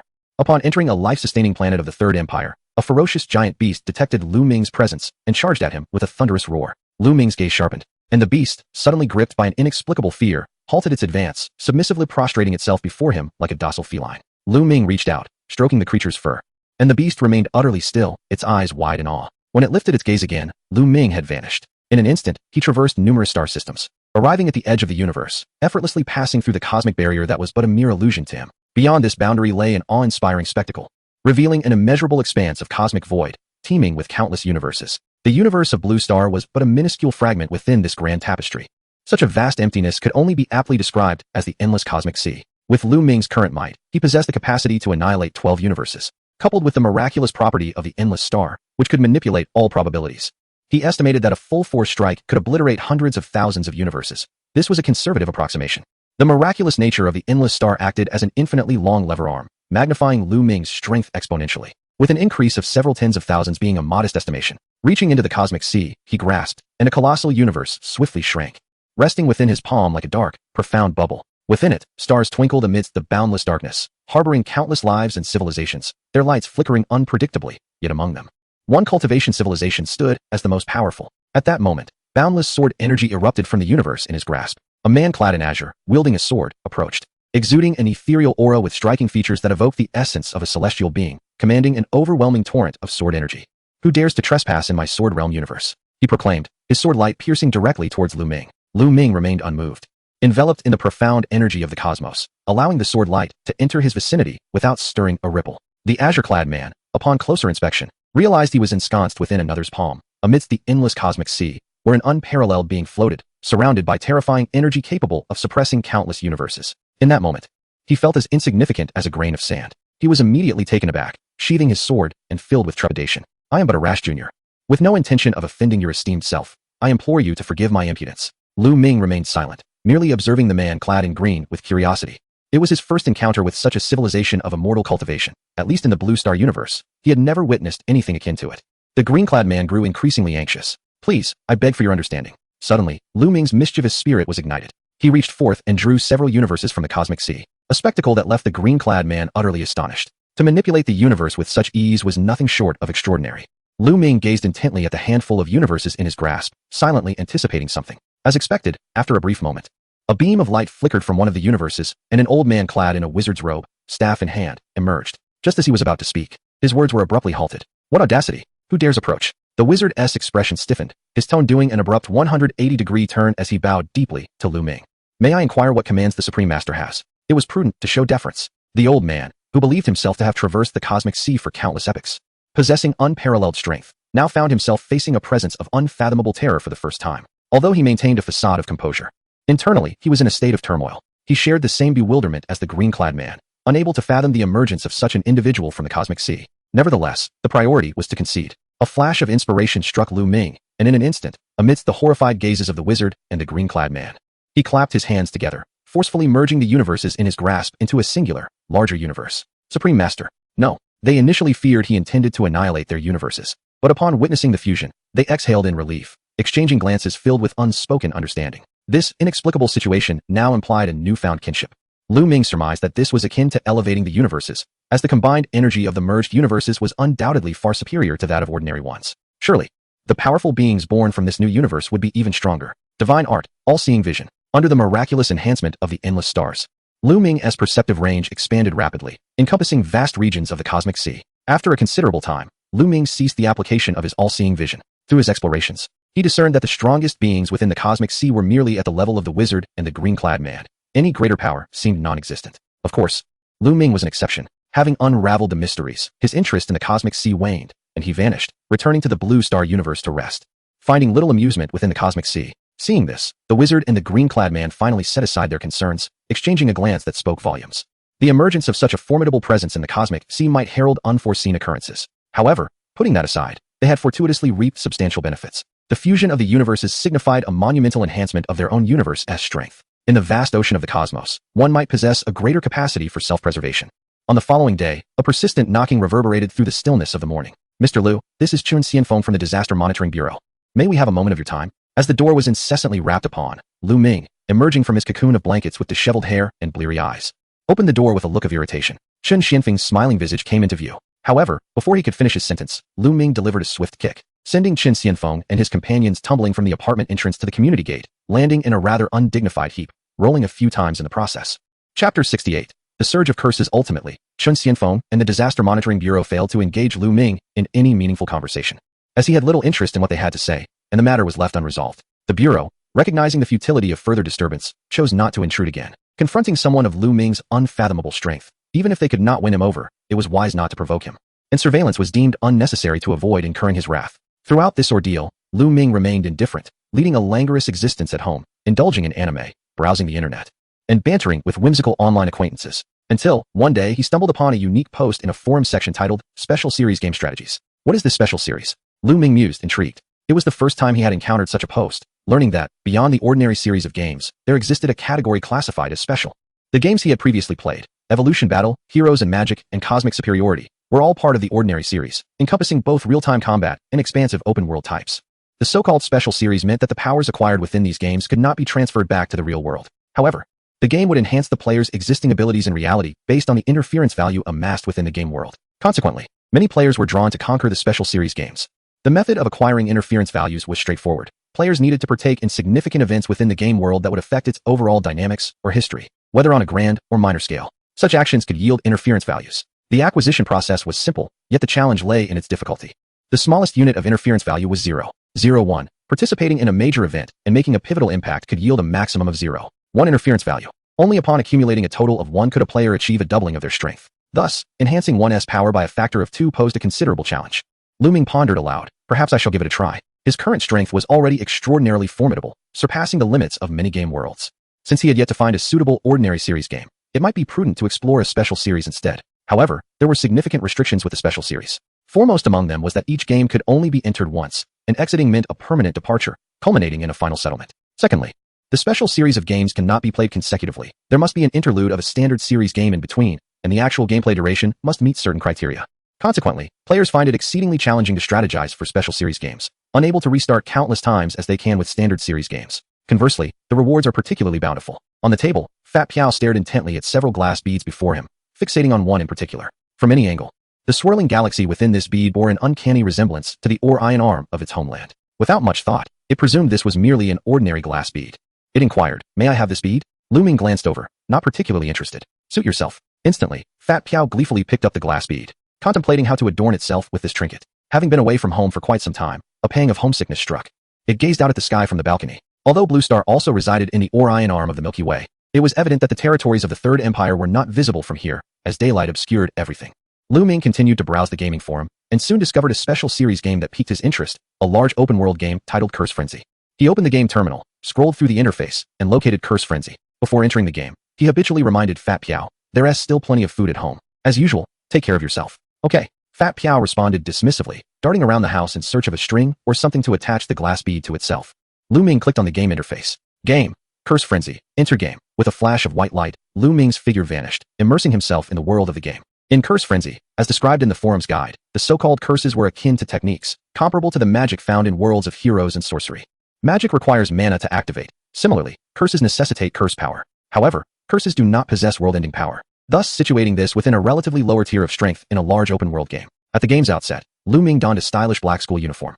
Seated in a classroom, he surveyed his surroundings, including himself. There were only 3 individuals in the spacious classroom. All 3 appeared utterly bored. Luming examined himself, noting that his age seemed adjusted to approximately 18. The other 2 also bore youthful appearances, though it was uncertain if they were players. One had a spiky hairstyle, exuding an overly energetic vibe, while the other sported a small ponytail at the back of their head, with striking blue hair and a sullen expression, suggesting they might be a difficult person to engage with. The game's introduction commenced. From ancient times to the present, numerous legends concerning demons and malevolent spirits have circulated throughout the world. While these tales may be fictitious, the existence of certain phenomena is undeniably real. Anger, hatred, loathing, jealousy, and fear, these myriad negative emotions harbored by humanity, when gathered, give birth to a monstrous entity known as a cursed spirit. These beings feast upon the negative emotions of mankind, growing stronger and posing a significant threat to human society. Consequently, sorcerers emerged. Certain individuals harnessed their own negative emotions, condensing them into magical energy, and through their unique bloodlines and souls, forged exclusive techniques to fulfill the duty of exorcising cursed spirits.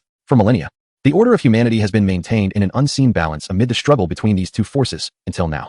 Player, Luming level. Level 4 sorcerer interference value. 000 technique. None curse tools. None. The ranks of sorcerers are divided into 4 levels. Level 4, Level 3, Level 2, Level 1, and the highest, special grade. Luming, at the outset, is undoubtedly the lowest ranked Level 4 sorcerer. However, it is worth noting that for some players, strength seems irrelevant. They merely seek to cause chaos to accumulate interference value. Even the weakest among them can thrive here through cunning. Game world detected. Loading external tools. Loading complete. Please select your external tool. 1. Infinite Cursed Energy. 2. Heaven and Curse Binding. 3. Frenzied Critical Hit Synthesis Package. Instantly, Luming's attention was drawn to the Frenzied Critical Hit Synthesis Package. Infinite Cursed Energy is precisely as it sounds. Every sorcerer possesses a finite amount of cursed energy, and due to varying aptitudes, disparities inevitably arise among them. Infinite Cursed Energy signifies the ability to unleash sorcery without the concern of depleting one's energy. Heaven and Curse Binding. on the other hand, serves both as a gift and a curse for sorcerers. A mere handful of sorcerers are born with this constitution, manifesting in two extreme forms. One type possesses no cursed energy but boasts a physique tenfold stronger than that of an ordinary sorcerer, akin to a human beast. The other is the polar opposite, frail and sickly, perpetually on the brink of demise, yet capable of recovering cursed energy and possessing a total amount far exceeding that of an ordinary sorcerer by tenfold. The second external tool option remains somewhat ambiguous regarding which type of heaven and curse binding it offers, or if it encompasses both. As for the frenzied critical hit synthesis package, it is impressive indeed. Luming's gaze immediately fixed upon it, rendering the other two options pale in comparison. This package resembles a supermarket's bulk sale. Literally named the Frenzied Critical Hit Synthesis Package, its detailed description reveals it to be a set. The function of Frenzied Critical Hit Synthesis is paramount. Whenever Luming vanquishes or destroys any target imbued with cursed energy or techniques, he will obtain fragments. Then, one can synthesize any technique using fragments or items imbued with cursed energy and sorcery, which are referred to as cursed tools in the realm of sorcery. Not only fragments, but even the synthesized techniques and cursed tools can be utilized as materials for further synthesis, allowing for an infinite cycle of creation without any restrictions. The large gift package is another matter. As for its contents, they remain shrouded in mystery for the time being. There is no need to speculate. Luming opted for the option to synthesize the large gift package with fervor. Successfully selected the option for crazy critical synthesis of the large gift package. Wish you a pleasant gaming experience. Boom. A large gift package exploded on the interface, releasing several beams of light that swiftly merged into Luming's body, bringing a smile of delight to his face. Acquired technique, 10 limits technique. Acquired technique, cursed binding of the nameless. Acquired physique, heaven and cursed binding physique. Acquired physique, heaven and cursed binding cursed energy. Acquired cursed tool, special grade nameless mirror. Incredible. Luming silently marveled, feeling the immense cursed energy coursing through him alongside the sudden enhancement of his physique. He was genuinely pleased and astonished by the bountiful rewards of the large gift package. Heaven and cursed binding. He had not chosen this enhancement earlier, yet it manifested from the large gift package, granting him both cursed energy and physique simultaneously. This implied that Luming now possessed a physique that far exceeded that of an ordinary sorcerer by more than tenfold, along with an extraordinary capacity for cursed energy and its recovery rate. Moreover, sorcerers can amplify their physique using cursed energy. The colossal cursed energy from heaven and cursed binding, when applied to the physique of heaven and cursed binding, would likely reach unimaginable levels. For instance, if a normal person's physical strength is rated at 1, a sorcerer enhancing their physique with cursed energy can achieve a rating of 3, while more powerful sorcerers might attain a rating of 5. Luming, however, is different.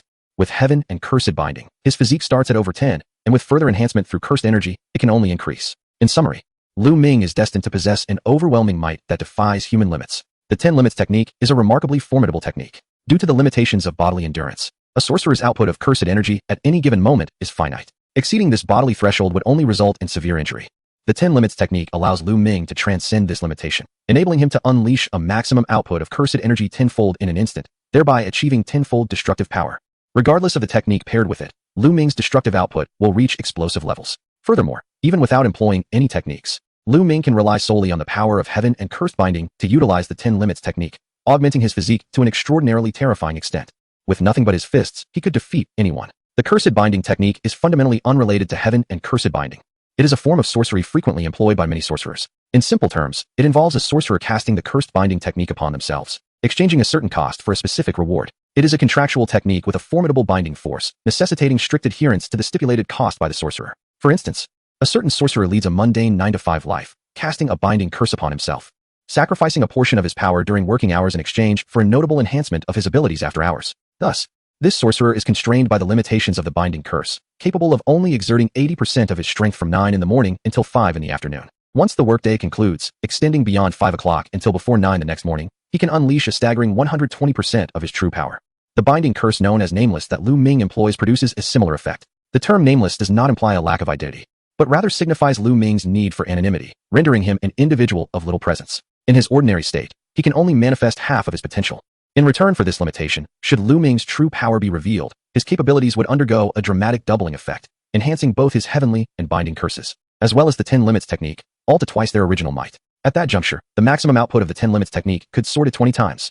The special grade curse tool, the Nameless Mirror, is perfectly suited to work in conjunction with the binding curse of the Nameless. It aligns with the sorcerer's rank, as special grade tools represent the pinnacle of cursed artifacts. The Nameless Mirror wields the power to forcibly influence the perceptions and attention of others. Once Luming dons these black-framed glasses, those around him will subconsciously overlook his presence. Even individuals who once recognized Luming's true identity would be unable to identify him upon encountering him again. Consequently, Luming can fabricate false identities with ease, making the mirror an extraordinary artifact for concealing one's identity and presence. Exceedingly valuable. Luming retrieved the black-framed glasses from his pocket and put them on, his presence diminishing dramatically, yet remaining within an ordinary threshold to avoid drawing undue attention from other sorcerers. Ultimately, the nameless mirror is merely a cursed tool. As long as a sorcerer possesses sufficient skill, they can naturally resist the cognitive interference imparted by the nameless mirror, which is entirely reasonable. With a swish, the sliding door of the classroom opened, revealing a middle-aged sorcerer with a serious demeanor and refined appearance stepping onto the podium.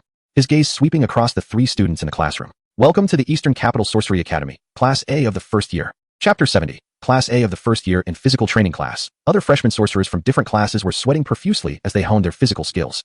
Yet the 3 troublesome youths from Class A of the first year were conspicuously absent. It had been some time since the Eastern Capital Sorcery Academy commenced its term, and it was not long before the 2 boys from Class A became widely recognized as the problem students. These 2 consistently skipped classes, leaving their whereabouts untraceable throughout the day. As for why only 2 students were noted for their truancy, it was because the third was practically regarded as non-existent. No, it was more accurate to say that even acknowledging his absence proved challenging. On the bleachers beside the playground, Luming languidly observed the young sorcerers from other classes as they exerted themselves. The dazzling amalgamation of physical prowess and sorcery captivated his attention. He murmured to himself, "I am uncertain when I will be dispatched to undertake a mission." The Sorcery Academy is an institution dedicated to cultivating young sorcerers, divided into 3 grades.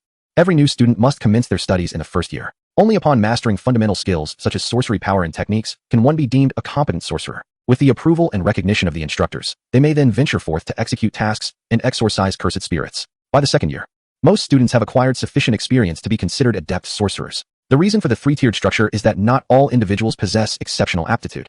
Many remain unqualified sorcerers until the 3rd year, lacking the strength to exorcise cursed spirits. However, for those sorcerers hailing from illustrious families, the academy serves merely as a formality, as they have received sorcery education from a young age and possess formidable abilities even before entering the institution. Thus, the grade does not necessarily correlate with one's strength. The duo from Class A of the first year exemplifies this perfectly. The strikingly handsome individual with spiky black hair, named Tenzai, comes from a prestigious lineage within the sorcery realm, boasting power that surpasses many seasoned sorcerers. It is said that he has already attained the level of a top-tier sorcerer. The blue-haired youth with a ponytail, known as Renfeng, also hails from a renowned family in the sorcery community, although his strength is not on par with Tenzai's.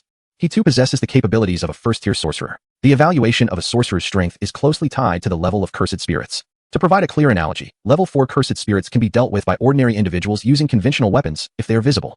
Level 3 cursed spirits require the use of firearms or similar weaponry. Level 2 cursed spirits cannot be confronted without military intervention or heavy weaponry, such as rocket launchers or tanks. Level 1 cursed spirits possess destructive and deterrent power akin to missiles and rocket artillery. Special level cursed spirits represent an unconventional existence, lacking strict definitional standards, and are categorized based on their destructive potential and threat. Anything surpassing level 1 is generally classified as special level. Correspondingly, a level 4 sorcerer can handle level 4 cursed spirits. A level 3 sorcerer can manage level 3 cursed spirits, and so forth. Sorcerers of the same rank are typically stronger than the cursed spirits they confront. The remarkable strength exhibited by Tenzai and Renfeng at such a young age speaks volumes of their exceptional talents and the high expectations placed upon them by the academy. They have mastered what the academy teaches and have also acquired knowledge beyond its scope, as these rebellious and unconventional youths are unlikely to attend classes diligently. As Renfeng puts it, tedious courses. With a pop, the sound of a soda can opening resonated nearby, as Renfeng appeared beside Luming like a phantom, silently taking a seat. Utterly disinterested in the physical training class, Tenzai sauntered over nonchalantly to join Luming, glancing at the soda in his hand with a moment of surprise before tossing it directly to Luming. "It's on me. Thank you." Tenzai scratched his head in puzzlement, feeling that Luming's presence seemed unduly diminished. Despite there being only 3 students in Class A of the first year, he often forgot about Luming's existence. Could it be the effect of some arcane technique? Tenzai's intuition was remarkably acute, and he quickly discerned the correct answer. The technique was a closely guarded secret of every sorcerer, so he refrained from inquiring further into Luming's affairs. Beep, beep. The phone rang. "Hello, teacher. I understand." He hung up the call. With a bright smile, Tenzai announced to the 2, "The teacher has granted our approval. We are set to embark on our mission to exorcise the cursed spirits." Both Luming and Linfeng perked up simultaneously. Linfeng rose and addressed Luming, saying, "Let us proceed." Luming followed suit. 3 days later, at a dilapidated building on the outskirts of the eastern capital, the trio emerged from a black sedan. A robust middle-aged man clad in a black suit exited the driver's seat. His name was unknown, but Luming understood he was their auxiliary supervisor. Tasked with escorting them to the mission site and elucidating the details of their assignment, he possessed a fundamental grasp of some arcane techniques, serving in a logistical and supportive capacity, yet lacking significant combat prowess. "Ladies and gentlemen, this is the location. Please exercise utmost caution," he stated. As he spoke, the supervisor formed hand seals, unleashing a wave of black, cursed energy into the sky, creating an immense, translucent black barrier that enveloped the vicinity, isolating it from the outside world. A barrier technique. The duty of sorcerers is to exorcise cursed spirits, which are born from humanity's negative emotions. Thus, They must conceal the existence of cursed spirits from the general populace. Otherwise, should humanity become aware of their presence, it would undoubtedly incite widespread panic, leading to an upsurge of stronger cursed spirits born from human fear. To avert such a dire scenario, the barrier technique is indispensable. It effectively cloaks a designated area, providing excellent concealment. Unless one is a designated individual, others cannot perceive the events unfolding within nor gain entry into the barrier. Rest assured, Supervisor. Tianzai replied confidently. We will resolve this swiftly. Lin Feng unsheathed a knife from his waist and handed it to Luming, his expression impassive, stating, Aren't you yet to construct your core technique? Use this knife for now. Luming accepted it. A cursed tool? This is a grade 1 cursed tool. Tianzai, casually draping an arm around Lin Feng's neck, paid no heed to Lin Feng's resistance, saying, You needn't worry about us. Even without that knife, Lin Feng will manage just fine. Thank you, Luming replied. No need for gratitude. Though the knife was indeed a gift from Lin Feng, Tianzai adopted an air of indifference. Lin Feng extricated himself from Tianzai's embrace, accustomed to his boisterous demeanor. The so-called core technique is an exclusive arcane method constructed by each sorcerer based on their own soul and lineage. All subsequent technical developments must be rooted in the core technique, remaining within its framework. Tianzai's core technique is thunder, while Lin Feng's is rain. Naturally, Tianzai, with thunder as his core technique, cannot master Lin Feng's methods. In truth, Luming had indeed constructed a core technique. His core technique is the 10 limits technique, though he had never demonstrated it in front of anyone, leading Tianzai and Lin Feng to perceive him as a novice. This is precisely the effect that Luming sought to achieve, flawlessly executing the binding techniques that confine the nameless. Chapter 71. Frenzied assault within the abandoned building. A dimly lit space was permeated by a musty and damp odor, intertwined with a distinctly metallic scent of blood. Luming glanced down, noticing remnants of blood that had not been thoroughly cleaned. Lin Feng cautiously surveyed every corner of the surroundings, particularly vigilant, and spoke. A month ago, an extraordinarily tragic suicide incident occurred here, the details of which remain unknown, yet the death toll reached a staggering 37. Tianzai added. Such a brutal demise leaves behind an overwhelming amount of negative energy, sufficient to give rise to cursed spirits. Only 3 days prior, the Sorcery Academy discovered signs of cursed spirit activity in this location. Cursed energy is strikingly similar to aura. Both are energies that originate from within the body.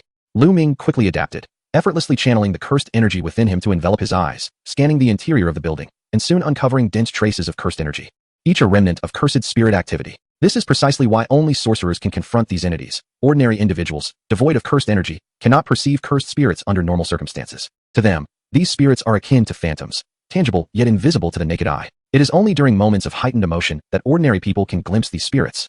But this perception is unstable and fleeting. The residue of cursed energy was abundant. Luming deduced. It seems there is more than one cursed spirit. Suddenly, a noise echoed from a shadowy corner. The cursed spirits, detecting the presence of humans like sharks drawn to the scent of blood, could no longer suppress their primal instincts and emerged, intent on tearing Luming and his companions apart. Luming curiously observed the visages of the cursed spirits, a grotesque amalgamation of beasts and fiends, their features twisted and terrifying, embodying every conceivable form. He remarked, all are level 4 cursed spirits, mere minions. They can be dispatched in no time. Tianzai, eager to engage, was poised for action when, abruptly, 2 figures burst through the rooftop, launching a swift assault on Tianzai and Lin Feng. Tianzai, with lightning reflexes, was the first to retaliate. Thunderous strike, he exclaimed, swiftly forming seals and unleashing a torrent of lightning that shattered the incoming attack. Lin Feng deftly sidestepped, allowing the assault to crash harmlessly into the ground. However, this strike inadvertently shattered the ground beneath them, revealing a vast chasm below. Be careful. Lin Feng's pupils contracted as he instinctively pushed Luming away from the gaping void, then plummeted rapidly, disappearing alongside Tianzai into the depths of the chasm. With a whoosh, 2 shadowy figures darted past, plunging into the abyss, clearly intent on pursuing Tianzai and Lin Feng. One must commend their keen battle instincts. Everything transpired in an instant, and Tianzai's reaction time was astonishing, nearly completing his counterattack the moment the rooftop was breached. Lin Feng immediately realized that he and Tianzai were being targeted. The decision for Luming to act separately was indeed the safer choice, prompting him to decisively hurl Luming out of the void. The boy appeared cold and aloof. Yet he was, in truth, considerate of Luming, a quintessential embodiment of an exterior facade concealing a warm heart. Luming landed steadily at the edge of the underground cavity and turned to glance behind him. From the shadows emerged a young man with crimson hair, stepping forth from behind the cursed spirit. Within the realm of players and game characters, some chose to join the academy, while others opted for betrayal, aligning themselves with the cursed spirits. Clearly, these assailants belonged to the latter category. The red-haired youth wore a mocking expression. I never held high expectations for such trifles, he remarked. Yet the academy has surprised me immensely by allowing 2 of their prodigious sorcerers to fall into this trap, an unexpected boon indeed. As he spoke, he extended a hand towards Luming. Those 2 are doomed. I offer you a choice. Either perish alongside them or join our ranks. As one of ordinary descent, you must have realized that in the sorcery realm, where lineage and heritage dictate everything, mediocrity has no future. The descendants of renowned sorcery clans are destined to be geniuses. And the future of the sorcery world does not accommodate the likes of us, ordinary folk. Rather than spend your life as a mere backdrop to the talents of others, Why not cast your lot with us and harness the power of cursed spirits to transform this decaying sorcery world? A thunderous boom resonated from the depths of the void. Faint flashes of lightning illuminating the darkness. Luming could not help but chuckle softly, remaining unmoved by the red-haired youth's impassioned speech, while gaining some insight into their mindset. He rolled up his sleeves and spoke in a calm tone. I am curious about the source of your confidence. To think you can eliminate those two with just your two companions is rather presumptuous. Although he was merely a first-year student, he had previously stated that year alone did not signify strength. Tianzai and Lin Feng's prowess was unmatched within the entire academy. Luming truly could not fathom where these individuals derived their confidence, considering the sorcery power and attack strength displayed by those two earlier. He was certain they would meet a grim fate. Unperturbed by Luming's response, the red-haired youth's expression darkened. With a swift motion of his hand, he coldly commanded, "In that case, you shall die alongside them." The cursed spirits, devoid of reason, unleashed chaotic and meaningless howls, surging forward under the red-haired youth's orders, eager to showcase their brutal nature. However, in an instant, boom, boom, boom, boom, boom, Luming's figure flashed past, his sheer physical speed so astounding that the red-haired youth could not even react. In the blink of an eye, a dozen fourth-level cursed spirits exploded into gory fragments, blood and mangled flesh splattering the ground, painting a scene of sheer brutality akin to a hellish battlefield. The red-haired youth was taken aback, exclaiming, "What just happened?" Subsequently, he was struck by an overwhelming force, crashing against a pillar, the stout concrete column riddled with cracks from the impact. Luming grasped the neck of the crimson-haired youth, pinning him against the pillar, his demeanor exuding an unsettling calmness. The youth's bones and internal organs lay utterly shattered under the force of the blow. In terror, he gazed at Luming, blood gushing from his mouth as he stammered, "What are you?" Crack. Without a moment's hesitation, Luming decisively twisted the youth's neck. Fragments, visible only to Luming, erupted from the remnants of the crimson-haired youth and the cursed spirit, swiftly coalescing before him into a radiant orb of light. Then, a large crimson button materialized in front of Luming, accompanied by a critical strike progress bar, triggering frenzied critical synthesis. Please commence critical strike, instantly. Luming struck the large red button with such speed it became a blur, as the luminous sphere before him swelled and trembled violently. Critical, critical, critical, critical, critical, frenzied critical. The progress bar filled to capacity in an instant. The orb of light then erupted. Chapter 72, Guaranteed Techniques, Composition Complete, Acquired Technique, Long-Range Technique, Long-Range Technique. Attacks released can strike targets up to 1 kilometer away. The exploding orb of light froze before Luming, presenting a scene of breathtaking splendor, akin to the most exquisite fireworks imaginable. However, after the synthesis, the large crimson button did not vanish. Would you like to continue frenzied critical synthesis? Reforging. Infinite synthesis. Without any constraints, until a satisfactory technique is produced, merely influenced by the quality of the shards collected. The stronger and higher ranked the cursed spirits and sorcerers, the better the quality of the fragments obtained. Yes, upon choosing to continue, the progress bar reset instantly, and the exploded orb of light began to coalesce anew. Please commence critical strike. This external aid truly delighted Luming, and with fervent interest, he continued to slam the crimson button, his hands moving with such rapidity that even the afterimages were indistinguishable. Critical, critical, critical, critical, critical, frenzied critical. Once again, the progress bar filled to capacity in an instant. The orb exploded anew. Composition complete. Acquired technique. Guaranteed hit technique. Guaranteed hit technique. Locks onto a target within sight, ensuring that any attack released will hit. Would you like to continue frenzied critical synthesis? Luming chose not to proceed further. No, the exploding orb of light immediately merged into his body, granting him mastery over the guaranteed hit technique, while the crimson button and progress bar faded from existence. Continuing the synthesis could potentially yield even more powerful techniques, but it also risked the chance of never achieving the guaranteed hit technique again. There was no need to gamble. Knowing when to stop is the wisest choice. The power of the guaranteed hit technique was formidable, and Luming was determined not to miss out on it. For Luming, the limitations of core techniques were non-existent. Every synthesized technique was within his grasp. There were no restrictions whatsoever. Adjusting his black-framed glasses, he approached the edge of the void and looked down, intending to explore further, when he was met with the sound of rushing water below. Boom! A waterfall surged upwards, and Tianzai and Lin Feng ascended from the cave, propelled by the force of the current, each carrying a person. I had thought you two had been eliminated. Just kidding. Tianzai chuckled. Do you really believe we are so easily defeated, especially by these two utterly inept first-level sorcerers? Bring on two more, and we would manage just fine. Lin Feng's gaze fell upon the corpse of the red-haired youth. An accomplice of the assailants? Indeed. Luming nodded, a third-level sorcerer. Perhaps distracted by your presence, left behind the weakest among them. Otherwise, I would not have prevailed. In truth, the red-haired youth was no less formidable than his companions. Perhaps even stronger. Lin Feng surveyed the surroundings, noticing nothing amiss and harboring no doubts about Luming's words. Earlier, when Luming had dispatched the red-haired youth and the curses, he had not employed the 10 limit techniques. He had simply augmented Tian and the cursed bindings with sorcery. Since no techniques had been utilized, there would naturally be no significant traces of sorcery left behind, making it impossible for Tianzai and Lin Feng to discern anything unusual. Luming turned his attention to the two unconscious assailants. How about we interrogate them here? Tianzai nodded in agreement.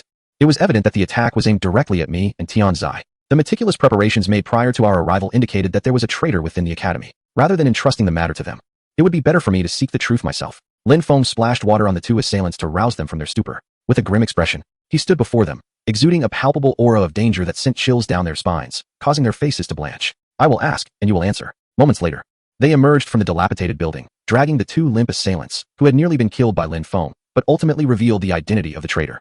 The supervisor dismissed the barrier, his eyes landing on the two assailants with a hint of confusion. What is the situation here?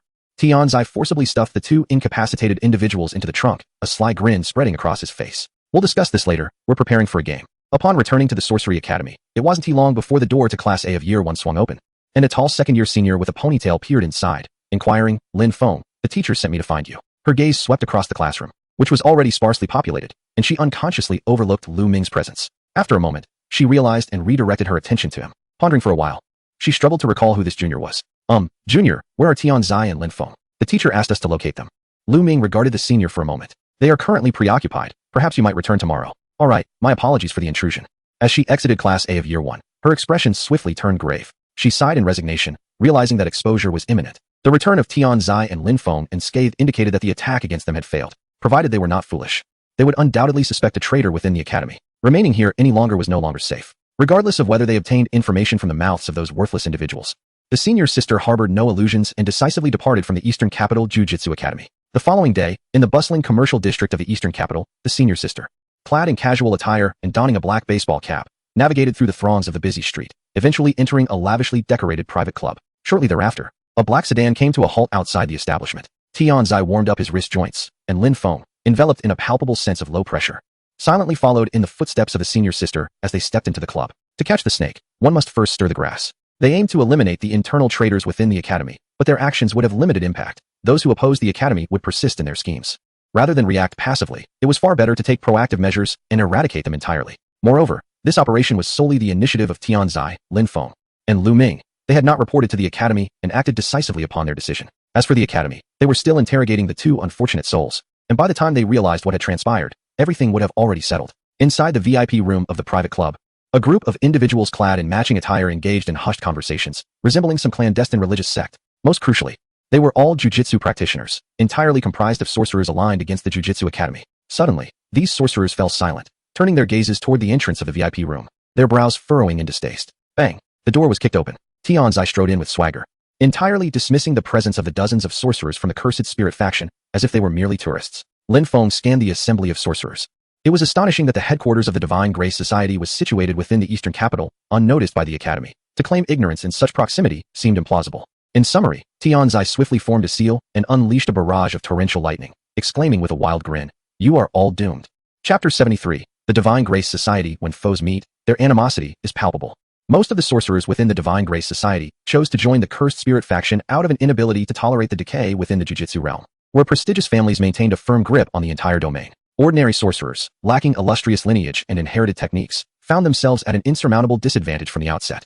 Suffocated by the overwhelming disparity created by these noble houses, a future seemed nearly impossible to envision. Indeed, the Jiu-Jitsu realm was firmly held by these esteemed families, and the antiquated minds of the elders perpetuated a decayed ideology throughout the upper echelons. Even the Academy was a coalition formed by these noble houses. However, it is undeniable that the Academy consistently upheld the mission and responsibilities of Jiu-Jitsu practitioners, diligently exorcising cursed spirits to maintain the order of human society. In stark contrast, the sorcerers of the Divine Grace Society had indeed allied themselves with the Cursed Spirit faction, wielding the power of curses to act with impunity, disrupting the order of human society. Each could be deemed utterly malevolent. This is the reality. The sorcerers of the Divine Grace Society often deride the decay of the sorcery realm. Yet they are acutely aware that their deeds are indeed heinous and deserving of no pity. Justice? Order? Mere fabrications. They indulge in their whims without the need for excuses or justifications, harboring disdain for the academic elite. The animosity and positions of both factions are unmistakably clear. There is no need for further dialogue. Let the battle commence. Utterly arrogant. Do you truly believe that mere two first-level sorcerers can contend against our multitude? Eliminate them. Simultaneously, the two individuals, Tianzai and Lin Feng, both bearing the illustrious titles of sorcery prodigies, are undoubtedly the most loathed figures among the sorcerers of the Divine Grace Society. They yearn to rid themselves of these two at once. In an instant, a barrage of sorcery attacks surged forth, prompting the duo to swiftly evade while launching their counteroffensive. Lin Feng formed seals with his hands, causing the moisture in the air to rapidly coalesce into glistening water droplets. Water bullet technique. Thunderbolt technique. The formidable water projectiles rivaled artillery shells, howling as they struck several sorcerers, effortlessly piercing their bodies and creating gaping holes. Following the explosive burst of the water bullets, The combined might of Lin Feng's Thunderbolt technique sent a significant portion of the Divine Grace Society's sorcerers tumbling. A fleeting shadow darted by. A sorcerer proficient in physical techniques dashed towards Tianzai at an astonishing speed, delivering a decisive punch to Tianzai's face. In his estimation, both young men were likely adept in sorcery techniques, with physical combat being their weak point. This was the norm, as few could excel in every discipline. However, Tianzai and Lin Feng were rare exceptions. Their sorcery was indeed fearsome, but their physical prowess was equally formidable. Under the enhancement of sorcery, their physiques reached the pinnacle of sorcerer standards. Bang! The sorcerer was utterly oblivious to what had transpired as he swung his fist at Tianzai. He was met with a rapid flurry of 16 perfectly executed punches. Each strike landed firmly upon him, reducing him to a cloud of blood, with internal organs and blood splattering everywhere. Tianzai's physical combat was already formidable, and combined with the speed and explosive power of his lightning techniques, few sorcerers could withstand such force. In the blink of an eye, over 20 sorcerers met a grim fate at the hands of the duo, among them 4 first-level sorcerers, with the most notable being the previously mentioned master of physical techniques. As a first-level sorcerer, he withstood 16 punches from Tianzai before succumbing. Although he had already breathed his last after the 6th blow, the remaining punches were merely a display of Tianzai's desire to complete his combo. How ruthless! The sorcerers of the Divine Grace Society realized the strength of these two, but were unprepared for the extent of their prowess. In the face of such overwhelming force, they found themselves forced to retreat in anger. Flee quickly. We shall remember this grudge. When we meet again, we will surely seek retribution with interest. Tianzai's expression was laced with mockery. Meet again? Who bestowed upon you the audacity to believe you could walk out of here alive? Lin Feng's gaze sharpened. The art of the wandering dragon. In an instant, the moisture that had settled on the ground coalesced around Lin Feng, forming a colossal dragon. With a thunderous roar, the dragon engulfed several sorcerers attempting to flee. As it glided past them, it siphoned away all their moisture, leaving behind nothing but a grisly array of desiccated corpses. Today, none from the Divine Grace Society shall escape. In a corner, a parrot perched within a cage observed the unfolding scene with keen interest. 2 streets away, in the opulent lobby of a lavish hotel, a silver-haired man reclined on a sofa, his eyes opening to reveal a hint of amusement on his face. Truly, a prodigious sorcerer, one upon whom the Eastern Capital Sorcery Academy has placed great expectations. His prowess is indeed extraordinary. Should they be allowed to flourish, they would undoubtedly become a monumental nuisance. A senior sorceress approached respectfully. Lord Arrow, is it not a pity to abandon the Divine Grace Society like this? Of no consequence. The silver-haired man replied nonchalantly, dismissing the society entirely. They have lost their utility. Further entanglement would only drag us down. Consider it a premature gift for Tianzai and Lin Feng, an introduction of sorts. Our paths shall cross eventually. I see, she acknowledged. But Arrow's gaze drifted toward the hotel entrance, curiosity flickering in his expression. It seems you haven't entirely shaken off the trailing shadow behind you. What? The senior sorceress exclaimed. Taken aback, a sudden gust of wind rushed forth. She instinctively reached out to catch the incoming object, opening her palm to reveal an utterly mundane stone, save for traces of sorcery and magical energy lingering upon its surface. The art of guaranteed hit. By employing this technique, one can lock onto a target within sight, unleashing an attack that will pursue its prey to the ends of the earth until it strikes true. Conversely, when repurposed, it serves as an infallible tracking skill. Far more intriguing to Luming than the mere Divine Grace Society. He was far more interested in the true puppeteers behind the curtain. Luming strode confidently into the hotel, making his way directly toward the 2 individuals. The senior sorceress gasped, "It's you?" Arrow inquired, "A member of the academy?" "A sorcerer who shares classes with Tianzai and Lin Feng, though I never knew his name. His presence is so faint that I often find myself unconsciously overlooking him." A person with such a low profile, yet seemingly more formidable than Tianzai and Lin Feng, Arrow did not deem this young man to be an ordinary sorcerer. His expression grew increasingly serious. Chapter 74. Arrow. Upon entering the hotel, Luming did not act immediately. Instead, he surveyed his surroundings. His formidable physique, honed from the fusion of heaven and sorcery, rendered his senses exceptionally acute, both in smell and hearing. Even out of sight, he could make remarkably detailed assessments of his surroundings. Residual magical energy, approaching footsteps in the shadows, the hushed whispers of certain individuals, even the sounds of their breathing and heartbeats. Judging by the evidence, the number of sorcerers within this hotel would not be fewer than 20. Not to mention the considerable number of magical spirits under their command. Seeing Lu Ming's cautious demeanor, Eldo remained remarkably composed, chuckling as he remarked, "What brings you here without taking action? Are you fearful of causing a commotion and inadvertently harming innocent bystanders? It is understandable, considering your status as a sorcerer of the academy. Indeed, if it were Tianzai and Lin Feng, they might be restrained by such trivial concerns." However, Lu Ming was not one to shy away from acting due to such meaningless apprehensions. He was indifferent to whether the order of human society would be disrupted, nor did he care if his actions would incite chaos, thus breeding further curses. Lu Ming was equally unconcerned about the identities of these individuals. He simply recognized that Eldo and his cadre of sorcerers appeared to be significantly more formidable than those from the Divine Grace Society. In a fleeting moment where their gazes intertwined, Lu Ming vanished in a flash, decisively initiating the assault. Eldo's expression turned icy. Eliminate him. In an instant, the senior sister sprang into action. A surge of cursed energy coursed through her body. The combined might of her dual heavens and binding technique was so overwhelming it was almost terrifying, even constrained to half of her potential by the binding technique. Lu Ming remained remarkably formidable. With a single punch, the senior sister barely had time to cast her spell before he obliterated her into a mist of blood. Eldo was taken aback, and in a split second, Luming sent him flying with a kick. Boom, boom, boom. Luming's strength was extraordinarily fierce, and Eldo's form crashed through several thick walls, nearly demolishing the entire first floor of the hotel. The commotion was immense. The sorcerers within the hotel were immediately alerted, rushing to the lobby at the fastest speed. Upon witnessing the scene before them, they gasped in shock. Lord Eldo. Immediately, their gazes fixed furiously upon Luming. Eliminate this brat. With a swift motion, Luming vanished, his speed surpassing that of all the sorcerers, akin to invisibility or teleportation. In mere 3 seconds, he dispatched 7 first-level sorcerers, 3 first-level curses, 15 second-level sorcerers, and 11 second-level curses in one fell swoop. They stood no chance of retaliation, meeting the same fate as the senior sister, reduced to mere blood mist, their innards scattered across the ground. The scene was gruesomely bloody. If Tianzai and Linfeng represented the pinnacle of first-level sorcerers, then Luming, while employing only the powers of dual heavens and binding techniques, clearly operated at a level surpassing theirs, inferior to the special grade but superior to the first grade. This was still under the constraints of the binding technique. In its absence, Luming's dual heavens and binding would indeed manifest as a genuine special grade proficiency, and an exceedingly powerful one at that. So that was it. Despite enduring a kick from Luming, Eldo not only survived, but bore no injuries whatsoever. Brushing off the dust from his attire, his eyes sparkled with astonishment. Such an unparalleled physique, possessing such remarkable destructive capability without invoking any spells, it could only be attributed to the dual heavens and binding techniques. Strangely, it appears that while you possess a formidable physique, there exists within you a remarkable power of curses. Although this notion is difficult to believe, if I am not mistaken, you are a sorcerer endowed with both celestial and curse-binding abilities. He gazed upon him as if he were a rare treasure.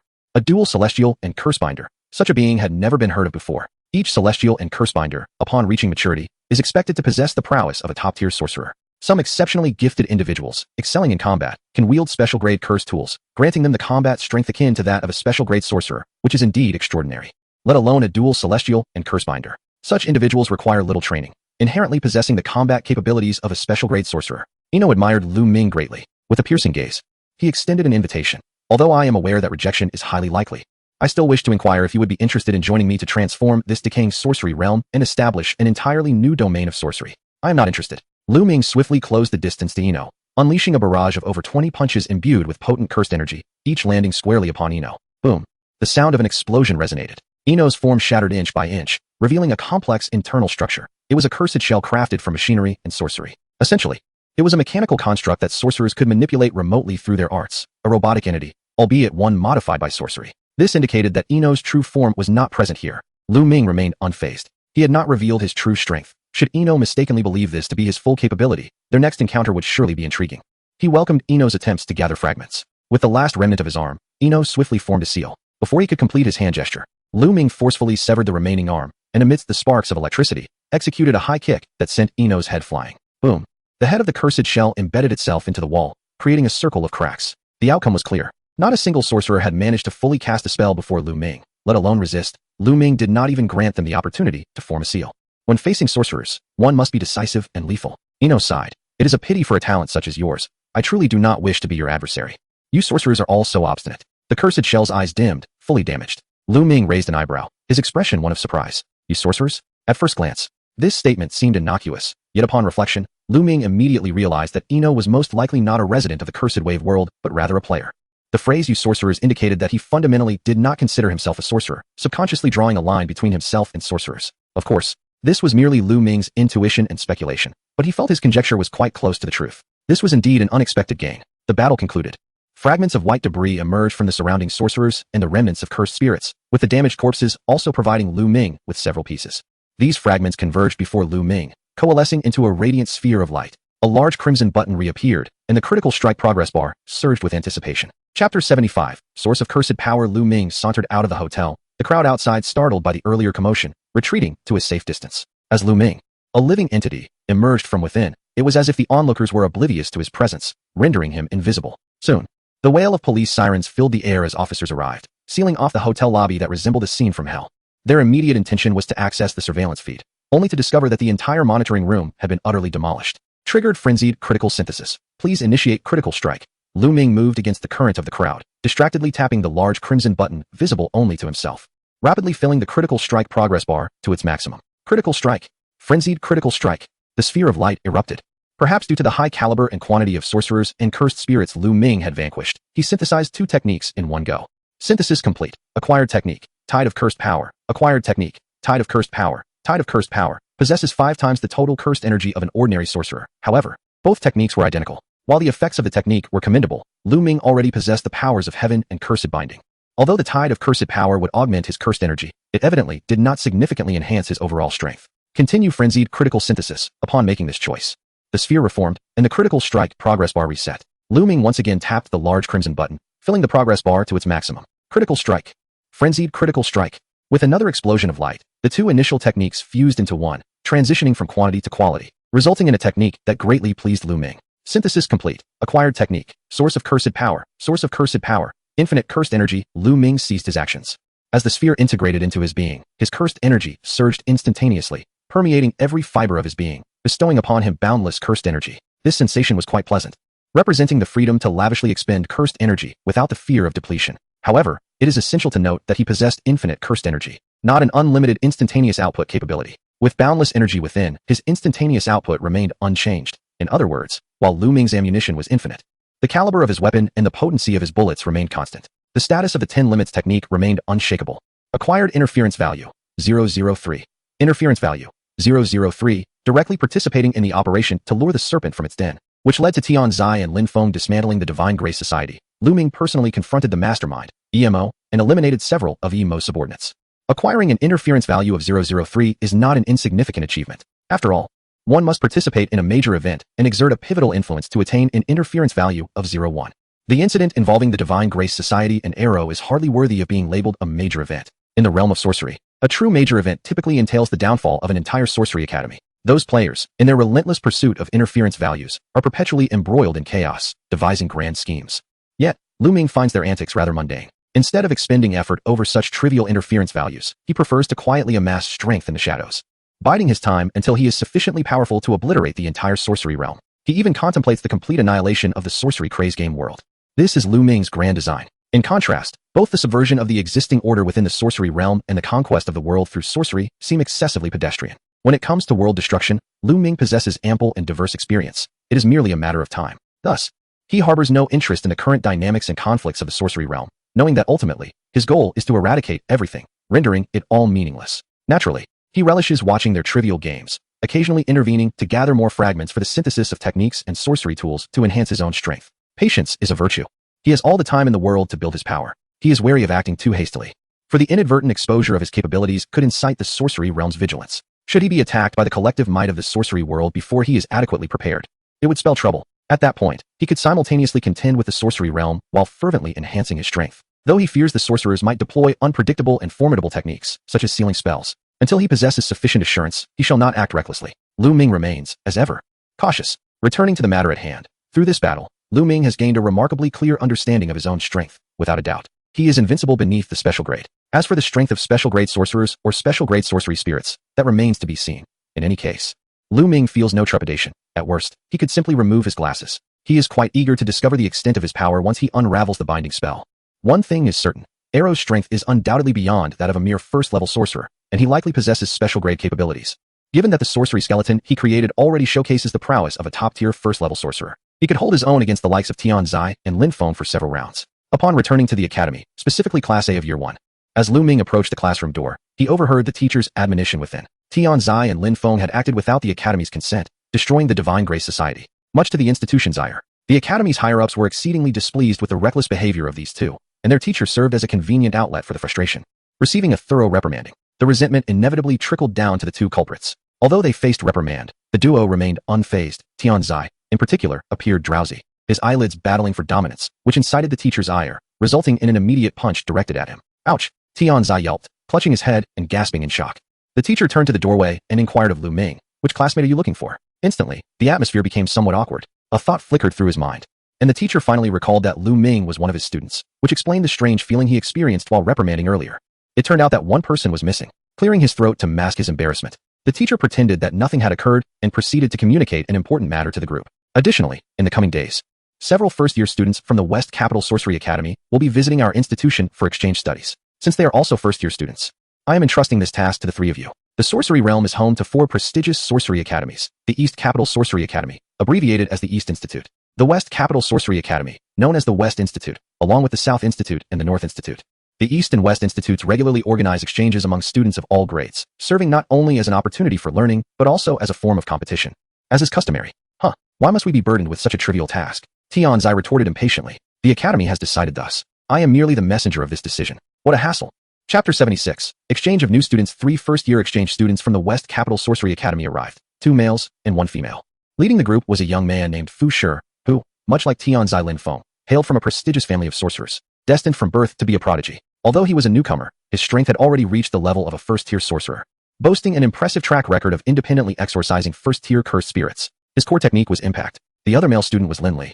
Indeed, the S-class core member of the New Moon Guild. After the catastrophic event of the galactic extinction, he chose to withdraw from that game for a while.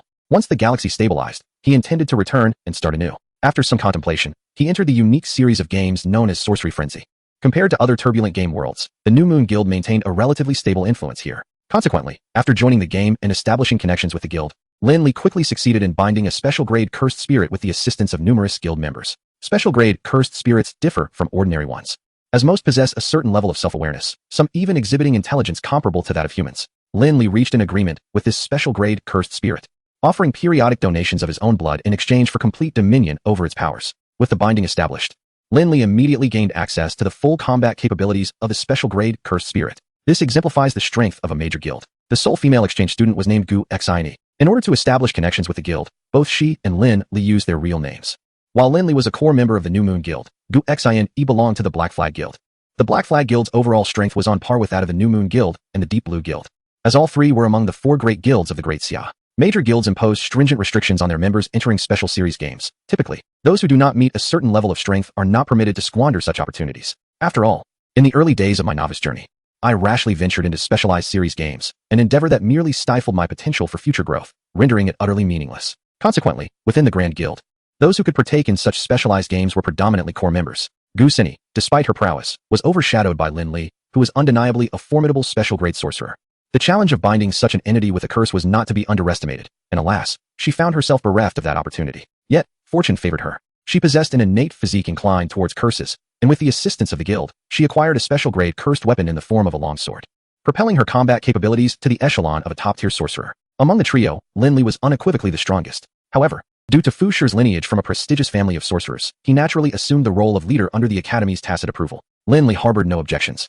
He was pallid and weary from prolonged blood loss, lacking the vitality to lead. The Eastern Sorcery Academy, nestled on the outskirts of the Eastern capital, was approached via a lengthy staircase. Lin Li gasped for breath, evoking the impression that he might collapse at any moment. Gu Xini glanced at him, concerned. Are you all right? I'm fine, Lin Li replied, though his breath was labored. However, if you could lend me a hand, I might feel considerably better. Gu Xini proposed what she deemed a practical solution. How about I just toss you up there? Lin Li chuckled awkwardly. Let us not do that. I'll manage.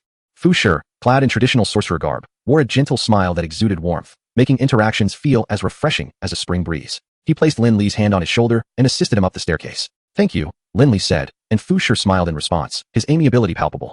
At long last, they reached the top of the staircase, where Tianzai and Linfeng awaited them. Tianzai feigned a cordial smile, saying, Welcome to the Eastern Sorcery Academy for an exchange of knowledge. In truth, he had little desire to attend. He and Linfeng had no need for such exchanges. However, considering that Luming had yet to successfully construct core techniques and was merely at the level of a third-tier sorcerer, he felt their situation was dire. While other sorcerers deftly unleashed their techniques, Luming was confined to basic martial arts. This could not continue. With this in mind, he decided to attend, if only to avoid disappointing others and to provide Luming with a valuable opportunity for learning. Unbeknownst to Luming, who found the affair exceedingly tedious, he still came to greet them. His gaze swept over the trio, and having never encountered Lin Li during their time in the super universe, he did not recognize him. Welcome, everyone, he said, and immediately drew the attention of the 3, each exhibiting a range of expressions, curiosity, astonishment, and a hint of gravity. Luming's silence rendered him almost invisible, leaving them to ponder the understated presence he exuded. Fu Shi turned to Tianzai, nostalgia tinging his voice. Tianzai, it has been a long time, has it? Heavenly, with a thumb pointed towards the barrier behind him, remarked, Let us converse within the academy. It appears your companion here is in dire need of rest. Fu nodded in agreement. Then I shall trouble you. In the fleeting moment as they passed, Gu Xini deliberately cast an extra glance at Luming. As a practitioner of celestial binding, her intuition and sensory perception were extraordinarily acute, and Luming emanated an unusual aura. Could it be that he, too, was a celestial binder? Unlike her, who was purely a physical type of celestial binder, lacking any trace of curse power, yet able to perceive the existence of cursed spirits, she pondered the possibility. The following day, after a rejuvenating rest, the trio arrived at Class A of the first year. After exchanging greetings, Gu Xini found no trace of Luming in the classroom and subsequently inquired of Tianzai and Linfeng. Is the one in your class a celestial binder? The two were momentarily taken aback. Lin Feng countered. What leads you to that conclusion? Tian's eye shook his head. To my knowledge, his physical prowess should only equate to that of a third-level curse master. Even with cursed tools, he can barely contend with a second-level curse master. Celestial binders are at least first-level curse masters. He certainly cannot be a physical-type celestial binder. Moreover, given his agile, healthy physique, it is highly unlikely he is a curse power-type celestial binder. Gu Sini felt a tinge of disappointment. I see. Since this is an exchange of learning, Lin Feng interjected, addressing Gu Sini. He happens to be quite interested in physical techniques. I believe you would have much in common. Would you care to exchange ideas? Shall we spar? Gu Sini nodded. But where is he? I've been right here. Luming's voice emerged from the side, startling everyone. Chapter 77. Bloodbath at the East Courtyard. Bang. On the playground, two figures swiftly intertwined, their combat echoing with resounding clashes as Luming engaged in a spirited bout with Gu Sini. Her tall stature and impeccably healthy physique were accentuated by her choice to cut her long hair into a shoulder-length style for the sake of combat, rendering her movements exceptionally fierce and agile. Since this was merely an exchange of learning, Gu Sini refrained from exerting her full strength, skillfully tempering her abilities while providing Luming with continuous guidance. After their initial exchanges, she realized, as Tian's eye had mentioned, that without employing curse tools, this young man was indeed only at the level of a third-level curse master. Perhaps he had made considerable progress, now barely touching the boundary of a second-level curse master. Luming launched a punch, enveloped in curse power, from an exceedingly cunning angle, grazing Gu Sini's cheek and forcing her to retreat. With a swift turn, she gathered her strength and executed a long, powerful kick that traced a perfect arc toward Luming's face. Bang! The sound resonated as Luming raised his hands just in time to block, yet he was still sent flying several meters by Gu Sini's kick. Hiss! He inhaled sharply, shaking his hands and remarked, let us pause here, my hands are numb. Truly, as a celestial binder, this physical-type curse master is no match for you. Gu Sini halted her movements effortlessly, not a single bead of sweat gracing her brow. In contrast, Luming also remained untouched by perspiration, though he appeared slightly breathless. Seizing the moment of respite, Luming's gaze drifted to the other side of the playground, where the battle between the two others was far more intense. Mingguang gun. A resounding boom erupted as a colossal bolt of lightning, resembling a long spear, suddenly manifested, piercing through the entirety of the playground and scorching the ground beneath, leaving a charred mark. In its wake, a section of the tiered seating collapsed, sending shivers down the spines of the onlooking sorcerers. To be struck by such a force head-on would be tantamount to courting death. In a moment of peril, Fusher narrowly evaded Tian Zai's Mingguang gun, swiftly maneuvering as he formed hand seals, launching a counterattack without reservation. Far rejection technique. A hum resonated as the air warped into ripples, an intangible assault sweeping through, creating a vast fan-shaped shockwave that devastated the playground in an instant. In the blink of an eye, the grounds were rendered unrecognizable. This destruction was merely a fraction of their capabilities, restrained as they were from unleashing their full potential. In the stands, Lin Li, his face devoid of color, had no intention of joining the fray. He turned to Lin Feng and inquired, do they harbor a grudge against each other? They seem intent on annihilating one another. Lin Feng, accustomed to such antics, replied, they have been familiar since childhood. In their families, such competitions are commonplace. They have always enjoyed testing each other's limits. Lin Li understood. You too. At that moment, a thunderous voice echoed, their instructors storming towards them in fury. Cease this at once. If you continue, the entire playground will be reduced to rubble. With a swift turn, Lin Li noted Lin Feng had vanished in an instant, slipping away without a trace. That night, in the stillness of the deep hours, two figures emerged outside the core area of the academy, Gu Sini and Lin Li. Lin Li gestured for Gu Sini to proceed. She nodded, clearing her throat, and from her stomach, she expelled 3 meatballs the size of glass marbles, which she promptly cast to the ground. The 3 orbs rapidly expanded, returning to their original forms, 3 first-level cursed spirits, remarkably powerful ones at that. While both were initially first-year sorcerers at the Shijing Sorcery Academy, they had long since aligned themselves with the Cursed Spirit faction. It was undeniably pragmatic. The Academy's rigid adherence to rules stifled their ambitions, and seeking to swiftly gain intervention points through disruption was undoubtedly more suited to the Cursed Spirit faction, a choice made by the majority of players. At least, most of the 4 major guilds within the tumult of sorcery leaned towards the Cursed Spirit faction. In this game, emphasizing justice and order was a futile endeavor. Gu Sini and Lin Li were acutely aware of this fact. Their identities were those of players. They would adopt whatever strategies could yield the greatest rewards. The 4 major sorcery academies resided within protective barriers. Under normal circumstances, no unauthorized individuals or cursed spirits could breach these barriers or damage them from the outside. Conversely, internal destruction is considerably simpler. Gu Sini, as a corporeal conduit and a binding sorceress, possesses no spell power, rendering her akin to a specter in the eyes of the barrier. By concealing the spell spirit within her body, she can traverse the barrier undetected. For the barrier, Gu Sini's interior is an imperceptible visual blind spot. With 3 first-tier spell spirits, 1 conduit sorceress, and 1 sorcerer wielding the combat prowess of a special grade spell spirit, this formidable assembly is more than sufficient to dismantle the core of the Eastern Academy's barrier. The rationale behind this endeavor is straightforward. They intend to unleash a bloodbath upon the entire Eastern Capital Sorcery Academy alongside the sorcerers of the spell spirit sect, aiming to diminish the overall strength of the Academy faction. Undoubtedly, this is a pivotal event that will impact the equilibrium of the entire sorcery realm. Boom. In the depths of night, an immense surge of spell power erupted from the core area of the Eastern Capital Sorcery Academy, sending violent waves of energy that instilled terror in the hearts of many. What transpired? What is happening? That area is critical, the Academy's barrier. Amidst the chaos, a first-tier spell spirit descended from the heavens, launching into indiscriminate and frenzied slaughter against the Academy's sorcerers. The young sorcerers quickly reacted, readying themselves for battle. An enemy attack. However, with the core of the barrier compromised, the Academy lost its protective shield, and spell spirits continuously breached from outside, resulting in numerous casualties among the students. Dragon Dance Technique. With a whoosh, a torrent of water vapor coalesced into a dragon, swiftly sweeping away the surrounding spell spirits. The timely arrival of Linfeng bore an expression of grave concern. This trouble is immense. Meanwhile, Tianzai gazed at the obliterated core area of the barrier, his brow furrowing as he sensed an increasing influx of spell spirits into the Academy, compelling him to rush for support as well. In a shadowy corner, Luming emerged from the darkness, a gentle breeze carrying familiar scents. Gu Xini and Linli, sorcerers often rely too heavily on their spells, making it all too easy to inadvertently reveal their identities and whereabouts in such details. Yet, ordinary sorcerers lack such acute senses. Beneath the dim moonlight, two figures swiftly fled the Academy. Gu Xini and Linli refrained from participating in the massacre of the Eastern Academy's sorcerers. Their mission had been accomplished, the interference value secured. There was no necessity to engage with the sorcerers of the Eastern Academy. After all, it is one of the four pillars of the sorcery realm. To assume that Tianzai and Linfeng represent the most formidable sorcerers of the Eastern Academy is exceedingly naive. Chapter 78. Domain unveiled. The sound of slicing wind approached. Gu Xini immediately called out, "Be cautious." Boom. A broken tree branch surged forth from the side, striking with tremendous force right before the two, halting their advance. Linli, instantly alert, formed hand seals, and the shadow beneath him roiled, as a grotesque, smoke-emitting spell spirit emerged from it. This was his special-grade spell spirit, known as the Ghost Candle. Rustle. A noise was heard. There. Gu Xini immediately turned her gaze toward the source of the disturbance, and in that fleeting moment, a chilling sense of dread surged through her. She gasped, realizing the peril she was in. It was a trap. In an instant, Luming appeared behind her, his figure akin to a flash of lightning, his fists brimming with fierce cursed energy. The formidable powers of dual heaven and cursed binding unleashed upon her. Boom. There was no time to react, let alone defend herself. Luming's sudden strike struck her squarely in the back, propelling her like a projectile through several walls before she finally came to a halt. The dark crimson blood splattered across the night. Seizing this opportunity, Linli finally discerned the identity of the assailant.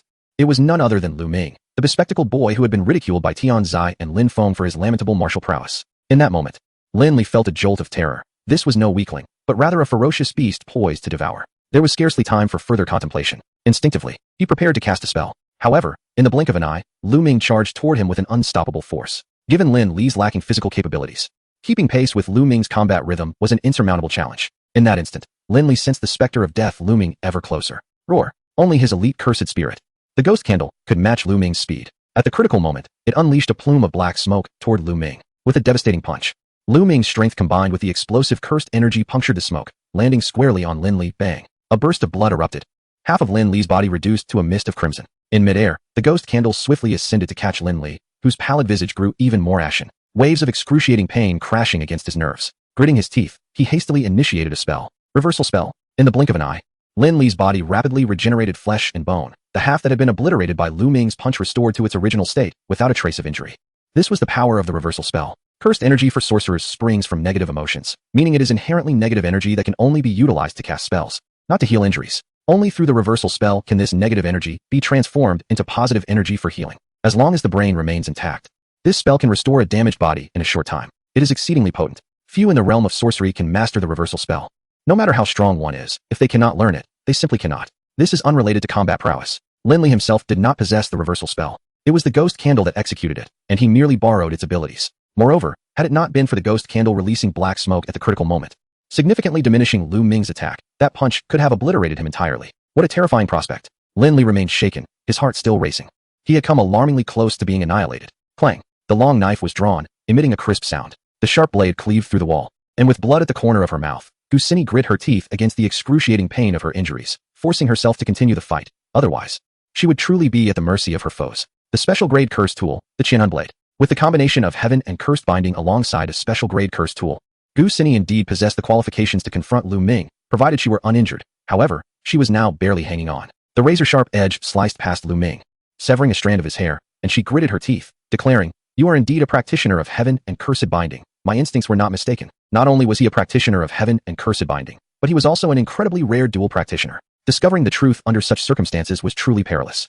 Seizing the moment Gu Xini had created, Lin Li swiftly formed seals. Under the pressure of life and death, his speed in forming seals had never been so rapid.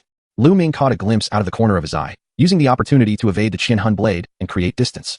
Then decisively drew the Lingfeng's first-grade curse tool, the exorcism blade, tossing it directly towards Lin Li. Roar. The ghost candle was about to intervene, but suddenly, a figure entered the fray, catching the exorcism blade that Lu Ming had thrown. The newcomer landed steadily, greeting Lu Ming with familiarity. Good evening, we meet again. Izwa casually discarded the exorcism blade. He had no use for such a tool. The sound of slicing wind followed as grotesque and sinister faces emerged from the shadows.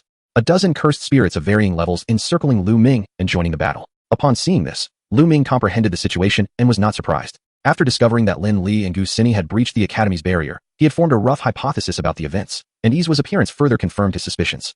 They had allied with the cursed spirits. Izwa remarked, compared to those two, I find you far more intriguing. I shall offer you one final chance to choose. What say you? Lu Ming had no desire for idle chatter. His silence was an answer in itself. Izwa sighed, what a pity. At that moment, a powerful surge of cursed energy spread forth, emanating from Lin Li. His technique had finally been completed, and in an instant, a black spherical space rapidly expanded around him, engulfing Lu Ming, Gu Xini, Izwa, and all the cursed spirits within it. This was the highest grade technique known as a domain. When a sorcerer develops their core technique to its utmost, they can construct their own domain from their heart and soul. Cursed spirits are somewhat different.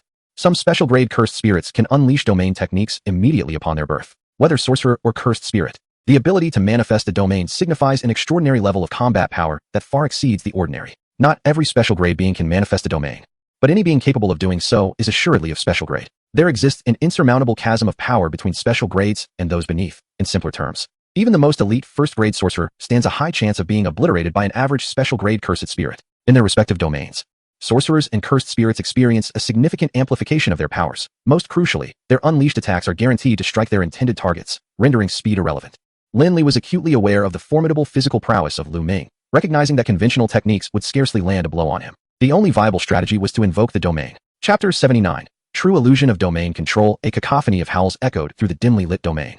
Thick clouds of black smoke swirling ominously. Cursed spirits, formed from this very smoke, surged forth relentlessly, encircling Lu Ming completely. The domain, true illusion of domain control, continuously birthed various cursed spirits, with the most powerful among them possessing combat strength rivaling that of elite sorcerers. The sight of countless cursed spirits loomed ominously, instilling a profound sense of oppression. Gu Xini, Lin Li, and Yi Nuo, along with a multitude of cursed spirits, found themselves in a precarious situation, trapped within the domain of the ghost candle. The opportunity for a second choice had already been granted. Yi Nuo refrained from further words, intent only on exterminating him. In an instant, the overwhelming tide of cursed spirits surged forth, creating a spectacular scene. Despite their numbers, the trio understood that Lu Ming, endowed with dual celestial and cursed binding abilities, was incredibly formidable. It would not be a simple task for these spirits to inflict harm upon him. Lin Li did not harbor any illusions that the cursed spirits alone could vanquish Lu Ming. Their sole purpose was to restrain him, absolutely preventing him from turning his attention to them. Gu Xini involuntarily exhaled, her taut nerves beginning to ease.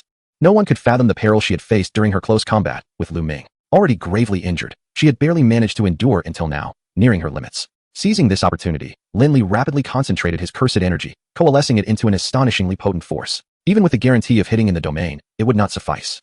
A decisive strike was imperative. Lin Li resolved to unleash the very technique that had previously obliterated the core of the barrier, aiming to eliminate Lu Ming in one fell swoop. The multitude of cursed spirits surged forward like a tempestuous ocean, their overwhelming waves crashing down, rendering him akin to a fragile raft upon the tumultuous sea, on the brink of destruction at any moment. Lu Ming adjusted his glasses, his composure unsettling Yi Nuo. Suddenly, Yi Nuo realized he had overlooked a critical detail. This boy possessed cursed energy. This revelation meant he could wield sorcery. Throughout their encounters, Lu Ming had relentlessly dominated them with sheer physical might, leading Yi Nuo to mistakenly believe he was ill-equipped for sorcery. But was he truly inept at sorcery? This notion appeared to be a mere figment of Yi Nuo's imagination, a deliberate illusion crafted by Lu Ming. As this realization washed over him, Yi Nuo felt a surge of dread. He hastily urged Lin Li, bellowing, "Quick, do not afford him any opportunity to strike." However, it was already too late.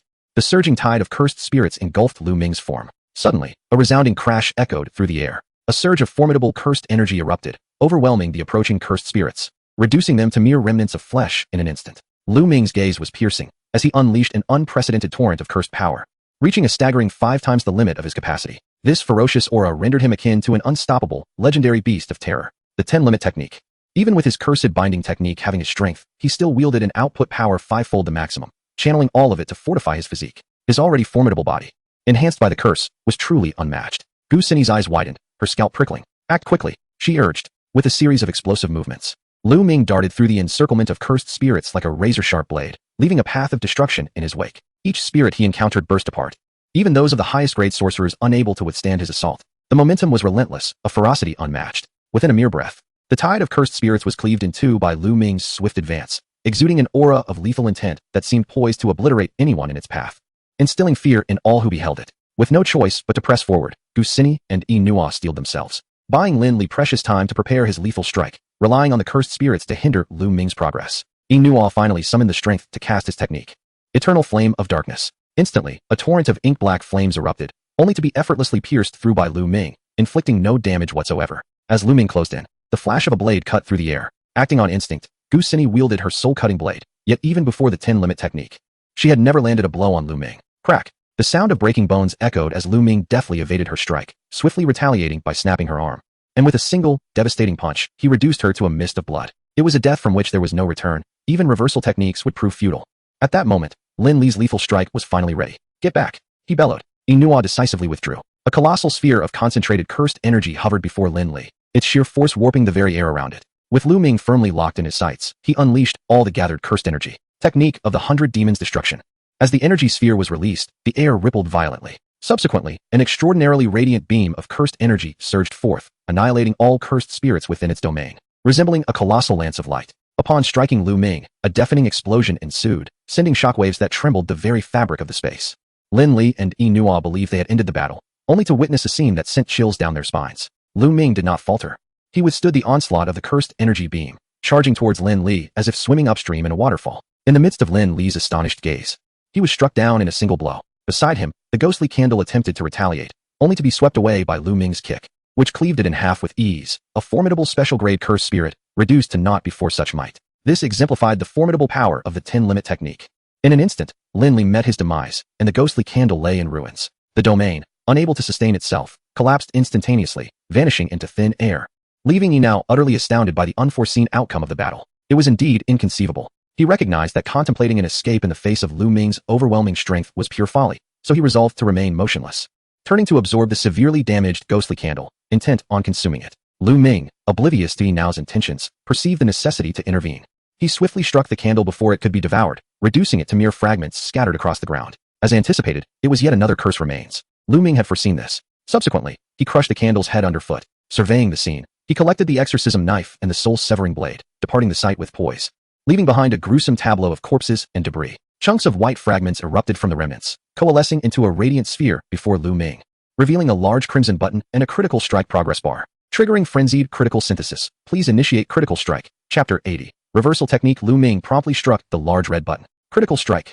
The critical strike progress bar filled to capacity. The sphere erupted. Synthesis complete. Acquired technique. Reversal technique. This time, Luming had vanquished a special grade cursed spirit, yielding exceptionally high-quality fragments, though perhaps fewer in number than the previous occasion. The initial synthesis yielded but a single technique, the reversal technique. Undoubtedly, this was the healing method Luming most desperately required, and without a second thought, he decisively chose to cease further actions. The luminous sphere merged into his being, and Luming immediately mastered the reversal technique. Gained interference value, 006. Current interference value, 009. The orchestrators of the massacre at the East Courtyard, Gusini and Lin Li, both perished at Luming's hands, along with Enao, who had once again lost a curse remains in this confrontation. This interference value, substantial for other players, was of little consequence to Luming. The following day, as dawn broke, the East Capital Sorcery Academy lay in ruins, marred by the remnants of battle. The faculty and students, exhausted and battered, bore witness to the aftermath, with many grievously injured. After a night of bloody conflict, the majority of the invading cursed spirits had been successfully exorcised, though a few powerful spirits sensed the peril and fled in time, costing the academy dearly. 26 faculty members lost their lives, and 328 students perished at the hands of the cursed spirits, among them many first-grade sorcerers. The devastation was profound. This marked the most severe blow the East Capital Sorcery Academy had ever endured, with the loss of 328 young sorcerers. This was not merely a statistic. It represented the very future of the East Courtyard. It is anticipated that within the next decade, the number of sorcerers at the Eastern Sorcery Academy will experience a significant decline, with far-reaching consequences. For at least a few years, the Eastern Academy will struggle to recover from this blow. When the battlefield was eventually cleared, the remnants of the bodies of Guai Zhu and Emo were discovered, leaving everyone astonished and bewildered, unable to comprehend the events that had transpired. After all, Guai Zhu was a special-grade cursed spirit. His silent demise in this place seemed almost trivial. Who possessed such formidable strength to eliminate a special-grade cursed spirit and a celestial sorcerer on the spot, while also dispatching a multitude of cursed spirits of varying ranks, along with a cursed corpse exhibiting the combat prowess of a first-grade sorcerer? The mere thought of such power is terrifying. Lin Feng surveyed the battlefield, seeing the ground strewn with the residual cursed energy of Guizhou. As the domain technique true illusion control and destruction of all spirits obscured any remaining traces of cursed energy, he felt a chill of fear. Such potent cursed energy. The strength of this residual energy indicated that an extraordinarily fierce battle must have occurred here. If that were the case, the commotion at the time was certainly not ordinary. A particular conclusion was becoming evident. The domain. Tianzai solemnly declared. Only a domain technique could elucidate everything before them, concealing the tremendous noise generated by the battle. He gazed at the remains of Guizhou, convinced this was the answer. Fu Shi stood silently nearby. After a moment, he turned to leave, stating earnestly, "The Western Academy will provide an explanation to you in the East, as the traitors originated from the West." Tianzai scoffed derisively, expressing no interest in such explanations. The fact that the two finest students from the Western Academy had defected to the Cursed Spirit faction was a bitter irony, even if they were now deceased. It was an undeniable affront. If the previous incident involving an informant in the Eastern Academy had made Tianzai and Lin Feng distrustful of their own, this new revelation rendered them incapable of trusting anyone within the sorcery community at large. By the way, is he alright? Tianzai inquired of Lin Feng. Lin Feng was taken aback. You didn't find him? The two exchanged glances, suddenly realizing a pressing concern, and hurried off in search of him. In a clandestine stronghold of the Cursed Spirit faction in Eastern Capital, a loud crash echoed as EMO, visibly agitated, struck the wall, creating a fissure. That brat again. Continuously thwarting my plans. He seethed. In their first encounter, Luming had cost him a significant portion of a first-grade sorcerer, directly leading to the bloodbath at the Eastern Academy, where he could not allocate more combat power. Otherwise, the losses would have been even greater. The second encounter occurred just last night, resulting in the loss of a celestial sorcerer and a cursed corpse, an entity of considerable combat capability, difficult to produce. EMO was running low on resources. Most regrettably, he lamented, he had failed to retrieve Guizhou. A dual celestial sorcerer proved to be exceptionally troublesome. Turning his gaze toward a figure not far away, he remarked, "It is unfortunate that I could not bring your counterpart back. It is of little consequence. Merely a trifling fragment, not worthy of concern." The figure, shrouded in a veil of black smoke, approached, revealing its true visage. Indeed, it was the ghost torch. Distinct from the one accompanying Lin Li, this entity evidently possessed an intellect rivaling that of humans. It could engage in seamless verbal communication with Eri. Even among special-grade cursed spirits, disparities exist. Some attain the status of special grade due to their inherent strength, while others are merely classified as such because they cannot exceed that rank. The same applies to sorcerers. The combat prowess among different special grades can sometimes exhibit a greater divergence than that between a special grade and a grade 4. The ghost torch epitomizes this exceedingly unique class of special-grade cursed spirits. Cursed spirits are birthed from the negative emotions of humanity. If one were to ponder the most primal and potent of these emotions, fear undoubtedly reigns supreme. Fear of death, fear of darkness, fear of the unknown. The ghost torch emerged from humanity's dread of deities and malevolent entities, its origins steeped in antiquity, and thus its power is naturally formidable. However, as the fears of humanity vary, the ghost torch has fragmented into numerous distinct entities, each possessing a portion of its original strength. Over millennia, some fragments have been exorcised by sorcerers, while others have been sealed away, leading to a continual diminishment of the ghost torch's overall power, weakening it relentlessly until the present day. Even with the recovery of some fragments, the ghost torch's strength pales in comparison to its former glory, unable to reclaim its peak might. During the quest to locate these fragments, Eri provided substantial assistance, and in return, the ghost torch bound itself to him through a cursed technique, forging an alliance between the two. In contemplation, a shadow of profundity crossed Eri's gaze. Overturning the sorcery world is no trivial endeavor. He had numerous plans yet to unfold, yet the emergence of Luming disrupted his carefully laid steps. Although this young man had not yet fully matured, his power was already capable of overwhelming, even annihilating, special-grade cursed spirits, should he be allowed to develop unchecked. The consequences would be dire, inevitably obstructing Eri's plans. He resolved decisively, before executing the plan to upend the sorcery realm, this young man must be eliminated. With my technique combined with your strength, this should pose no insurmountable challenge. Chapter 81. Urban Legends. The current plight of the Eastern Capital Sorcery Academy is aptly encapsulated by the adage, when it rains, it pours. Following the massacre orchestrated by the Cursed Spirit faction at the Eastern Courtyard, the Academy's strength has been severely diminished, with a drastic reduction in the number of sorcerers. The shortage of personnel has led to rampant cursed spirits wreaking havoc across the Eastern Capital. Incidents abound. A pervasive atmosphere of panic envelopes the entire region, a condition that further facilitates the emergence of more cursed spirits, ensnaring the situation in a vicious cycle. There is no time for mourning or sorrow. The sorcerers of the Eastern Capital Sorcery Academy immediately threw themselves into perilous and demanding tasks, scouring the region to exorcise the rampant cursed spirits. To ensure safety, the Academy mandated that sorcerers must not operate alone. Every mission requires a minimum of 2 individuals, a precaution against the Cursed Spirit faction. Seizing this opportunity, certain lone wolf players lurking in the shadows began to exploit the chaos, instigating further turmoil and driving the situation in the Eastern Capital into deeper disarray. Faced with such circumstances, the Eastern Institute found itself in utter disarray. The surge in tasks was overwhelming, and the malevolent spirits wreaked havoc in the Eastern Capital. Yet, Luming remained undeterred, zealously exorcising the curses, lamenting the inadequacy of his techniques. It was a fortuitous opportunity to practice. Perhaps the area was teeming with lesser curses. yielding fragments of mediocre quality. With every attempt, Luming's hands softened, barely managing to synthesize a few usable techniques. These included the art of fostering plant growth, the prowess of striking from afar, the skill of cutting through objects, the versatile transformation technique capable of altering appearance, voice, and form, and the true void jade, which harnessed cursed energy as a means of attack. These could only be described as marginally beneficial. To be candid, while these techniques were not without merit, they were hardly powerful enough to effectuate a substantial enhancement in Luming's abilities, merely representing various conventional methods. They were not on par with the reversal techniques or the assured strike arts, leading to an inevitable sense of disappointment. Ding ding ding. The school bell rang. Luming couldn't help but reminisce about his student days, but upon reflection, he realized there was little worth cherishing from that time, and he swiftly concluded that the present was preferable. Outside a certain university, Luming and the teacher of Class A of the first year stood at the school gate. Without needing to enter, Luming could already sense the lurking curses within the campus. His eyes lit up. This particular curse seemed formidable. The teacher nodded, indicating that it was likely a second-tier curse. Given Luming's current strength, dealing with it should pose no issue. However, if he found it challenging, he need not feel compelled to persist, as assistance would be forthcoming. The Eastern Institute was currently short-staffed, necessitating even teachers to engage in missions.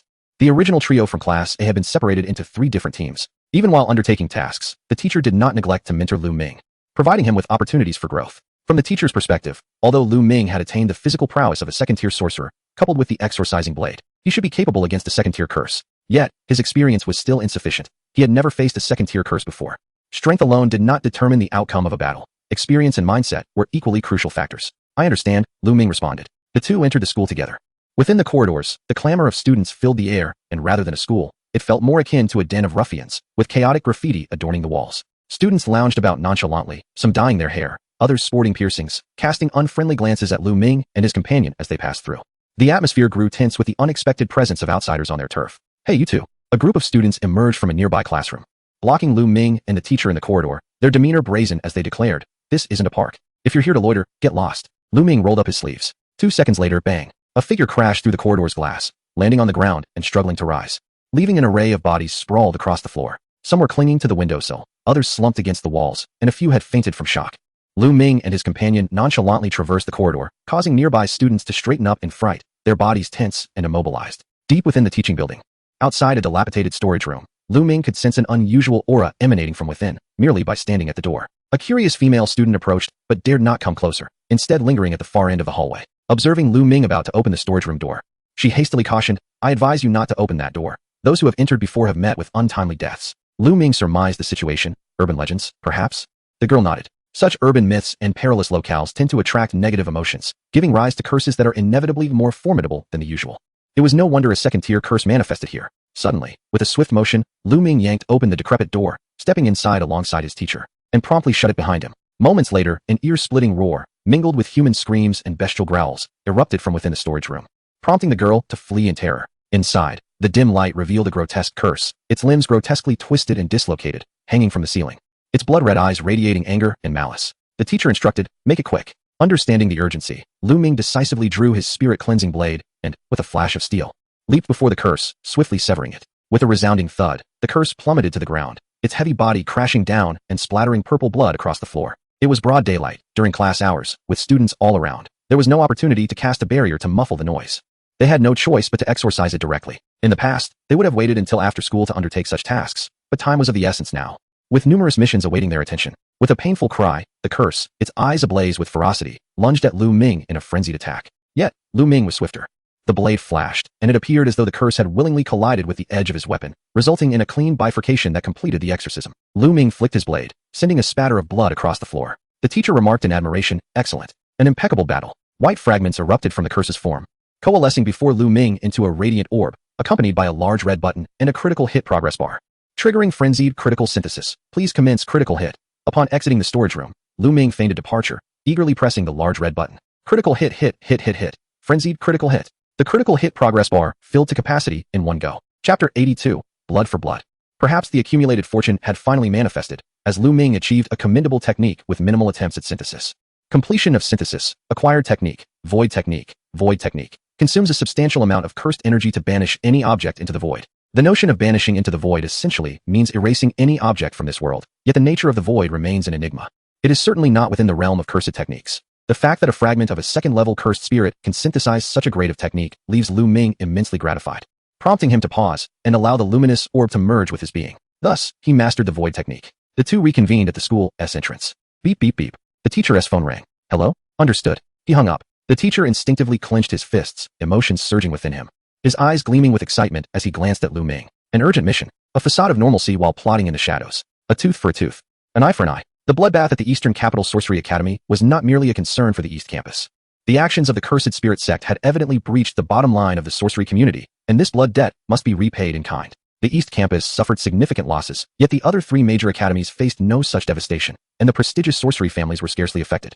The very foundation of the sorcery world remained unshaken. Should the sorcery community choose to remain silent, the Cursed Spirit sect would only grow bolder, and the Eastern Capital Sorcery Academy could never swallow this grievance. Outwardly, the East Campus appeared beleaguered, grappling with the rampant cursed spirits from the Eastern Capital. In secret, however, led by the higher-ups of the East Campus, and following Fu Shi's persuasion of the West Campus and his family, a consensus was reached among the four major academies and the esteemed sorcery families to temporarily dispatch a contingent of sorcerers to support the East Campus.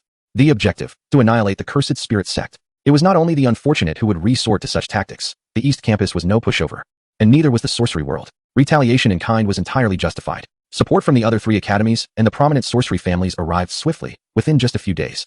All sorcerers had secretly assembled at the East Campus. At that very moment, all sorcerers of second-level strength and above at the East Campus were assigned to urgent tasks, participating in the plan. After all, second-level sorcerers were indeed considered half of a higher combat strength, and relying solely on first-level sorcerers was impractical due to their scarcity. Luming remained partnered with his teacher. Their mission was to eliminate a clandestine stronghold of the Cursed Spirit sect located 1 kilometer away, which concealed approximately 2 second-level cursed spirits, necessitating at least 2 second-level sorcerers for confrontation. The combined strength of Luming and his teacher was more than sufficient. Let us go. The battle begins. The top-tier combatants from both sides would surely unleash their full might. It was an opportune moment to seize the chaos. Luming felt an inner thrill and was quite curious about the unfolding situation. This unexpected move from the East Campus would undoubtedly catch the Cursed Spirit sect off guard. However, to expect complete annihilation was perhaps too ambitious. Who knows how many cursed spirits the Cursed Spirit faction has absorbed over the years? It is evident that they possess a numerical advantage. In terms of quantity, there is no comparison between the two factions. It is not just an exceptional sorcerer. Even an ordinary second or third level sorcerer must undergo careful selection and extensive training. In contrast, cursed spirits are born from the nourishment of humanity's negative emotions at any moment. This alone places the Academy faction at a distinct disadvantage, as the Cursed Spirit faction is not deterred by attrition. The Academy's strength lies in the quality of its sorcerers. In light of this reality, the Eastern Academy has devised a meticulous combat plan, intending to swiftly sever the Cursed Spirit faction's various strongholds. Before the Cursed Spirit faction can react, they aim to exorcise as many of their cursed spirits as possible, then quickly regroup to encircle them, ultimately obliterating their main base.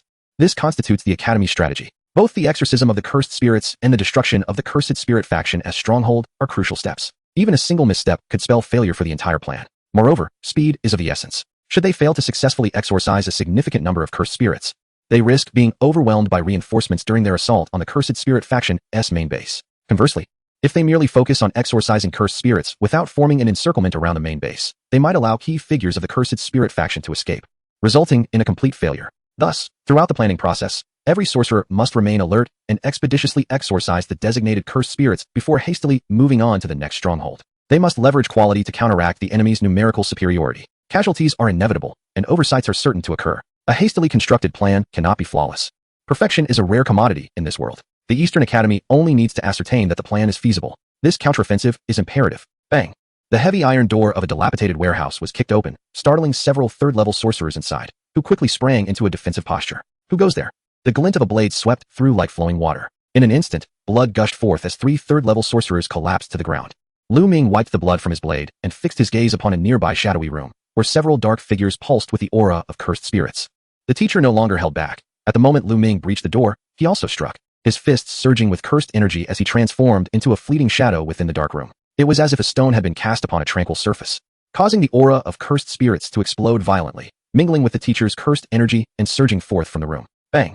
The sound of flesh colliding with cursed energy echoed in their ears as 3 cursed spirits were propelled through the wall, and the teacher's figure soared out from within. His expression grave. He realized the intel had been flawed. The number of cursed spirits was not 2. The grade was not second level, but rather 3 quasi-first level cursed spirits. Crucially, the teacher was also merely a quasi-first level sorcerer, and with Luming, a second level sorcerer, facing 3 quasi-first level cursed spirits seemed almost insurmountable.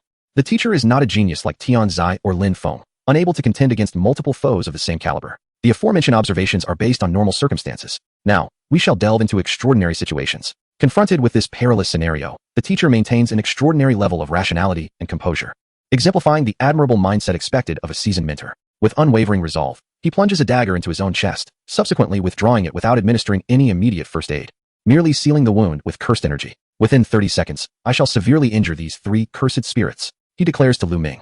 The subsequent kills will be entrusted to you. With that, a tremendous surge of cursed energy erupts from the teacher's body. Chapter 83. The Art of Annihilation, Cursed Binding Technique. Luming comprehends the situation. He understands. At the cost of his own injury, the teacher augments his total cursed energy and output within 30 seconds, elevating himself to the combat prowess of a first-level sorcerer. Roar. The eyes of the 3 quasi-first-level cursed spirits blaze with ferocity as they instinctively split up to attack the teacher and Luming.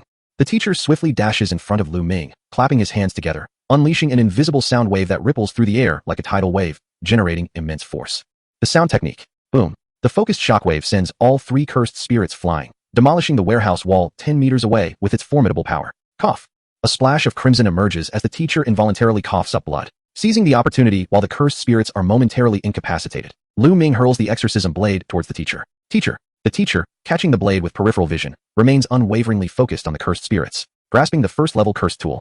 His confidence surges. The blade's gleam cascades down like a waterfall, splattering blood from several cursed spirits. However, the injury to his chest affects his movements, causing several instances of rigidity and hesitation, allowing the cursed spirits to narrowly escape death, and unbeknownst to him, his complexion grows increasingly pale. A piercing pain provokes one of the cursed spirits to emit a wailing sound reminiscent of a human woman, as it unexpectedly opens its gaping maw, revealing another head concealed within its abdomen. The wailing emanates from this head. Curse technique. The teacher becomes alert, allowing himself to be struck by another cursed spirit. He sprays blood and propels himself towards the weeping spirit, seizing the moment of its spell-casting pause to cleave it in two. He then pivots and hurls the exorcism blade with all his might, delivering powerful punches to both remaining cursed spirits, sending them soaring into the air. Time's up. Luming suddenly appears suspended in midair, leaping to catch the exorcism blade thrown by the teacher. The 2 cursed spirits, caught off guard and still reeling from the teacher's previous strike, are momentarily immobilized. Luming swings the blade with precision, swiftly reducing the 2 cursed spirits to mere fragments. Upon landing, he sprints forward, dispatching the weeping spirit that struggles to emerge from its own abdomen. In one breath, he expels the 3 quasi-first-level cursed spirits. The teacher, exhausted, collapsed onto the ground, offering a thumbs up to Luming, a gesture of profound satisfaction. Well done. Luming assisted the teacher to his feet. Let us depart from this place. This was merely the first task, yet the teacher had sustained severe injuries due to erroneous intelligence from the academy, compelling him to withdraw from this operation and return for treatment. Consequently, Luming found himself alone. Fragments of white light coalesced before him, forming a luminous sphere, accompanied by a prominent red button and a critical hit progress bar, triggering frenzied critical synthesis. Please initiate critical hit. Luming pressed the large red button. Critical hit. Frenzied critical strike. The critical hit progress bar was filled to capacity, and the sphere of light erupted. To his astonishment, Luming achieved a direct hit this time. Synthesis complete. Acquired technique. Annihilation technique. Annihilation technique. Damage inflicted by this technique is irreversible and cannot be negated. Reversal techniques are ineffective. Undoubtedly, this was an extraordinarily powerful technique. The annihilation technique was specifically designed to counter reversal techniques, inflicting permanent damage that could not be healed by any means. There was no need for further selection. The sphere of light merged into Luming's body, and he immediately mastered this technique. Player, Luming, level, Academy Certified Grade 3 Sorcerer, strength surpassing that of a special grade sorcerer. Interference value, 009. Physique, dual heaven and curse binding. Techniques, nameless curse binding. 10 limit technique, guaranteed hit technique, source of curse power, reversal technique, void technique, annihilation technique, growth technique, 100 faces technique, transparency technique, slashing technique. True void jade, curse tools, special grade nameless mirror, special grade soul quenching blade, grade 1 exorcism blade. This panel of data was astonishingly formidable. It could be said that Luming could effortlessly overpower any sorcerer from the sorcery realm, including the most elite special grade sorcerers. Each of the techniques he possessed was exceptionally powerful. Any sorcerer wielding even one of them would see their combat prowess soar to nearly special grade levels. Not to mention that Luming had them all. However, it was still insufficient. Luming murmured softly. His combat capability was enough to crush any sorcerer. Yet this was not his ultimate goal. He sought the power to annihilate the entire chaotic world of sorcery. This was still far from adequate. He hoped this operation would yield a delightful surprise, for such a large-scale exorcism of cursed spirits was a rare opportunity. It would be utterly unreasonable not to synthesize a few advanced techniques. Beep beep beep. The phone rang. Luming answered the call. I understand. He ended the call. Luming proceeded to the next cursed spirit stronghold. Normally, he would first rendezvous with other sorcerers before eliminating the next stronghold. He did indeed meet with another sorcerer, albeit in a rather unconventional manner. He knocked the other sorcerer unconscious and concealed him away, then absconded with the other's phone. At this moment, the 100 faces technique finally proved useful. Luming disguised himself as the sorcerer he had partnered with, deceiving the Eastern Academy while he roamed about, obliterating the strongholds of cursed spirits. Excitement surged as time progressed. The cursed spirit sect quickly realized the gravity of the situation. only to find that matters had deteriorated to an alarming extent. The sorcerers from the academy moved with astonishing speed, recklessly charging forward as if driven by madness. Mere moments into the plan, a successful encirclement of the cursed spirit sect's stronghold had formed, and now it was rapidly constricting. It was merely a matter of time before the stronghold would be breached. Within a certain shrine, Eri opened his eyes, suddenly enlightened. In the face of this dire predicament, he remained remarkably composed, devoid of panic. The presence of 2 special-grade sorcerers and 30 first-grade sorcerers was indeed a formidable assembly. The 4 great academies and various prestigious sorcery families truly held him in high regard. Clearly, the East Academy alone could not muster such combat prowess. There were no more than 5 special-grade sorcerers in the entire sorcery realm, and here, 2 had appeared. Beside him, the mischievous Coyote taunted. "Are you going to flee like a dog with its tail between its legs?" Eri remained silent for a moment, a smile gracing his face, his demeanor suggesting assured victory. "Let us entertain them as they wish, and perhaps it will provide an opportunity to gauge the strength of those 2 special-grade sorcerers. Just make sure you give your all." "Rest assured," Coyote replied. "I am particularly curious whether that bespectacled fellow will make an appearance." Chapter 84. A meeting of Crescent Moon and New Moon in contrast to the 2 special-grade sorcerers. Eri and Coyote were more concerned about whether Luming would show up in this operation against the cursed spirit sect. Eri's attention was solely focused on the prominent special-grade and first-grade sorcerers, yet Luming's figure was conspicuously absent among them. He was merely a modest third-grade sorcerer. Unless unforeseen events occurred, after this plan, he should return to school bearing the credentials of a second-grade sorcerer, having personally experienced Luming's formidable strength. Eri was particularly attuned to Luming's whereabouts. He had initially intended to eliminate Luming before Coyote. However, he was unexpectedly outmaneuvered by the machinations of the sorcery realm. This world is perpetually filled with uncertainties, which renders it all the more captivating. Eri remarked nonchalantly, "I actually hope that bespectacled lad shows up. It would surely be quite entertaining." As he spoke, a resounding boom echoed. The shrine trembled violently. Eri stretched lazily, rising to declare, "They are indeed swift. It is time to greet our unwelcome guests, Coyote." Coyote displayed a chilling smile, the intent to kill surging forth. Outside the shrine, over 100 sorcerers had surrounded it. With the 2 special-grade sorcerers at the forefront, accompanied by a few first-grade sorcerers, the rest bore various wounds. Among them, the sorcerers from the East Academy were the most fervent. The memory of the bloodbath inflicted by the cursed spirit sect on the East Academy was still fresh in their minds. Vivid images of classmates and friends meeting tragic ends haunting them. The animosity within them coalesced into a potent curse power, fueling their desire for revenge. Throughout the battle, it was the East Academy's members who fought with the most fervor, recklessly engaging in combat, their eyes glazed with the fervor of vengeance, instilling fear in the hearts of sorcerers from other academies. After Luming eliminated several strongholds, he swiftly encountered the primary great sorcerers, leaving no time for hesitation as he promptly followed them to the shrine. There, a grand assembly of sorcerers convened, marking the stronghold of the cursed spirit faction, the very essence of Eri and the hideout of the demon candle. Among the leading sorcerers, Luming spotted Tian Zai and Lin Feng, both stained with considerable blood. Their victory over numerous cursed spirits and sorcerers evident. Sensing their gaze, the 2 exchanged nods with Luming. Among the gathered sorcerers, the most striking figures were 2 special-grade sorcerers clad in somewhat traditional attire, both hailing from esteemed sorcerer lineages. One of them, named Xinjian, possessed the core technique of foresight, enabling him to glimpse the near future, thereby acquiring a wealth of intelligence. Lacking offensive capabilities, he excelled in martial arts, and with the aid of his foresight technique, his combat prowess was formidable.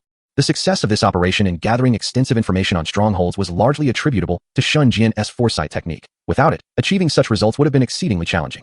This was vengeance. This was slaughter. It was not a knightly duel, nor were they bound by a code of honor. Confirming the presence of the cursed spirit faction's core figures within the shrine was sufficient. With a decisive clap of his hands, Xinjian summoned forth a resonant sound that reverberated through the air, unleashing a torrent of cursed energy that enveloped a radius of 200 meters almost instantaneously.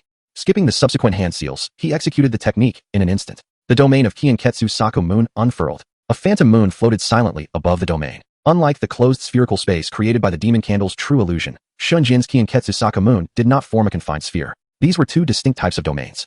The true illusion was a closed domain, effectively restricting the enemy's movement and preventing escape, though it was relatively easy to breach from the outside. In contrast, Xinjian's Kienketsu Sako Moon was an open domain, offering a broader coverage area at the cost of not confining the enemy's movements. Typically, closed domains have a radius of around 50 meters, whereas non-closed domains can extend up to 200 meters, significantly increasing their range. Constructed on the foundation of foresight, Kienketsu Sako Moon was not an offensive domain. Rather, it provided all allies within its range the ability to foresee the next incoming attack, enabling them to evade and minimize injuries. It was truly an extraordinary skill in group combat. A roar erupted as a horde of cursed spirits surged forth from the shrine, unleashing their savage nature as they fearlessly charged towards the sorcerers. Prepare for battle. The effects of Kienketsu Sako Moon were activated. In an instant, images began to materialize in the minds of the academic sorcerers, yet the scenes they envisioned deviated significantly from their expectations.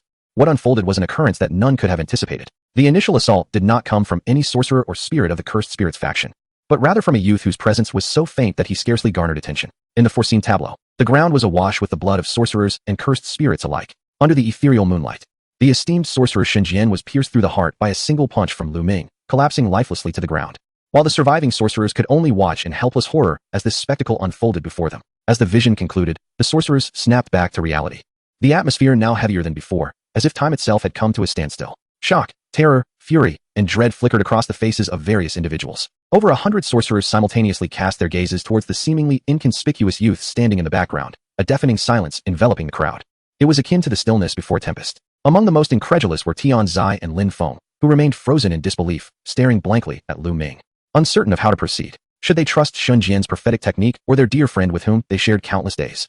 Perhaps the most bewildered of all was Lu Ming himself. His vision mirrored that of the others, yet from his perspective, he foresaw that the crowd would first turn their aggression upon him, prompting him to retaliate with deadly force. Lu Ming could assert with certainty that he had no intention of unleashing violence at such a moment, yet it appeared that circumstances were spiraling towards chaos. A chain of suspicion began to form, rendering the situation uncontrollable. Upon careful reflection, Lu Ming discerned the underlying truth. This was likely the consequence of meddling with the future. Had the foreseen imagery not incited suspicion among the gathered, such a future might have been avoided. Under normal circumstances, Lu Ming would not choose to strike against the sorcerers at this juncture. In his view, the time for exposure had not yet arrived. However, the world is perpetually fraught with unpredictability, often catching one off guard. Out of the corner of his eye, Lu Ming noticed certain sorcerers stirring restlessly. Those who believed in the prophetic technique had begun to quietly form seals, intending to launch a preemptive strike against him. He let out a light chuckle, marveling at the unpredictability of fate. Thus, he removed his glasses. Chapter 85. The release of cursed bonds. Though he had come to wage war against the cursed spirits faction, the world had played a grand jest on the academic sorcerers, right before the stronghold of the cursed spirits. The veracity of the scenes witnessed through the prophetic technique had become irrelevant. All understood one fundamental truth: strike first for dominance, or suffer the consequences of hesitation. Regardless of whether Lu Ming would act against them, the academic sorcerers reached a silent consensus in an instant, resolving to strike first at Lu Ming. A bead of cold sweat trickled down Shun Jian's temple. This was dire. If Lu Ming could comprehend the situation, how could he, a sorcerer adept in foreseeing the future, be any less astute? Just as Lu Ming had surmised, this is the dire consequence of tampering with the future. A thunderous roar of cursed energy reverberated through the air, snapping the sorcerers back to reality. As some had already completed their incantations, their expressions resolute, they immediately launched their offensive against Lu Ming. Wait. Tian Zai and Lin Feng dashed between Lu Ming and the group of sorcerers, striving to avert the worst-case scenario. Yet, before such formidable high-ranking sorcerers, their words carried no weight. The sorcerers showed no intention of relenting. In the moment Lu Ming removed his glasses, a colossal surge of cursed power erupted from within him, causing all present to tremble in awe. This seemingly inconspicuous youth finally revealed his true prowess. In that instant, his presence became overwhelmingly dominant, as if he were the very center of the universe. The sheer potency of his cursed energy instilled a profound terror in all. Cursed binding technique unleashed. Under the constraints of the binding, Lu Ming's strength had been suppressed to half its potential. With the complete release of the cursed binding, not only was his power restored, but it also doubled in efficacy. This meant that Lu Ming's dual celestial abilities and the cursed binding would be further amplified, allowing the techniques to yield a 20-fold output of cursed energy, with all other techniques similarly enhanced. Given Lu Ming's physique and reaction speed, it would be exceedingly difficult for the sorcerers to successfully cast their spells before him, especially now that his power had ascended to new heights post-release. There was no room for complacency. Lu Ming would not naively expect these sorcerers to trust him. As some of them completed their incantations and prepared to attack, whoosh, his figure vanished from sight, moving with an even more exaggerated speed than before, rendering the world around him seemingly still from his perspective. In an instant, explosions of crimson mist erupted among the sorcerers, droplets of blood cascading to the ground like rain, the air thick with a haze of sanguine fog. Those who dared to strike first, having completed their incantations, were met with Lu Ming's relentless onslaught, each one obliterated with ease, meeting a swift and decisive demise. No one had time to react. In the blink of an eye, dozens of sorcerers were reduced to blood mist before the eyes of their peers. The sheer shockwave of the event shattering their spirits and leaving them in a state of terror. It is worth noting that another special grade sorcerer also met a grim fate under Lu Ming's assault, obliterated with a single punch, utterly defenseless. The disparity between special grades was stark. Lu Ming was undoubtedly a special grade sorcerer now, though he remained classified as such due to the existence of only one higher tier. What on earth is happening? A monster. The surviving sorcerers could hardly believe that anyone could possess such overwhelming strength. Some, paralyzed by fear, attempted to retreat, only to find their legs trembling uncontrollably. Blood dripped from Lu Ming's fists. His eyes, now devoid of warmth, contrasted sharply with the harmless demeanor he had exhibited moments before. Having shed his facade, Lu Ming now appeared as a tyrant. Those who stand against him are destined to perish. Countless students and teachers from various academies have met their demise before his very eyes. The impact on Tian Zai and Lin Feng is undoubtedly the most profound. Yet amidst such devastation, they find themselves paralyzed, unable to make a choice. On one side lies the academy and the realm of sorcery. On the other, their dear friends and classmates. They scarcely have the capacity to ponder why Luming possesses such formidable power, let alone speculate on any ulterior motives behind his concealed strength. Luming's overwhelming might should have brought them joy, yet confronted with the horrific scene before them, elation is utterly beyond their reach. Never in their lives had they envisioned encountering such a dire predicament. The liberation of the curse binding Luming occurred merely within a few breaths. Yet in that fleeting moment, the Academy has suffered catastrophic losses. Luming turns to face the advancing cursed spirits, charging headlong into the fray. In an instant, a thunderous cacophony erupts. A torrent of blood surges skyward as hundreds of oncoming cursed spirits are obliterated into a crimson mist, cascading like raindrops. The ground is strewn with remnants of flesh and bone. The brutality of the scene is utterly staggering. In the state of cursed liberation, the dual heavens and bindings are far beyond Luming's expectations. He doesn't even need to employ any techniques, effortlessly crushing any special grade sorcerer in his path. The terror of his physique and speed has reached an incredible zenith. Everyone, the plan is cancelled. Shun Jian forcibly suppresses his fear, his expression resolute. Fully prepared to embrace his fate, he shouts, "Run! Save as many as you can. I can only buy us 2 seconds at most." Even 2 seconds is better than none. Upon hearing this, the sorcerers waste no time turning on their heels and fleeing. Their only desire now is to distance themselves from this place. The plan for revenge against the cursed spirits has become trivial. Remaining here is tantamount to seeking death. Only Tianzai and Lin Feng remain steadfast, fists clenched, unmoved by the chaos. Shun Jian's gaze sweeps across the battlefield, attempting to catch a glimpse of Luming in his hyperspeed state. Suddenly, he lunges forward, channeling all his cursed energy into his fist. Veins bulging as he exerts every ounce of strength to strike at a certain point, tearing through the air with a deafening boom. Unable to perceive Luming's form, Shun Jian relies on his predictive techniques to anticipate Luming's next movements. Bang! Shun Jian's fist is caught with ease, yet no matter how hard he strives, he cannot budge Luming in the slightest. Luming's figure becomes visible as he exits his hyperspeed state. "I acknowledge your resolve, but alas, death is inevitable." With those words, Luming delivers a devastating blow that pierces Shun Jian's heart, flawlessly replicating the scene foretold by the predictive technique. Coughing up blood, Shun Jian manages a smile before collapsing lifelessly to the ground. In sacrificing his life, he has indeed secured 2 seconds of time. Yet, tragically, the seconds he fought for are rendered meaningless. Luming will not allow any of the sorcerers present to return alive, having severed ties with the realm of sorcery. To show mercy to one's foes is but cruelty to oneself. If these sorcerers were to return alive, one could never tell when they might come back to confront Luming again. Chapter 86, The Unveiling of the Techniques. Boom. A cloud of blood mist erupted. The truth was exceedingly harsh. The 2 seconds that Shun Jian had fought for at the cost of his life did not afford the sorcerers present even a glimmer of hope. Outside the shrine, a river of blood flowed, resembling a hell on earth. Aside from Luming, Tianzai, and Lin Feng, not a single living entity remained standing. Be it the cursed spirits of the Cursed Spirit faction or the sorcerers of the Academy faction, all were obliterated. Confusion, sorrow, pain, and bewilderment. An intricate tapestry of negative emotions surged within Tianzai and Lin Feng, their intense feelings amplifying their cursed energy and techniques to an unprecedented level. Choosing the path of sorcery meant opposing their dearest friends. Choosing their friends meant standing against their teachers and classmates from the Academy. Ultimately, they relinquished the choice. They neither chose the sorcery world nor their cherished companions. With a snap, their gazes intertwined. Tianzai and Lin Feng simultaneously began to form seals. Their expressions shifting from blankness to unwavering resolve, revealing a determination to confront Luming with hostility. Tianzai spoke. "I recognize that this incident bears no clear right or wrong. It is merely a grand jest played upon us by this world. Had we foreseen the technique, perhaps this tragedy would never have transpired. Yet, there are no what-ifs in this world. Since those sorcerers first displayed enmity towards Luming, this death is a consequence they must bear. Thus, we did not intervene." Lin Feng added. "However, from the perspective of the sorcery world, I cannot forgive myself for watching them be slaughtered before my eyes. Among those killed by Luming are childhood friends, teachers from neighboring classes, and seniors with whom we exchanged greetings just yesterday. In an instant, all has vanished. Therefore, their eyes reddened with resolve, a painful choice threatening to tear their spirits asunder. Kill us. At the very least, let us die as sorcerers." Caught between the sorcery world and their friends, they chose death. Luming remained unperturbed, his demeanor as calm as ever. Drawing the purification blade from his waist, he said, "I am truly grateful for your companionship during these days. Since you have made your decision, I respect your resolution." An intense emotional surge erupted in an instant. Tianzai's technique reached its zenith, entering a new realm. Upon completing the seals, Tianzai's technique was unleashed. The domain expanded, reaching unfathomable dimensions. Beside Lin Feng, a gigantic blood-colored dragon materialized, its form several times larger than before.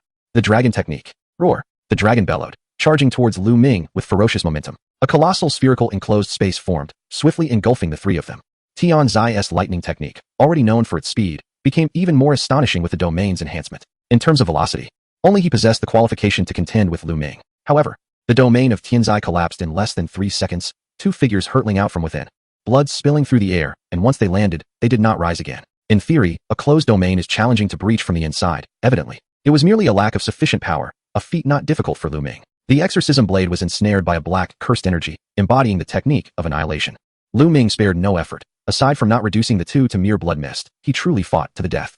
He had not employed the annihilation technique against other sorcerers. In terms of outcome, Tianzai and Linfeng were as dead as one could be, marking the conclusion of the battle with the Academy faction. Luming turned his gaze toward the depths of the shrine, coldly stating, "How long do you intend to watch?" Applause followed. Zhang and Guizhu emerged from within the shrine. Zhang's face adorned with astonishment, his gaze intense as he remarked, "What a splendid show you have put on." Young man, faced with Luming in a state of cursed liberation, merely standing before him sent shivers down Zhang's spine, a primal fear instinctively rising within him. It was utterly unexpected. This young man had imposed such a formidable curse-binding technique upon himself. Zhang was acutely aware that should Luming unleash his full power, he would undoubtedly be annihilated in an instant. He had not forgotten that this young man could also cast techniques. Given this, he could not allow Luming to employ any techniques. Adopting a seemingly benevolent demeanor, he warned, "Young man, before you make a move, I must remind you that my core technique is the replication of another's technique. If you wish to avoid having your techniques copied, it is best to refrain from casting any in my presence from this moment onward." The revelation of technique information. This was the condition for Zhang to activate his replication technique. From the moment the enemy was aware of his core technique, any technique cast before him could be entirely replicated. This also signified that what stood before Luming at that moment was Zhang's true form. The cursed corpse could not wield the core techniques of a sorcerer. Most crucially, the replication technique could only target one sorcerer at a time. Thus, Zhang had refrained from revealing himself earlier, as there had been too many people present. In the face of multiple enemies disclosing their technique information, his replication technique would randomly select one, unable to focus solely on Luming as he could now. Should he fail to select Luming and allow this young man to cast a technique, Zhang felt the likelihood of his own annihilation would be 100%. Guizhu would not be able to intervene. Luming paid this no heed, setting aside whether this was a deception meant to mislead him. He was confident that even without techniques, he could still deliver a decisive blow. "I am quite surprised you did not take the opportunity to flee. Could I escape?" Zhang replied helplessly. "To be honest, the moment I witnessed your display of power, I did consider retreating, but it seems someone has been keeping a watchful eye on me, leaving me no chance." Throughout their exchanges, there was no deep-seated hatred between them. It was merely a series of encounters that had birthed a grudge. Luming's rationale for wanting to eliminate them was straightforward. It was simply a matter of convenience. Yes, it was that simple. Luming, unwilling to engage in trivial conversation, swiftly dashed towards Emo, only to be violently repelled by a thunderous explosion that left a massive crater in the ground. The spirited Guizhu approached Luming, declaring, "Kid, your next opponent is me." Emo's eyes sparkled with excitement. Realizing that his strategy had indeed borne fruit, Luming refrained from employing his techniques, giving Guizhu a glimmer of hope for victory. Just as this thought crossed his mind, Luming raised his hand to invoke a technique. He unleashed his cursed energy, coalescing it into a brilliantly radiant sphere, resembling exquisite jade, pulsating with an eerie, menacing aura. Guizhu's eyes widened in shock. "What?" Emo's expression shifted dramatically. Chapter 87. Unlimited Techniques, True Void Jade. This was merely an exceedingly basic technique, predicated on releasing internal cursed energy to form a highly compressed sphere. With a single breath, one could unleash it, utilizing the high-pressure cursed energy as a means of destructive attack, a technique mastered by many sorcerers. A simple, brute force introductory spell. By the same principle, Guizhu's 100 Demons Annihilation technique could yield a far greater destructive power, operating on an entirely different level. Yet, this rudimentary technique instilled fear in both Emo and Guizhu. To a certain extent, Emo's strategy indeed made Luming cautious. He had refrained from using ultra-advanced techniques like 10 limits and annihilation spells. However, that was the extent of it. Aside from these advanced techniques, Luming possessed a plethora of synthesized ordinary spells, which he cared little about even if they were replicated.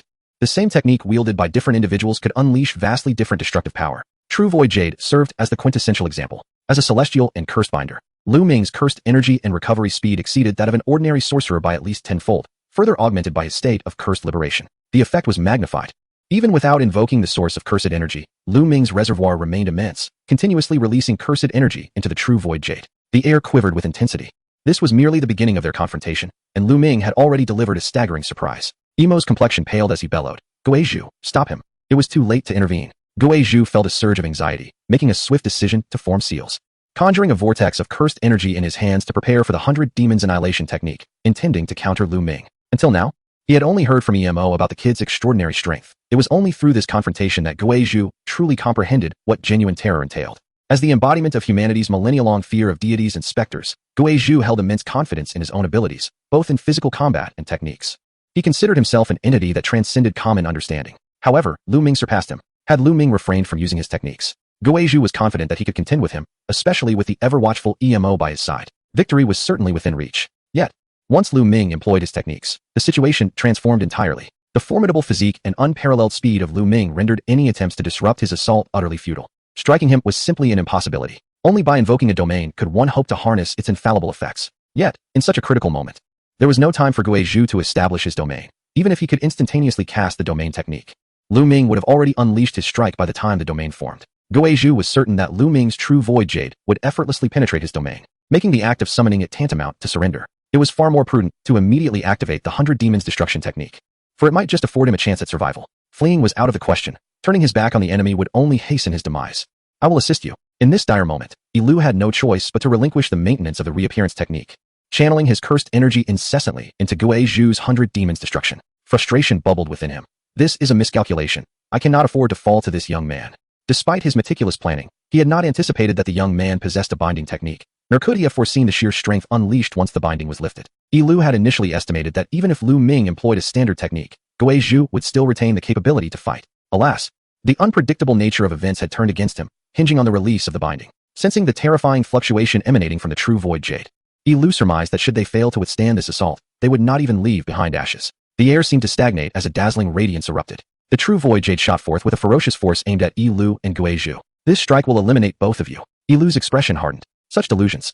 Gui Zhu roared as he unleashed the 100 Demons destruction, sending forth a powerful wave of cursed energy to collide with the true void jade. Boom. There was no pause. In an instant, the outcome was determined. The true void jade, with its overwhelming might, effortlessly crushed the 100 Demons destruction. The radiant true void jade was a sight to behold. And Yilu let out a resigned sigh. It is over. Boom. A colossal explosion erupted, shaking the ground violently as shockwaves radiated outward.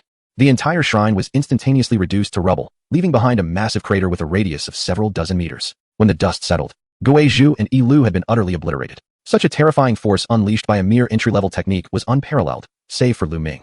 None could achieve such a degree of power, for he had nearly drained his cursed energy in the process. In the blink of an eye, Luming's cursed energy began to replenish rapidly. A multitude of white fragments coalesced before him, forming an unprecedented sphere of dazzling brilliance, accompanied by a large red button and a critical hit progress bar. Triggering frenzied critical synthesis, commenced critical hit. Silently, Luming pressed the large red button, and the radiant sphere swelled rapidly. Critical hit, critical hit, critical hit.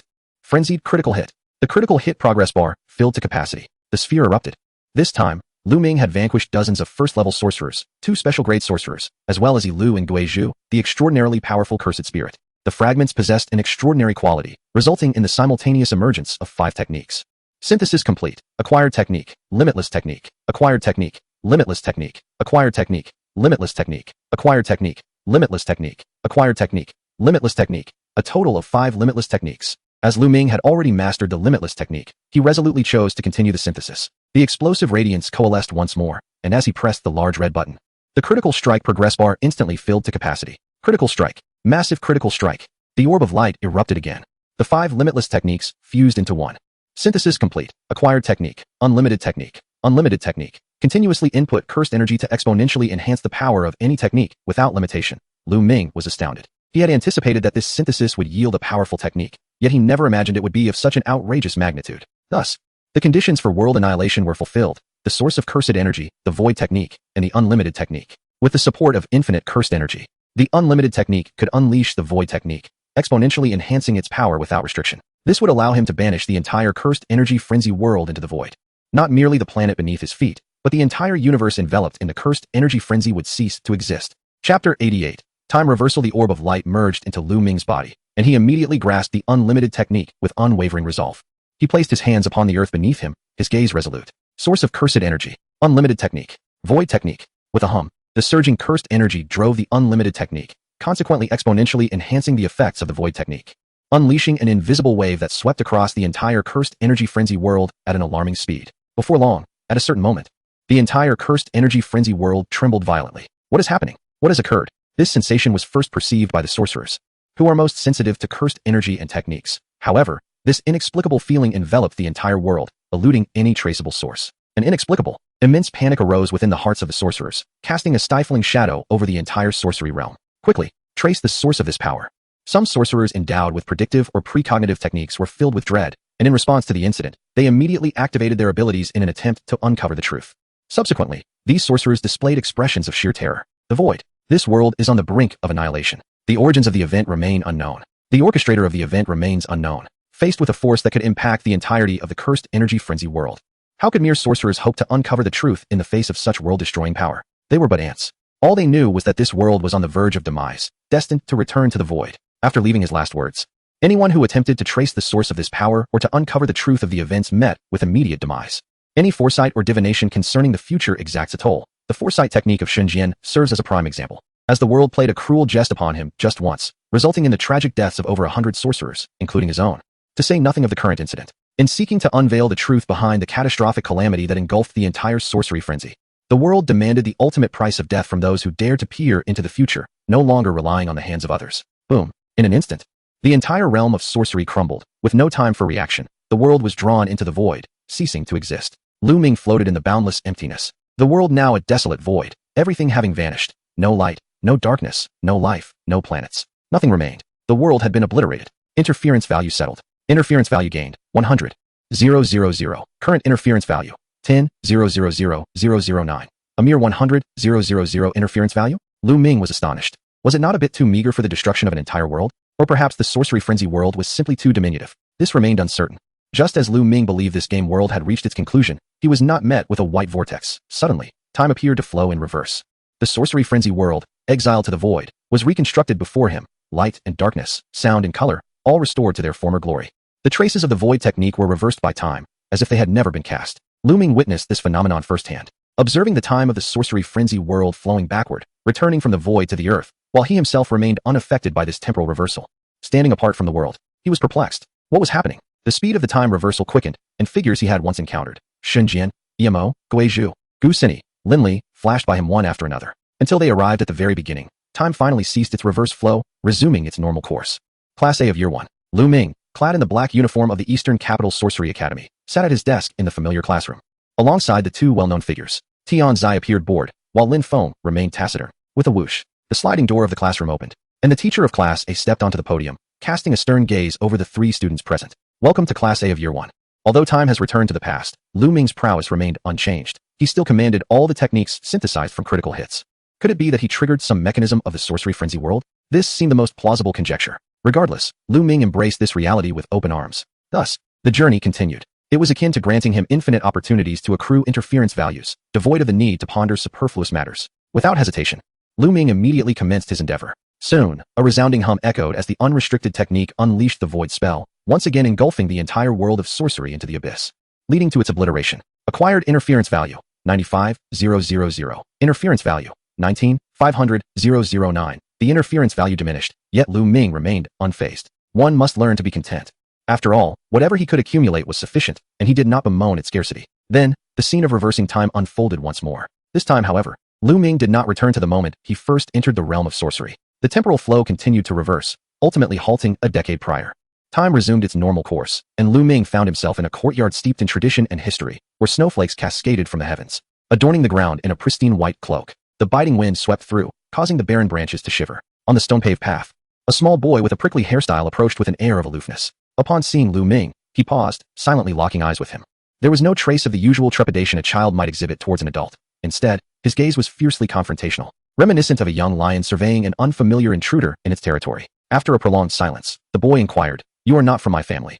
Who are you?" Luming, intrigued, responded, "And you, who might you be?" The child paid no heed to Luming's evasive question and promptly replied, "My name is Tianzai." Tianzai? Luming echoed in surprise. He felt an odd sense of familiarity with the boy. This temporal reversal had evidently gone too far, to the point where he might as well be sent back to the Big Bang. To his astonishment, he encountered Tianzai in his youthful form, a stark contrast to the exuberant and energetic individual he became in later years. His childhood demeanor was much more akin to that of a stoic wind. Amused, Luming smiled and playfully pinched Tianzai's cheek. The boy, taken aback, attempted to evade the gesture but failed, for Luming's speed far surpassed his own. The youthful Tianzai was quite amusing. However, the accumulation of points took precedence. Subsequently, Luming continued to invoke the unrestricted technique and the void spell to annihilate the world once more. Acquired interference value, 91,000. Interference value, 28,600,009. Chapter 89. Origin technique. The world of sorcery perpetually oscillated between destruction and rebirth, and Luming reveled in the acquisition of interference values, eventually ceasing to concern himself with the frequency of his actions, until the interference values he garnered began to dwindle, ultimately reaching zero. Acquired interference value, 000. Interference value, 1. 500,000. 1,500,000 interference values. This signified that should Luming choose to exit the game and return to the real world, his power would be augmented by a staggering 1.5 million times, a figure that might forever remain an unattainable astronomical number for other players. With each cataclysmic event that Luming orchestrated, time would cascade backward, reverting to earlier epochs. Initially, it was a decade prior, then 2 decades, followed by half a century, and eventually a century. Now, it had regressed to a millennium ago. The specific moment in time became inconsequential to Luming. Since the annihilation of the world could no longer yield any interference value, he decided to pause his endeavors and explore this ancient realm. At the very instant he resolved to do so, a multitude of white fragments, so numerous they defied imagination, traversed the fabric of time and space, converging instantaneously before him to form an immense sphere of light. These fragments were the remnants of his numerous cataclysmic spells. Even Luming was taken aback by the spectacle.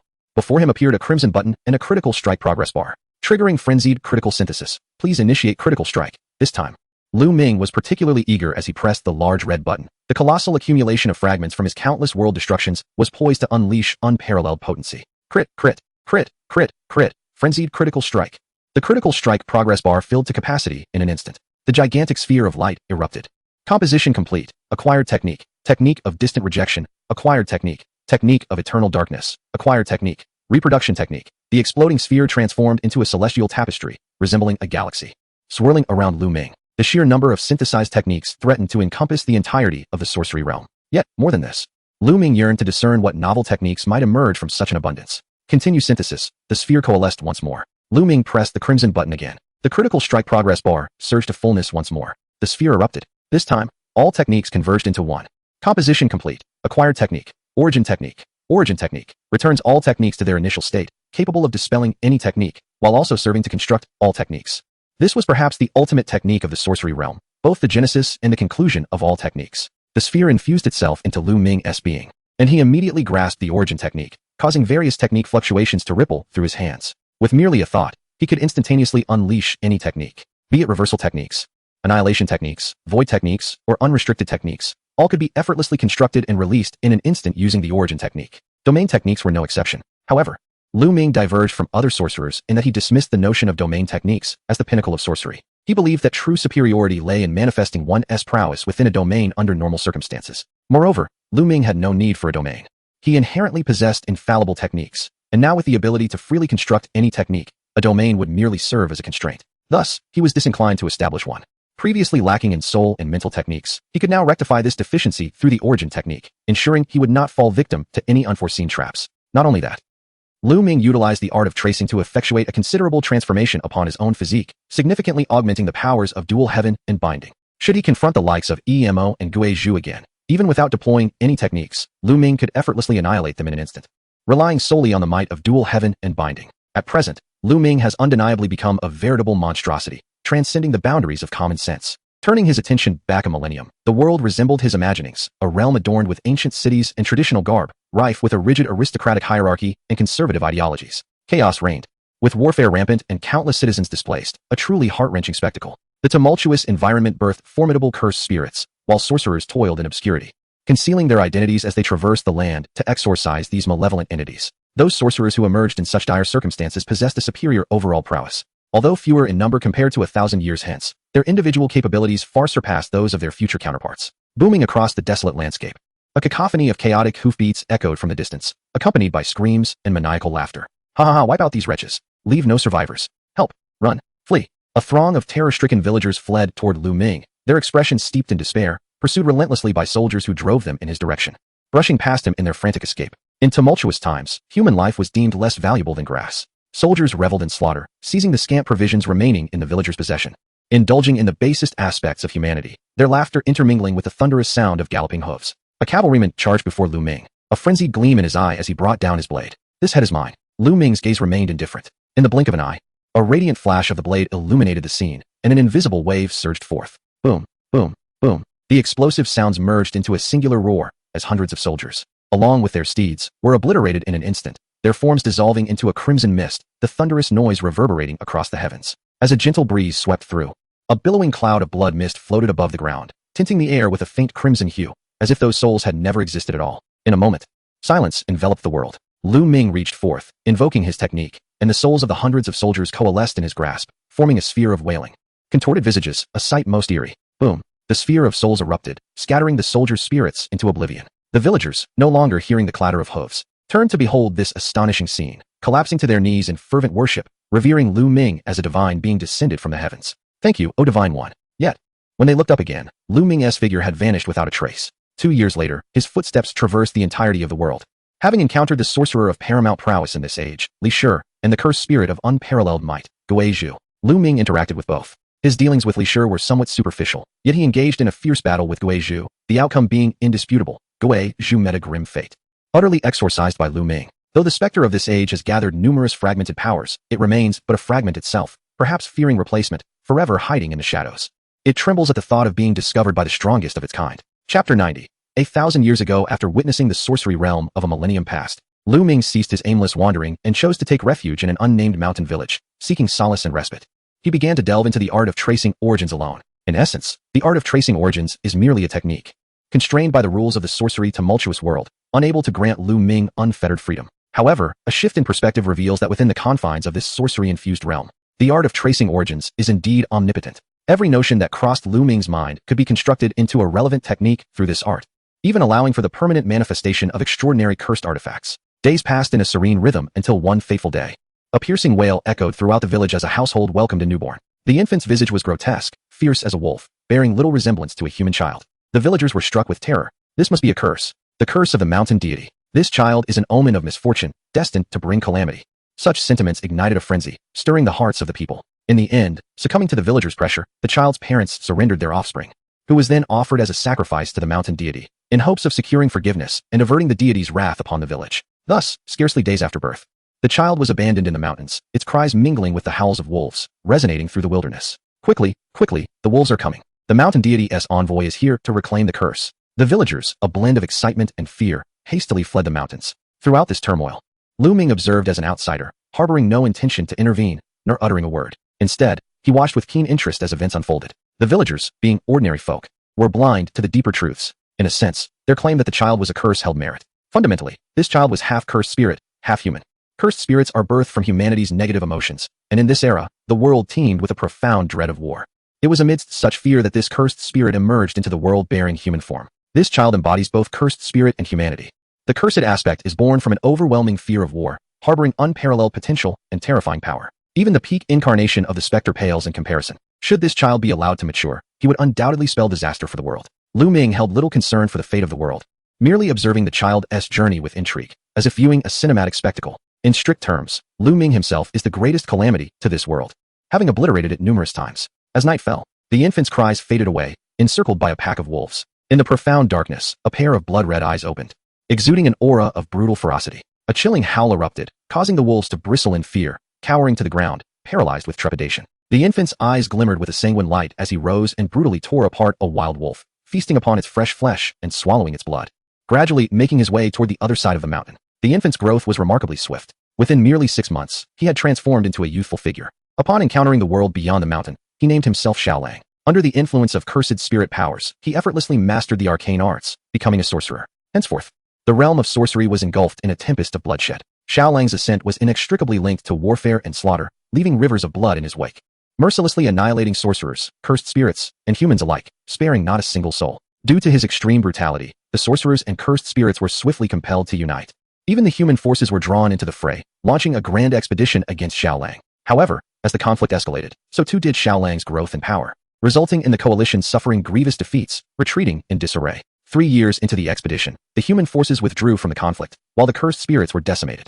The newly emerged cursed spirits chose to remain passive onlookers, leaving only the sorcery world to fight to the bitter end. When the Great War finally concluded, all won. 200 sorcerers who participated perished, severely depleting the sorcery realm's vitality, rendering them incapable of further resistance. The most formidable sorcerer of the age, Li Shi, sustained grave injuries and barely escaped with his life, rumored to have succumbed to his wounds, though the truth remains uncertain. Following this battle, Xiaolang claimed Li Shi's title of the strongest, ascending to the pinnacle of the sorcery realm in an utterly domineering and blood-soaked manner, becoming the unequivocal strongest sorcerer without contest. At this juncture, Xiaolang had matured into a young man, his formidable prowess unquestionable. His character was undeniably malevolent, showing complete disregard for human life. He reveled in torture, deriving pleasure from the suffering of others, his actions grotesquely twisted and vile. Arrogant, prideful, and egotistical, he epitomized the essence of tyranny. Luming assessed him as a child of destiny, born of extraordinary lineage, standing at the finish line from the moment of his birth.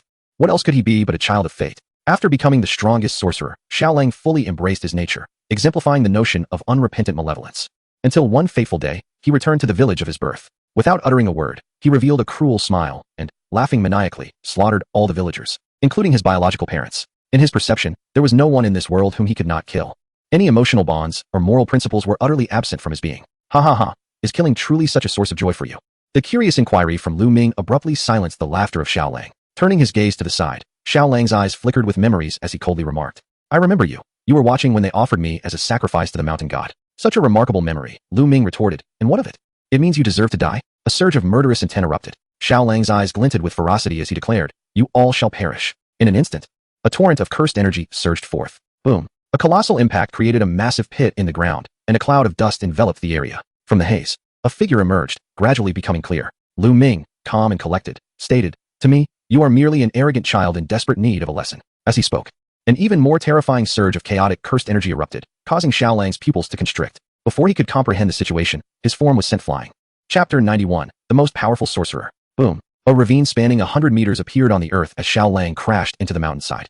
The tremendous force causing numerous cracks to radiate across the rock. Coughing, he could not suppress the blood that spilled from his lips, staring in disbelief at the vivid scarlet in his hands. Just a single strike. Had he truly sustained such an injury? What a jest. If he were so easily wounded, he would not have survived the expedition nor battled against the three factions for so many years. Emerging from the mountainside, Xiaolang, his expression darkened, questioned Luming. Who on earth are you? None of your concern, Luming replied, revealing his palm. A dazzling orb of cursed energy, as resplendent as jade, came into view, pulsating with immense power that reverberated through the air with a low hum. Then, it shot forth. In that instant, the scent of death assailed Xiaolang. He had never felt so close to demise. He immediately initiated a counterspell. The might of 10,000 June. An endless torrent of cursed energy surged from the void. And in an instant, Xiaolang gathered it into a similar orb of cursed energy, launching it towards Luming's true void jade. As the most formidable sorcerer of this era, Xiaolang possessed limitless cursed energy, capable of drawing directly from the source without relying on himself. Executing spells seemingly out of thin air. Unless dealing with certain special techniques, no hand seals were necessary. Undoubtedly, Xiaolang was indeed powerful. His skill alone warranted the title of the strongest sorcerer of this age. However, his opponent was Luming. In the presence of unrestricted sorcery, no one could match Luming's spell power, even if he employed the most mundane of techniques. Theoretically, as long as an unrestricted spell was invoked, the destructive potential of Luming's spells would be limitless, making it utterly impossible to block. Boom. Luming's true void jade, imbued with boundless strength, obliterated Xiaolang's might of 10,000 June in an instant, the jade passing through and reducing much of his form to a mist of blood.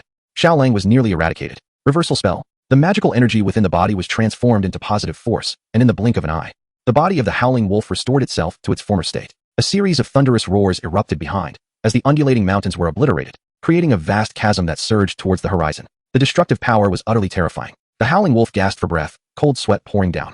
For the first time in his life, he truly experienced what fear was. How could anyone possess such horrifying strength? He found it incomprehensible. He could die? This time, it was entirely possible that he would indeed perish. The howling wolf had never felt so powerless. Suddenly, Luming vanished from sight, causing a surge of panic within the howling wolf. Just as he began to search for Luming's figure, a sharp pain pierced through his chest. Bang! A heavy force penetrated his body. With a single strike, the howling wolf's muscles were torn apart, bones shattered, and his internal organs severely injured. His eyes bulged in shock. Spurt! Another mouthful of blood erupted forth. His consciousness began to fade. Luming appeared beside him, his fist enveloped in the black magical energy of the annihilation technique. And with each blow, the howling wolf felt excruciating agony. Before confronting Luming, the howling wolf had been confident in his martial prowess, believing himself unmatched. Now, he was being mercilessly pummeled, left utterly defenseless. He could neither block nor evade the relentless assault. His speed and reflexes failed to keep pace. How could he retaliate? In the blink of an eye, dozens of punches rained down, each one landing with brutal force, blood splattering everywhere. The howling wolf wished to employ a reversal technique to heal his body, only to discover that his wounds were beyond remedy. At that moment, his fear reached its zenith. The overwhelming terror jolted his consciousness back to clarity. He erupted with a surge of magical energy, roaring as he unleashed his domain, the Dusty Realm. As the magical energy swept forth, just as the howling wolf's domain began to take shape, Luming struck again. His origin technique immediately dispelling the formation of the howling wolf's domain. How could this be? The howling wolf found it hard to believe. Even his final struggle was ruthlessly crushed, plunging him into utter despair. Luming halted his assault, gripping the howling wolf's head and lifting him up. The strongest sorcerer? To me, you are merely an arrogant brat deserving of a beating. Pain serves as the finest lesson. This thrashing is the period I place at the end of your imperfect life. This boy truly deserves a beating. Had it not been for this, Luming could have easily dispatched him with a certainty technique on the true void jade. Muscles and bones lay torn and shattered. The howling wolf's limbs hung limply, surrendering to Luming's whims. With a final word, Luming exerted his strength. Bang! The howling wolf's anguished scream abruptly ceased. His form obliterated into a mist of blood by Luming's ferocious magical energy, leaving no trace nor remnants. Luming gestured, binding the howling wolf's soul within his palm. The journey to this desolate world, rife with war and slaughter, concluded here. Luming harbored no fondness or interest in this place. He preferred the modernized city of a millennium hence. This dreary locale was exceedingly tiresome. The origin technique could construct any form of sorcery, and thus, creating a time-traveling technique was effortlessly within reach, a fortunate circumstance permitted within the rules of this sorcerous maelstrom. It is not an irreversible game mechanism. Since it is not a game mechanism, a question arises. Why does the destruction of the world trigger a reversal of time? The answer is evident. It is the doing of an individual or organization within the realm of sorcery. Before returning to the world a millennium hence, Luming must unravel this mystery. With a hum, Luming employed the art of tracing to construct a spell that would reveal the truth of the world. In an instant, countless images flashed through his mind, one after another. After a brief moment, Luming dispelled the spell. A glimmer of enlightenment shone in his eyes. He suddenly comprehended the truth. The cost of peering into the world's truth descended, and Luming transferred it to the soul of the howling wolf, which subsequently exploded, scattering its essence. Utilizing everything to its fullest, Luming brushed the dust from his hands. You could say you died for a cause. Such a significant cost must be borne by extraordinarily powerful individuals. In this era, only two possessed the capability to shoulder such a burden, Luming and the fully matured howling wolf. As he surmised, the phenomenon of time reversal triggered by the world's destruction was indeed man-made. This was a technique known as the art of reversal wheel, designed to reverse the flow of time. When the sorcery realm suffers a devastating blow, this technique activates, causing time to flow backward and banishing the instigator of the calamity to an earlier point in time, thereby safeguarding the future. It is not that Luming is being targeted. Rather, he is the one who triggers this technique each time, resulting in his continuous transport back to the world a millennium ago. Luming is certain that if he could dispel the art of reversal wheel, he would undoubtedly acquire a substantial amount of influence value. Chapter 92. The Art of Instance. To dispel the art of reversal wheel, Luming must return to the future world a millennium ahead. Attempting to alter the future in the world of 1,000 years ago is essentially futile. For instance, eliminating the ancestors of the individual who constructs the art of reversal wheel a millennium prior would not prevent its emergence. This would lead to a philosophical paradox. If the art of reversal wheel were not constructed a millennium later, how then was Luming sent back to 1,000 years ago? The logic is evidently flawed.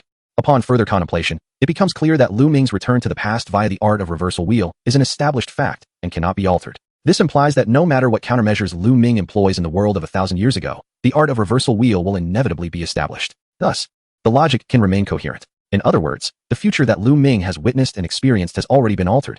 Everything he has done in the past has long since become a reality in the future. In the realm of sorcery, there are no parallel worlds.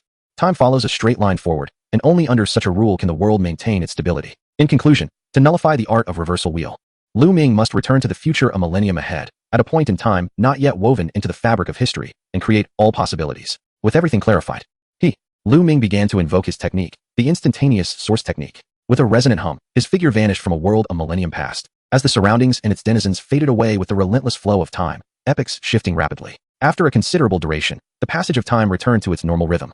Luming emerged from the technique, as an aircraft soared overhead, its thunderous roar echoing across the sky. A look of joy illuminated his face. He inhaled deeply, marveling at the wonders of the technological realm. Towering skyscrapers and bustling traffic filled him with a profound sense of nostalgia. However, this moment was not the point in time when he entered the world of sorcery. Rather, it was a decade later. The future would not pause its advance simply because Luming was absent. He had spent a total of 10 years in the past, and naturally, the future had also progressed 10 years. A decade had elapsed, and it seemed that the Eastern Capital Sorcery Academy had regained its vitality. Yet, Luming had no intention of returning. There was simply no necessity for it. With his current prowess, he could pursue any endeavor without fear of obstruction or calculation from others, no longer needing to remain hidden or cautious. The unraveling of the reversal cycle was no trivial matter. It had been constructed by a once-renowned genius sorcerer using their very soul and bloodline. Such a formidable technique was inherently complex to develop, but that was not the crux of the issue. The essence lay in the fact that this sorcerer had divided their bloodline and soul into 5 parts and employed some method to ensure these 5 segments were passed down in a stable manner, thus guaranteeing the continuous operation of the reversal cycle. This constituted the greatest secret of the sorcery realm. Luming needed to amalgamate the 5 fragments of the soul and bloodline that this sorcerer had bequeathed in order to resurrect her, thereby dismantling the reversal cycle she bore. It sounded intricate, and indeed, it was far from simple. If it were, it would not be the ultimate secret of the world of sorcery, and ordinary individuals would likely struggle to perceive this truth. Luming remained unhurried. He had ample time to proceed at a leisurely pace. Boom! Thunder erupted. Rain cascaded in torrents. The dim sky unleashed a deluge, as if attempting to submerge the entire world. In a remote forest in the outskirts, the sound of the rain was interspersed with a series of hurried and chaotic footsteps. A young girl, strikingly beautiful and resolute, fled at full speed, gasping for breath. Her pale visage appearing hauntingly exquisite under the rain's reflection. She was just ahead. Chase her. The voices of her pursuers echoed behind her, instilling a sense of despair within the girl. She could not comprehend how she had found herself in such dire circumstances, nor why these individuals sought to capture her. She was merely an ordinary sorcerer from the countryside, having believed that her arrival in the eastern capital would herald better prospects, only to find herself inexplicably entangled in some chaotic event. Truly, her luck was abysmal. She murmured softly. Bang! With a moment of carelessness, she collided with an object and fell to the ground. As she lifted her gaze, she beheld a figure standing before her. The girl's expression shifted dramatically. She was about to rise and flee, only to discover that her body was utterly unresponsive, completely immobilized. In the trembling light of her eyes, Luming bent down to pry open her left eye, revealing azure pupils that embodied the ethereal tranquility of the sky. A unique incantation, inherited from millennia past, manifested within her bloodline and soul, filling Luming with the joy of reuniting with an old friend. She is here. Several sorcerers pursued from behind, and upon sighting the girl, they could not suppress their delight, exclaiming in joy, only to then notice Luming standing before her. Their expressions instantly hardened. Who are you? Luming waved her hand. Bang, bang, bang. In an instant, several fell lifeless. Blood mingled with rain, pooling at the girl's feet, staining her white sleeves crimson. It was then that she realized her body could move. On that cold, rainy night, she heard Luming's voice for the first time, and her anxious, fearful heart found solace. What is your name? Sin Tuesday. Do you wish to live? Yes. The girl replied without hesitation. No one wishes for death. Luming said nothing further, turning to depart, and the girl quickly followed suit. The next day, at the Eastern Capital Sorcery Academy, a gathering was convened in the conference room, predominantly attended by venerable elders, their hair as white as snow, bearing the appearance of those who might soon return to the earth. These elders were esteemed figures from various prestigious sorcery families, holding formidable status and lineage within the sorcery realm. This assembly exemplified the widespread belief among many sorcerers that the sorcery world was decaying, entirely composed of conservative, aged figures. A palpable stagnation loomed, devoid of vitality or vigor. The head of the Eastern Institute, seated at the forefront, coughed a couple of times, his narrow eyes glinting with the shrewdness of an old fox. He spoke. The death eye has gone missing. Upon hearing this, the assembly fell silent. And after a lengthy pause, one elder responded, the life eye, death eye, sorcerer, formulator, source heart. All the others remain well within our families, under our control. Only the death eye has encountered an unforeseen mishap. The vicissitudes of fate are unpredictable. None anticipated that the previous bearer of the death eye would meet a tragic end, with even the ritual to extract the bloodline and soul unperformed, resulting in our failure to retain the death eye within our grasp. Thus, the death eye has sought out another bearer. Lord Li's legacy must not falter. The death eye must return to our possession.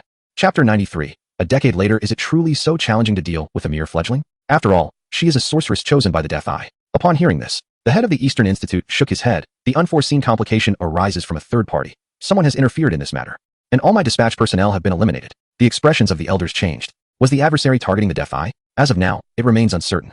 The incantations inherently associated with the death eye are not the focal point. Their greatest concern was that the secrets concealed behind the death eye would be unveiled to outsiders. If those with ulterior motives were to exploit this, it would undoubtedly lead to significant turmoil. Additional personnel must be dispatched. The death eye must not be compromised. The director of the Eastern Institute nodded in agreement. Let Tianzai and Linfeng take charge of this matter. Although these two young men harbor strong objections towards us, their capabilities are beyond question. Upon hearing their names, the higher-ups felt a twinge of headache. Both hailed from prestigious sorcery families, yet had chosen to align themselves with the reformist faction, often at odds with the conservative elite. They had repeatedly caused trouble. Yet after much contemplation, it became evident that only these two possessed the requisite strength to retrieve the death eye. Reluctantly, the task was entrusted to them. After a moment of silence, the higher-ups unanimously concurred. Agreed. Agreed. Agreed. The director of the Eastern Institute declared, it shall be entrusted to them. With a clatter, the sliding door to Class A of Year 1 opened, revealing a spiky-haired figure adorned with a black eye patch, clad in the black uniform of the Sorcery Academy. Reminiscent of his appearance a decade prior, but undoubtedly more composed. 10 years ago, he was a student of Class A. Now, he stood as their teacher. Now, you shall fully experience life at the Eastern Institute. However, his demeanor and conduct remained as frivolous as before, giving him an unreliable air. Outside the door, Linfeng exited alongside him. Like Tianzai, Linfeng had chosen to remain at the Eastern Sorcery Academy after graduation to nurture the next generation of sorcerers within the sorcery realm. A gentle breeze swept through the corridor, rustling Linfeng's billowing sleeve. Following the events of a decade ago, Tianzai had lost his sight, a condition deemed incurable, while Linfeng had lost his left arm. Fortunately, they both still drew breath. Several students peered out from the classroom, marveling at the figures of Tianzai and Linfeng, exclaiming, is that really Teacher Tianzai and Teacher Linfeng? Not only within the Eastern Institute, but across the entire sorcery realm, their names now resonated widely, with Tianzai being heralded as the most powerful sorcerer of the present age. Indeed, he was renowned. Currently, the sorcery realm boasted 4 special-grade sorcerers, 2 of whom were Tianzai and Linfeng, endowing the Eastern Institute with half of the realm's elite combat prowess. How fortunate to be assigned to Teacher Tianzai's class. Yet, one might ponder, why does Teacher Tianzai wear an eye patch? Surely, he cannot see his way, or is it merely a whimsical display of style? At that moment, an indiscreet freshman received a reprimand for their thoughtless inquiry. While ordinary sorcerers may remain oblivious, those hailing from esteemed sorcery families were undoubtedly aware of the tumultuous past of Tianzai and Linfeng. A decade ago, The sorcery realm had witnessed a grave incident. The Eastern Institute suffered a brutal massacre at the hands of the Cursed Spirit sect, sustaining heavy losses, prompting a collaborative retaliatory effort from various academies against the sect. Details of this endeavor remain shrouded in mystery. The outcome was devastating. Nearly all sorcerers involved in the revenge scheme perished or were gravely wounded, including 2 special-grade sorcerers, 31st-grade sorcerers, and dozens of second-grade sorcerers. A total of over 100 sorcerers perished in battle, leaving only Tianzai and Linfeng to return. In truth, both had also met their demise at that time. With a nonchalant tone, Tianzai remarked, "I recall the one who resurrected us, named Shangtong, right? The ability to revive the body through the soul is quite an intriguing technique." "Indeed," Linfeng replied. "I remember that the technique of Situ, the Death Eye, is one that guarantees a hit, akin to the wielder perpetually manifesting a vast domain. How perilous." He continued, "If the holder of the Death Eye possesses some peculiar instant death technique, the level of danger would escalate exponentially. Battling such a sorcerer could be a matter of life and death in mere moments." After becoming special-grade sorcerers, Tianzai and Linfeng soon inherited the positions of heads of their respective families, now standing as the leaders of renowned sorceress lineages. As absolute elites in the sorceress realm, they were naturally privy to the heritage and secrets of the world of sorcery. However, as reformists, they faced exclusion from the traditionalists. High-level meetings never included the two of them, and they harbored little interest in convening with a group of decrepit elders nearing their graves. Their mutual disdain was palpable, leading Tianzai to demolish the conference room on several occasions. The joy he derived from smashing everything to smithereens in front of those aging figures, witnessing their grim faces, was immeasurable. As the conversation shifted, Tianzai expressed a sense of nostalgia. "I wonder how that young man is faring. It has been so many years since he last appeared. One might think he has vanished from the mortal realm." "He is exceptionally strong," Linfeng noted. "There is unlikely to be any misfortune befalling him." "Indeed," Tianzai concurred. "A decade ago, when that lad first entered the Eastern Academy, he single-handedly crushed hundreds of sorcerers as if they were mere ants. His strength is truly beyond description. Even now, if I were to face him, I would hardly believe I stood a chance of survival. Those who have never battled him cannot fathom the true extent of his terrifying power. It seems we are the only two who have survived an encounter with Luming. In terms of combat, he has always been ruthless. Whenever he strikes with seriousness, he invariably eliminates his opponent on the spot, favoring a swift and decisive approach." Recalling the past, Tianzai's domain had shattered in less than 3 seconds against Luming, leaving him with a significant psychological scar that lingered even to this day.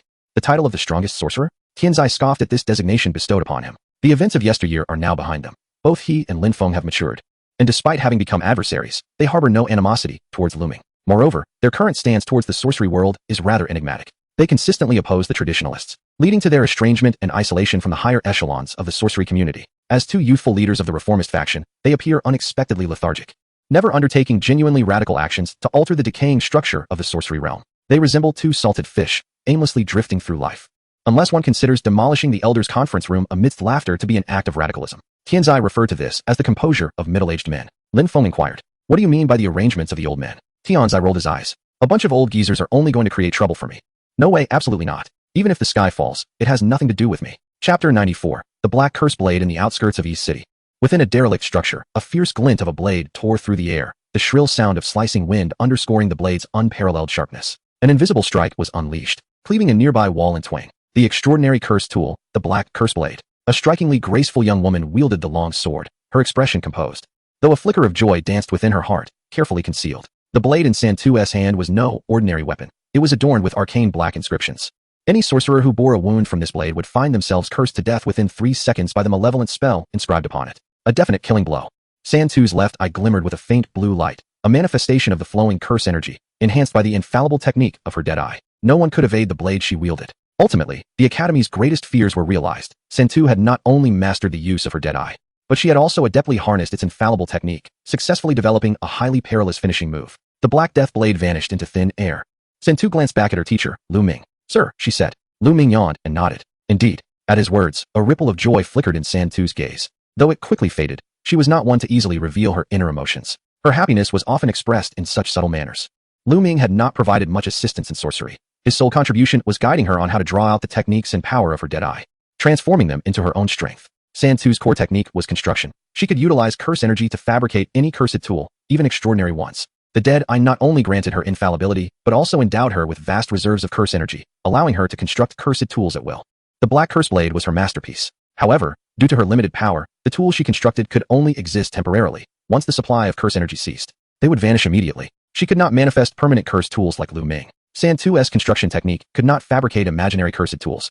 They had to be ones that had once existed in the sorcery realm and left a mark in history for her to recreate them. In contrast, Luming faced no such limitations. Just then, a surge of black curse energy shot into the sky, forming a dark barrier that enveloped the derelict building where the two were situated. Santu furrowed her brow. Luming leaned by the window to look outside, finally finding some amusement to alleviate his boredom. With keen interest, he remarked to Santu, "Your troubles have arrived. It's the people from the East City Sorcery Academy." The uniforms of the East Academy sorcerers were easily recognizable. Santu's demeanor turned serious. "Your troubles, you shall resolve them yourself," Luming said nonchalantly. He merely offered Santu an opportunity to survive. It did not imply that he would always protect her, nor would he assume the role of a dedicated caretaker. Luming was never one to cherish the delicate, nor would he tolerate any burdens upon himself. Santu indeed held some utility for him, yet her absence would not be felt. A single opportunity sufficed. If she could not demonstrate her value and significance, her existence would be rendered unnecessary in Luming's eyes. Whether she lived or perished bore no weight on him. Even if Santu were to be slain in that moment, Luming would not intervene.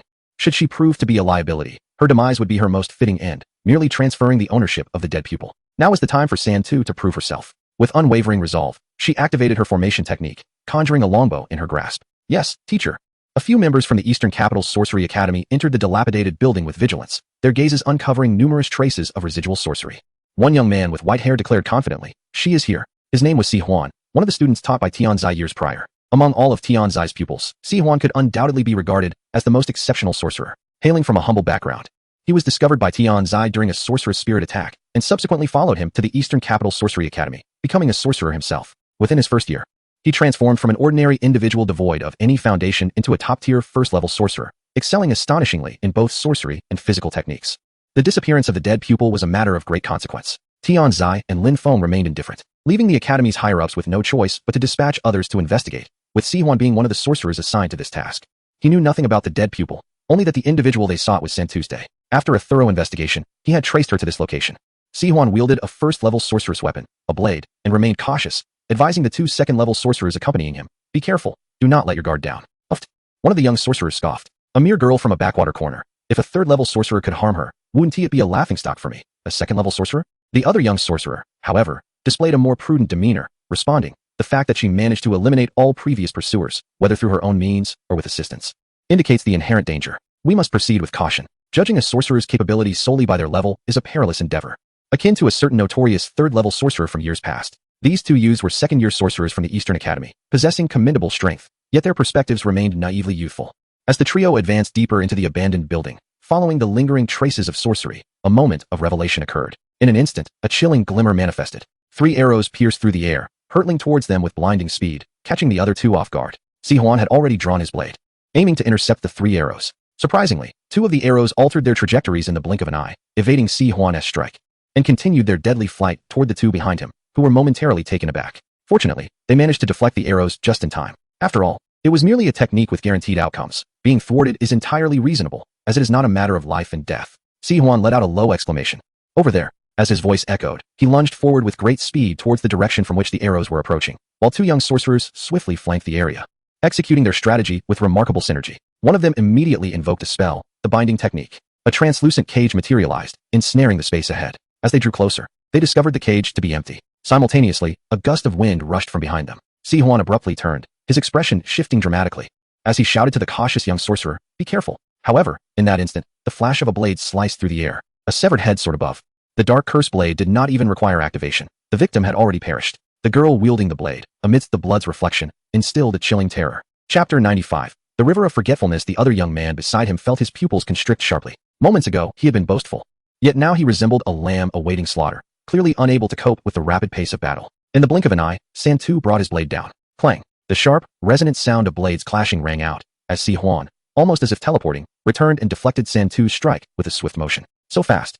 Santu was taken aback, astonished by Si Huan's speed. The young sorcerer turned pale, narrowly escaping with his life. The dark curse blade loomed dangerously close.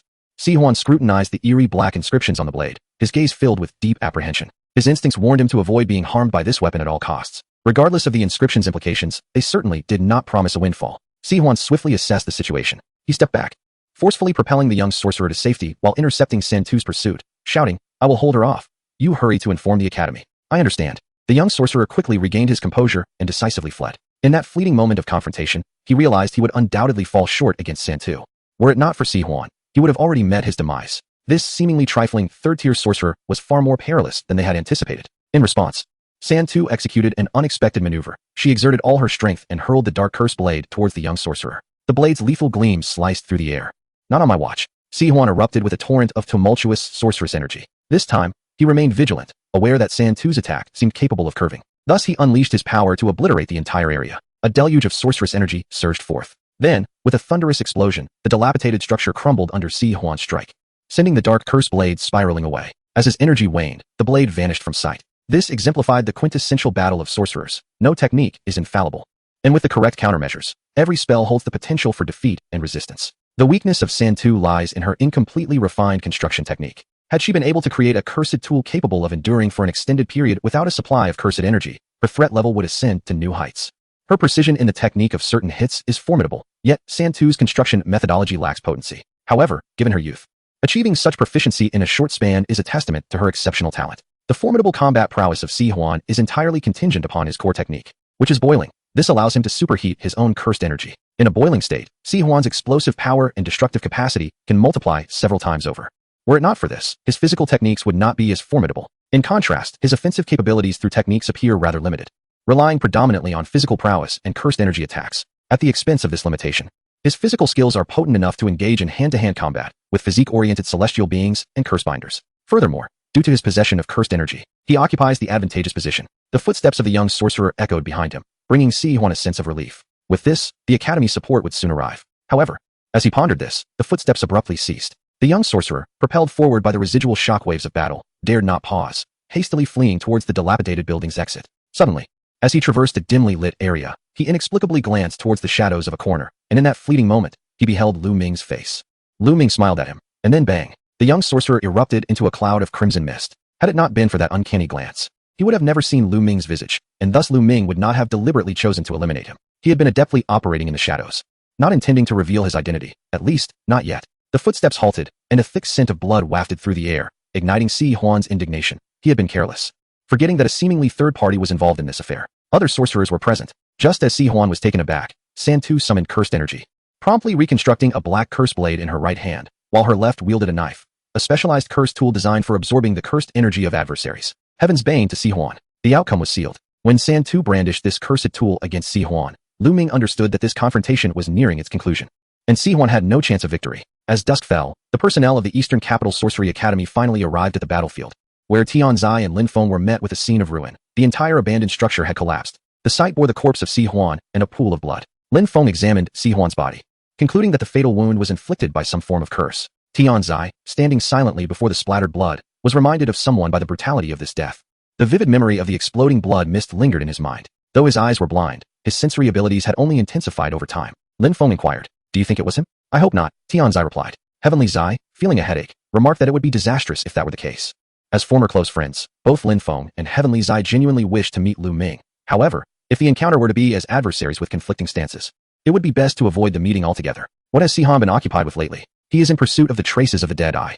Heavenly Zai turned and made his way back to the eastern courtyard. This time, he was determined to eliminate all those old geezers. Meanwhile, at the headquarters of the Black Flag Guild in the world of Cursed Surge, a robust and imposing middle-aged man was swiftly forming seals, presiding over a complex ritual.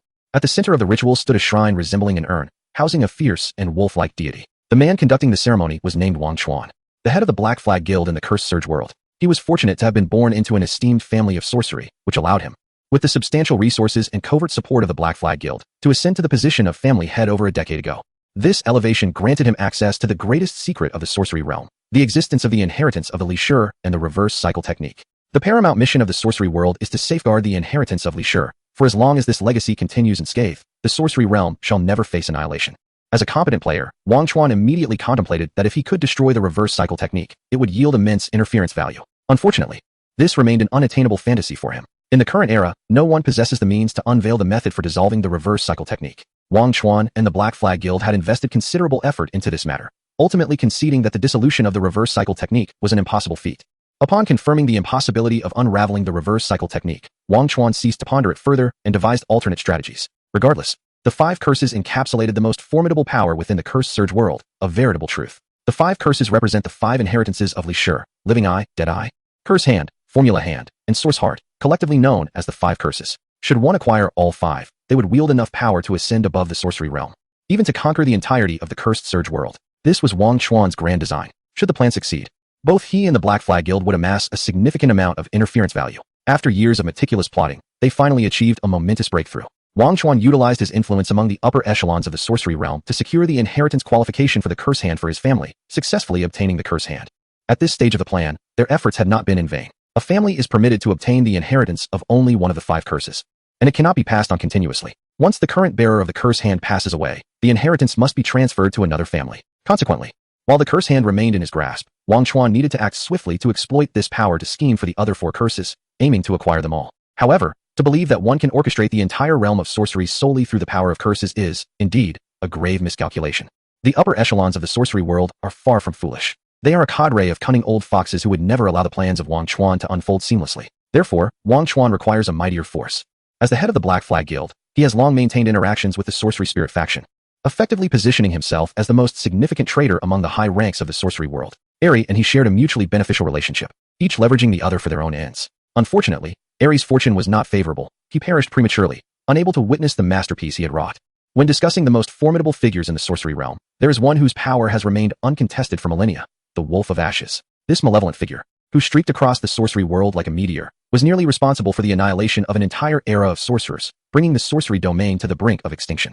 Even the contemporaneous Rishi fell to his might, conceding the title of the strongest sorcerer, which led to the grand campaign against him concluding in utter failure. He transcended the entire world of a millennium ago, and although he later vanished under mysterious circumstances, his formidable feats are indelibly etched in history. He can undoubtedly be regarded as the strongest individual in the annals of the sorcery realm. Wang Chuan formed the seals with his hands, and the ritual emanated waves of cursed energy. The shrine at the center began to tremble, as the image of the wolf god quietly developed a multitude of fissures, releasing a torrent of negative emotional energy. This shrine, known as the avatar of the demon god, is an exceptionally unique grade sorcery tool capable of nurturing the worshipped spirit by absorbing copious amounts of negative emotions. Given that the Wolf of Ashes possesses half of the spirit's bloodline, this extraordinary sorcery tool could indeed be employed to resurrect him. Eri, in possessing this item, had the audacity to contemplate overturning the sorcery world. Yet, the strength of the Wolf of Ashes vastly exceeded their expectations. Eri had originally estimated that success would come in about 2 years. Little did he know that even after his demise, the avatar of the demon god continued to absorb negative emotions, resembling an insatiable abyss. After Eri's death, this extraordinary sorcery tool naturally fell into Wang Chuan's hands. As a high-ranking member of the sorcery world, he fully understood the true might of the Wolf of Ashes and could not help but covet the avatar of the demon god. Finally, the negative emotions absorbed by the avatar were sufficient. Wang Chuan's gaze burned with fervent excitement as the ritual reached its culmination. The avatar of the demon god suddenly shattered into countless fragments. A malevolent, blood-soaked aura surged forth, rapidly coalescing into a man with the visage of a vicious wolf, exuding an air of unparalleled arrogance. Ha ha ha! The sound of exuberant laughter echoed in the air. The Wolf of Ashes reveled in the essence of this era, laughing maniacally.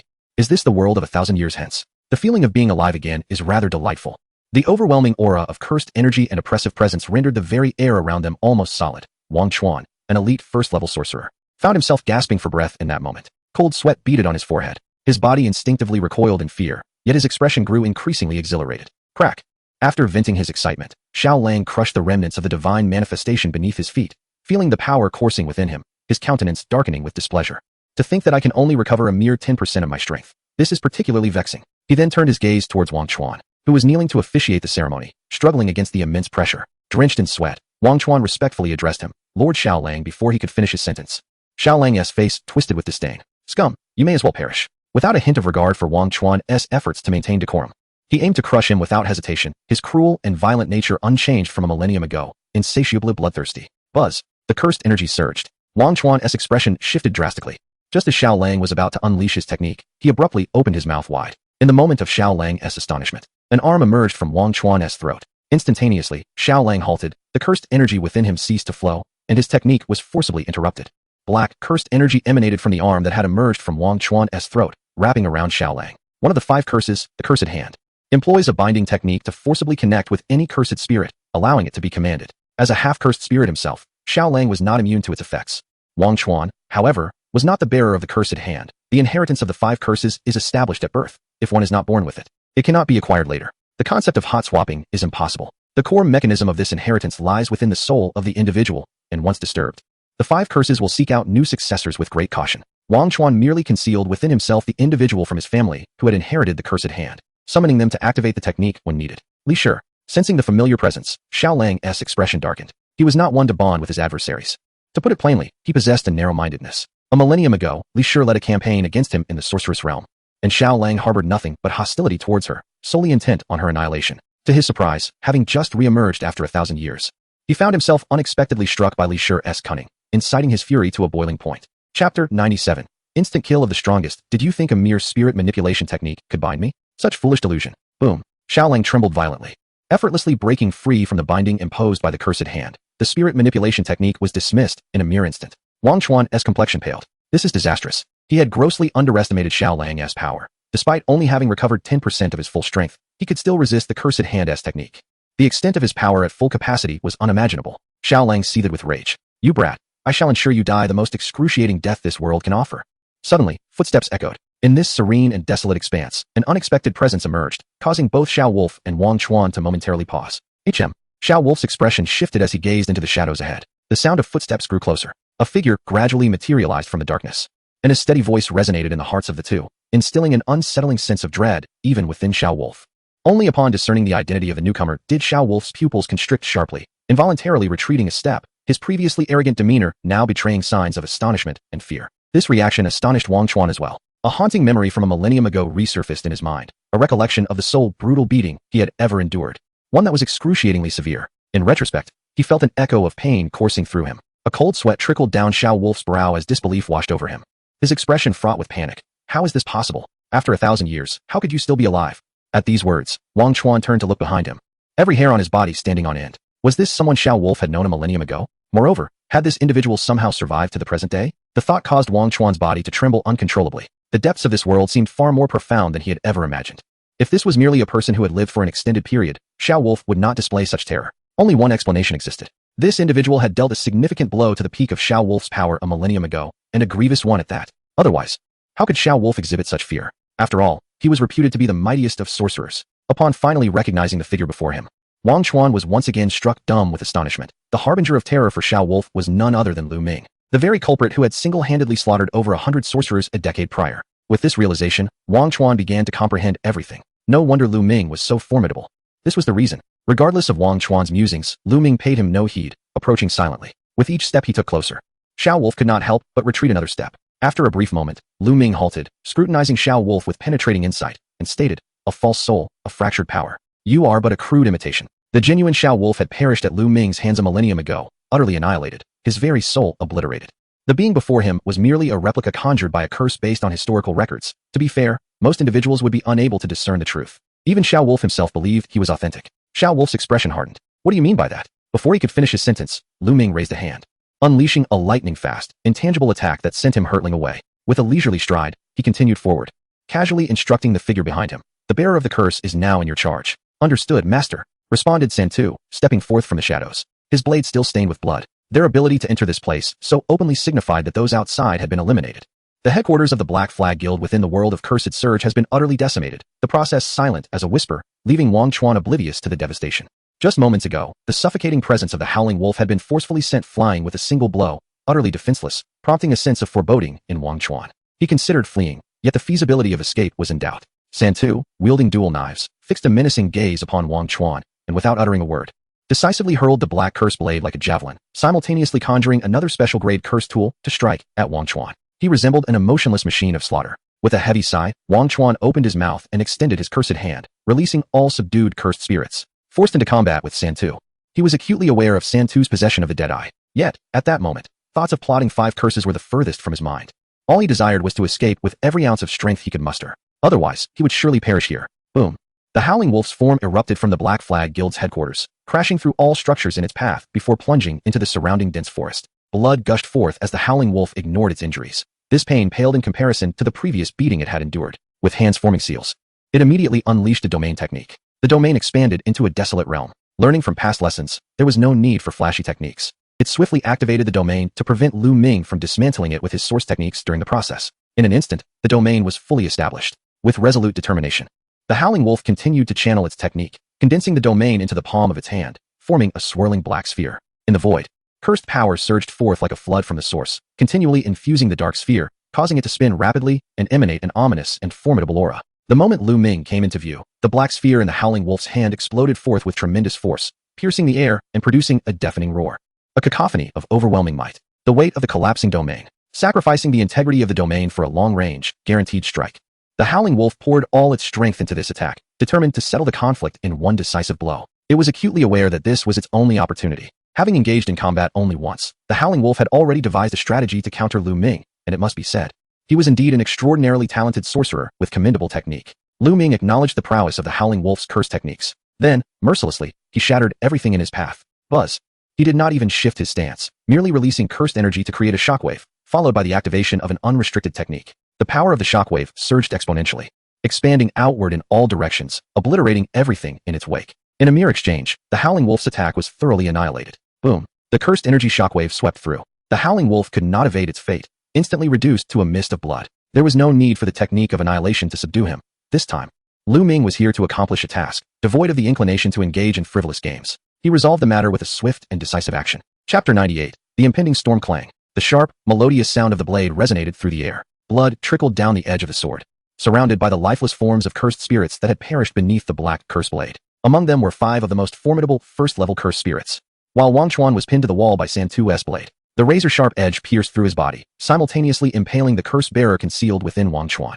The deadly precision of the Eye of Death, combined with Santu's structuring technique, rendered their combat prowess evidently superior to both Wang Chuan and the curse bearer. Even if he could command more cursed spirits, it would likely be insufficient to withstand Santu's onslaught. The lethal curse of the black curse blade was overwhelmingly potent. Even a mere graze would result in certain death within 3 seconds. Moreover, Santu possessed the ability to construct other specialized curse tools, some capable of absorbing curse power, while others could dismantle techniques altogether. She could tailor her cursed tools to counter any sorcerer's fighting style and technique characteristics, effectively neutralizing them. Furthermore, the combination of the Eye of Death and the black curse blade made Santu's initial strike terrifyingly lethal. A moment of inattention could lead even a special-grade sorcerer to meet their demise on the spot. The only way to defeat her was through overwhelming power, yet regrettably, Wang Chuan lacked such formidable combat strength, as did the curse bearer. Wang Chuan, on the brink of death and blood flowing from his mouth, self-deprecatingly remarked, "After devising intricate plans for over a decade and finally acquiring a curse bearer, I end up being the one to dress another's wedding gown. Until now, he had believed himself to be the most cunning old fox, only to discover that there were greater heights, with an ancient demon lurking behind him. Once revealed, it swiftly dismantled his plans, leaving him with no recourse." Upon Luming's return, Wang Chuan realized that the Howling Wolf was likely doomed. "Teacher." Luming's gaze fell upon Wang Chuan, instructing Santu, "Utilize the technique I entrusted to you to absorb the curse bearer." "Understood." Santu nodded, immediately activating the technique given to her by Luming. She extracted a mass of cursed power from within Wang Chuan and absorbed it into her own body. This was not Wang Chuan's cursed power but rather the bloodline and soul of the curse bearer. The 5 curses could not be transplanted or detached. This was true for an ordinary individual, yet Luming was evidently an exception, finding such feats to be effortless. The reason he refrained from acting directly was the concern that the soul of Li Shi might detect the presence of an old acquaintance. If alarmed, the emergence of the final 5 curses could be jeopardized. Indeed, the final 5 curses, in the lineage of the last generation and the next, there exists a blank period in the succession of the 5 curses, marked by the passing of the previous inheritor before the birth of the next. This gestational phase is the blank period. During this time, should an issue arise with the chosen fetus, the 5 curses would swiftly select another inheritor. However, once the child is born, the 5 curses are definitively passed down, no longer subject to arbitrary transfer, unless the inheritor meets their demise. The dead eyes and cursed hands have fallen under the dominion of Luming, while the living eyes and source heart remain ensconced within the realm of sorcery. With only the inheritor of the style hand in the midst of its transmission, Luming has refrained from personally confronting the 5 curses. Not out of cowardice, but rather in anticipation. The moment the bearer of the style hand is born shall be when he acts without restraint. The disturbance caused by the soul within the realm could potentially lead to a reselection of the style hand's bearer, thereby ensuring the safety of the 5 curses. But Luming must now wait an additional 10 months. Once the bloodline and soul of the cursed hand bearer were absorbed by Santu, she successfully transferred the cursed hand to herself, raising her left hand to unleash a surge of black, cursed energy. "Teacher, it has succeeded." Luming nodded, turning to leave. Wang Chuan was taken aback. Was there still a chance for him to survive? Just as this thought crossed his mind, Santu severed Wang Chuan's head with a single stroke. Meanwhile, the death of Si Huan pushed Tianzai's tolerance towards the higher-ups of the eastern courtyard to its limits. Their actions were merely an attempt to leverage Si Huan to compel him into retrieving the dead eyes, which ultimately resulted in her demise. Consequently, upon returning to the eastern courtyard, Tianzai wasted no time in eliminating the elderly figures entrenched in power, including the head of the eastern courtyard himself. Following this, the eastern courtyard underwent a significant reshuffling of its leadership. Lin Feng took charge of the aftermath, and the major sorceress families swiftly reorganized the upper echelons of the eastern courtyard. With their support, the reformists began to ascend, transforming the eastern courtyard into their stronghold. In light of Tianzai's bloody purge of the eastern courtyard's leadership, the sorcery community appeared to turn a blind eye, showing no signs of reaction, as if no ripples had been stirred at all. In truth, the sorcery community held reservations regarding Tianzai's extreme actions. However, a far more severe situation had arisen.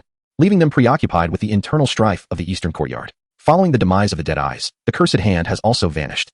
Compared to the upheaval within the eastern courtyard, the disappearance of the Cursed Hand is a matter of utmost concern for the sorcery community and indeed the fate of the entire world.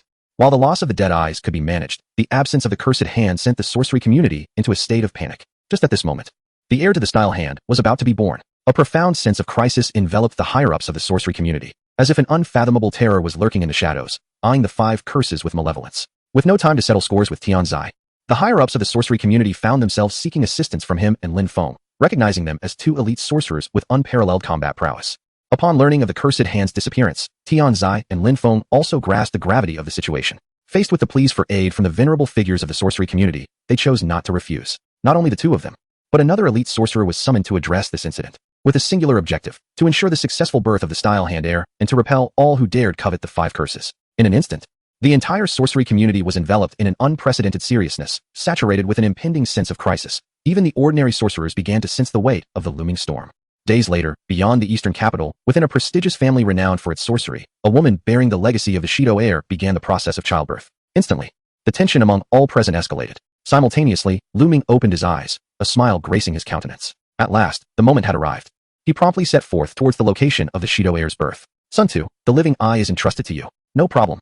Suntu's left eye shimmered with a faint blue light, her left hand enveloped in black cursed energy, while her right grasped a spear-like special cursed tool. This unique artifact, crafted over several days with tremendous cursed power, possessed a formidable strength that would astonish any sorcerer. Given that the possessor of the living eye had exceptional regenerative abilities, she resolved to unleash her full potential in chaos. Chapter 99. The moment arrives outside the eastern capital, a vast black, translucent barrier enveloped the earth, shrouding an expansive traditional courtyard within its confines. Outside the courtyard, numerous sorcerers remained on high alert.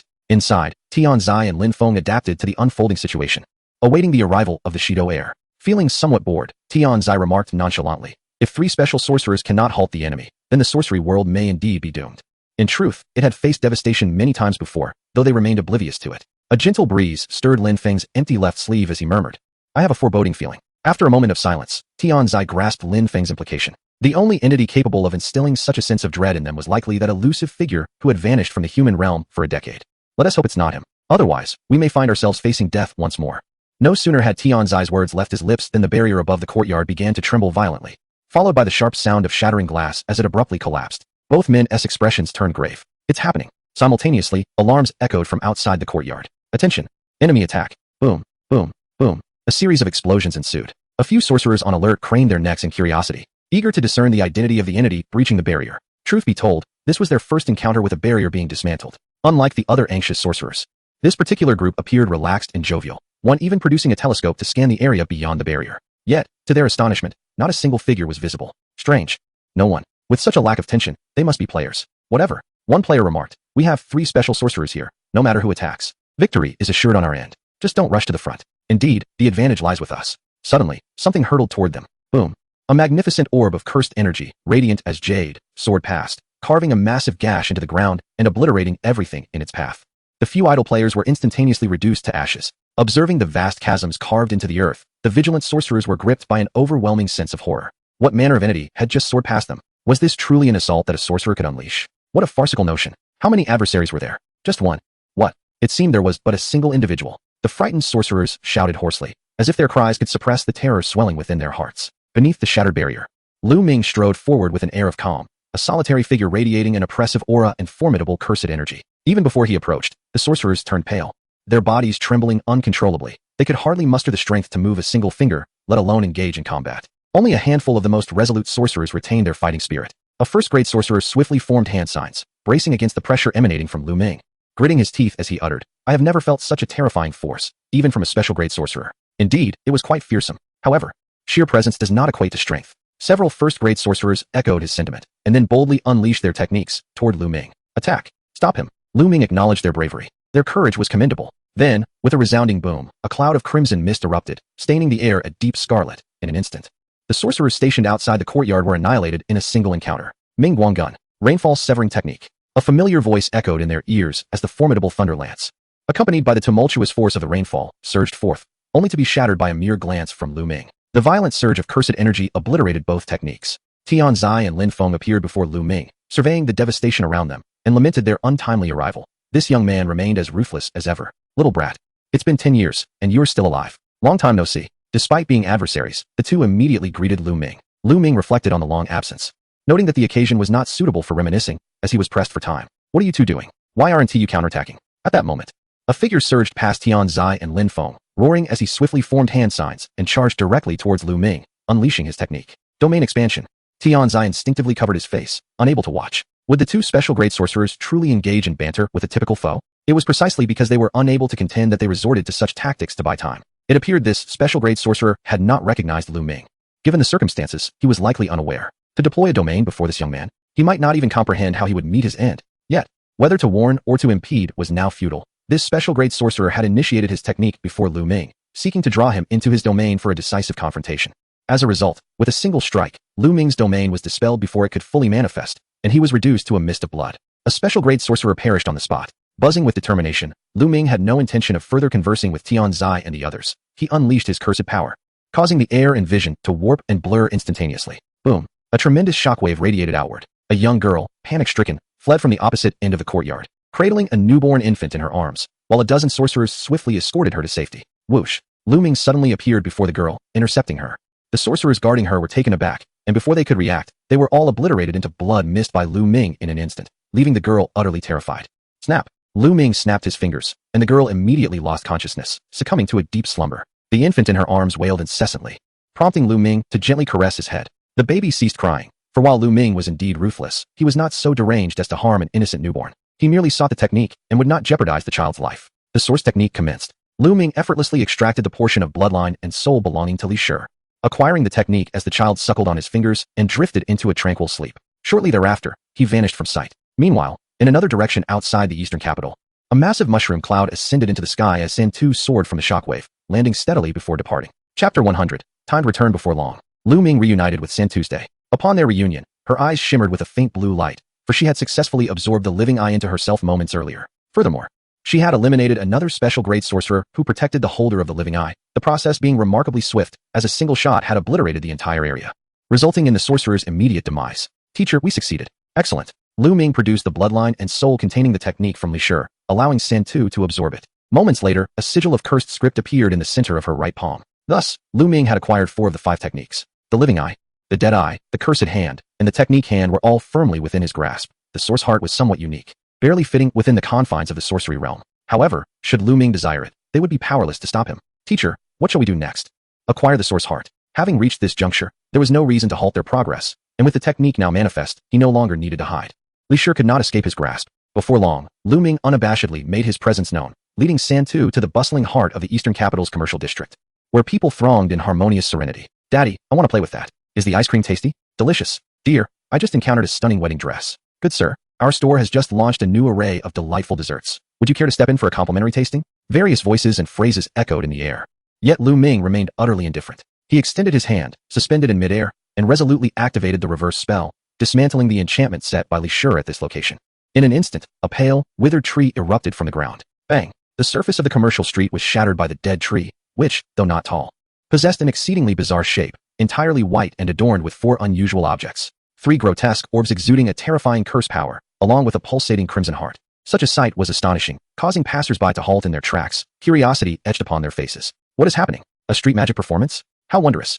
This tree appears intriguingly peculiar. Theoretically, the source heart concealed here was not meant to be obtained, as few existed in this era capable of breaking this spell, leaving the area devoid of sorcerers to guard it. Thump, thump. The source heart throbbed. Luming plucked it from its perch and tossed it to Santu's. Absorb it. Yes. Santu asked no further questions. She understood that to survive, to avoid losing her life to the higher-ups of the sorcery world who sought to strip her of her 5 spells, she must comply with Luming's directives. Without hesitation, Santu absorbed the source heart. Thump, thump. As the last remnants of Li Shi's bloodline and soul entered her being, the 5 spells, after a millennium, finally reconstituted into one. Santu's heart transformed into the source heart. With each beat of the source heart, Santu's essence underwent a profound metamorphosis.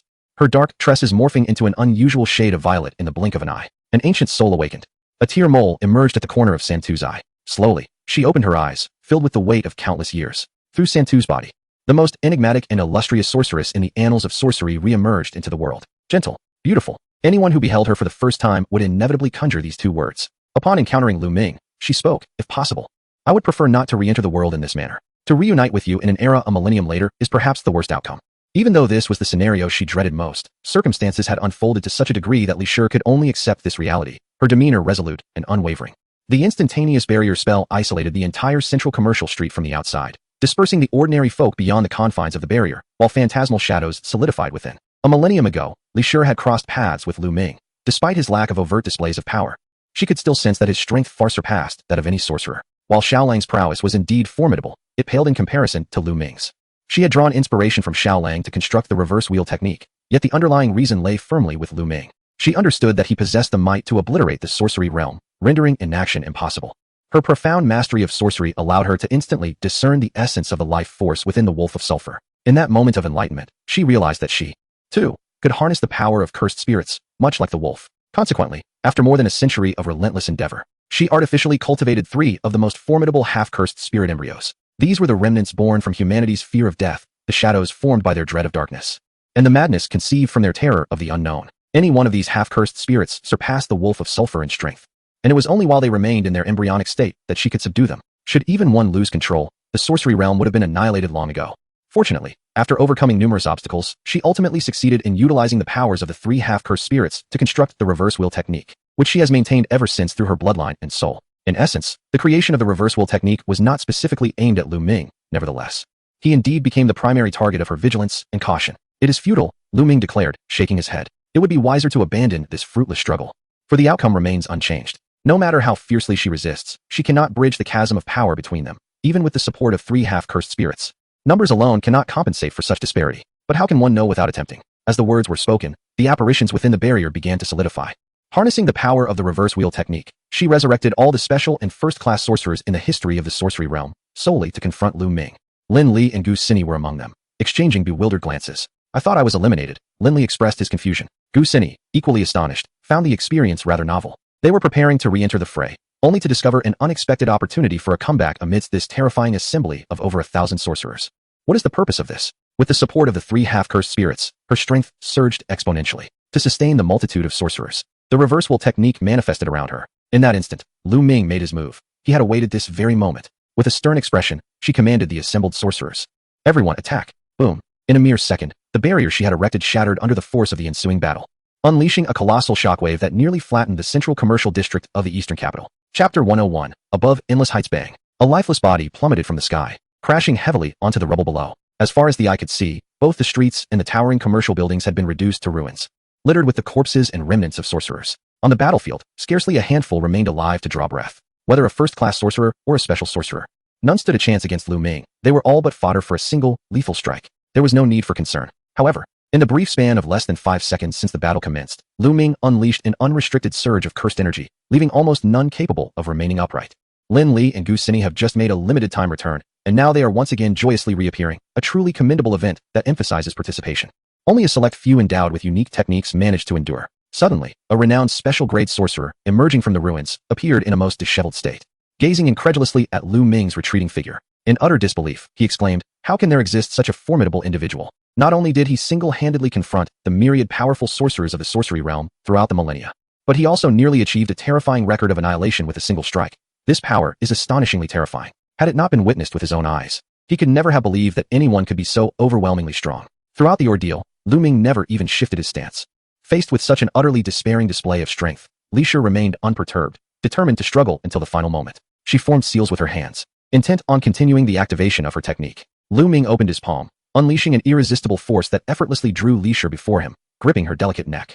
"I have no interest in playing house with you. This ends here." As he spoke, the source technique was activated, instantly dismantling the reverse cycle technique enveloping Li Shi. With a sound reminiscent of shattering glass, the reverse cycle technique disintegrated in an instant, dispersing into sorcery energy. The reverse cycle technique that once adorned Li Shi was no more. Bang, bang, bang. The 3 fleshy orbs upon the pale tree erupted in a cloud of blood mist, leading to the demise of the 3 most powerful half-sorcery spirits, Wang Ai, Suiyu, and Huangyu. With the source of the reverse cycle technique's power erased by Luming, it signified that the technique could never be reconstructed, obliterating Li Shi's millennia of effort in an instant. She stared blankly at the scene, her eyes devoid of focus. With the dissolution of the reverse cycle technique, Luming's interference value began to tally once more. Acquired interference value, 1,500,000. Interference value, 3,000,000, totaling 3 million in interference value. As the dust settled, everything had reached a conclusion. Li Shi wholly abandoned her struggle. Her purple hair reverted to black, The tear mole at the corner of her eye vanished, and the ancient, potent aura dissipated. The battle, which had gathered the strength of a millennium, was dismissed by Luming as a mere game of house. At this juncture, Li Shi understood the futility of further resistance and could only accept the outcome with composure. With the loss of the powers of 3 half-sorcery spirits, her soul, which had endured for a millennium, began to fade into obscurity. The consciousness of Sun Tu awakened once more, and she immediately felt a wave of suffocation. Teacher? Luming released his grip. Instantly, a white vortex emerged, engulfing Luming's figure. Whoosh! With a flash of white light, Luming returned to the realm of reality. A surge of power emanating from within. In the sorcery frenzy world, he had acquired 3 million interference value, indicating that his strength would be augmented 3 million-fold.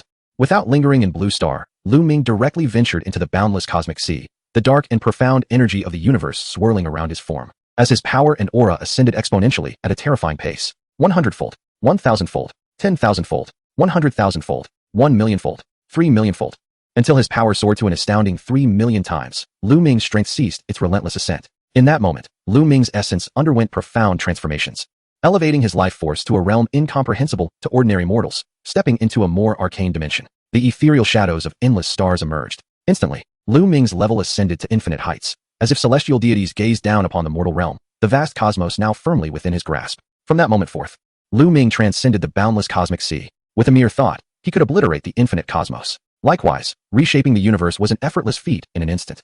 Luming's consciousness reached the cosmic sea's terminus, beyond which lay an expanse of boundless void, devoid of any existence. In his perception, the cosmic sea expanded relentlessly. The void continuously absorbed within its domain, giving rise to new universes. An overwhelming torrent of cosmic energy swirled around Luming. As the infinite universes ebbed and flowed beside him, his eyes reflecting supreme truths that surpassed all. Suddenly, Luming felt a stirring within his heart.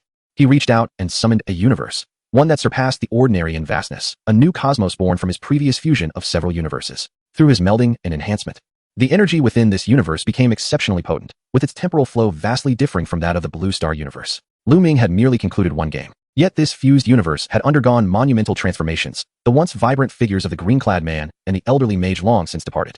Even beings as formidable as they could not escape the inexorable fate of death. As Luming's thoughts crystallized, he grasped the unfolding narrative, intrigued by the events. Curiously, the green-clad man and the elderly mage did not perish in the fierce battles of the cosmic sea, but rather in the internal conflicts of the fused universe.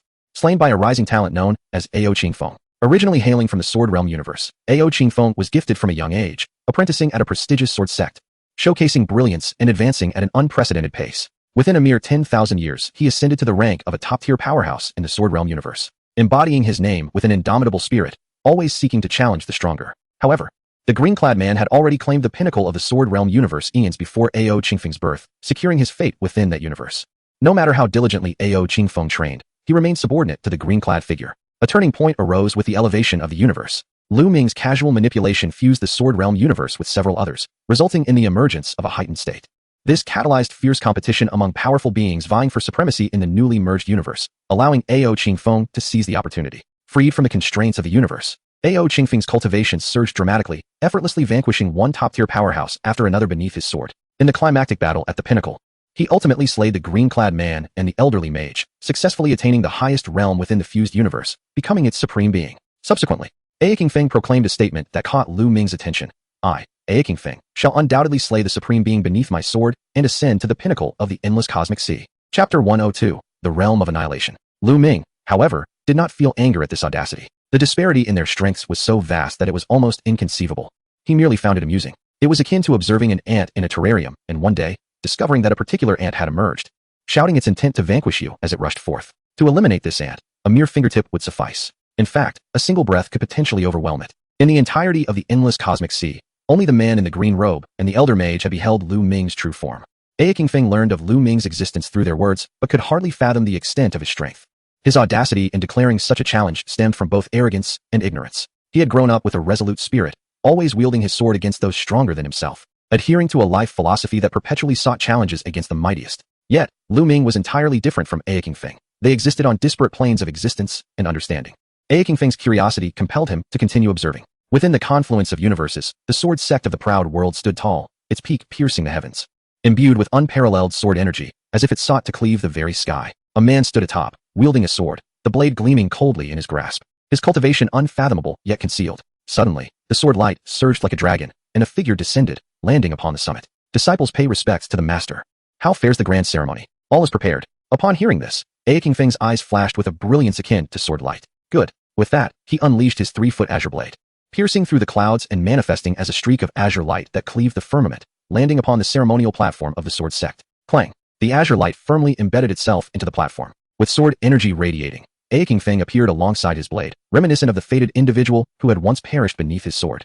Now, he embodied that very fate. He realized that this too was a form of constraint. As the fated individual, he had received the strongest acknowledgement from the confluence of universes. No one could surpass him. Yet, it also meant he must remain subordinate to the universe, unable to transcend the shackles of the confluence and ascend to a higher realm. Thus, he resolved to sever the heavens and the earth to shatter destiny.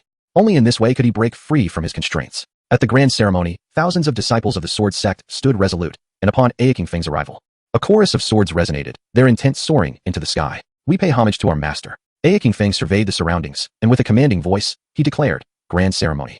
Commence." Understood. This grand ceremony was to sever the heavens and earth, to annihilate the universe. Only in this manner could King Feng free himself from the shackles of destiny imposed by the confluence of universes and harness the power of annihilation to propel himself toward a higher, more profound realm. Such power was unattainable in ordinary universes. Only the confluence of universes possessed it.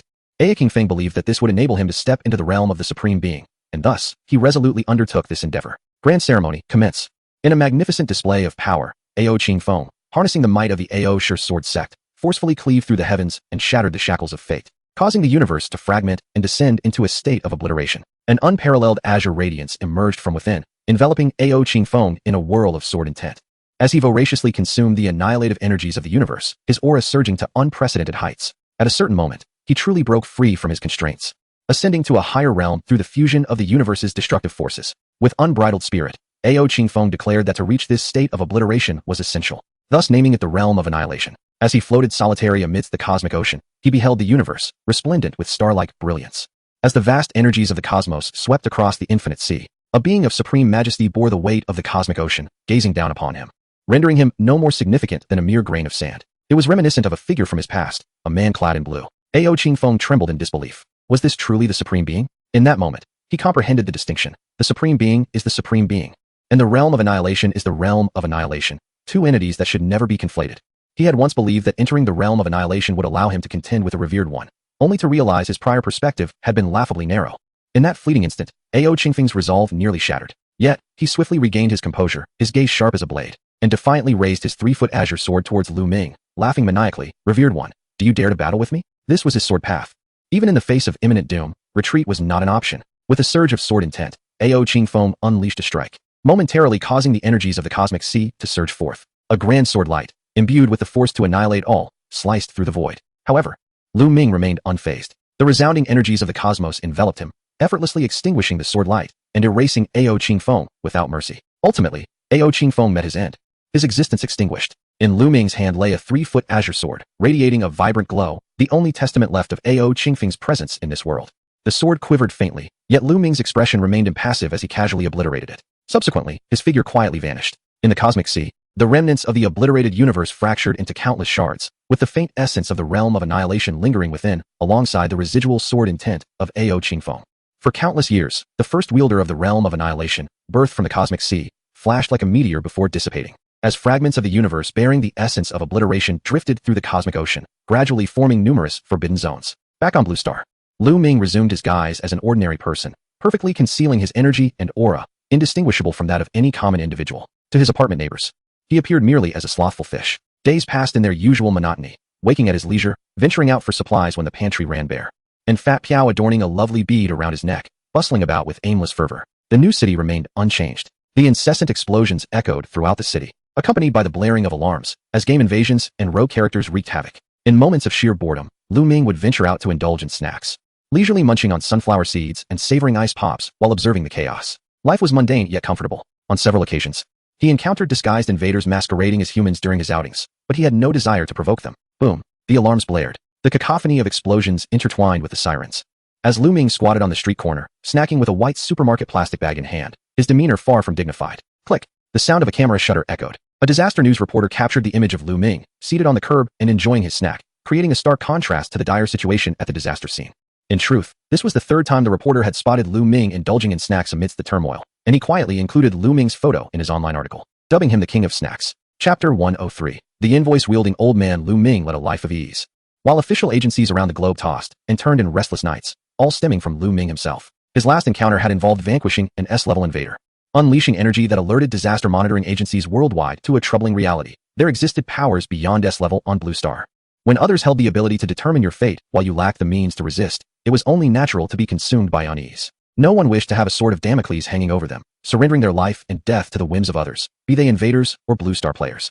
Thus began a frantic race among nations on Blue Star, each striving to cultivate their own SS-level players at any cost. In contrast to the anxious fervor of other countries, Daxia maintained a calm demeanor. While actions were taken, they were not pursued with reckless abandon. Domestically, everything appeared normal. Beep, beep, beep.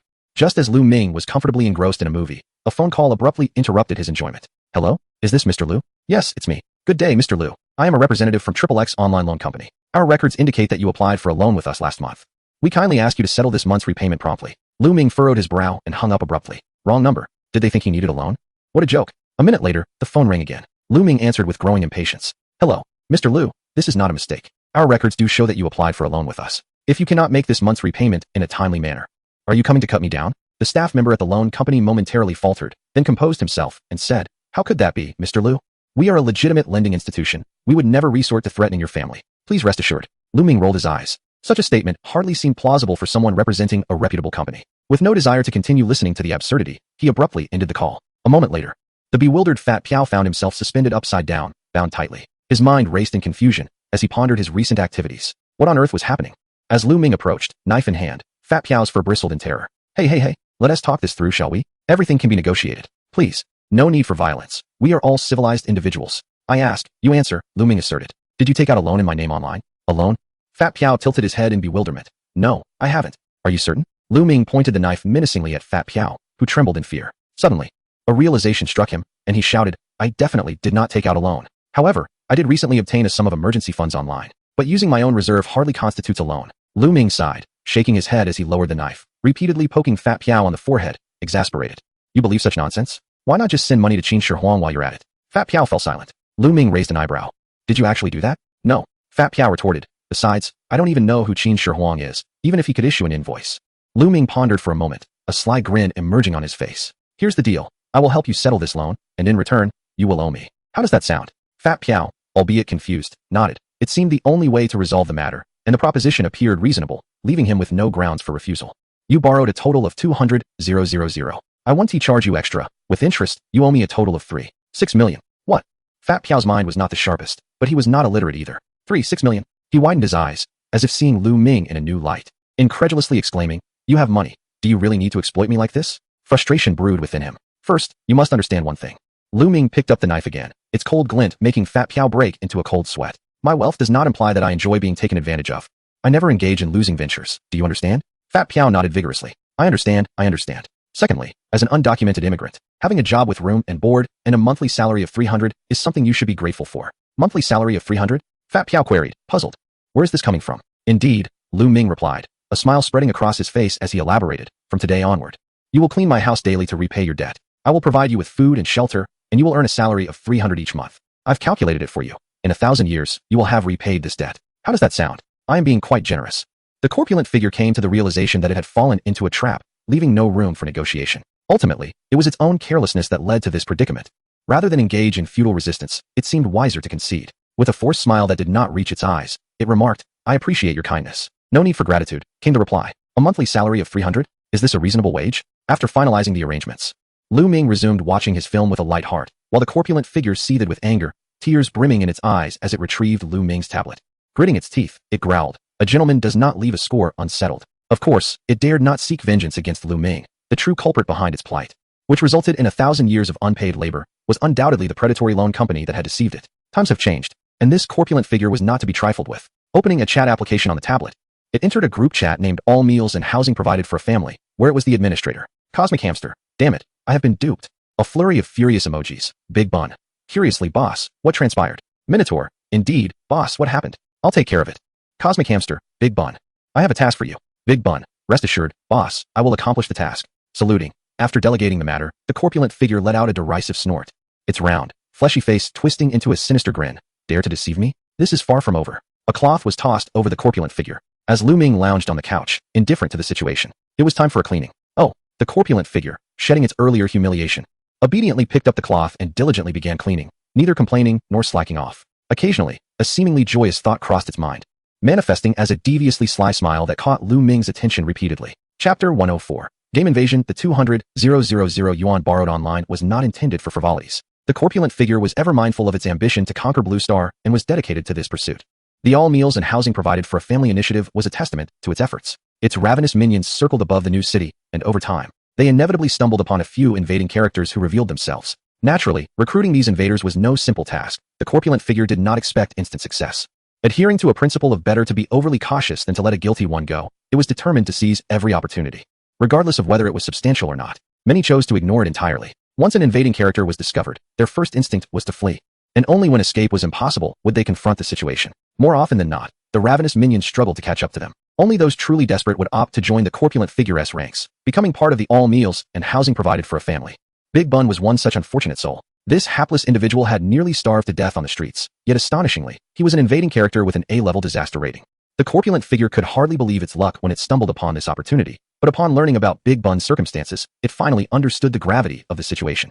In a certain gaming realm, the character known as the Mantu is subject to a multitude of peculiar rules intrinsic to that universe. Firstly, he is incapable of laboring to earn money. Secondly, he is unable to consume food obtained through any means that are not deemed lawful or legitimate.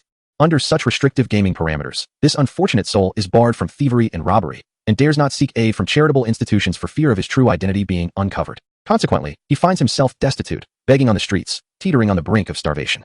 Were it not for the fortuitous encounter with a corpulent crow's minion who bestowed upon him a bun, he would have perished. Following this incident, he became a loyal enforcer within the secretive organization led by the corpulent figure, motivated solely by the promise of 3 meals a day consisting of buns. In New City, Area B, a cacophony of cawing crows circles overhead, causing pedestrians to furrow their brows. A young man with red hair, clad in casual attire, stands at the roadside, clutching a bag of buns. Demanta gazes up at the towering commercial edifice before him.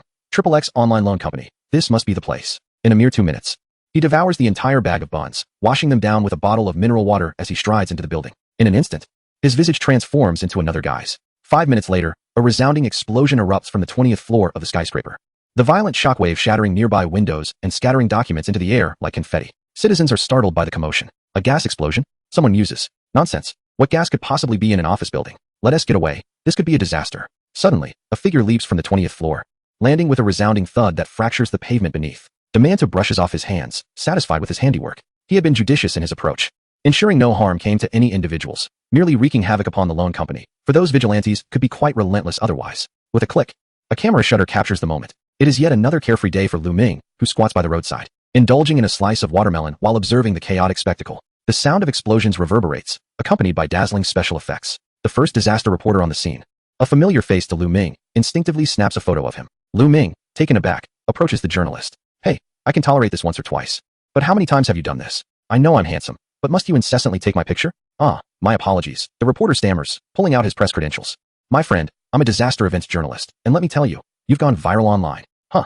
Luming is bewildered. The reporter, neglecting the disaster at hand, retrieves his phone and opens the news section he oversees, revealing a striking image of Luming munching on watermelon by the roadside. The headline reads, "The king of watermelons never misses a chance." Luming's mouth twitches in disbelief. The nickname Melon King is quite unique.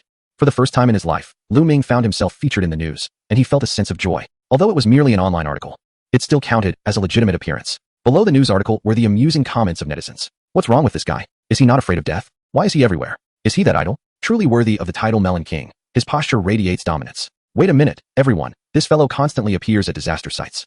I have reason to suspect he might be the mastermind behind it all. There is logic to that. I concur with the previous comment. There were even memes of Luming, one depicting him squatting on the street, munching on sunflower seeds, his attire altered to a white tank top, flip-flops on his feet. With Melon King emblazoned above his head, the aura was simply extraordinary. Luming's expression darkened. The image was beyond words. Moreover, he never wore flip-flops. He returned the phone to the reporter and walked away in irritation. Suddenly, the ground trembled violently beneath him. Luming halted, his expression sharpening. A glimmer of depth flashing in his eyes, followed by a look of astonishment as he felt an overwhelming sense of novelty. A game invasion. Unlike previous occurrences, the scale and intensity of this invasion were unparalleled. The ground shook again, plunging the entire new city into silence, an intense sense of oppression enveloping everyone, casting a shadow over their hearts. At that moment, the Disaster Monitoring Bureau of New City erupted into chaos, alarms blaring as energy readings skyrocketed, causing the monitor's pupils to constrict in horror. S-Class, SS Class, SSS Class, Ultra SSS Class. Had it not been for their strong mental fortitude, the monitoring personnel might have fainted at such a terrifying sight. or they might have preferred to lose consciousness than witness it. Ultra SSS class. What on earth is happening? Blue Star is doomed. The highest level alarms rang incessantly, and the bureau chief, along with other high-ranking officials, rushed in frantically, only to be rendered speechless before the disaster monitoring data. With a thunderous roar, a massive vortex materialized above New City, and buildings began to be lifted from the ground. Countless structures flew chaotically in mid-air, randomly reassembling, while the vortex also deposited an array of strange buildings of varying styles into the reconstruction of New City. Even the Disaster Monitoring Bureau was caught in the tumult. Chun Xianfeng stood helplessly before the unfolding chaos, utterly powerless against the force of the vortex. He was simply too weak. Chapter 105. The Supreme Deity in New City. The more powerful individuals could better perceive the terrifying energy contained within the vortex. It was a space-time corridor, and such a vast corridor had never been witnessed before. At that moment, disaster monitoring bureaus worldwide detected the energy response from the space-time corridor above New City, plunging them into despair. Ultra SSS class. There was no way to stop it. Chun Xianfeng stood atop the soaring edifice, gazing up at the colossal vortex above, engulfed in despair. Even with the time-space portal laid bare before him, he felt utterly powerless to shut it down. The energy was simply on an entirely different plane. Blue Star was doomed. Suddenly, a figure raced from afar, its fierce aura blazing intensely. In Chun Xianfeng's astonished gaze, it charged towards the vortex in the sky. An SS-level being, he was bewildered.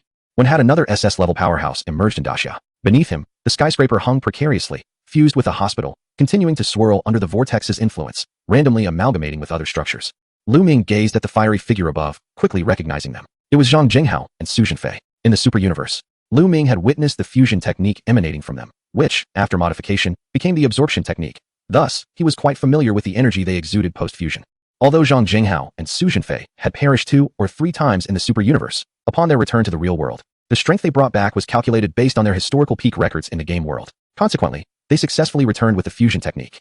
And even though it had been diminished by 2 levels, their combined power was still terrifyingly amplified, propelling them into the realm of SS-level players. In this critical moment, they had no choice but to step forward. After merging, the warrior born from their union was named Zhang Jinhao. Boom. Zhang Jinhao's aura surged dramatically. The closer he approached the vortex, the stronger the energy fluctuations he sensed. Sweat trickled down his forehead, forcing him to halt just outside the vortex.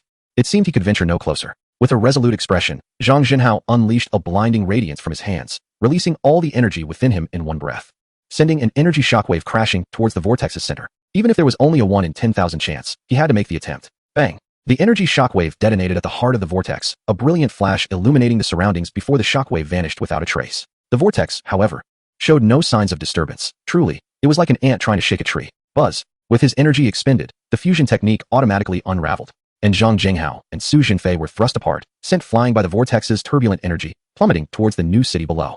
A radiant light swept by as Chun Xianfeng caught them. Are you alright? Zhang Jinghao took a deep breath, his strength gradually returning, his face weary. I'm fine. Hanging in there. Su Zhenfei gazed at the untouched vortex, his expression one of resignation. It hasn't moved an inch. We're utterly helpless. My suggestion is to head home, wash up, and get some rest before Blue Star goes up in flames. Chun Xianfeng cautioned, we'll discuss that later. A more pressing issue has arisen. The two exchanged alarmed glances and looked up, witnessing figures radiating astonishing energy emerging from the vortex, descending towards the new city. One of them charged directly in their direction, exuding a fierce momentum. Without uttering a word, several individuals immediately engaged in combat. In a flash, Chun Xianfeng and his companions transformed into dark streaks, hurtling through the air before being violently thrown aside. The newcomer, a robust figure with twisted horns and a body covered in black scales, possessed blood-red eyes and exuded an aura of ferocity and bloodlust, presenting an especially bizarre appearance. With a disdainful expression, he remarked, is this the humanity of the new world? Quite formidable. Chun Xianfeng, clutching his injured right hand as blood trickled down, contemplated the overwhelming power of the SS-grade beings emerging from the vortex. How could they possibly prevail?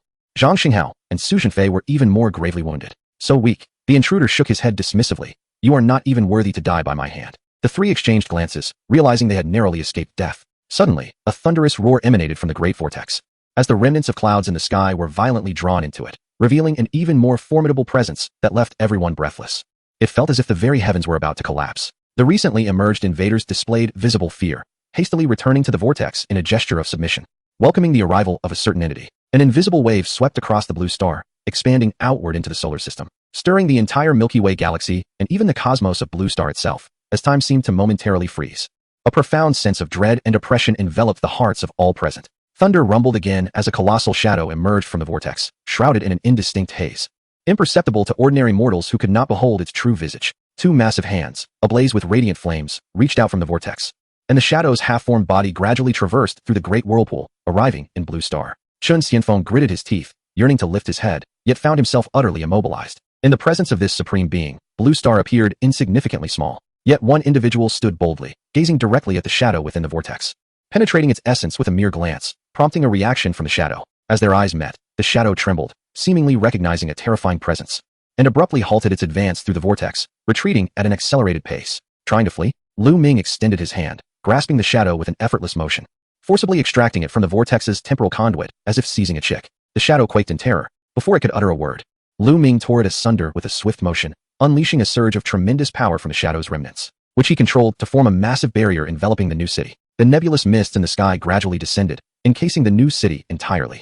Failure to act in this manner would soon result in the destruction of Blue Star by the emerging intruders. As time resumed its normal flow, the oppressive and stagnant atmosphere dissipated, and the enormous shadow vanished without a trace, as though it had never existed, leaving everyone perplexed. Where has the esteemed deity gone? The invading figures were left in utter confusion, bewildered by the disappearance of such a colossal being. Since the divine being has not descended, the invaders wasted no time and unleashed their true selves, soaring towards the outskirts of the new city. With a maniacal laughter, they proclaimed, "A new world, here we come."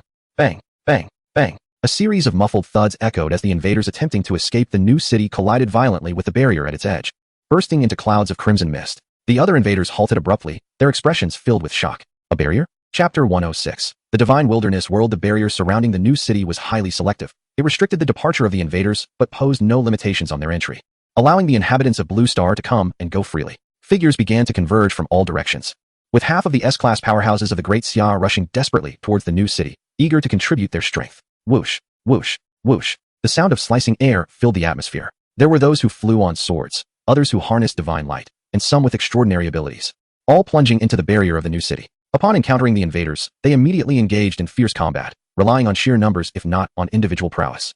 The objective was simply to fight. Unbeknownst to them, the existence of the barrier was unknown. They merely sought to intercept the invaders emerging from the Great Vortex, preventing any threat to other areas. "Here I come." A thunderous roar rang in their ears. A man, as robust as an ox, charged across the ground with wild energy.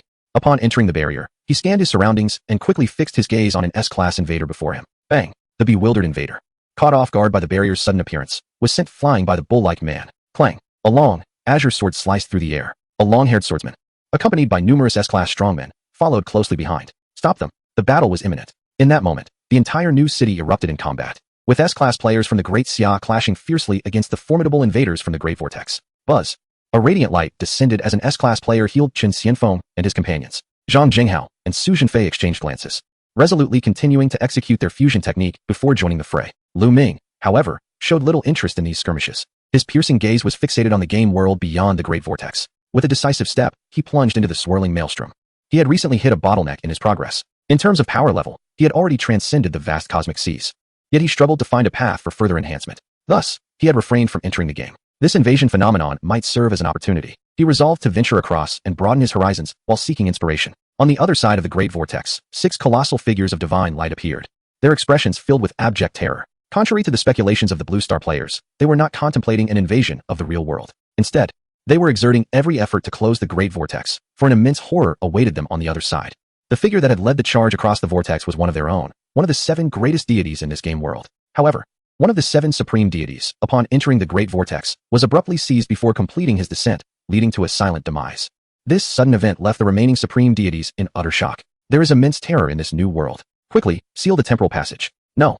A more formidable force is obstructing us. It cannot be closed. A vague figure emerged from the vortex. The 6 supreme deities, in a state of panic, exclaimed, "Someone is coming." They had initially believed the new world to be a realm ripe for their domination, only to discover it was a vast abyssal predator. They were the fools who had delivered themselves. He is approaching. The 6 supreme deities were gripped by dread. As the figure became increasingly distinct, Luming traversed back from the vortex. Upon seeing the 6 supreme deities before him, he smiled and remarked, "Is there still a welcoming ceremony? Such fervor is unnecessary."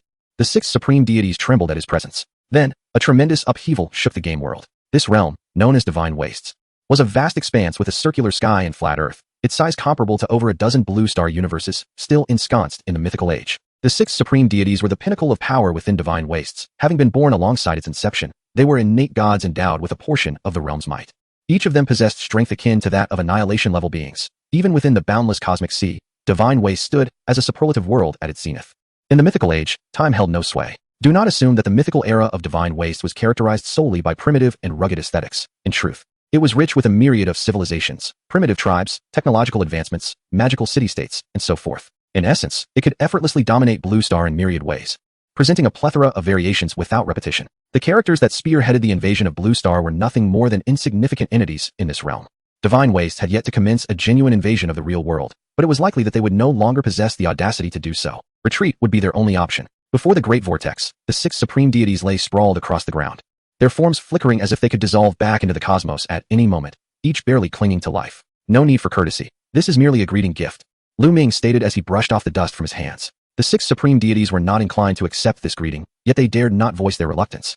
Fearing Luming might rend them apart, a lesson learned from recent events. Since their inception, they had never before experienced pain or fear. The boundless stars appeared. Luming's perspective ascended above the divine wastes, gazing outwards towards what seemed to be the edge of the infinite cosmic sea, where beyond the realm lay an expanse of void. The edges of divine wastes continued to expand, with the void perpetually shaping the realm's existence, devoid of any other entities. Luming felt a tinge of disappointment. The scale of divine wastes paled in comparison to the boundless cosmic sea, and his ambition to further elevate his power dissipated. Never mind, I shall return to rest, he mused, his interest waning. He then traversed the great vortex back to the new city of Blue Star. In light of this, the 6 upper gods, initially languishing, sprang into action, endeavoring to seal the great vortex. However, they were met with despair as the vortex remained obstinately open. One of the 7 upper gods leading the charge was brutally torn apart by Luming, with their remains and power now intertwined with the god Desolation, as they had become the barrier of the new city. Consequently, the great vortex became an integral part of this barrier, necessitating the retrieval of the fallen gods' remains and power from the opposing side to close the time-space passage. Go to the other side? The 6 upper gods exchanged glances, lacking the audacity for such a venture. With the time-space passage firmly open, what were they to do? Engage in dialogue with the opposing entity? Upon uttering this suggestion, a heavy silence enveloped them. As if disregarding their previous words, Luming swiftly descended upon them, delivering a thorough beating that left no doubt regarding his temperament.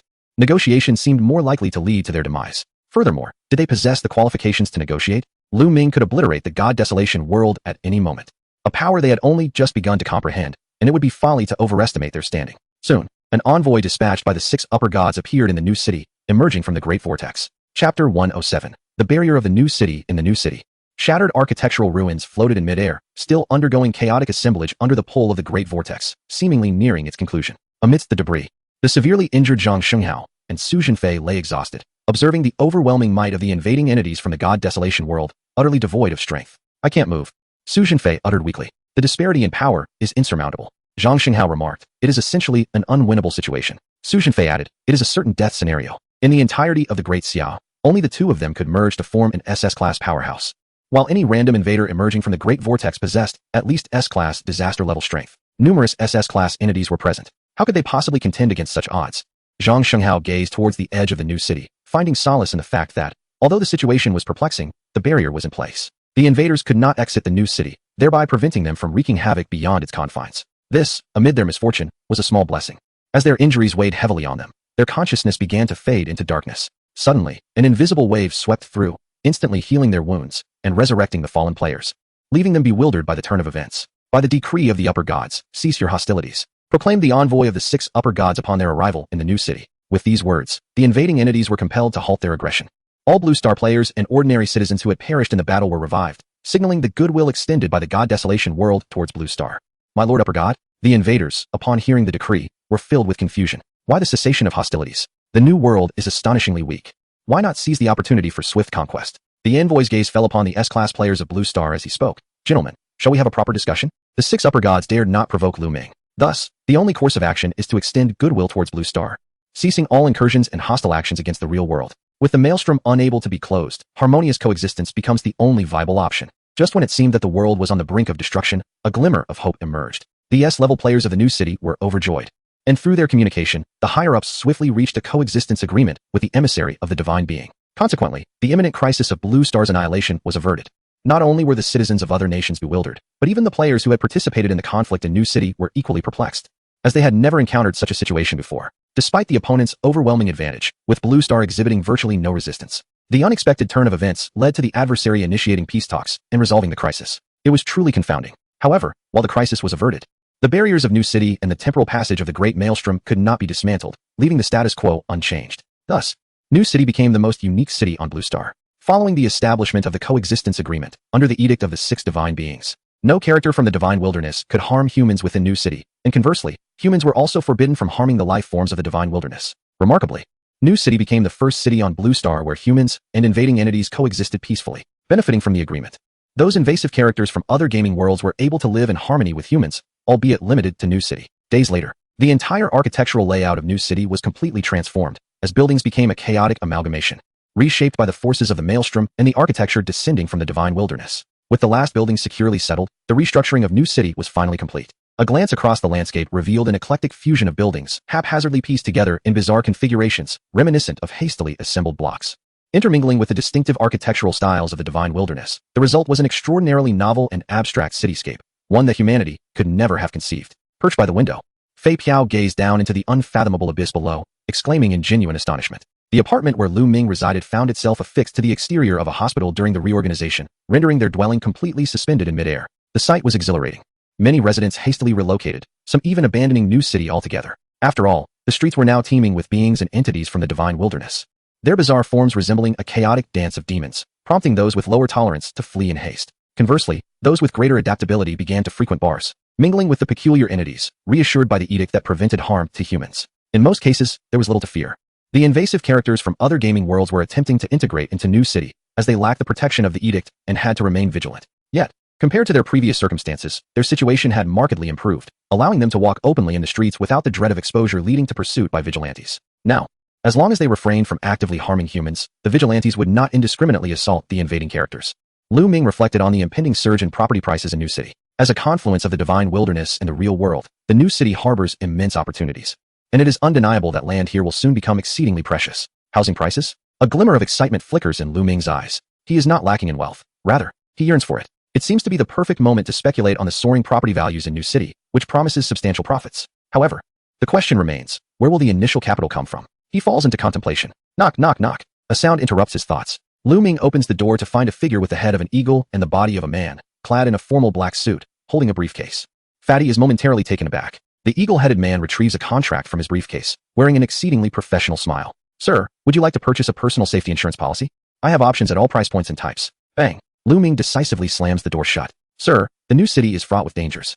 I strongly recommend that you acquire personal insurance. If you choose not to, may I inquire if this property belongs to you? Are you willing to sell? I have numerous clients eager to purchase homes in New City, and I assure you, I can offer you an excellent price. Please consider. 2 seconds later, the insurance salesman finds himself kicked out by Luming. The silence returns, finally providing peace. Luming opens his gaming terminal. After days of searching, he discovers a game that seems well suited for him, one with a promising upper limit. Take care of the house. Oh, Fatty nods. Luming scrolls through the interface and selects the game. Game, Eternal Cultivation, enter game. A flash of white light, and Luming's form vanishes, transporting him into the game world. Having just concluded a session of a unique series game, Luming now must opt for a conventional series game. An Eternal Cultivation appears quite promising. This is a traditional cultivation game, akin to the previous one, belonging to a large open world without a main storyline or tasks, entirely reliant on luck and free will. Chapter 108, Eternal Cultivation. At the game's onset, Luming finds himself in a dilapidated grand hall, adorned in a patched, tattered robe, wielding a broom to sweep the hall. Stepping outside, he discovers he is atop a mountain, where aside from the grand hall, there are few structures, and even the nearby mountain gate bears the marks of neglect. The mountain gate is inscribed with the characters Purple Cloud Mountain. Purple Cloud Mountain? It appears to be the name of this sect. The game introduction commences. Mortals cannot escape the cycle of life, old age, sickness, and death. Only through cultivation can one attain freedom in the universe. Cultivators, also known as practitioners, harness the energy of heaven and earth, wielding wind, fire, thunder, and lightning, capable of transcending the mundane. However, if a practitioner does not achieve immortality, they ultimately become but a handful of dust. Cultivators, when they undergo ascension, attain the fruits of eternal life. Player, Luming, realm, none. Cultivation method, none. Form methods, none. Martial techniques, none. Spells, none. Treasure, none. As for the rest, there is little need for elaboration, save for a mention of the form methods, which refer to the 4 essential practices of cultivation: alchemy, artifact refinement, talismans, and formations. These 4 techniques are collectively referred to as the form methods, utilized as auxiliary practices for cultivators engaged in combat and spiritual development. The number of individuals who practice these methods is significantly rarer compared to ordinary cultivators, making them a rare sight indeed. Typically, those who master the 4 methods become esteemed guests or revered patrons within certain cultivator families or sections. However, given the current state of Ziyun Mountain, it is devoid of such patrons and lacks the resources necessary for the cultivation of these methods. Detecting game world. Loading external tool. Loading complete. Please select your external tool. Option 1. The Secret of Transcendence. Option 2. Celestial Cultivation. Option 3. Supreme Insight. The Celestial Cultivation can directly elevate Luming to immortality, granting him entry into the celestial realm, albeit at the cost of exhausting his potential in one fell swoop. Whether he shall be strong or weak upon entering the celestial realm remains uncertain. Choosing celestial cultivation appears to be an unwise decision. On the other hand, supreme insight promises immense potential. Should he select this, he is destined to become the most astonishingly gifted individual in the realm of cultivation for countless years to come. Provided that no unforeseen events occur, ascension into immortality is within reach. Even after ascending into the celestial realm, his supreme insight would undoubtedly propel him forward, enabling him to advance to even higher realms. However, in comparison to supreme insight, the secret of transcendence is far superior. This ultimate secret art transcends the confines of heaven and earth, allowing practitioners to disregard their innate qualifications and swiftly elevate their own realms, even breaking the limits imposed by the universe. It shatters the pinnacle of every realm. Most importantly, it requires no external assistance. Simply by operating this technique, one can rapidly ascend in rank. Moreover, this transcendent secret art can also be employed to nurture divine weapons, elixirs, and any materials, rapidly enhancing their quality and breaking free from the shackles of the world. This is the essence of transcendence. Without further deliberation, Luming promptly chose the secret of transcendence, as it stood out as the most formidable option from every conceivable perspective. Selection of the secret of transcendence successful. Wishing you an enjoyable gaming experience. A secret text materialized in his mind, and Luming subsequently grasped the secret of transcendence. He had anticipated the presence of others within the mountain gate, but after a thorough search, he discovered that he was indeed alone atop Ziyun Mountain. This was a dilapidated sect, more broken than one could imagine. Fortunately, his search yielded results. He found an ancient text within the main hall, titled the Ziyun Sutra, a cultivation method for immortality. Regrettably, it contained only the teachings for the Qi refining stage. In the path of cultivation, the realms ascend from low to high, classified as Qi refining, foundation establishment, golden core, nascent soul, spirit transformation, void refining, Tao integration, great ascension, and tribulation crossing. 9 major realms, each consisting of 12 levels. All begins with Qi refining. This is certainly better than having nothing. Luming has always been content.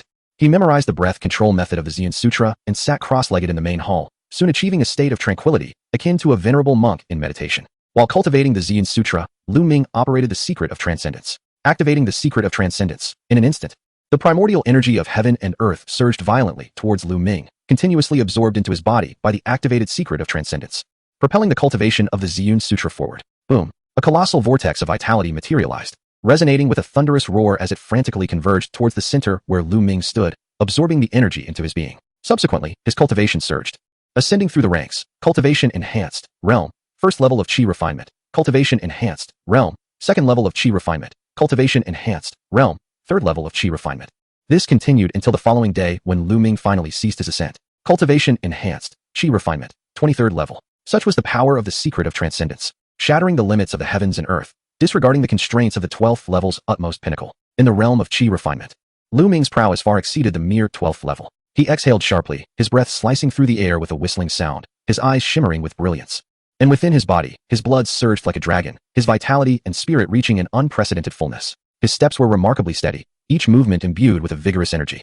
Upon reaching the threshold of the mountain, he gazed at a boulder towering before him, raised his fist, and struck down with force, shattering the stone into countless fragments with a resounding crash. Practitioners of the Qi refinement realm draw upon the vital energy of the world to nourish their physique and meridians, establishing a solid foundation for their future cultivation. In other words, a practitioner in this realm relies solely on their robust body. While breaking a boulder of such size might be achievable by other practitioners at the 12th level of Qi refinement, Luming's strength was far superior.